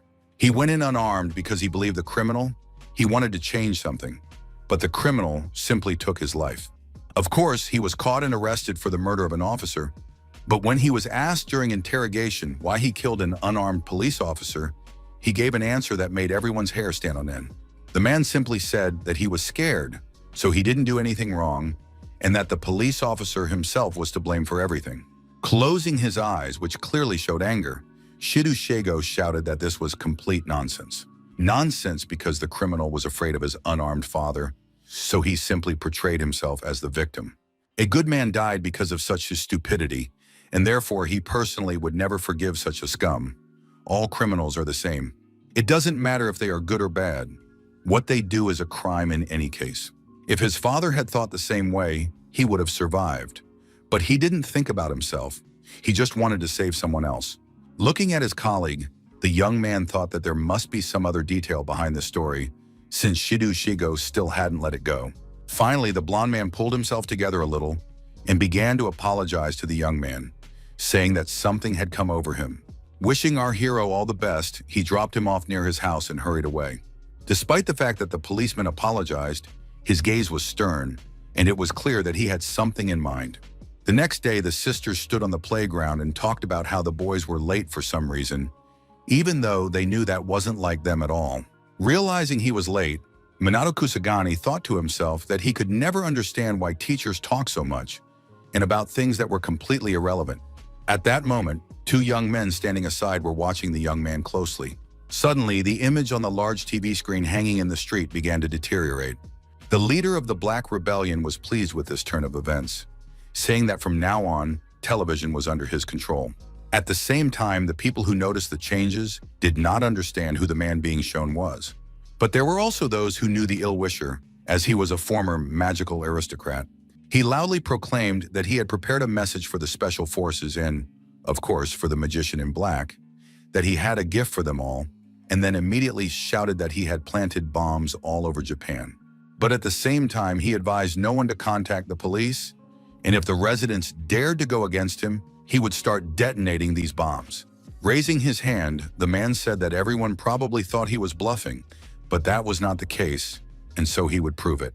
Suddenly, it became quiet, and then there was a powerful explosion, and debris and glass rained down from everywhere. Running from side to side, the townspeople tried to understand what had happened if there were no monsters. Only our hero, realizing that everyone was in danger, began to use an anti-magic barrier to protect those gathered. Realizing that they had been saved from destruction, the people began to thank Minato Kusanagi, who was lost in his own thoughts. Sanada Karen told her colleague that something was wrong with the connection because she couldn't get through to the police or the guys. At that very moment, the girls were also trying to call their mentor, but they didn't understand why the call kept getting interrupted. Only the former magical aristocrat on the TV screen invited the magician in black to come to him, warning that if he tried to disobey, all of Japan would be blown up. He immediately added that it would be best if the magician in black decided to hurry. That same evening, wearing his magician's costume, Minato Kusagani rushed somewhere, realizing that he had to put an end to the villains. Leona wanted to clarify the details, so she asked if the meeting place was the port warehouse they had previously used as their hideout, even though she didn't understand why the guy was going there alone. The girl had grown accustomed to her partner during this time, so she told him not to even think about dying on the mission. Smiling, the young man said that he had everything under control, so everything should be fine. The young man knew he had to be quiet, so he landed on the ground almost silently. And that was the right decision, because it was already quite crowded inside, with the gangsters actively discussing something. The young man knew that there was no point in waiting. Besides, there was nothing to wait for, because he knew for sure that a fight was waiting for him. The ill-wisher said angrily that they had been waiting too long for the magician in black. He added happily that he would finally be able to put the teenager in his place, and that this was a real joy because he had been waiting for this moment for a very long time. Pointing at the people, the man said that they were all high-ranking wizards, the best in the Black Rebellion. Kusanagi Minato was afraid of nothing and no one, so he smiled and suggested that if he defeated them all, their organization would be finished. But when the villain heard this, he immediately began to laugh so loudly that he almost deafened everyone present. The others immediately joined in, saying that the boy had got something wrong because he was facing magicians, not school children. Suddenly, the leader's voice became harsh, and he told his men not to say anything. He then stated that everyone who underestimated this mage in black had died, but he was not like that, so this time everything would be different because he had prepared thoroughly. Hearing this, the young man calmly asked if he would be able to accomplish his task. Seeing that our hero had run off somewhere, the boss said that he had not allowed him to move, adding that he had surely forgotten about the bombs and the pathetic little people that he could easily blow up. Unexpectedly, the guy froze in place, but at the same time, he didn't want to say anything. Directing their energy towards Kusanagi Minato, everyone gathered shouted that he would not live. But the young man tried not to pay attention to it, even though he could see that a lot of magic was directed at him. And while the young man stood rooted to the spot, the villain shouted to his men that this boy had decided to use the barrier. It was clear that the others did not like this. They understood that this was high-level magic, and therefore it could be judged that the guy was actually strong. A moment later, our hero said that it was all useless because, with third-rank magic, they would never be able to harm him. After hitting one of his men, the leader maliciously declared that he had gathered a bunch of useless people around him who were good for nothing. Kusanagi Minato didn't like this kind of treatment, no matter who was being beaten, so he called the former aristocrat trash. But these words were useless to him. He continued to rejoice and shouted that they would see who would win. He added that the mage in black was strong, but in addition to his enormous mana reserves, he possessed high-level magic, and going up against him was like jumping off a roof. But he could oppose him with a weapon against which mages were powerless. At that moment, the young man began to say that something like that had no effect on him. However, he did not finish his sentence because he felt blood on his cheek, not understanding how this could be possible. The villain understood that the boy was confused, and therefore, laughing, noted that the boy was greatly distorted. He repeated that the gun in his hands was capable of melting magical matter with its bullets, that it was an anti-magic pistol, and therefore the bullets did not care about barriers and could easily kill any mage. In a moment, the bullets flew in the direction of the boy, who realized that it was actually difficult to resist. Suddenly, the leader became angry that he was shooting, but for some reason, he couldn't hit him. Kusanagi Minato knew that he couldn't waste any time, so he immediately began to activate his life-giving magic. Closing his eyes and concentrating, the young man began to heal his own wounds. The villain became angry again, repeating that no one had given the boy permission to use holy magic.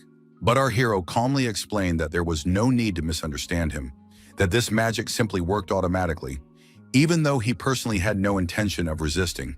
The magic was activated without his consent.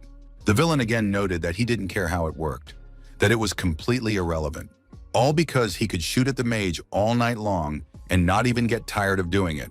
Laughing, the enemy said again that the wounds would heal, of course, but there was no escaping the pain.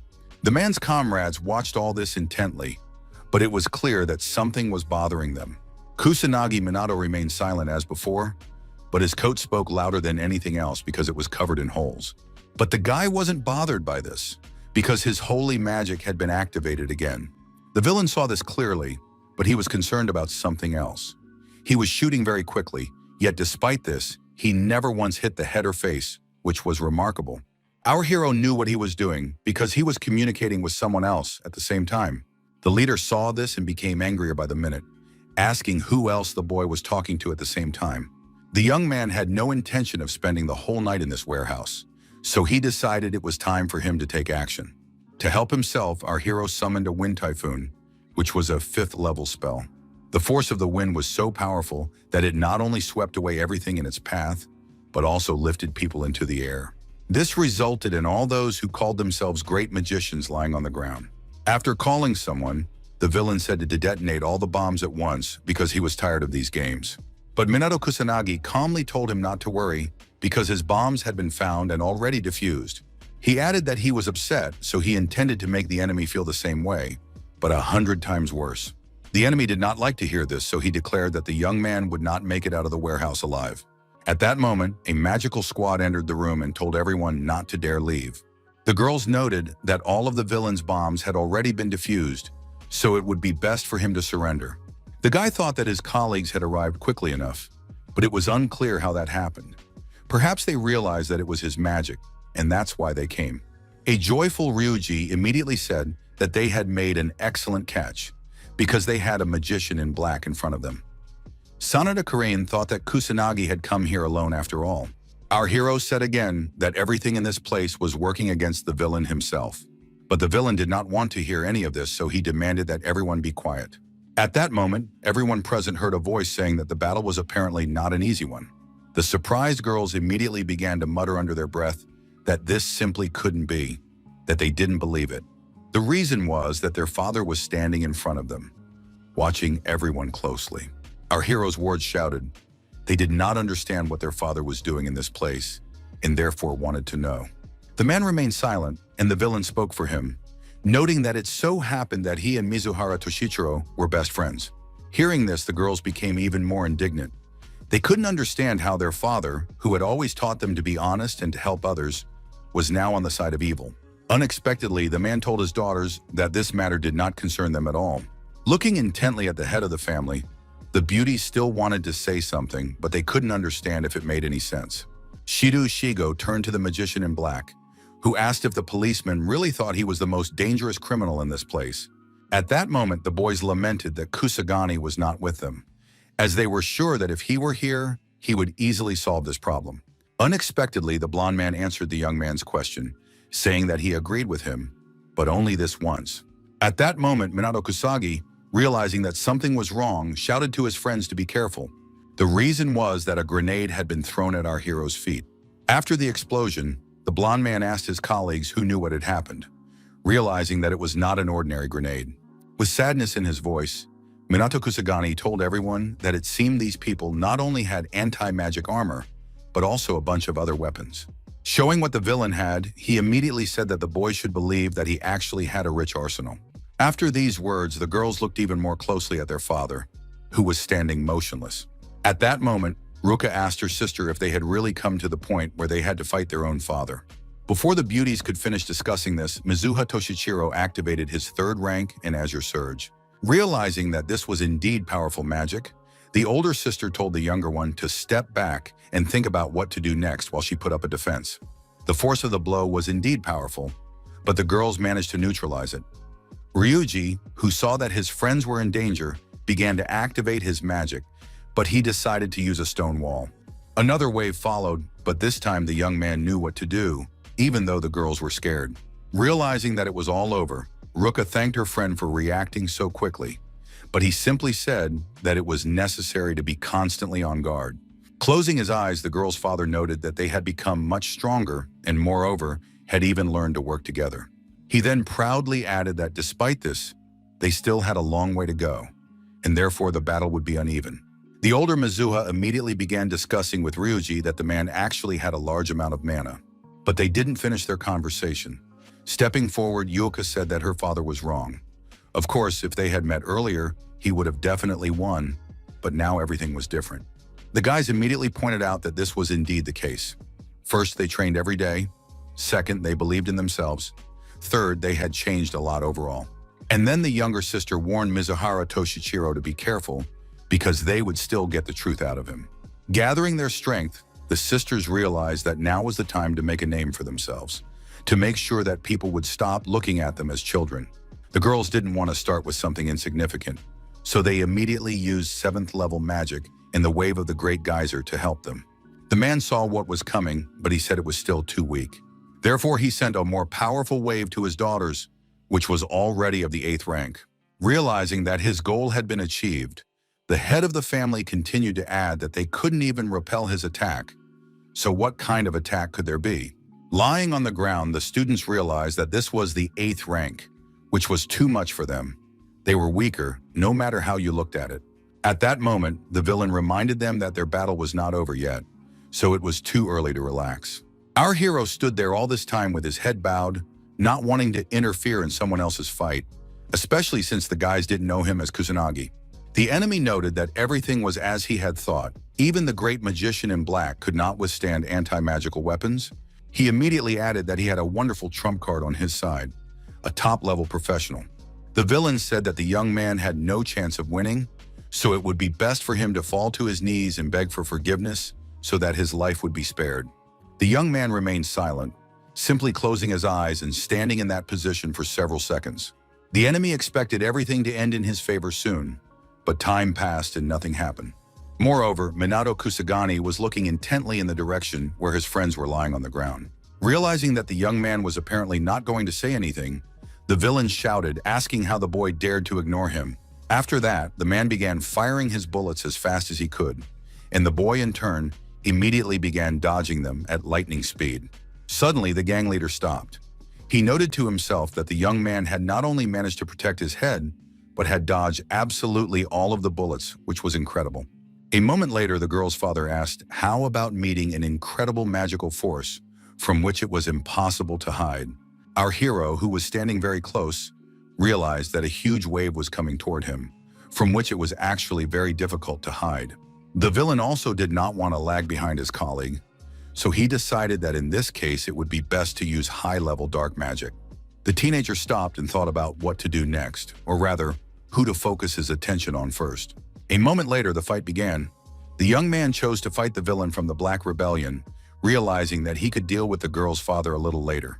The enemy realized that no matter what his magic was, he would not win with it, so he grabbed his gun and started firing bullets again. Once again, Minato Kusanagi began to dodge, and he did so masterfully. His speed was so incredible that the young man even managed to arrive just as the wave was about to hit him, but it didn't happen because he had put up a defense. However, Mizuha Toshichiro was not going to give up, and with each passing minute, he was putting more and more pressure on the young man. But such pressure did not scare our hero in the least. On the contrary, it seemed that he wanted to show practically everything he was capable of. At that moment, the guy said wistfully that it was a pity they couldn't help, adding that it all looked like some kind of battle of monsters because they had never seen anything like it before. Shigo thought to himself that initially they had no chance of standing up to these two, but now they didn't care about them. But it didn't matter because reinforcements would arrive very soon. Then they would be able to detain all three of them, and the police would be able to arrest not only the magician in black, but also Kuroi and Mizoha, so they couldn't miss this chance. At that moment, the blonde man told his colleague that he was going to attack the magician in black, even though the girl didn't understand why it was necessary. The beauty tried to explain that this man was on their side, but the policeman stood his ground, saying that this did not negate his actions and that they needed to put this guy behind bars for a long time. Frightened, Sanada Karin didn't know what to say, and the young man continued to say that they might not have another chance like this. For a moment, the girl fell silent. It was difficult for her to make the right decision because it was easy to make a mistake. The blonde smiled and immediately said that he had always known that he could always rely on his colleague. Suddenly, the girl activated her magical power and began to direct it toward the guy. Kusanagi Minato did not expect anything like this, and therefore he began to sway in the air. He was focused on one thing, but all his plans were disrupted. The guy realized that he was being attacked by the people he least expected, so it was difficult to keep his attention on several opponents. A moment later, our hero was lying on the ground, unable to move, while Kuroi happily declared that the magician in black was actually unlucky because those he was protecting were attacking him. The next second, the girl shouted that it was an excellent blow, but it wasn't enough, so she would also help. And while the holy magic automatically began to heal the young man again, he watched closely everything that happened next. Seeing that the girl was targeting the man, he began to shout that this chicken was confused because the police should protect citizens, not help criminals. The young man knew that all his wounds were healing on their own thanks to the spell, so he didn't need Sanada's help. But the point was different, namely, what her true intentions were. Shigo realized that his colleague was not acting in his best interests. But the policewoman said that this boy was doing everything to protect them, although the blonde man still did not understand this. The employee noted that this man came here to stop evil. He came here knowing that the people of Japan were in danger. He did not spare himself and simply came. The easiest thing to do in this situation would be to simply retreat and leave, especially since no one would punish him for it. But he stayed and fought like a hero.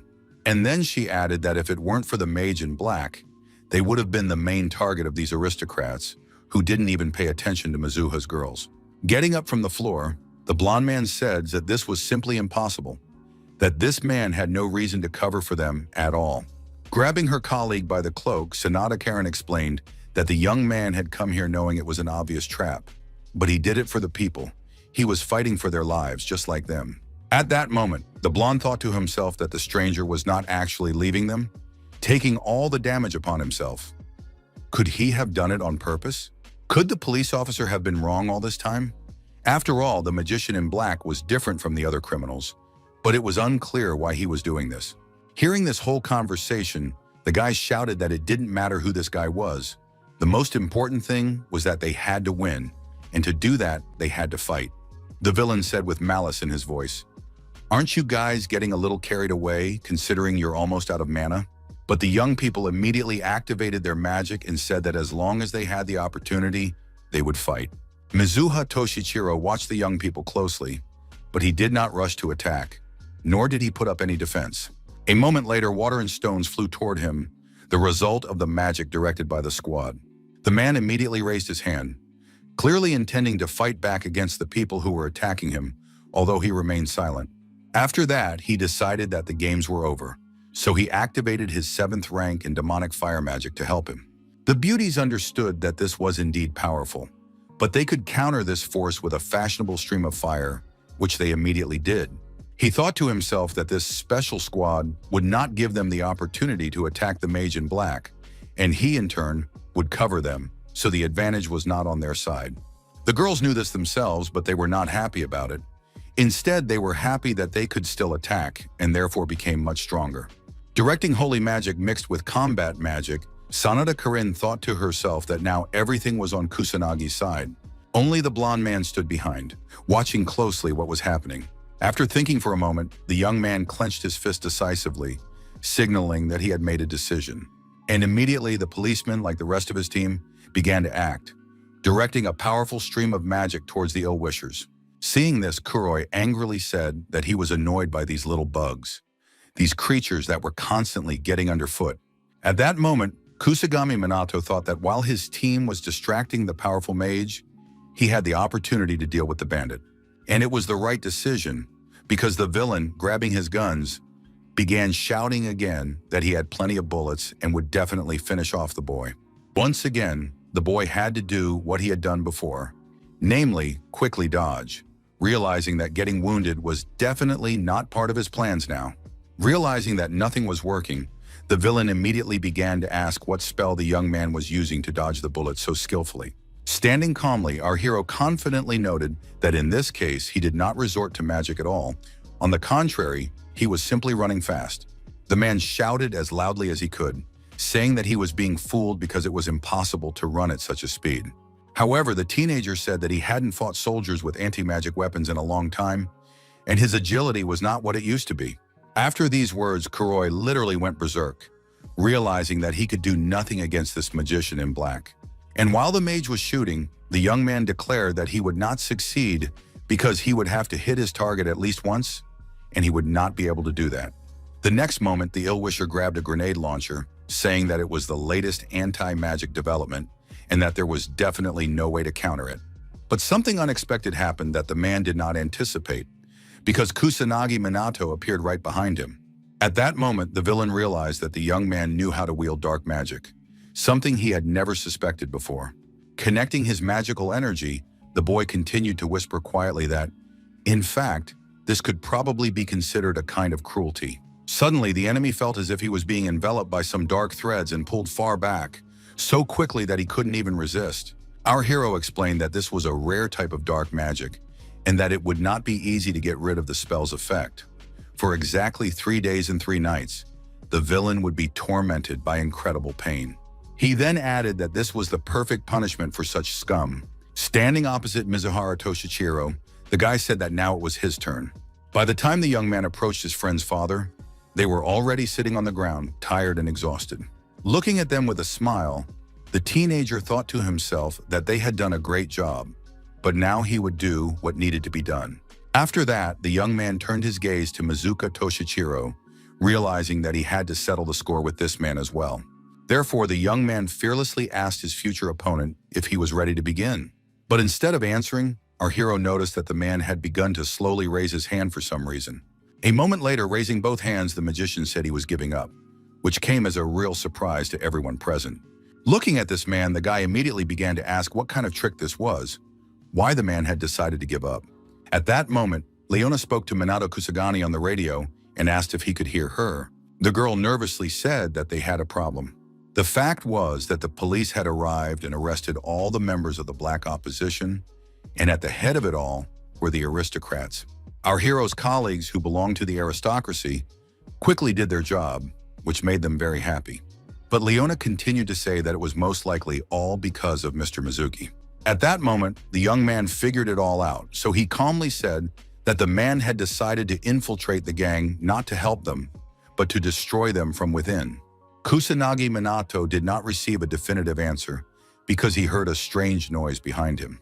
Holding his gun, the villain shouted again that he didn't care who was on his team or who had betrayed him. The guy didn't really listen to this man. He thought that the ill-wisher had most likely shot himself with an anti-magic bullet to remove the spell. After that, Kuroi said that since things had turned out this way, he would simply detonate the remaining bombs. The guys sitting on the ground realized that they needed to run away as quickly as possible, but they had used up all their strength and couldn't get up quickly. At that moment, our hero and Mr. Mizuha rushed off somewhere. The young man immediately activated the 7th rank flame road. The team members watched as a powerful flame blazed on one side and an equally huge wall of water on the other. As for the water, this was made possible by the girl's father, who decided to use emerald waters. Yuka froze in place, realizing that they had exhausted their reserves of power and could only watch what was happening from the sidelines. It was both exciting and frightening at the same time, and the villain, who shouted that everyone present would go to hell with him, instilled even greater fear. However, a moment later, the group noted with interest that, for some reason, nothing had happened. Everyone was happy about this, except for the gang leader, who didn't understand what had happened, because he had planted a huge amount of explosives, but there had been no attempt to detonate them. At that moment, Leona appeared before the man and said in a decisive tone that all the bombs had been defused, so there was no point in counting on them. Shouting, the man said that a gang of shadow mages had helped her, which was clear from the start. The man began to insult the girl, saying that she easily and unquestioningly carried out all the boy's orders. The girl did not want to listen to this, so she struck her detractor and told him that this nobody had better take a good look at himself. With joy in her voice, the detective said that what she had been waiting for had finally happened. She had managed to give the villain a good beating. Sitting on the ground, the man said that the people gathered there didn't understand anything, that they had simply been fooled, because he was just a regular performer. But after these words, the beauty decided to strike her enemy once more, the one who had hurt her brother. And only the guy was worried about these words. He thought that there might actually be someone else behind the black rulers. Suddenly, silence fell in the hangar, during which everyone thought about something of their own. But a moment later, Minato Kusanagi said that it seemed to him that the police had arrived. This meant that it was time to leave, so the black mage immediately picked up Leona. Yui, who realized that the young man was about to slip away, immediately ran after him and asked him not to leave. But then Yui covered her face with her hands because a strong wind picked up and dust flew into her eyes. This happened because the young man had gathered enough momentum to jump as fast as possible and reach the speed he needed. Looking up at the sky, the guy said that it wasn't a magician, but some kind of meteor, but they understood that the young man had done his job. Sanada Karen thought to herself that Kusagani had saved everyone again and thanked him silently. The next day, all the media reported that former magical aristocrat and crime boss Kuroi Akudo had been arrested on the suspicion of terrorism and illegal arms smuggling. Many praised the police for their quick work, and now the police department is celebrating their record-breaking anti-terrorism efforts. Walking down the street, Homura Hinata was angry because no one had said a word to them. Our heroes were walking down another street, and Ryuji told the girls that he hoped their father was okay, hearing that they would find out very soon. Suddenly, everyone turned to our hero, telling him not to disappear so unexpectedly again. Standing in front of Mizuha's door, the maids said they welcomed the arriving guests. After a while, the girls told their father that they now wanted to know the whole truth. The man immediately said that he was personally responsible for the population of the magical aristocracy, and in order to correct this and eradicate all criminals, he joined the organization run by Kuroi. Although he was a former magical aristocrat, he was involved in many crimes, thereby strengthening his criminal authority. That is why the man could not simply let him go and could not allow him to get away with it. He said that it would be an order from the police, and if he colluded with the Kazi family, it would arouse much less suspicion. After all, they are at the top of the magical aristocracy, and therefore can do many things. And this plan actually worked, because Kuroi thought that such a great man could definitely be trusted. Listening to this man, the young man understood that everything he said actually made sense. And Mizuha Toshichiro continued to say that since he was not an official member of the police, but only a civilian undercover, he would not be held accountable. The girls seemed happy to hear this and looked intently at their father. A moment later, the beauty said that going through something like this was a great ordeal and that the police had acted very cruelly. Once again, the young man thought that their special unit would have acted in the same way. The only thing that was unclear was why the law enforcement agencies had turned to this particular person. The police had always bowed down to the magical aristocracy, but it seemed that now everything was different. The young man had the feeling that he was missing something in this whole story, and that Shiru himself was clearly not telling him everything.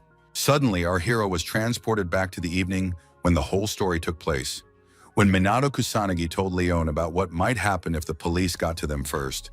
But the girl replied that they were not able to process information so quickly, and most of the bombs were fake. Despite this, the teenager did not understand why the gangsters needed dummies, but the detective said that it would be foolish to waste such a large amount of weapons on ordinary intimidation. Although the beauty immediately added that the young man was right in that this time the police had reacted too quickly, as if they knew all the next steps. Meanwhile, Mizuhara Toshichiro said that they had been given a new lead, so he wanted to cooperate with the special task force, Moreover, he took back what he had said about the boys and regretted saying what he had said. The girls were glad that their father understood everything, but they couldn't quite believe that it was true. The young man watching his charges was glad that they now had enthusiasm and faith in their father. Walking down the street, Ryuji talked about how the girls had resolved the conflict with their father and how the Mizuha clan had promised to cooperate with them. Moreover, it was gratifying that they had managed to deal with the Black Rebellion. Sanada Karin, who was walking behind, thought that the magician in black was Kusanagi and that he was her hero, so she wanted to repay him in some way. At the same time, Shidoshigo thought that the mage in black was a criminal, but he had helped, and if it was really Kusanagi, he wondered if he should continue hunting him. Yuika was also lost in her own thoughts, replaying the events of that evening over and over again. The girl thought about how she had been able to see the black mage's eyes for a moment, and she was struck by the fact that they burned with the desire to protect people, which was truly amazing. Our hero, sensing that everyone was thinking about their own business, decided that these people would soon figure everything out, and therefore he needed to think of something to do about it. That same evening, the young man went back to the hospital to finish what he hadn't completed. Performing the usual manipulations, the guy did not understand why such strong magic did not help, and therefore mentally asked the boy to wake up, saying that his sister was waiting for him. After a while, the sad Leona entered the ward as usual. While the girl approached the bed, Minato Kusanagi stood outside, thinking about how else he could help this child. Meanwhile, the girl told Caillou that she had dealt with all the villains, so there was nothing to worry about anymore. The detective said that she had gotten rid of everyone who was causing Kai pain, so he should open his eyes. Suddenly, the child addressed his sister in a tired voice. Crying, Leona began to tell him not to worry because she was there with him. Opening his eyes, Kai said that he had promised the girl to watch over the house while she was away, and therefore wanted to know if he had done a good job. After that, the boy snuggled up to his sister, who couldn't believe that he had managed to come to his senses, something she sometimes no longer believed in. The boy smiled, realizing that his efforts had paid off. Now everything would be fine with Kai, just like with his sister. That's why the teenager understood that new achievements were waiting for him now, and he could move forward. Bowing to the guys, Ryuji asked them to look after his younger siblings tomorrow because it was very important to him. He immediately added that his mother had asked him to work a full shift at his part-time job, so he would be back very late, and there was no one else to look after his sisters and brother. Usually his mother had weekends off on such days, so she looked after her children herself, and therefore he not only worked but also managed to attend training sessions. But now his weekends were disrupted. Approaching Minato Kusanagi, the young man said that he certainly couldn't leave such small children alone, so he asked again if someone could look after them for a day. The young man happily said that he didn't mind, and what's more, they loved babysitting, which made Ryuji very happy. Yui said she couldn't because she would be busy moving, and upon hearing this, her acquaintance asked if they had made up with their father and would be living with him again. But the girls explained that they were moving to a bigger apartment, that it was time for them to learn to live independently and not rely on Kusanagi forever, which was exactly what their parent had told them. And scratching her head, she said that at least it was good that their father had given them money.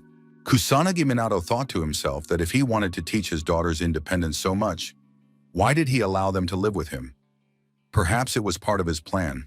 Ryuji mysteriously said that their mentor was free, as was Ruka. Looking closely at the kids, he decided that the boy was a good guy, but the girl had some kind of threatening aura about her.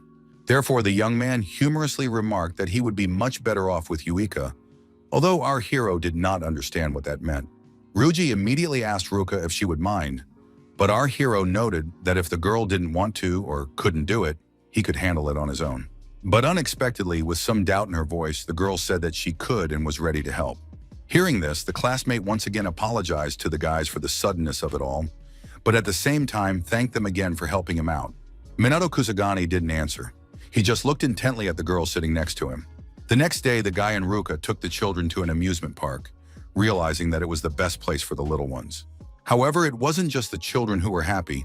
Our hero also loved this place, saying that he hadn't been anywhere like it in a long time. The children surrounded the young man on all sides, calling him their brother and saying that they wanted to ride all the different carousels. The young man told them not to worry because they would have time for everything and everyone would be happy and satisfied.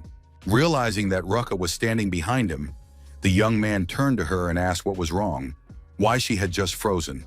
Looking sternly at her mentor and the children, the beauty said that everything was fine and that she would follow them. Suddenly, the little girl grabbed our hero's pant leg as hard as she could. A moment later, all the children clung to Kusagami Minato, who realized that the reason was his acquaintance, and therefore asked her to relax her face a little and smile. Making a grimace that Ruka thought was a smile, she immediately began to address the children. But instead of mutual sympathy, the opposite happened, and the children began to cry, saying that Ruka's sister was very scary. The young man tried to calm his charges, realizing that the situation was not easy. At the same time, the girl herself was sad because she did not know how to change the situation. Moreover, she felt like she was out of place. Some time passed and the children sat on the carousel, laughing and smiling, realizing that this was the best thing that could happen. After a while, our hero decided to take the kids on the Ferris wheel. He wanted them to see their big, beautiful city from above. But the roller coaster left the strongest impression, although not everyone enjoyed the thrill. Walking through the park, Minato Kusagani said that they had had a great time, although the boy noted that they hadn't played enough, so it would be nice to go somewhere else. The young man didn't mind, but he was confused by Ruka, who had been walking behind them all this time and had been silent. However, a moment later, the beauty smiled, and this time her smile was softer and more friendly than before. But the kids didn't have time to talk because the two little ones shouted loudly that they wanted to go to the bathroom and ran in that direction. Sitting on a bench, our hero noted that children are very restless and constantly need something. The girl said that they were actually good kids, but she felt like they didn't like her at all, although the guy didn't understand why his friend was saying that. But Ruka explained that she didn't know how to communicate with children. And it wasn't that she didn't like them, it was just that communicating with them was difficult for her. Wanting to cheer up his friend somehow, the young man jokingly said that he knew how cold she could be at times. She said aloud that Yui had once remarked that she would never be able to surpass her, but that wasn't true. She cooks much better and she can find common ground with all kinds of people. In addition, the girl trains so much that she gets stronger every day. Ruka said that compared to her sister, she seemed somehow clumsy, somehow ordinary. The young man looked closely at his acquaintance, but he was in no hurry to say anything. Getting up from her seat, the girl proudly declared that this state of affairs was not like her, and therefore asked the guy to forget everything she had just said to him. Fortunately, some children were returning from the restroom, and it was possible to shift attention to them. At that moment, there were some young people in the square taking selfies and discussing the people standing nearby. At that moment, Ruji's younger brother, who hadn't seen these kids, accidentally bumped into one of them. Kusanagi Minato tensed up, thinking that this gesture would not go unnoticed, and wondered how to react. While the young people stood there discussing something among themselves, Ruka had already made her way to where the child was. The girl quickly grabbed the boy, realizing that he could fall and hurt himself. A moment later, Ruka was already asking how the little boy was feeling, who was looking at the girl with his huge eyes. However, instead of answering, the boy began to whimper again, even though he looked quite cheerful. Realizing this, the beauty bent down and said gently that the most important thing was that everyone was safe and nothing else mattered. Suddenly, the people who had been taking selfies appeared behind our hero's ward. They began to be rude, saying that he had raised the boy to push people in public places and added that he had to apologize. Shielding the child with her body, Ruka said that he had nothing to do with it, that it was the adults who weren't watching where they were going, but only watching the camera, and that was why what happened happened. Hearing this, the ill-wisher became enraged, immediately swung at the girl, and said that he would show her what happens when you allow yourself to do such things. But what happened was not what the villain expected, because almost immediately his arm was grabbed. It was Minato Kusagani, who calmly explained that this was an amusement park, not a playground, and therefore one should behave properly and not interfere with other people's fun. The frightened young man immediately began to scream for him to let him go. Turning to his friend who was trying to recover, the young man said that such upstarts were very annoying.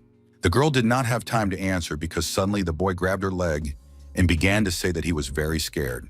A moment later, something happened that surprised and delighted our hero, because all the children ran up to Ruka and began to ask her to save them too. The embarrassed girl looked intently at her acquaintance, although she had no idea what to say to him.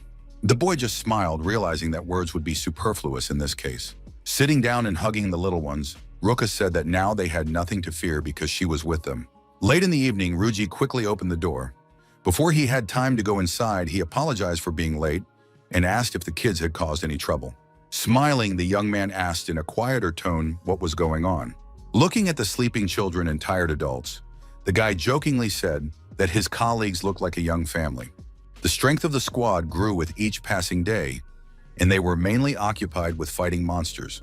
That is why the credibility of the guys increased significantly, and people suffered less and less from sudden attacks.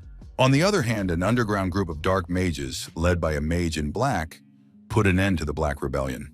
Due to the popularity of dark magicians, the number of criminals decreased significantly. Light and darkness, vanguard and rearguard, these were the two legends of the magical world in Japan. However, the reputation of the police was rapidly declining, which did not please law enforcement agencies, as many of their responsibilities had been taken away. At a press conference, the chief said that the boys had indeed helped them defeat the Black Rebellion, but that the main work had been done by a special unit, which did not help to improve the reputation of the police. He continued to say that people would start trusting them again, but only after the dark magicians disappeared. That is why the chief told his subordinates to catch the criminals hiding behind a mask of goodness as soon as possible. At that time, our hero came to his colleague to practice together, because they often worked together. Holding a bakken in his hands, the guy was not going to attack first. It seemed that he was waiting for the right moment. The owner of the house did the same, deciding when it would be best to strike.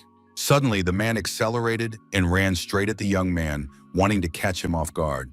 It was clear that the man had done this many times before, but Kusanagi was not going to give in. Despite the fact that this was a training session, the magicians fought on equal terms, and what's more, they did so as they would have done in a real battle. The young man noticed that the man's speed was quite high, so he also needed to adjust to it. Interestingly, Minato Kusagani, who was skilled and had tried many things, now understood that Kaichiriku was actually very strong in this matter. And this was true because in a moment the wooden sword was near the young man's nose, signifying that he had lost this battle. Looking at the young man, the owner of the house calmly stated that it should be clear to everyone that the outcome was already obvious. However, in the next moment, lunging with the wooden sword, the young man declared that he would not be so sure about what the man was saying, because everything could still change. This did not upset Kaichiriku. On the contrary, he sincerely said that his guest and colleague had the skills of a kendo instructor. However, smiling, our hero kindly noted that, frankly speaking, he was still far from Kaichi's level. Kaichi, in turn, said that the teenager was modest with outstanding abilities, and that was what made him surprise people again and again. Approaching a special rack, the men began to hang their weapons there. Falling to the ground, the owner of the house said he was tired, although Minato Kusanagi did not understand what the matter was, whether it was really so exhausting. The man replied that with a sword in his hands he felt alive, but as soon as he put it away, the meaning of life was lost, and he just wanted to die or become a vegetable. Sitting down next to him, the teenager said that he wanted to say something important. First of all, there was no need for pessimism. And suddenly he added that you just need to enjoy life. Nothing more, do what you like, and think less about others. Lifting his head and looking closely at the boy, the owner of the house noted that he was truly strange. Sitting down next to him, he began to tell him that he had always been at the top, but when he started practicing kendo, he lost his advantage. The teenager thoughtfully said that there was nothing special about that, except that it was very good to find yourself in something else and realize yourself there. Smiling, the man said that it was the first time he had heard anything like that. Looking ahead, Minato Kusanagi thought for a moment, then said that he understood Kaichiriku very well. The guy said that once he had been involved in a real tragedy, and at that time it seemed that nothing more terrible could happen.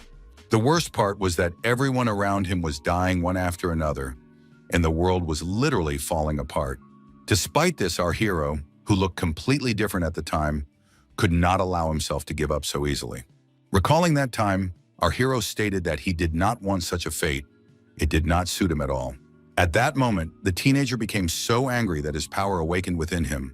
The man was silent, thinking to himself that the young man must have been in a major accident, since he was talking about something so terrible.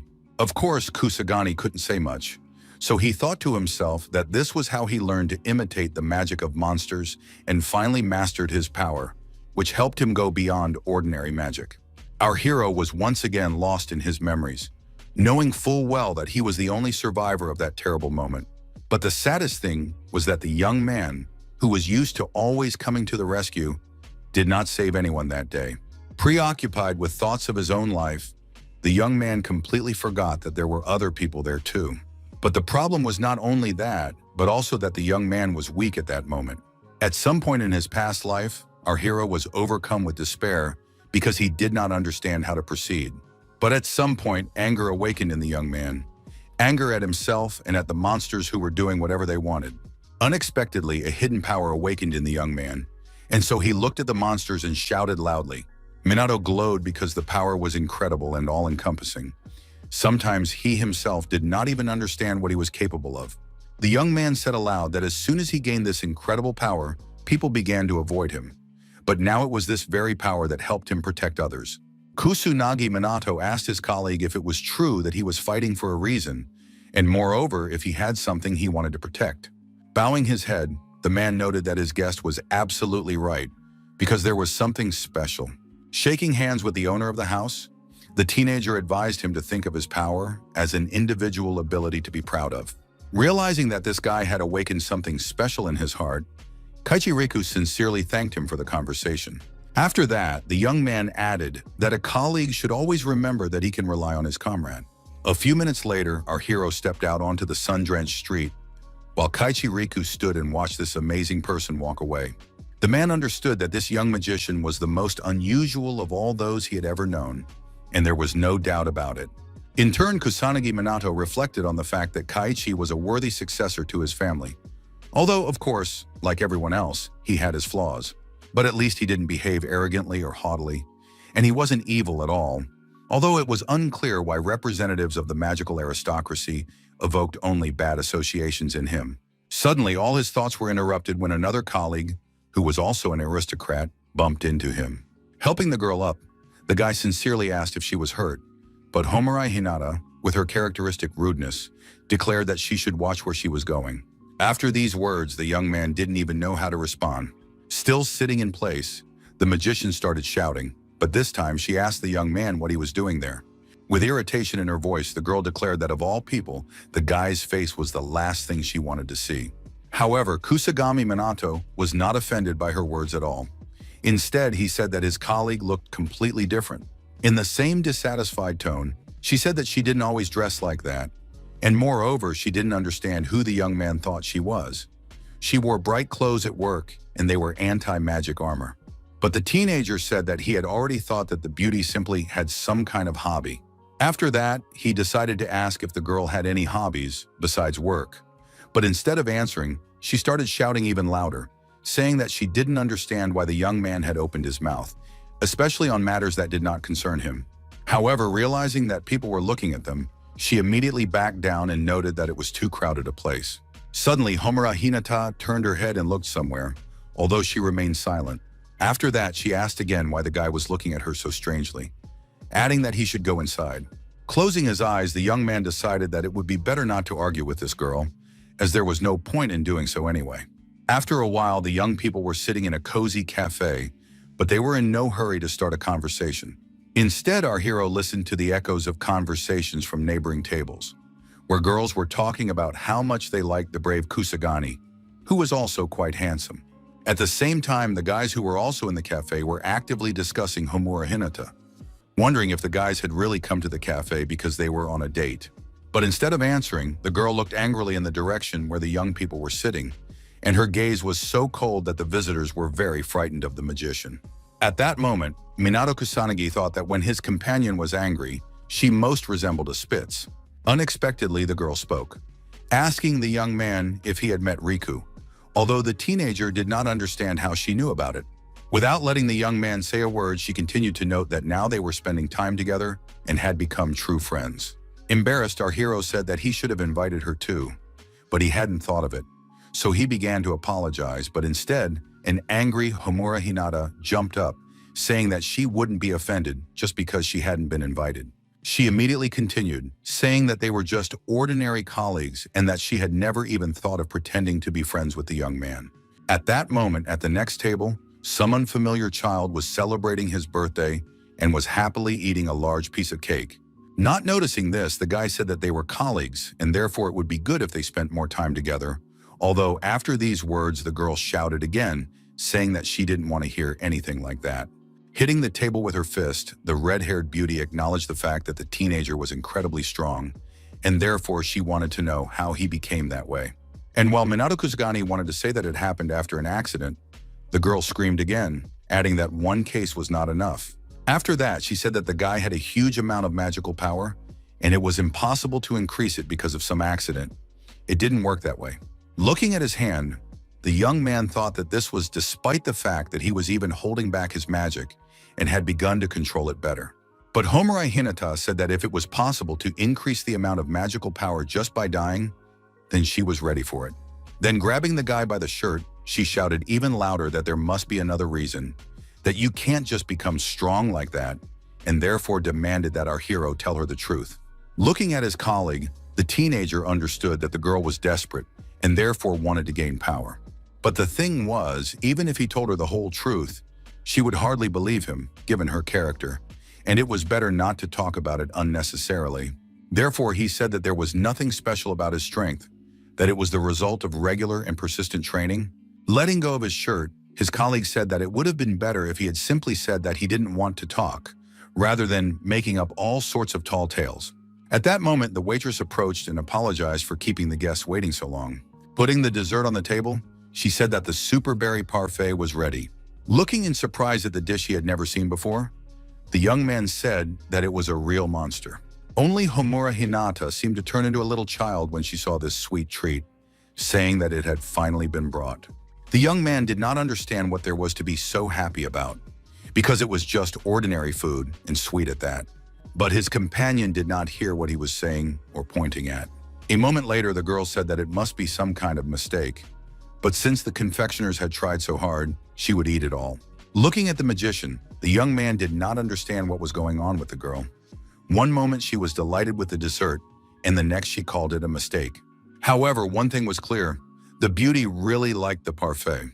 Perhaps for the first time ever, the young man saw the magician genuinely and sincerely happy about something.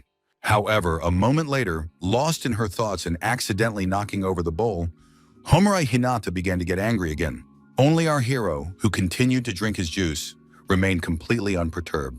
Even eating what had fallen on the floor, the girl said that it was the most delicious thing she had ever eaten.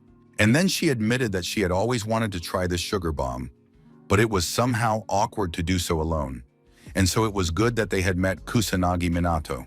Smiling, the teenager thought to himself that this aristocrat had a sweet tooth, and therefore there was something ordinary about her as well. But a moment later, the young man saw something unusual. He noted to himself that for some reason, the girl's supply of magical energy had greatly increased. It seemed that the girl herself had sensed something, because her eyes widened. Jumping up from her seat, the girl shouted that the young man should forget everything she had told him, and even that they had met. The guy continued to weigh his options and decided that her power had increased because the mage had relaxed and therefore stopped suppressing her magical power. But the interesting thing was that even during the battle, her magical reserves were significantly lower. This was very surprising because it couldn't be true, so he had to conclude that Homurai Hinata was definitely hiding something. At that time, Shido Shiga was sitting in the police station, thinking about something. The young man continued to be tormented by the same question. Was Kusagani a magician in black, or were they completely different people? Interestingly, during their battle, the mentor was not nearby, even though he is always with them, so he must have been in that warehouse in the role of the black magician. The investigation against the black magicians is in full swing, and it is only a matter of time before the black magician is caught. Despite this, the police officer was confused and still did not understand what to do next.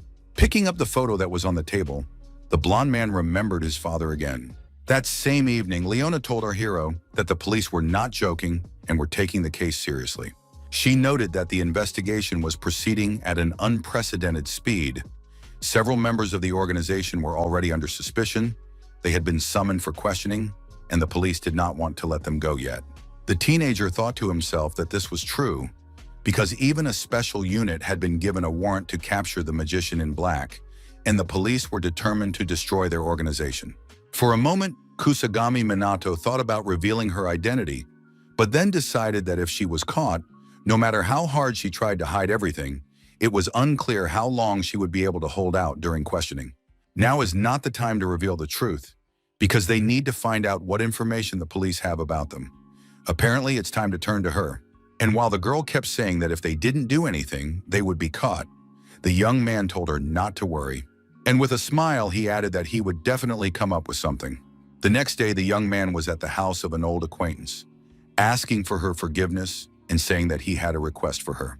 With joy in her voice, Takagami said that if it was a request from Ichigami himself, she saw no reason to refuse.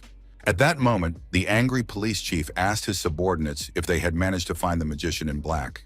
But they timidly replied that they had managed to arrest several dark magicians. But they knew nothing about the leader, and immediately added that they had not seen him themselves, but were simply reading from a report. However, this did not satisfy the man. He said that he had always believed that the police should be able to break criminals, but the officers said that these people looked like they didn't really know anything, and that the leader was not available to the participants because he was too busy. The chief reiterated that the honor and dignity of the Japanese police were at stake, and therefore his subordinates should do as they wished. But they were obliged to find this magician in black. In another office, Shido Shego told the special task force that the police were actively searching for dark magicians, in particular their leader. He added that while nothing was known about his identity or whereabouts yet, information about the members of the organization had already been published on the internet and in the media. The existence of this organization discredits the good name of the police, and since that is the case, the head of the police department asked them to treat the capture with the same seriousness with which they eliminate monsters.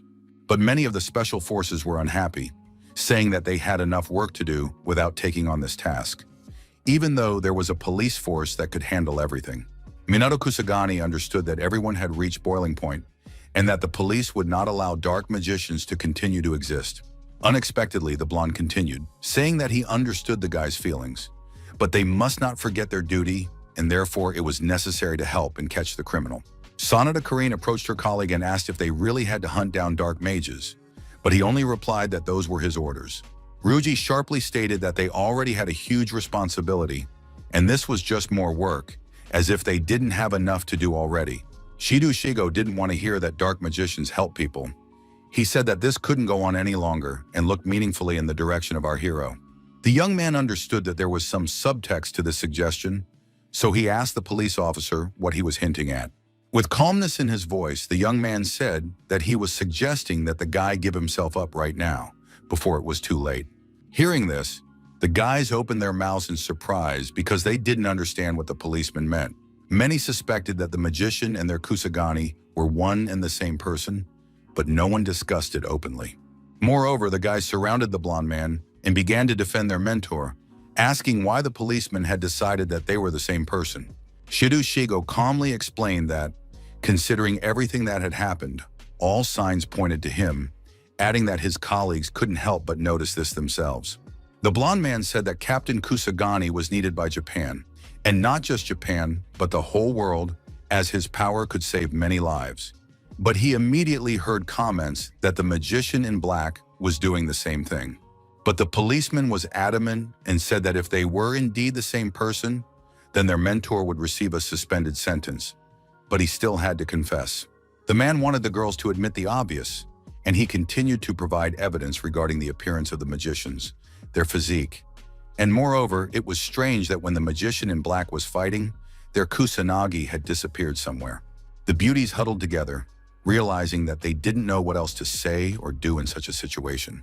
At that moment, a police officer approached our hero and began to shout loudly at him, demanding that the young man admit that he was the magician in black. The teenager looked closely at his colleague and paused for a moment, thinking about what to say. Suddenly, Sanada Karin shouted, but the blonde man did not think to hear her.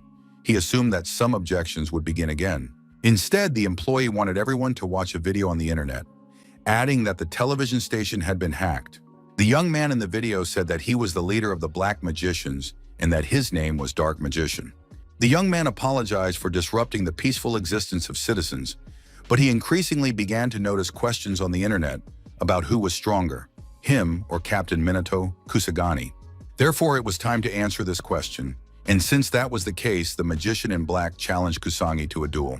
The guys who until recently were thinking about how to protect their mentor now couldn't believe that a duel between the two magicians could take place. At this time, our hero stood aside, pretending that nothing special had happened. Shido was most surprised, thinking that the guy was talking nonsense, because how could a person fight himself? The girl, who had always known that her hero Kusanagi was a magician in black, thought the same thing. Yuka also thought about it and realized that her assumptions were most likely wrong. Looking at their mentor, the kids immediately began to ask what he thought about it. Smiling, Kusagami Minato was going to keep them in suspense for a while. But then, without a shadow of a doubt, he declared that he would, of course, accept the challenge. A few days later, our hero stood in the middle of a large field in Shibuya, looking proudly ahead.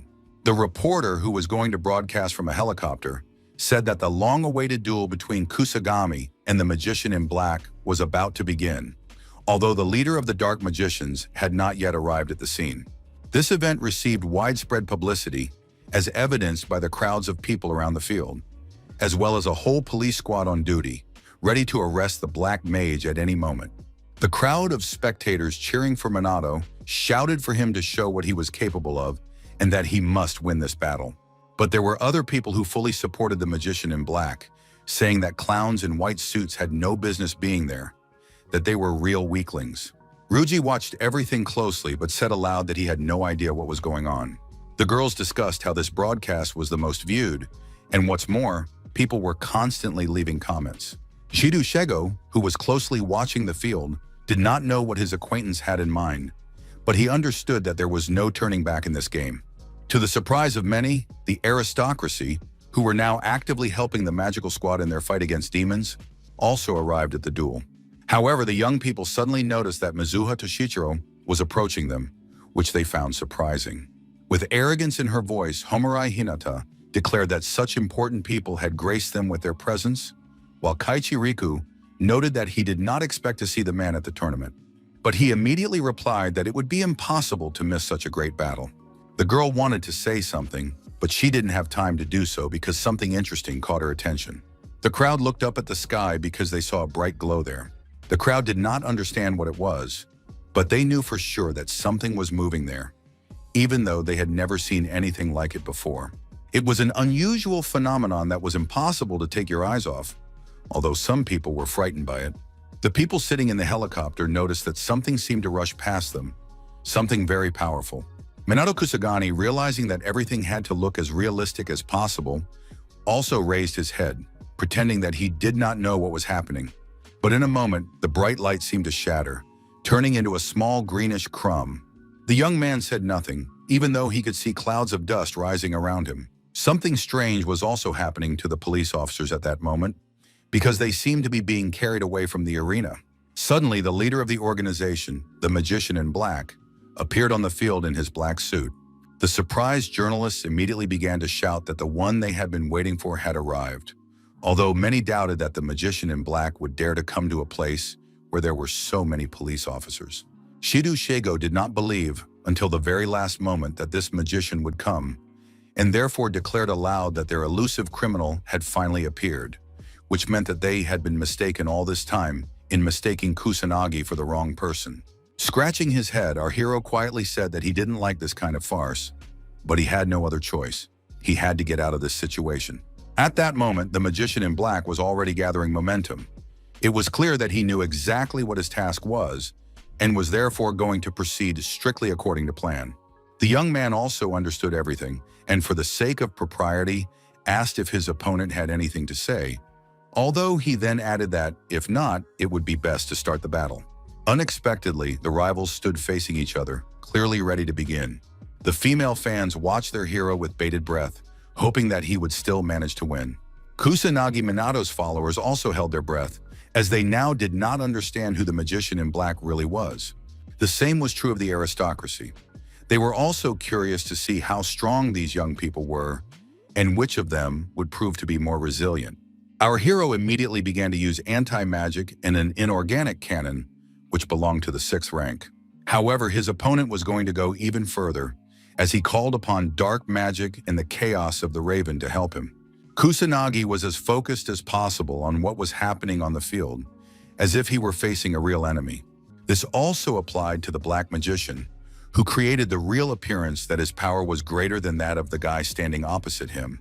At that moment, the reporter said that if things continued like this, they would fall, so it would be best to continue filming, but further away from all this. Indeed, what was happening in the arena could not be described in words. However, a moment later, the Black Magician jumped away from where he was standing and ran away. Our hero was not going to fall behind, because everything had to look as natural and realistic as possible. And again, the guys clashed in battle, but this time only their fists touched. However, the energy was so powerful and strong that everyone understood how difficult it was for young people. The magician in black, who had proven himself in the best possible way, could not now appear weak or submissive. And so the teenager watched his imaginary opponent closely, realizing that where magic was involved, there was no room for jokes. But in a moment, it seemed to our hero that his opponent had pushed him aside. After that, the young man called upon the magic of lightning, which belonged to the 9th rank. The stakes were high, so the hero did everything possible to appear as strong as people said he was. Kusanagi Minato realized that this was too much, so he ordered the mage to be more careful and precise, adding that at this rate, the costume would have to be sent to the dry cleaners. The fake black mage couldn't respond, but he knew what he had been told earlier, so he immediately activated the stone comet, which was terrifying but belonged to the lower 7th rank. The teenager stood motionless for a while, knowing the outcome of this fight, but in no hurry to end it. And in a moment, the young man decided that he should use the 9th rank. After that, everyone present noticed a huge explosion, which sent huge chunks of rock flying in their direction. And in a moment, something incredible happened, because something resembling a bird appeared from this light. It was a magical fairy, and the young man quietly said that it was quite good for a first spell. The people sitting in the stands opened their eyes wide at what they saw, because they had never seen anything like it before. The townspeople did not know how such a thing was even possible, and so they were amazed as never before. Some of the spectators claimed that the magical aristocrats would never be able to match Kusanagi Minato's skills because he was a true professional in his field. The girls were delighted, chanting the name of their hero, realizing that with each passing moment, he looked more and more cool and unreal. Only Homura Hinata was annoyed, saying that these people couldn't cast spells, yet they were saying something. At that moment, Kaichiriku said that both guys used rank 9, and the girl noted that they both had high-level magic, but despite this, their energy did not decrease at all. Mizuha explained that this was because their magic worked in passive mode, meaning it had its own will and consciousness. The aristocrat thought that instant activation, quick reaction, and long-lasting effects seemed to be passive mode, and that right now they were using the same thing, but at a basic level. She said aloud that it was surprising that the guys could use it for so long, having heard that in Japan, there were only a few masters who could control magic so masterfully. But what surprised the man most was their physical power. Magic envelops their bodies, and they use it not only for attack, but also for defense. The girl immediately added that it was something like a magical barrier, and Mizuha noted that perhaps that was the case. Homura Hinata wanted to know more, but her colleague noted that the magical abilities of these guys were so incomprehensible that even magical aristocrats couldn't say for sure how their magic worked. One thing was clear: this was a fight between two monsters, each of whom wanted to win. The show had to go on, so in a moment, the young people began fighting again. The magician in black wanted to show off his speed, so he suddenly jumped up and found himself at the top. But our hero immediately did the same, and even told his shadow that it was slow. So he struck the magician in black sharply and climbed even higher himself. But this situation did not undermine the enemy, who, although sharply, landed on the ground. Kusanagi Minato continued to hover in the air, thinking about how best to proceed. Our hero's subordinates watched it all as if it were the final battle, and therefore something very important was being decided. At that moment, Yuka said that they had always known that the captain was strong, but had never seen his full power, so it was no wonder that the audience couldn't take their eyes off what was happening. The police said that the broadcast had gone global because it was truly something fantastic. In New York, despite the time difference, people stood on the street and watched this amazing battle on a big screen. Everyone was curious to see which of the young men would prevail, as it seemed that their strength was roughly equal. Sitting in a cafe, one girl complained that her boyfriend couldn't take his eyes off his phone, even though they were on a date, but he said that missing something like this was simply unforgivable. However, the beauty still couldn't understand why anyone would want to watch someone else's fight, since it doesn't affect anything. Other guys also claimed that their idol must win, but each of them had their own idol. Standing on the field, our hero told the fictional wizard in black that the battle had turned out perfectly, although not entirely fairly. He realized that it was the best his comrades had ever seen, but he also realized that it was time to end the fight. The magician in black knew exactly what to do, so he called on shadow magic to help him. It seemed that it was in this magic that a person felt most free and powerful. Pushing his power to the limit, Minato Kusanagi declared that this would be the final blow that would strike down absolutely everyone. And to make it look truly spectacular, the young man called upon the 10th rank to help him. He understood that the mage in black, who was programmed for something specific, would not be able to withstand such power. The guys who were far enough away from the epicenter realized that they were barely able to stand. But what surprised them was not that, but the fact that their mentor had enough strength to activate the 10th rank. Watching their mentor's movements, the young people said that the guy was doing something superhuman. The reporters, realizing that they would not be able to capture the guy's movements on camera, asked the pilot to hurry up, but he only said that the young man was running faster than he was flying. However, a moment later, this was no longer necessary because apparently our hero's strength had disabled the working camera. Realizing what the effect should be, the guy slowly made his way toward his opponent. The latter sat motionless near the rocks, seemingly unconscious. Kusanagi Minato had thought everything through, so it had to look natural, and therefore he was in no hurry. Unexpectedly, the mage in black was able to raise his head to look at the captain. The young man saw him raise his hand and was about to start using magic, even though he knew that this should no longer be possible. So the boy commanded the hero, who was playing the role of a mage, that it was enough. Their fight was beautiful, but that was the end of it. Despite this, Kusanagi Minato continued to stand for a while, knowing that there must be something else to come. Suddenly, a bright light illuminated the magician in black. It looked so unusual that it was simply breathtaking. In a moment, this elusive man disappeared, and our hero pretended that this was something unexpected for him. Looking at his bracelet, the teenager thought to himself that Takigami's anti-magic armor had barely held up, even though it was designed to withstand attacks of up to rank 8 to 9, but not rank 10. Clones are convenient, of course, but they are difficult to work with. They are much weaker than the original and have a limited vocabulary. Takigami, who was watching her friend closely, stood silently, realizing that this guy had succeeded. The woman was worried, but she was glad that this long battle was finally over. She thought to herself that when she found out that Kusagani was Ichigami, she was very surprised, but she could not have imagined that he was also a mage in black. However, she knew for sure that he was an amazing young man. Meanwhile, our hero continued to argue that the downside of a clone is that you can't use two types of magic. You have to use the same type that you use to create your double. Otherwise, the clone will disappear. That is why the guy asked Takigami to make an anti-magic weapon that can activate magic in passive mode, with which you can use other types of magic. But for this, the puppeteer must have a huge reserve of magical energy. Kusanagi had to manipulate his opponent and fend off his attacks. If the young man had relaxed for even a second, the clone would have attacked the audience. Ichigami had to expend a lot of energy to put on such an incredible performance. Only Ichigami Minato, who is the best of the best, could pull off such an amazing trick. After contacting Leona, the young man said he was interested in how things were going, but she first asked him if the show was over. The young man said that it was all over. Thanks to this battle, the magician in black would no longer be pursued. The girl smiled and then addressed her comrade as Captain Kusanagi. The young man was surprised that the detective knew about this, but she noted that he had greatly underestimated her, adding that she had known about it from the very beginning, but there had been no time to discuss it. Our hero smiled, saying that now this man had appeared. The girl said that, of course, he had appeared, because today was the last time she would be communicating with the magician in black. Kusanagi Minato was amazed at how perceptive Leona was, so he asked her how she had figured it out.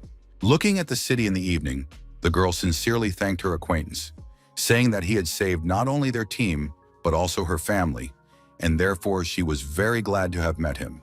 The number of illegal magicians was decreasing every day, as was the crime rate. The world no longer needed them, so Japan would be able to cope on its own from now on. Leona said that if Kusanagi ever needed her help, she would definitely help, and even give a discount on her services. The young man, in order to lighten the mood a little, decided to joke and said that she was going to take advantage of him, but then added in a gentle tone that he would always keep her in mind. For a moment, the beauty thought for a moment, a slight melancholy frozen in her eyes. The same thing happened to the young man, who understood that they would not be working together in the near future. And a moment later, she said that it was time for them to say goodbye to the wizard in black. The young man thought for a moment, realizing that he needed to say something too. Then with gentleness in his voice, he said that he wanted to wish Leon good luck. The teenager ended the conversation just in time because his friends immediately began to approach him, asking him how he was feeling and what had happened to the wizard in black. As usual, Minato Kusagani spread his arms and said that the man seemed to have escaped. But despite this, he had been badly beaten, so they would definitely not be seeing him for a while.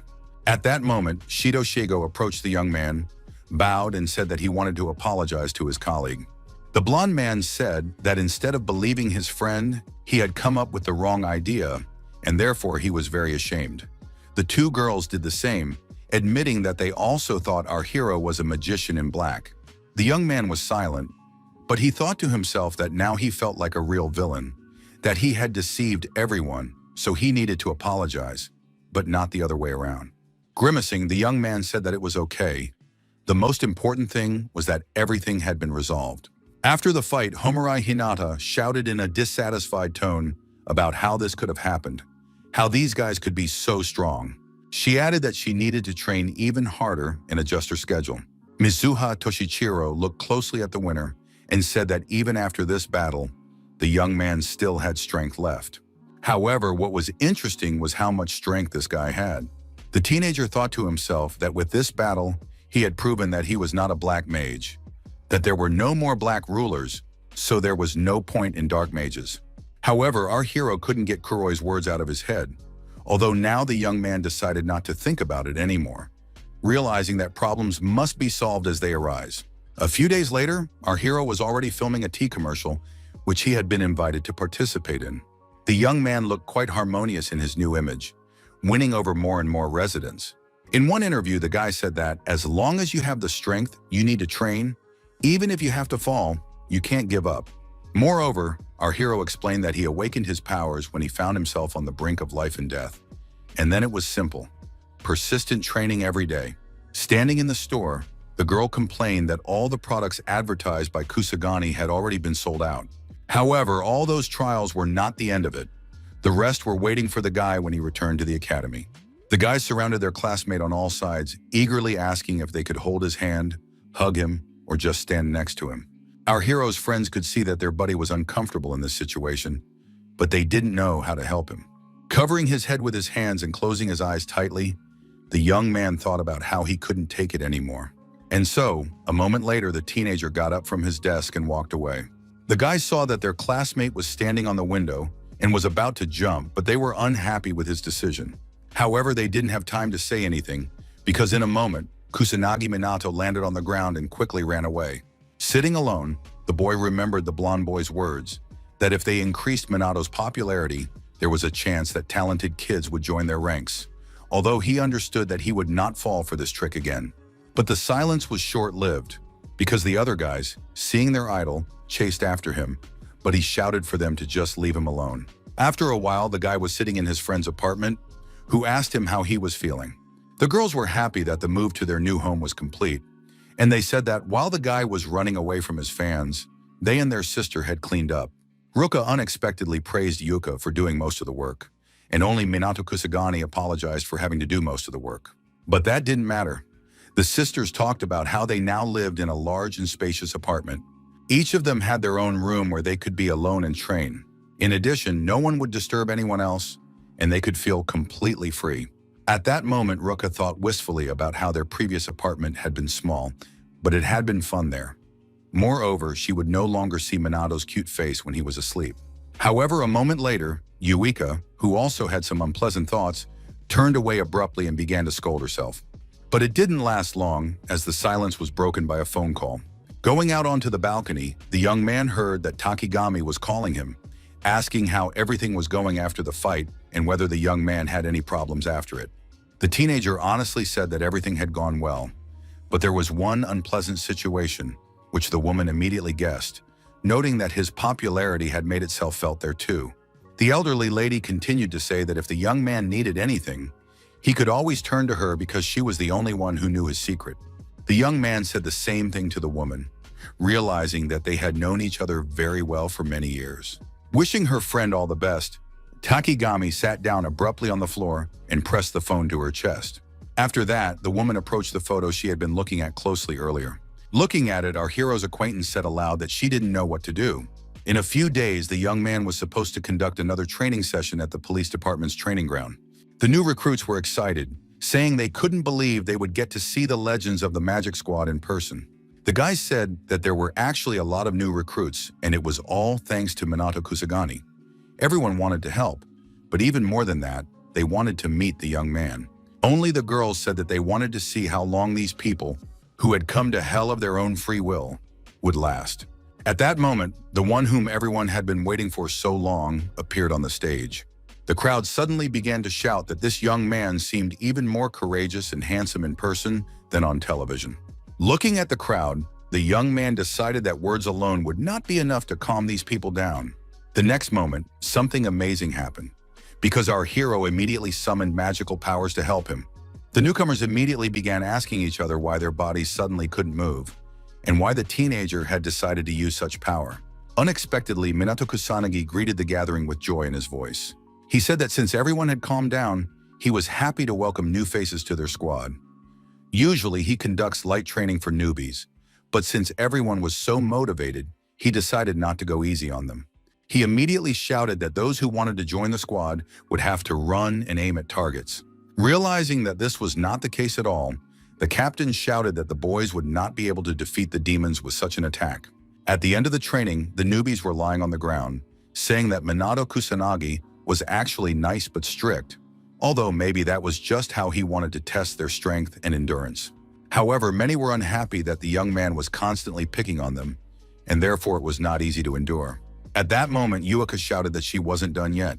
It was difficult to tell who she was addressing, but the teenager was spinning energy and seemed to be trying to hold back several powerful streams. And all this was in order to continue the fight with the girls standing opposite him. Sanada Karine, who had always considered herself weak, was now defending herself perfectly. Only the newbies thought something incredible was happening on the field. After a while, when even our heroes were tired, Kusanagi informed everyone that the training session was over. He immediately added that in 5 minutes he would ask everyone to gather in the measuring room to check their magic levels. The newbies, who continued to sit on the grass, did not understand how their mentor could feel so good after such a strenuous training session. Only the guys who knew him said that they were quite weak compared to him, as it was necessary to attack faster and react faster to these attacks. The guys who overheard the conversation said that these young people were the same, even though they had imagined the Mizu sisters to be completely different. Yui was the first to measure her magical power, and she was amazed when she saw the mark of 120,000, which was something incredible. Next, Ruka took part in the measurements. Despite the fact that she had previously been ahead of her sister, now her score lagged slightly behind, showing 118,000. Ruji's power was even lower, at 105,000. But this did not bother the young man at all, because he knew that everything was developing and improving. But Sanada was the most surprised when she saw that her strength was now 100,000.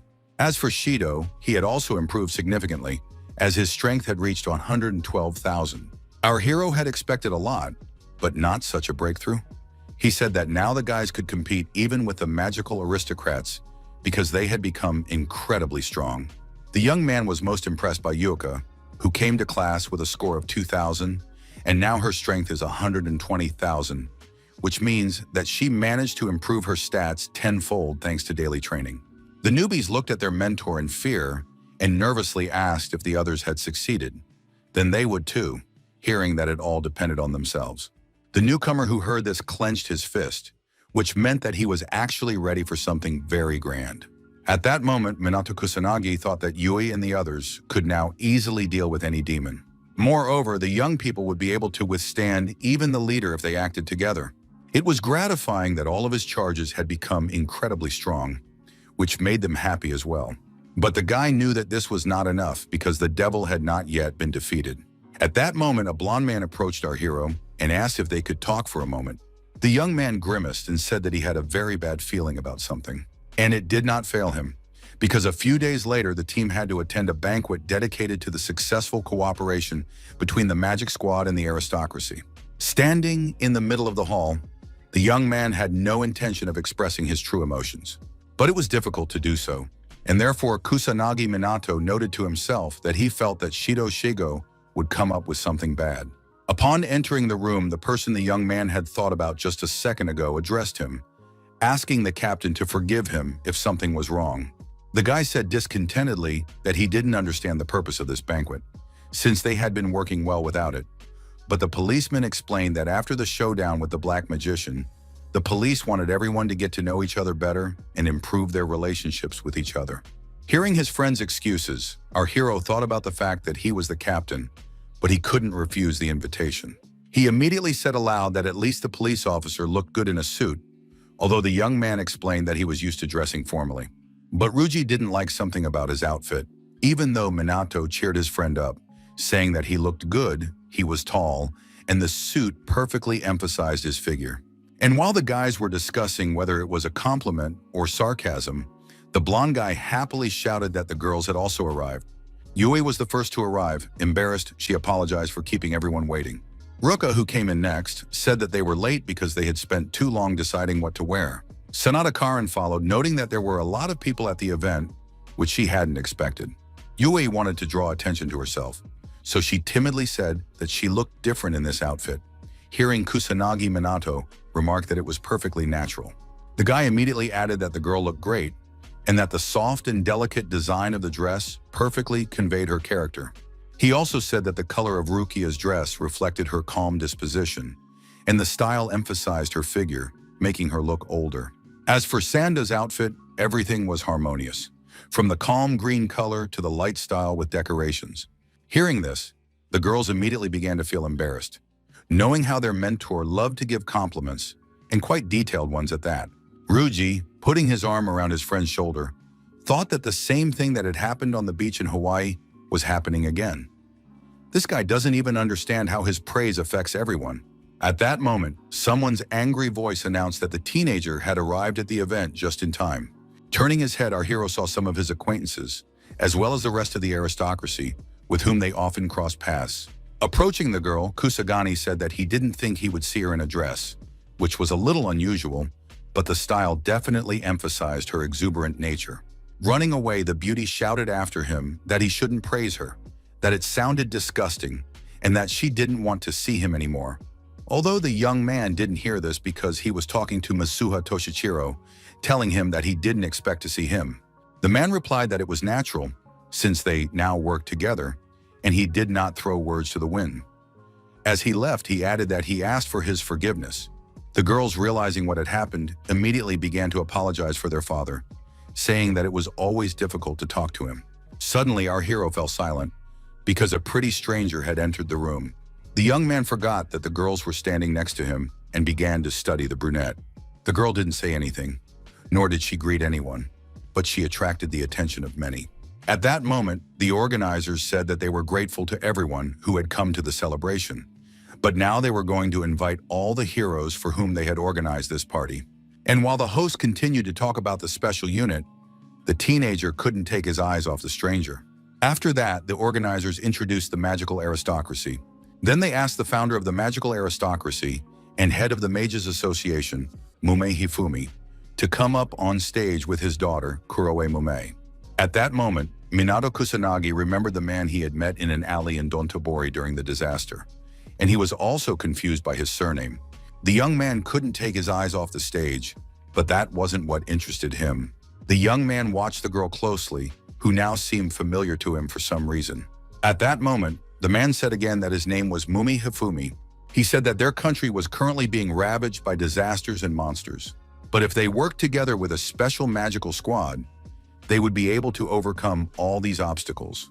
The man said that they were magical aristocrats who had always fought for the preservation of this country, so they should continue to make every effort to protect and prosper their society. Everyone gathered was happy to hear such warm words and began to applaud. Our hero noted to himself that it was a good speech, concise and to the point, as representatives of the upper class usually speak in a very confusing and grotesque manner. However, the young man suddenly stopped his mental dialogue because Mumikuro looked at him. The girl stood silently, but she smiled slightly at the young man. Seeing that the guys had appeared behind him, the man now told them that he wanted to continue working with the Magic Squad in order to protect the citizens of Japan from any threats that might arise. Smiling, the head of the association said that he had complete faith in Captain Kusanagi. The young man honestly said that he would be delighted to work with such a great person. Shaking Mume Hifumi's hand, our hero thought about how he had a huge reserve of magical energy, and it was clear that he was still training. Closing his eyes, the teenager thought that this man had not changed at all, and that it was no wonder he had recognized him in the alley back then. Memories took the teenager back 50 years to the training camp for magicians. At that time, Ichigami Minato told the men to attack him from any distance, even combining their efforts, although he believed that it would not help them much. Cadet Mumi Hifumi angrily told the coach not to dare mock them, calling the guy an upstart. Another trainee, Takigami Shizuku, teased Mume, telling him to watch his language because they were in the presence of a living legend and therefore needed to show proper respect. But the young man shouted that he didn't care who was in front of him because he was still going to wipe that smug smile off his face. The cadet, focusing his magic on his mentor, yelled for him to die. Our hero saw that his opponent was really serious, but that didn't scare him. He said that it was just a mediocre attack that would be easy to deal with. The cadet, seeing his instructor use first-level magic, continued to shout that it would definitely not be enough to defeat him. Ichigami wasn't going to prove anything. He just threw the wooden spear, knowing its true power. However, the effect was not at all what the guys expected. They thought they would be able to withstand it, but instead, they were hit with an unpleasant blow. Lying on the ground, Takigami Shizuku said that the 4th rank was no match for the 1st rank spell, and moreover, they couldn't even get close to their mentor, let alone something greater than... Looking at the students, the young man thought that he was still holding back. Usually after the first training session, many of the cadets refused to continue their training. Would there be no one left this time either?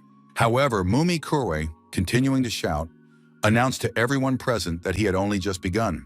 The cadet held his injured arm, but did not want to show his weakness in front of his mentor. With joy in his voice, our hero noted that the guy in front of him was stronger than he thought, adding that such a weak spell would not knock him off his feet. Getting up, the mentor's acquaintance also noted in a quiet voice that she could still fight. Smiling, the sage thought to himself that these two weren't so bad, which meant that he had caught a rare prize. The cadet shouted loudly that he had only just begun, and therefore they would see who was who, while the girl also declared that she was now going to fight with all her strength. A few minutes later, the cadets lay on the ground, exhausted, realizing that the guy in front of them was a real monster.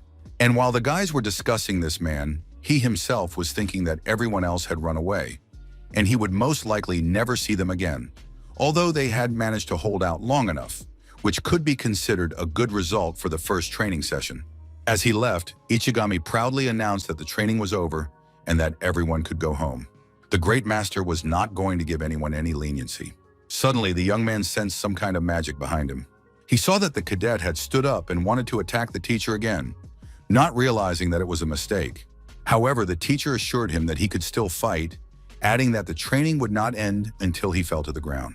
But within a few minutes, Mumi Hifumi was lying on the ground again. Ichigami thought to himself that this guy really had a great attitude, and he believed that this man would become one of the best and strongest magicians of their time. And this girl decided to seize the moment while the instructor was distracted by another cadet and decided to attack, but to do so very cunningly. Looking at the young people, the young man was glad that interesting talents had finally appeared in the Mage Association. Clenching his fist, the cadet said fiercely that the sage would still dance for him, that he would make him fall before him. Smiling, the mentor said that he would wait for this moment with great impatience. Many years later, in the body of Minato Kusanagi, the young man was delighted because his assumptions had proven correct. This man had become the strongest mage of modern times. The young man wanted to reveal his identity, but there was a problem. Our hero remembered a recent conversation with Takigami, who had sternly said that the truth about Ichigami must not be revealed because it would attract even more attention. Therefore, the young man decided that it would be better to focus on the present day and new communication. At that moment, the host said that the welcome part was coming to an end, and he hoped that everyone would have a good time. Realizing that the official part was over, Minato Kusanagi decided that he could now go home. However, at that moment, a brunette approached the young man and immediately said that her name was Mumi Kuroi. The beauty admitted that the young man had caught her interest, and so she would like to talk to him. Our hero immediately said that he was flattered by her interest and suggested that she was also a magician. The girl confirmed this, but noted that she was still far from his level. The teenager thought to himself that she really didn't have much magical energy. Perhaps she had limited ability to control the elements. But the young man was more interested in the fact that this lady somehow made him feel strangely wary. Mumi Kuroi continued to say that fate had brought them together and that her intuition rarely failed her. And while the guy was thinking that these were words from some play, his friends were wondering what Kusanagi could be talking about with this girl. After a while, the guys politely said goodbye, telling each other that they might meet again. And in the next moment, the new acquaintances exchanged a firm handshake. The brunette gasped and thought to herself that everything was just as she had expected. After that, she complimented Kusagani once more, noting that he was truly an incredible person. Wanting to be mysterious, Mumi Kuroi turned abruptly and walked away, noting once again that they would meet again soon. The young man did not respond, instead looking at his hand with some apprehension. The next day, sitting at his desk, the young man was once again surrounded by crowds of fans, even though he was sure that his life had settled down and everyone had started to treat him more calmly. Suddenly, the teacher entered the classroom and immediately asked the students to take their seats so that she could introduce a new student to the class before the lesson began. After that, Mumi Kuroi entered the classroom and timidly told everyone present that she was happy to be studying at such a wonderful academy. And while the girl was still talking, our hero watched her in amazement. When they saw the student, the boys in the class began to talk excitedly about how this brunette had been on TV yesterday, attending a meeting of magical aristocrats with a special task force. At that moment, the teacher noted that there was a free desk next to Kusagani in their group, so she could sit there. A moment later, Mumi Kuroi was already sitting down in her chair, and our hero watched her closely. The young man remarked coldly that she had planned this from the beginning, to which the brunette replied that she had said she would be happy to meet again. The guy saw the new student smiling, but he didn't like it at all. For the first time ever during recess, all attention was focused not on Minato Kusanagi, but on a member of an aristocratic family who was literally bombarded with all sorts of questions. Standing near the desk, Yuka cautiously told her friend that she had no idea that Mumi Kuroi would steal the spotlight. The boys' friends also came into the classroom, talking about how the mysterious brunette would now actually be studying in their group. The team members thought it was really strange that our heroes had only met this girl the day before, and now the very next day, she was transferring to their academy. Only the boy stood there thinking. He himself did not understand why the brunette was in their group, but he knew for sure that he would find out the truth. Only his classmates didn't care. They liked the fact that such a popular girl would now be studying in their class. But that wasn't all the surprises that awaited the Magic Squad. Our heroes asked Shido Shigo how they could understand what he had just told them. But the blonde added that he wanted to repeat to everyone once again that from that day on, Mumi Kuroi was a member of their squad. Many of the guys were puzzled as to why the daughter of the greatest magician would join their squad, since she already had everything she needed. But the policeman explained that in order to smooth relations between the squad and the aristocracy, it had been decided to enroll this girl, and her joining should strengthen their relationship of trust. At least that was the original idea. A minute later, the beauty herself spoke. She first gave her name, and then said that although she was just an ordinary student, she was grateful for the opportunity to join the squad. The sisters and Ryuji looked at each other attentively and at the same time with dissatisfaction. Yug realized that it was better to maintain good relations, so she was the first to approach the newcomer to greet her.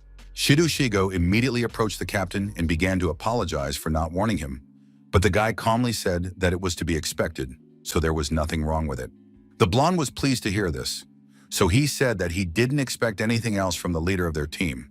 A moment later, Minato Kusagani stated that it was much more important how this new member would perform during the joint training. Starting with running, the young man, as always, shouted at the group members to run as fast as if their lives depended on it, as if it were the most important thing they had to do in their lives. The guys were already used to this pace, but despite this, They wanted to show their best results every time. But the young man who flew like the wind kept saying that today's training would be special, so everyone needed to push themselves harder. Ryuji, who knew that the training was actually intense, said that he would not give up and would run as much as necessary. Many of the guys crawling on the grass said they couldn't do it anymore, but at the same time noted that the Mizuki sisters and Ryuji always showed their best side and almost never fell behind the captain. Mumikuroi didn't want to look weak, so she ran without complaining. But in a moment, the leaders of the race were surprised to see that somehow the brunette had even started to pull ahead. Leaving the others behind, the girl smiled and said that she liked to run ahead, so she apologized in advance to everyone who was left behind. An angry Yuika told her friends, pointing to the newcomer, who had set an incredible pace, that she was not going to give up so easily. After a while, the captain moved on to magic training, shouting that he wanted to see the limits of the guys. The guy wanted everyone to give their all, which the kids tried to do. This also applied to Mumikuroi, who did all the exercises with great pleasure. Putting wheels on the boys' backs, the young man made them do push-ups, saying that they had to train as hard as they could. The hero himself had many times more wheels, but it seemed that this did not bother him at all. When everyone was completely exhausted, Minato Kusagani loudly announced that it was time for a short break. Sitting on the ground, Wika timidly said that someday she would get used to such training, hearing her sister say that she was doing well anyway, and Ryuji noting that at this rate his muscles would simply give out. Suddenly, Mumikuroi coquettishly asked if it was true that they were taking a break. Despite the fact that everyone was lying exhausted on the ground, the beauty said that she didn't need a break at all because she was full of energy. Yui, looking at the blonde, thought with horror about how this girl could stand on her feet, even though they still weren't used to such exertion. And while the newcomer said that she didn't think the training was bad, the guy asked if she didn't think it was too much. Smiling, the brunette noted that she thought it was a fairly balanced workout. She added that physical exercise helps keep the body in shape, and the release of magic forces soldiers to push beyond their limits, so they increase the rank of their spells. Only by tempering one's own body can one become much stronger. After that, the girl noted in a calmer tone that cheering also motivates in some ways. After all, in a real battle, the enemy will not wait for you to get ready. They will take your life without a shadow of a doubt. The young man said he believed her because she was a quick learner, and the beauty simply replied that it was natural, since she was the daughter of Mume Hifumi himself. A couple of minutes later, while lining up, the guys praised the new student, saying that she had really shown herself in the best light, and therefore they had something to strive for. But the girl replied that each of them was strong in their own way, and that in a special unit it was important to rely on others, so she would gladly do so in battle. Approaching the young man, the brunette said coquettishly that she had a few questions for him. Wei looked sadly at the captain and the brunette, thinking that people of all ages were crazy about the girl because she was really very attractive. Ruka turned away so that no one could see the expression on her face. She also thought about how Mumikuroi was much stronger than them, and therefore Minato could rely on her. Ryuji saw that something was wrong with his acquaintances, who were already dividing the young man in their minds but decided to remain silent. The girls saw that the conversation was continuing, but they didn't seem to be in a hurry to leave the field. Even after peace was established between the Special Magic Squad and the Magic Aristocracy, the number of disasters did not decrease, but fortunately, the aristocracy responded quickly to their appearance. As a result, branches of the special units appeared in all major cities, which significantly reduced the damage caused by disasters. Nevertheless, disasters continue to occur, and therefore it is necessary to always be on guard. The aristocrats did what was required of them, some even performing better than ever before. For example, after one of the battles, Homarai Hinata was proud that she was able to get to the scene so quickly. Her acquaintances praised the girl, saying that demons could tremble when such a strong and powerful personality entered the arena. Checking the situation, Yuka said that everything was clear because their colleague had destroyed the last monster. Minato Kusagani smiled, praising his acquaintance and saying that he thought she had become even stronger. Homura Hinata overheard the conversation, but despite this, she said that the day would come when she would defeat the great magician anyway. Kaichi Riku immediately began to apologize for the girl, saying that she had always been like that and was used to behaving only in this way. The young man said that it didn't matter to him. The most important thing was their shared task. After that, the guys got deep into their conversations, and only the red-haired beauty stood alone, as if she didn't need anyone. A moment later, our hero mentioned that Kuroi didn't seem to be very close to the other aristocrats, having heard that everyone was afraid to get involved with the Mume family. At that moment, the girl approached the guy again and volunteered to ask him a couple of questions. The Mizuha sisters stood aside, but they watched everything that was happening closely. Suddenly, Mumi Kuroi invited the captain to go on a date with her without hesitation. The next day at the appointed time, the young man was standing at Shinjuku Station. Kusanagi Minato heard some guys passing by discussing the brunette they had just seen, noting that she was a real beauty. Suddenly, the guy's eyes widened as they saw Mumi Kuroi walking ahead, unable to believe their eyes. Only our hero remained indifferent, perhaps because he had long been accustomed to girls of different levels throughout his long life. And while the young people crowded around, wanting to get as close as possible, the young man walked forward with confident steps. The teenager wanted to be polite, so he asked his colleague if she had been waiting for him for a long time. But she replied that she had just arrived, although he already knew that. Once again, the guys started discussing the young people. But this time they realized that the commander of the magic squad himself was standing next to the brunette. The upset guys told each other that this was not their level, so it would be best for them to go home. The teenager didn't understand why they were meeting, so he decided to ask her directly. The girl coyly noted that she didn't need a date, she just didn't know the area well, so she wanted someone to show her around. Our hero didn't understand why the girl wanted to meet with him, since it would have been more logical to ask her teammates, although Mumi Kuroi said that she wanted to talk to a young man specifically. The guy didn't like it because he remembered how his colleagues looked at him askance when they heard about the date. Closing her eyes, the brunette said sadly that she was the daughter of an influential magician, and therefore wherever she went, people looked at her strangely, and many even shunned her. However, Minato Kusagani was completely different, unlike anyone else. She immediately added that this was the first time she had met someone who didn't care about her status. The young man also wanted to be honest, so he replied that what was important to him was what was inside a person. Hearing this, the girl smiled, although she did not want to show her embarrassment, so she simply turned away. After a short pause, she added that she was standing in front of a truly unique person. The young people were walking down the road, but they had no idea that they were being followed the whole time. Peeking around the corner, Yuka thought about how she had to follow her acquaintance again, adding that she considered herself foolish, but continued to do what she was doing. For a moment, the beauty hesitated, not knowing whether to continue or return home. But on the other hand, she didn't want to leave the guys alone. Hiding behind a sign, Ruka, who had also dressed up specifically for surveillance, couldn't believe she was seeing her sister ahead of her. A moment later, Yuka noticed her and was shocked. She couldn't even imagine that her older sister Mizuha would decide to do something like this. Seeing that the girl was eating something, Yuka decided that she wasn't just following the trail. She had thought everything through carefully and prepared in advance. Be that as it may, the girl decided that her goal was Minato, so she continued to follow him, trying not to fall behind. In a moment, Ruka, who had already eaten everything, caught up with her younger sister, although both were silent. But after a short pause, the girls suddenly began to ask each other why they were following him. At that moment, our hero stopped, his face becoming quite serious and even tense. His companion immediately asked what was wrong, but the guy said he thought he heard something. Hiding behind the bear, the girls talked about how they had just been almost discovered, despite using force suppression, but Minato Kusanagi still somehow sensed their presence. After that, Yuka told her sister that no matter what, they were in the same boat. After that, the girls looked at each other intently, realizing that in such a situation, they had to act together. Responding to the young man's question, Mumi Kuroi said that she would like to visit places that are popular with couples. The young man followed his companion, but he realized that he didn't particularly like this meeting. After a while, the couple entered a cafe, where the brunette began to carefully select something. Sitting at the bar, Minato Kusagani slowly sipped his juice, although his thoughts were far away. Once again, the girl asked what couples do after their walk, to which the guy replied that it varies.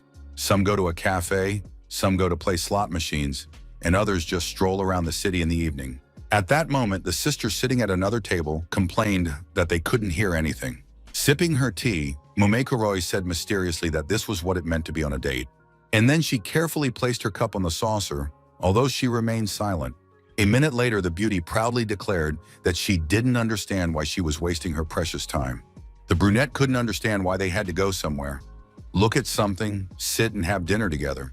The young man tried to explain that these things did not make sense on their own, But the girl again began to wonder why people did all these things. The young man noted that it is not what you do that is important, but who is with you. Even the most mundane things can take on a different meaning when you are with someone special, which is why people do them together. After that, the girl asked again if that was the point of the date, but the guy replied that he had said what he thought. A moment later, he asked if their walk together was worth the time spent. With a certain indifference in her voice, Mumi Kuroe noted that it was more yes than no, which made our hero happy. He then added that his words and actions often baffled those around him, but the brunette did not perceive them as strange. She smiled again, noting that Minato was a wonderful person. The sisters, who were lying in wait, heard these words and were outraged. They did not understand how this girl could compliment their commander when they had only recently met. At that moment, Minato Kusagani said that he was very pleased with the compliment. At that moment, the people sitting in the cafe noticed the famous commander of the magic squad and immediately began to discuss him. Realizing that the visitors might start bothering them, the teenager got up from his seat and said that it was probably time for them to leave. Standing at the station, Mume Kuroe thanked her companion for such a wonderful day off, and he simply replied that he was glad everything had turned out so well. Then the girl asked if they could maybe find some time to go for another walk. The young man honestly said that he had no objection. He then added that he would like to get to know her better. The surprised sisters heard these words very clearly and were amazed at what was happening. Mume Kuroe said that such words sounded very bold coming from the young man, adding that they were lucky that their desires coincided. The brunette left, and the guy continued to shout after her that everything had actually gone very well. Yuka looked after the beautiful girl, sadness frozen in her eyes because she understood that they had never gone out with a guy like that. Ruka did the same. Before, she had no idea what kind of girls Minato was attracted to, but now she felt sure she knew for certain. Despite the pleasant meeting, the young man was troubled by something. It seemed he couldn't understand something. The next day, patting our hero on the shoulder, Ryuji asked him how the date went. Minato Kusagani didn't understand why he was so interested, but the young man pointed out that they were friends, so it was only natural to ask. But the guy calmly replied that it wasn't a date. They just walked around the neighborhood, ate something, and then went their separate ways, although his colleague thought to himself that it was indeed a date. The upset sisters stood by the table, not wanting to get closer, but listening carefully to what the guys were talking about. At that moment, the new girl and Sanada Karin were chatting amiably about something. Ryuji thought that meeting the brunette would not cause discord in their group. He quickly said aloud that Minato should man up, even though Minato didn't understand why he needed to do that. However, the friends did not have time to finish their conversation because Shido Shigo asked everyone to take their seats to discuss the current situation. The blonde man reported that, thanks to the prompt work of their squad, the number of disasters caused by monsters had significantly decreased, and after the collapse of the Black Rebellion, the number of illegal magicians had also decreased. And while the young man was explaining that the shadow mages had also disappeared, his colleague noted that there was practically no news about them on the internet either. Our hero thought to himself that now the police would be responsible for illegal mages, since there were no more shadow mages. But out loud, he said that it was too early to relax, and that they must remember that the security of Japan rested on their shoulders. Those gathered understood that this was true and therefore shouted that they agreed completely.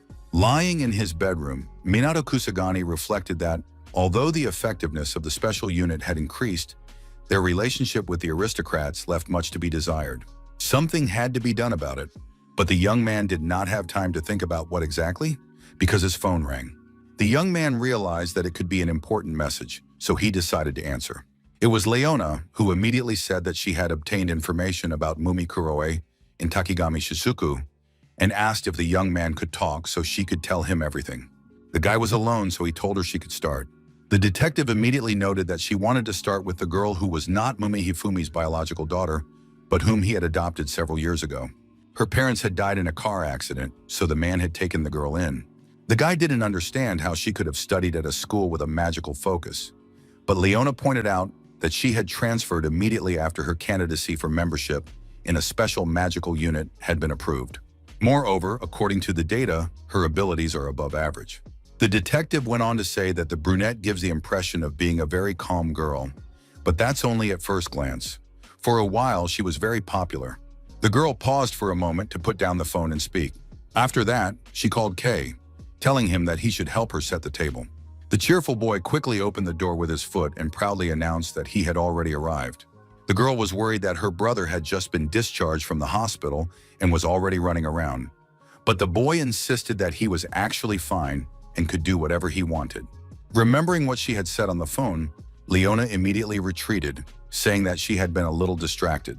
A minute later, the detective began to talk about Takigami, who had a daughter and grandchildren, but it seemed that they had not been in contact for a long time. The young man did not understand the reason for this, but his colleague replied that her relatives lived abroad. At that moment, our hero heard footsteps in the hallway, so he asked Leona to wait a moment. It was his neighbors, the Mizuki sisters, who said they had already returned. Returning to the conversation, the young man heard that there was almost no information about the old woman's family. Everything was very superficial. Minato Kusagani didn't know if it was done on purpose or not, but the girl said she would try to find something else if possible. The teenager immediately thanked his acquaintance, who in turn thanked him, and then they wished each other luck and hung up. Kai, who overheard the conversation, asked his sister if it was true that she had been talking to the wizard in black, although the detective didn't understand why he was asking these questions. But the boy quickly said that after that conversation, his older sister began to look very happy. The girl didn't think it was that noticeable, so she decided to ask again. At the same time, the police department chief said that he needed to get more information about Minato Kusagani, so he decided to turn to the person who knew him. Shizuku Takigami looked closely at this man, although she did not rush to say anything to him. But the chief continued to say that they needed to uncover the secret of his powers, that they couldn't keep losing to this special unit. The woman tried to say something, but the man said that it seemed to him that the woman and the guy were on good terms. That is why the boss thought that despite the age difference, the two had become friends. The elderly lady immediately began to smile, saying that the young man probably saw her as his grandmother, which was why he treated her with such warmth. Standing up from his seat, the man said that he understood everything. But then he shouted that the woman had no way out anyway, because they were bound by the same fate. Closing her eyes, a frightened Shizuku Takigami noted that she understood everything perfectly well. The next day, our hero, as usual, assembled his squad on the training ground. The guy said it was time to start, but Shido Shego, who was standing behind the commander, asked him not to. Coming closer, the blonde guy announced that the U.S. Army's magical division had arrived in Japan for negotiations, and their superiors wanted to see their training for themselves. The guy standing in formation immediately began to think that this was the real elite of the magical world, considered to be among the most powerful magicians. Our hero remained silent, but thought to himself that 50 years ago, the level of magical training in the U.S. was significantly lower. So how could they have advanced so much in such a short period of time? Shido Shigo continued to explain that their popularity had long since spread beyond the borders of their country, especially after the battle against the magician in black. Mumekuroi, who was standing aside, suggested that they were interested in a specific person. For a moment, everyone fell silent, realizing that this matter did not concern them. However, our hero also remained silent, seriously thinking about something. Meanwhile, the blonde man continued to say that there might be other reasons why they decided to come. Nowadays, disasters are happening not only in Japan, but all over the world, so perhaps they want to share their experience and offer countermeasures to fight monsters. Suddenly, a menacing voice sounded behind the guys, saying that they had not come for that. A powerful shoulder appeared in front of them, although everyone already understood who it was.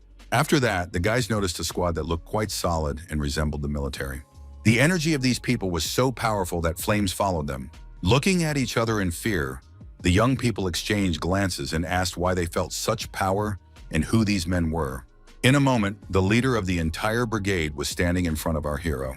Against the backdrop of this huge man, Kusanagi Minato looked like an ordinary child, but not a squad commander. The Mizuki sisters were also frightened. They thought that the air was saturated with magic down to the smallest particles, and that it was so powerful that they could barely stand on their feet. The boss's gaze was stern, but there was something else in it. Suddenly, the man moved closer to the young man, and everyone present felt that something bad was about to happen. The girls, who had never worried about their friend before, now became alarmed, not understanding what awaited the young man. Hugging our hero, the man smiled and said happily that they had finally met. After that, the manager's eyes widened, as if something had caught his interest. The man walked around the teenager, then paused for a moment. A minute later, the mage noted that Kusanagi Minato's body did not stand out in any way. and therefore he did not understand how he had survived so many dangerous battles.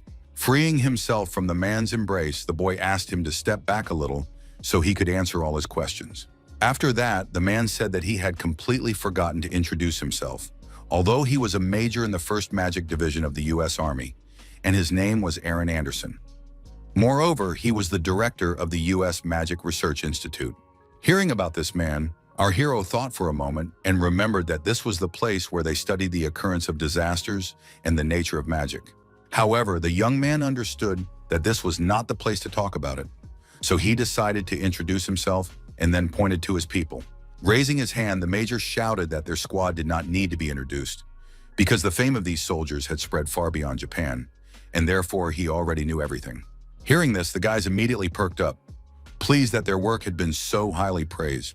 Kusanagi Minato thought that due to the conflict with the magical aristocracy, research into magic had ceased, and his knowledge had also become outdated 50 years ago.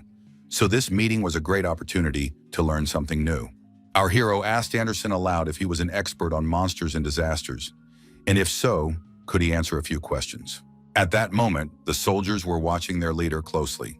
For a moment, it seemed to everyone present that the energy on the field was stronger than ever before.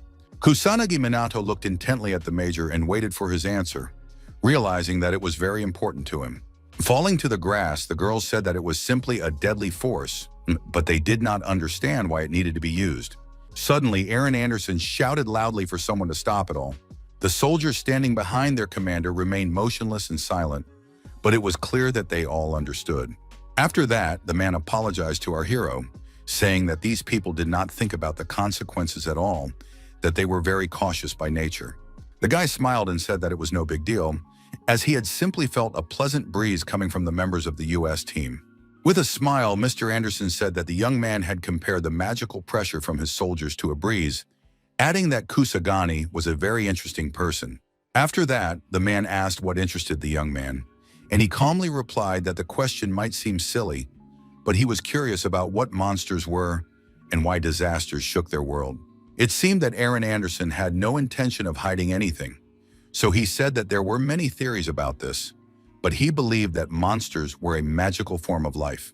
A catastrophe is a phenomenon that transports them to this world, and the magical power of monsters is different from that of humans in nature, as recent studies have proven this theory. Initially, their appearance could be determined by changes in the environment when it was affected by their magic. It was a fairly plausible theory, but it remained unproven. However, the magic in the atmosphere during a catastrophe coincides with that which fills the bodies of monsters. Although it is still unclear why monsters attack people, perhaps it is a reaction to the magic inside their bodies. 50 years ago, America was not so badly affected by disasters, so there is almost no information about them. But after the disasters, there were many cases where survivors acquired magical abilities. This continues to happen to this day. Recently, thanks to advanced research technologies, we have made great strides forward. After a disaster, the magic that remains in the atmosphere is absorbed into their ecosystem. The same thing happens when a person defeats a monster. Then their magical power not only dissolves into the atmosphere, but also penetrates their bodies. Upon hearing this, Yuka remembered that Kusanagi had once mentioned it, but she did not understand how he knew about it. Suddenly, the young man shouted that there was a case when the monster itself provoked the disaster. The man said that he had received a report about this incident in Japan, but that such a case was 1 in a million, and it was probably some kind of anomaly. Recalling that incident, our hero decided that it was not a coincidence at all. Aaron Anderson added that such a phenomenon could exist when a whole group of monsters tried to strengthen a single entity. The guy was curious if this had happened before, but the Major explained that they had conducted similar experiments in which the leader was not killed immediately, but left under observation. New individuals appeared for some time, but then their growth stopped when the military tried to destroy them. The influx increased again and reached the same level as before, meaning that the magical energy in the air had not changed. On the other hand, with each new catastrophe, the monsters become stronger and more dangerous, although even a minor catastrophe cannot be ignored. The young man decided that his theory was correct. Experiments on monsters and disasters sound interesting, but in the end, they do not provide any concrete results. Unexpectedly, Aaron Anderson said that he could not ignore Kusanagi's power. Few magicians could boast of such power. After that, the man headed towards the teenager, asking to examine the young man's body. On the one hand, the young man was happy to meet this person, but on the other hand, he was alarmed by his insistence. A few minutes later, Kusagami Minato asked the Major about the magical aristocracy, but he only said that his knowledge was superficial.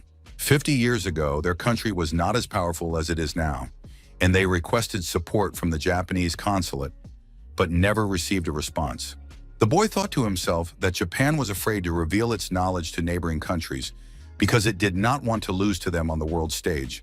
But in the end, America still surpassed them in magical innovation. After a while, the teenager began to thank the Major for the information, but the latter noted that it did not matter, as they owed everything to the great Ichigami Minato, who had once saved the whole world. Our hero understood that something else must follow this conversation, so he said directly that he was sure that the military had come here, not only for this. After that, the men looked closely at the young man. Their commander stated that he wanted to personally experience the power of the great magician. Shido Shigo, who was standing nearby, was sure that Aaron Anderson had come to talk to the officials, but he said that he wasn't even going to waste his time on those bigwigs.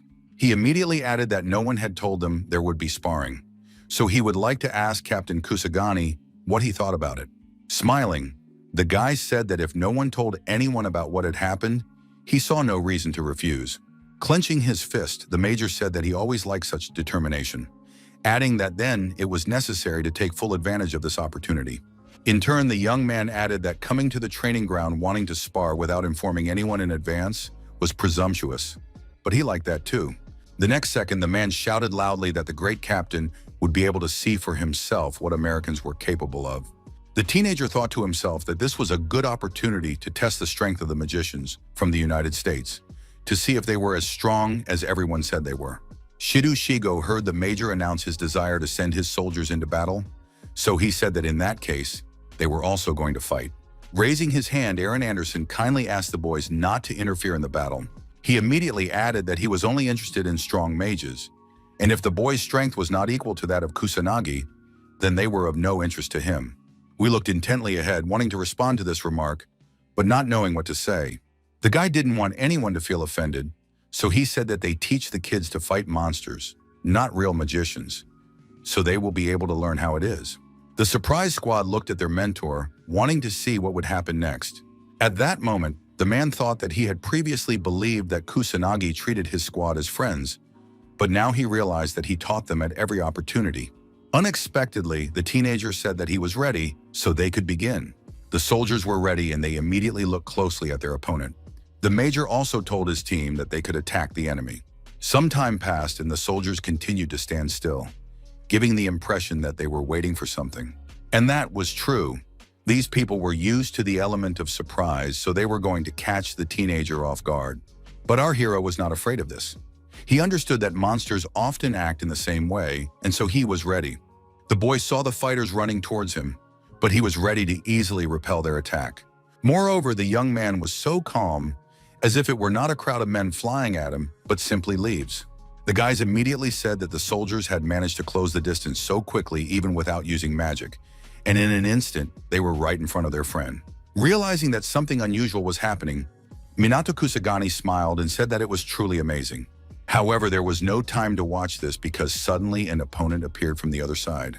Our hero did not intend to engage in combat immediately, so he decided to run a little. The soldier, who was not far from the teenager, realized that it was time to use magic. That's why, when he saw that the squad commander was very close to him, he immediately began to attack. But before Kusanagi Minato could parry one attack, something more powerful and serious was already rolling in from the other side. However, this was not a problem for the young man, so he reacted to this threat with lightning speed. All of the young man's movements were so consistent that it seemed as if he had planned it all in advance. At that very moment, the teenager noticed a soldier who had not been there a moment ago. The man realized that he was strong, so he immediately struck our hero. But before the young man could deal with one, a whole group of guys lined up in front of him, using magic. Watching everything from the sidelines, the guy's friends understood that it looked amazing, but it was also very dangerous. Kusanagi was not afraid of these people because he quickly put up a 4th-level anti-magic barrier.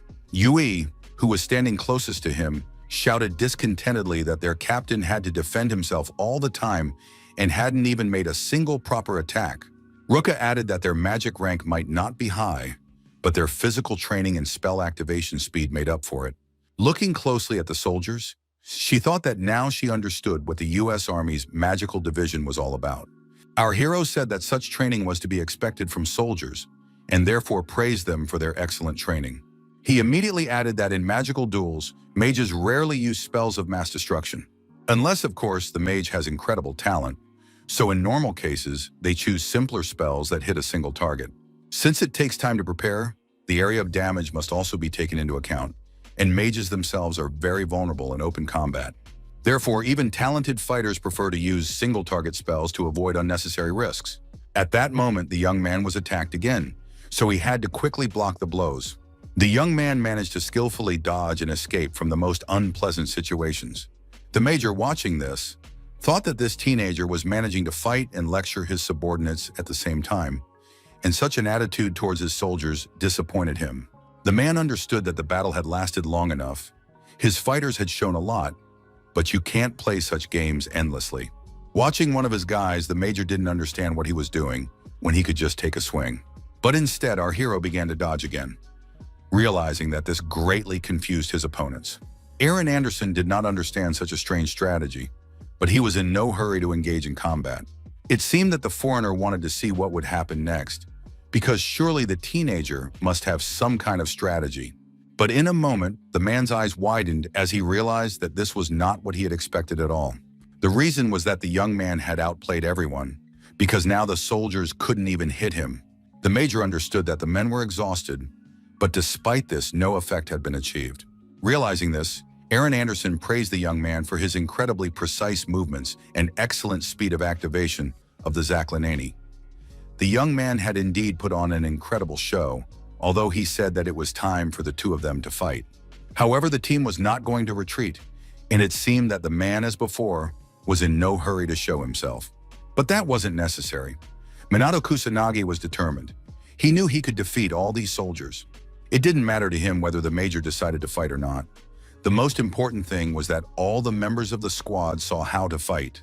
Despite the fact that the young man was capable of amazing things, there were also some unpleasant moments. But that didn't matter. The teenager was determined. He knew that victory would be his, so he acted like someone who had already achieved it. The soldiers saw what was happening and decided to act together. However, Kusagani was much stronger and quicker, so he immediately blocked every attack. The team members, who watched in amazement, realized that they had never seen a fight like this before. The same was true for Aaron Anderson, who stood silently but realized that the young man's strength was truly unreal. A few minutes later, the captain proved that he deserved his position and was one of the strongest mages. Fixing his hair, the major talked about how an ordinary student was able to defeat an entire elite unit, saying he never thought he would see anything like it. Despite this, our hero honestly said that American soldiers were well trained, although the man immediately said that he was flattered by the compliment. But the guy had done something incredible, and therefore he would like to know who had taught him such tactics. With a smile on his face and simplicity in his voice, Minato Kusagani said directly that he was self-taught. Hearing this, the foreign commander began to rejoice, hugging the guy with all his might and saying that he was an incredible person. After that, the man declared that now it was his turn to demonstrate his strength. The soldier was serious, so he immediately took off his jacket to make it easier for himself. However, Aaron Anderson then began showing off his biceps to everyone present, saying that he was a big fan of fighting. The young man thought to himself that this man probably just liked to show off in front of everyone. But a moment later, the man declared that it was time for the two of them to start the long-awaited fight. The young man looked closely at his new opponent, but decided to remain silent.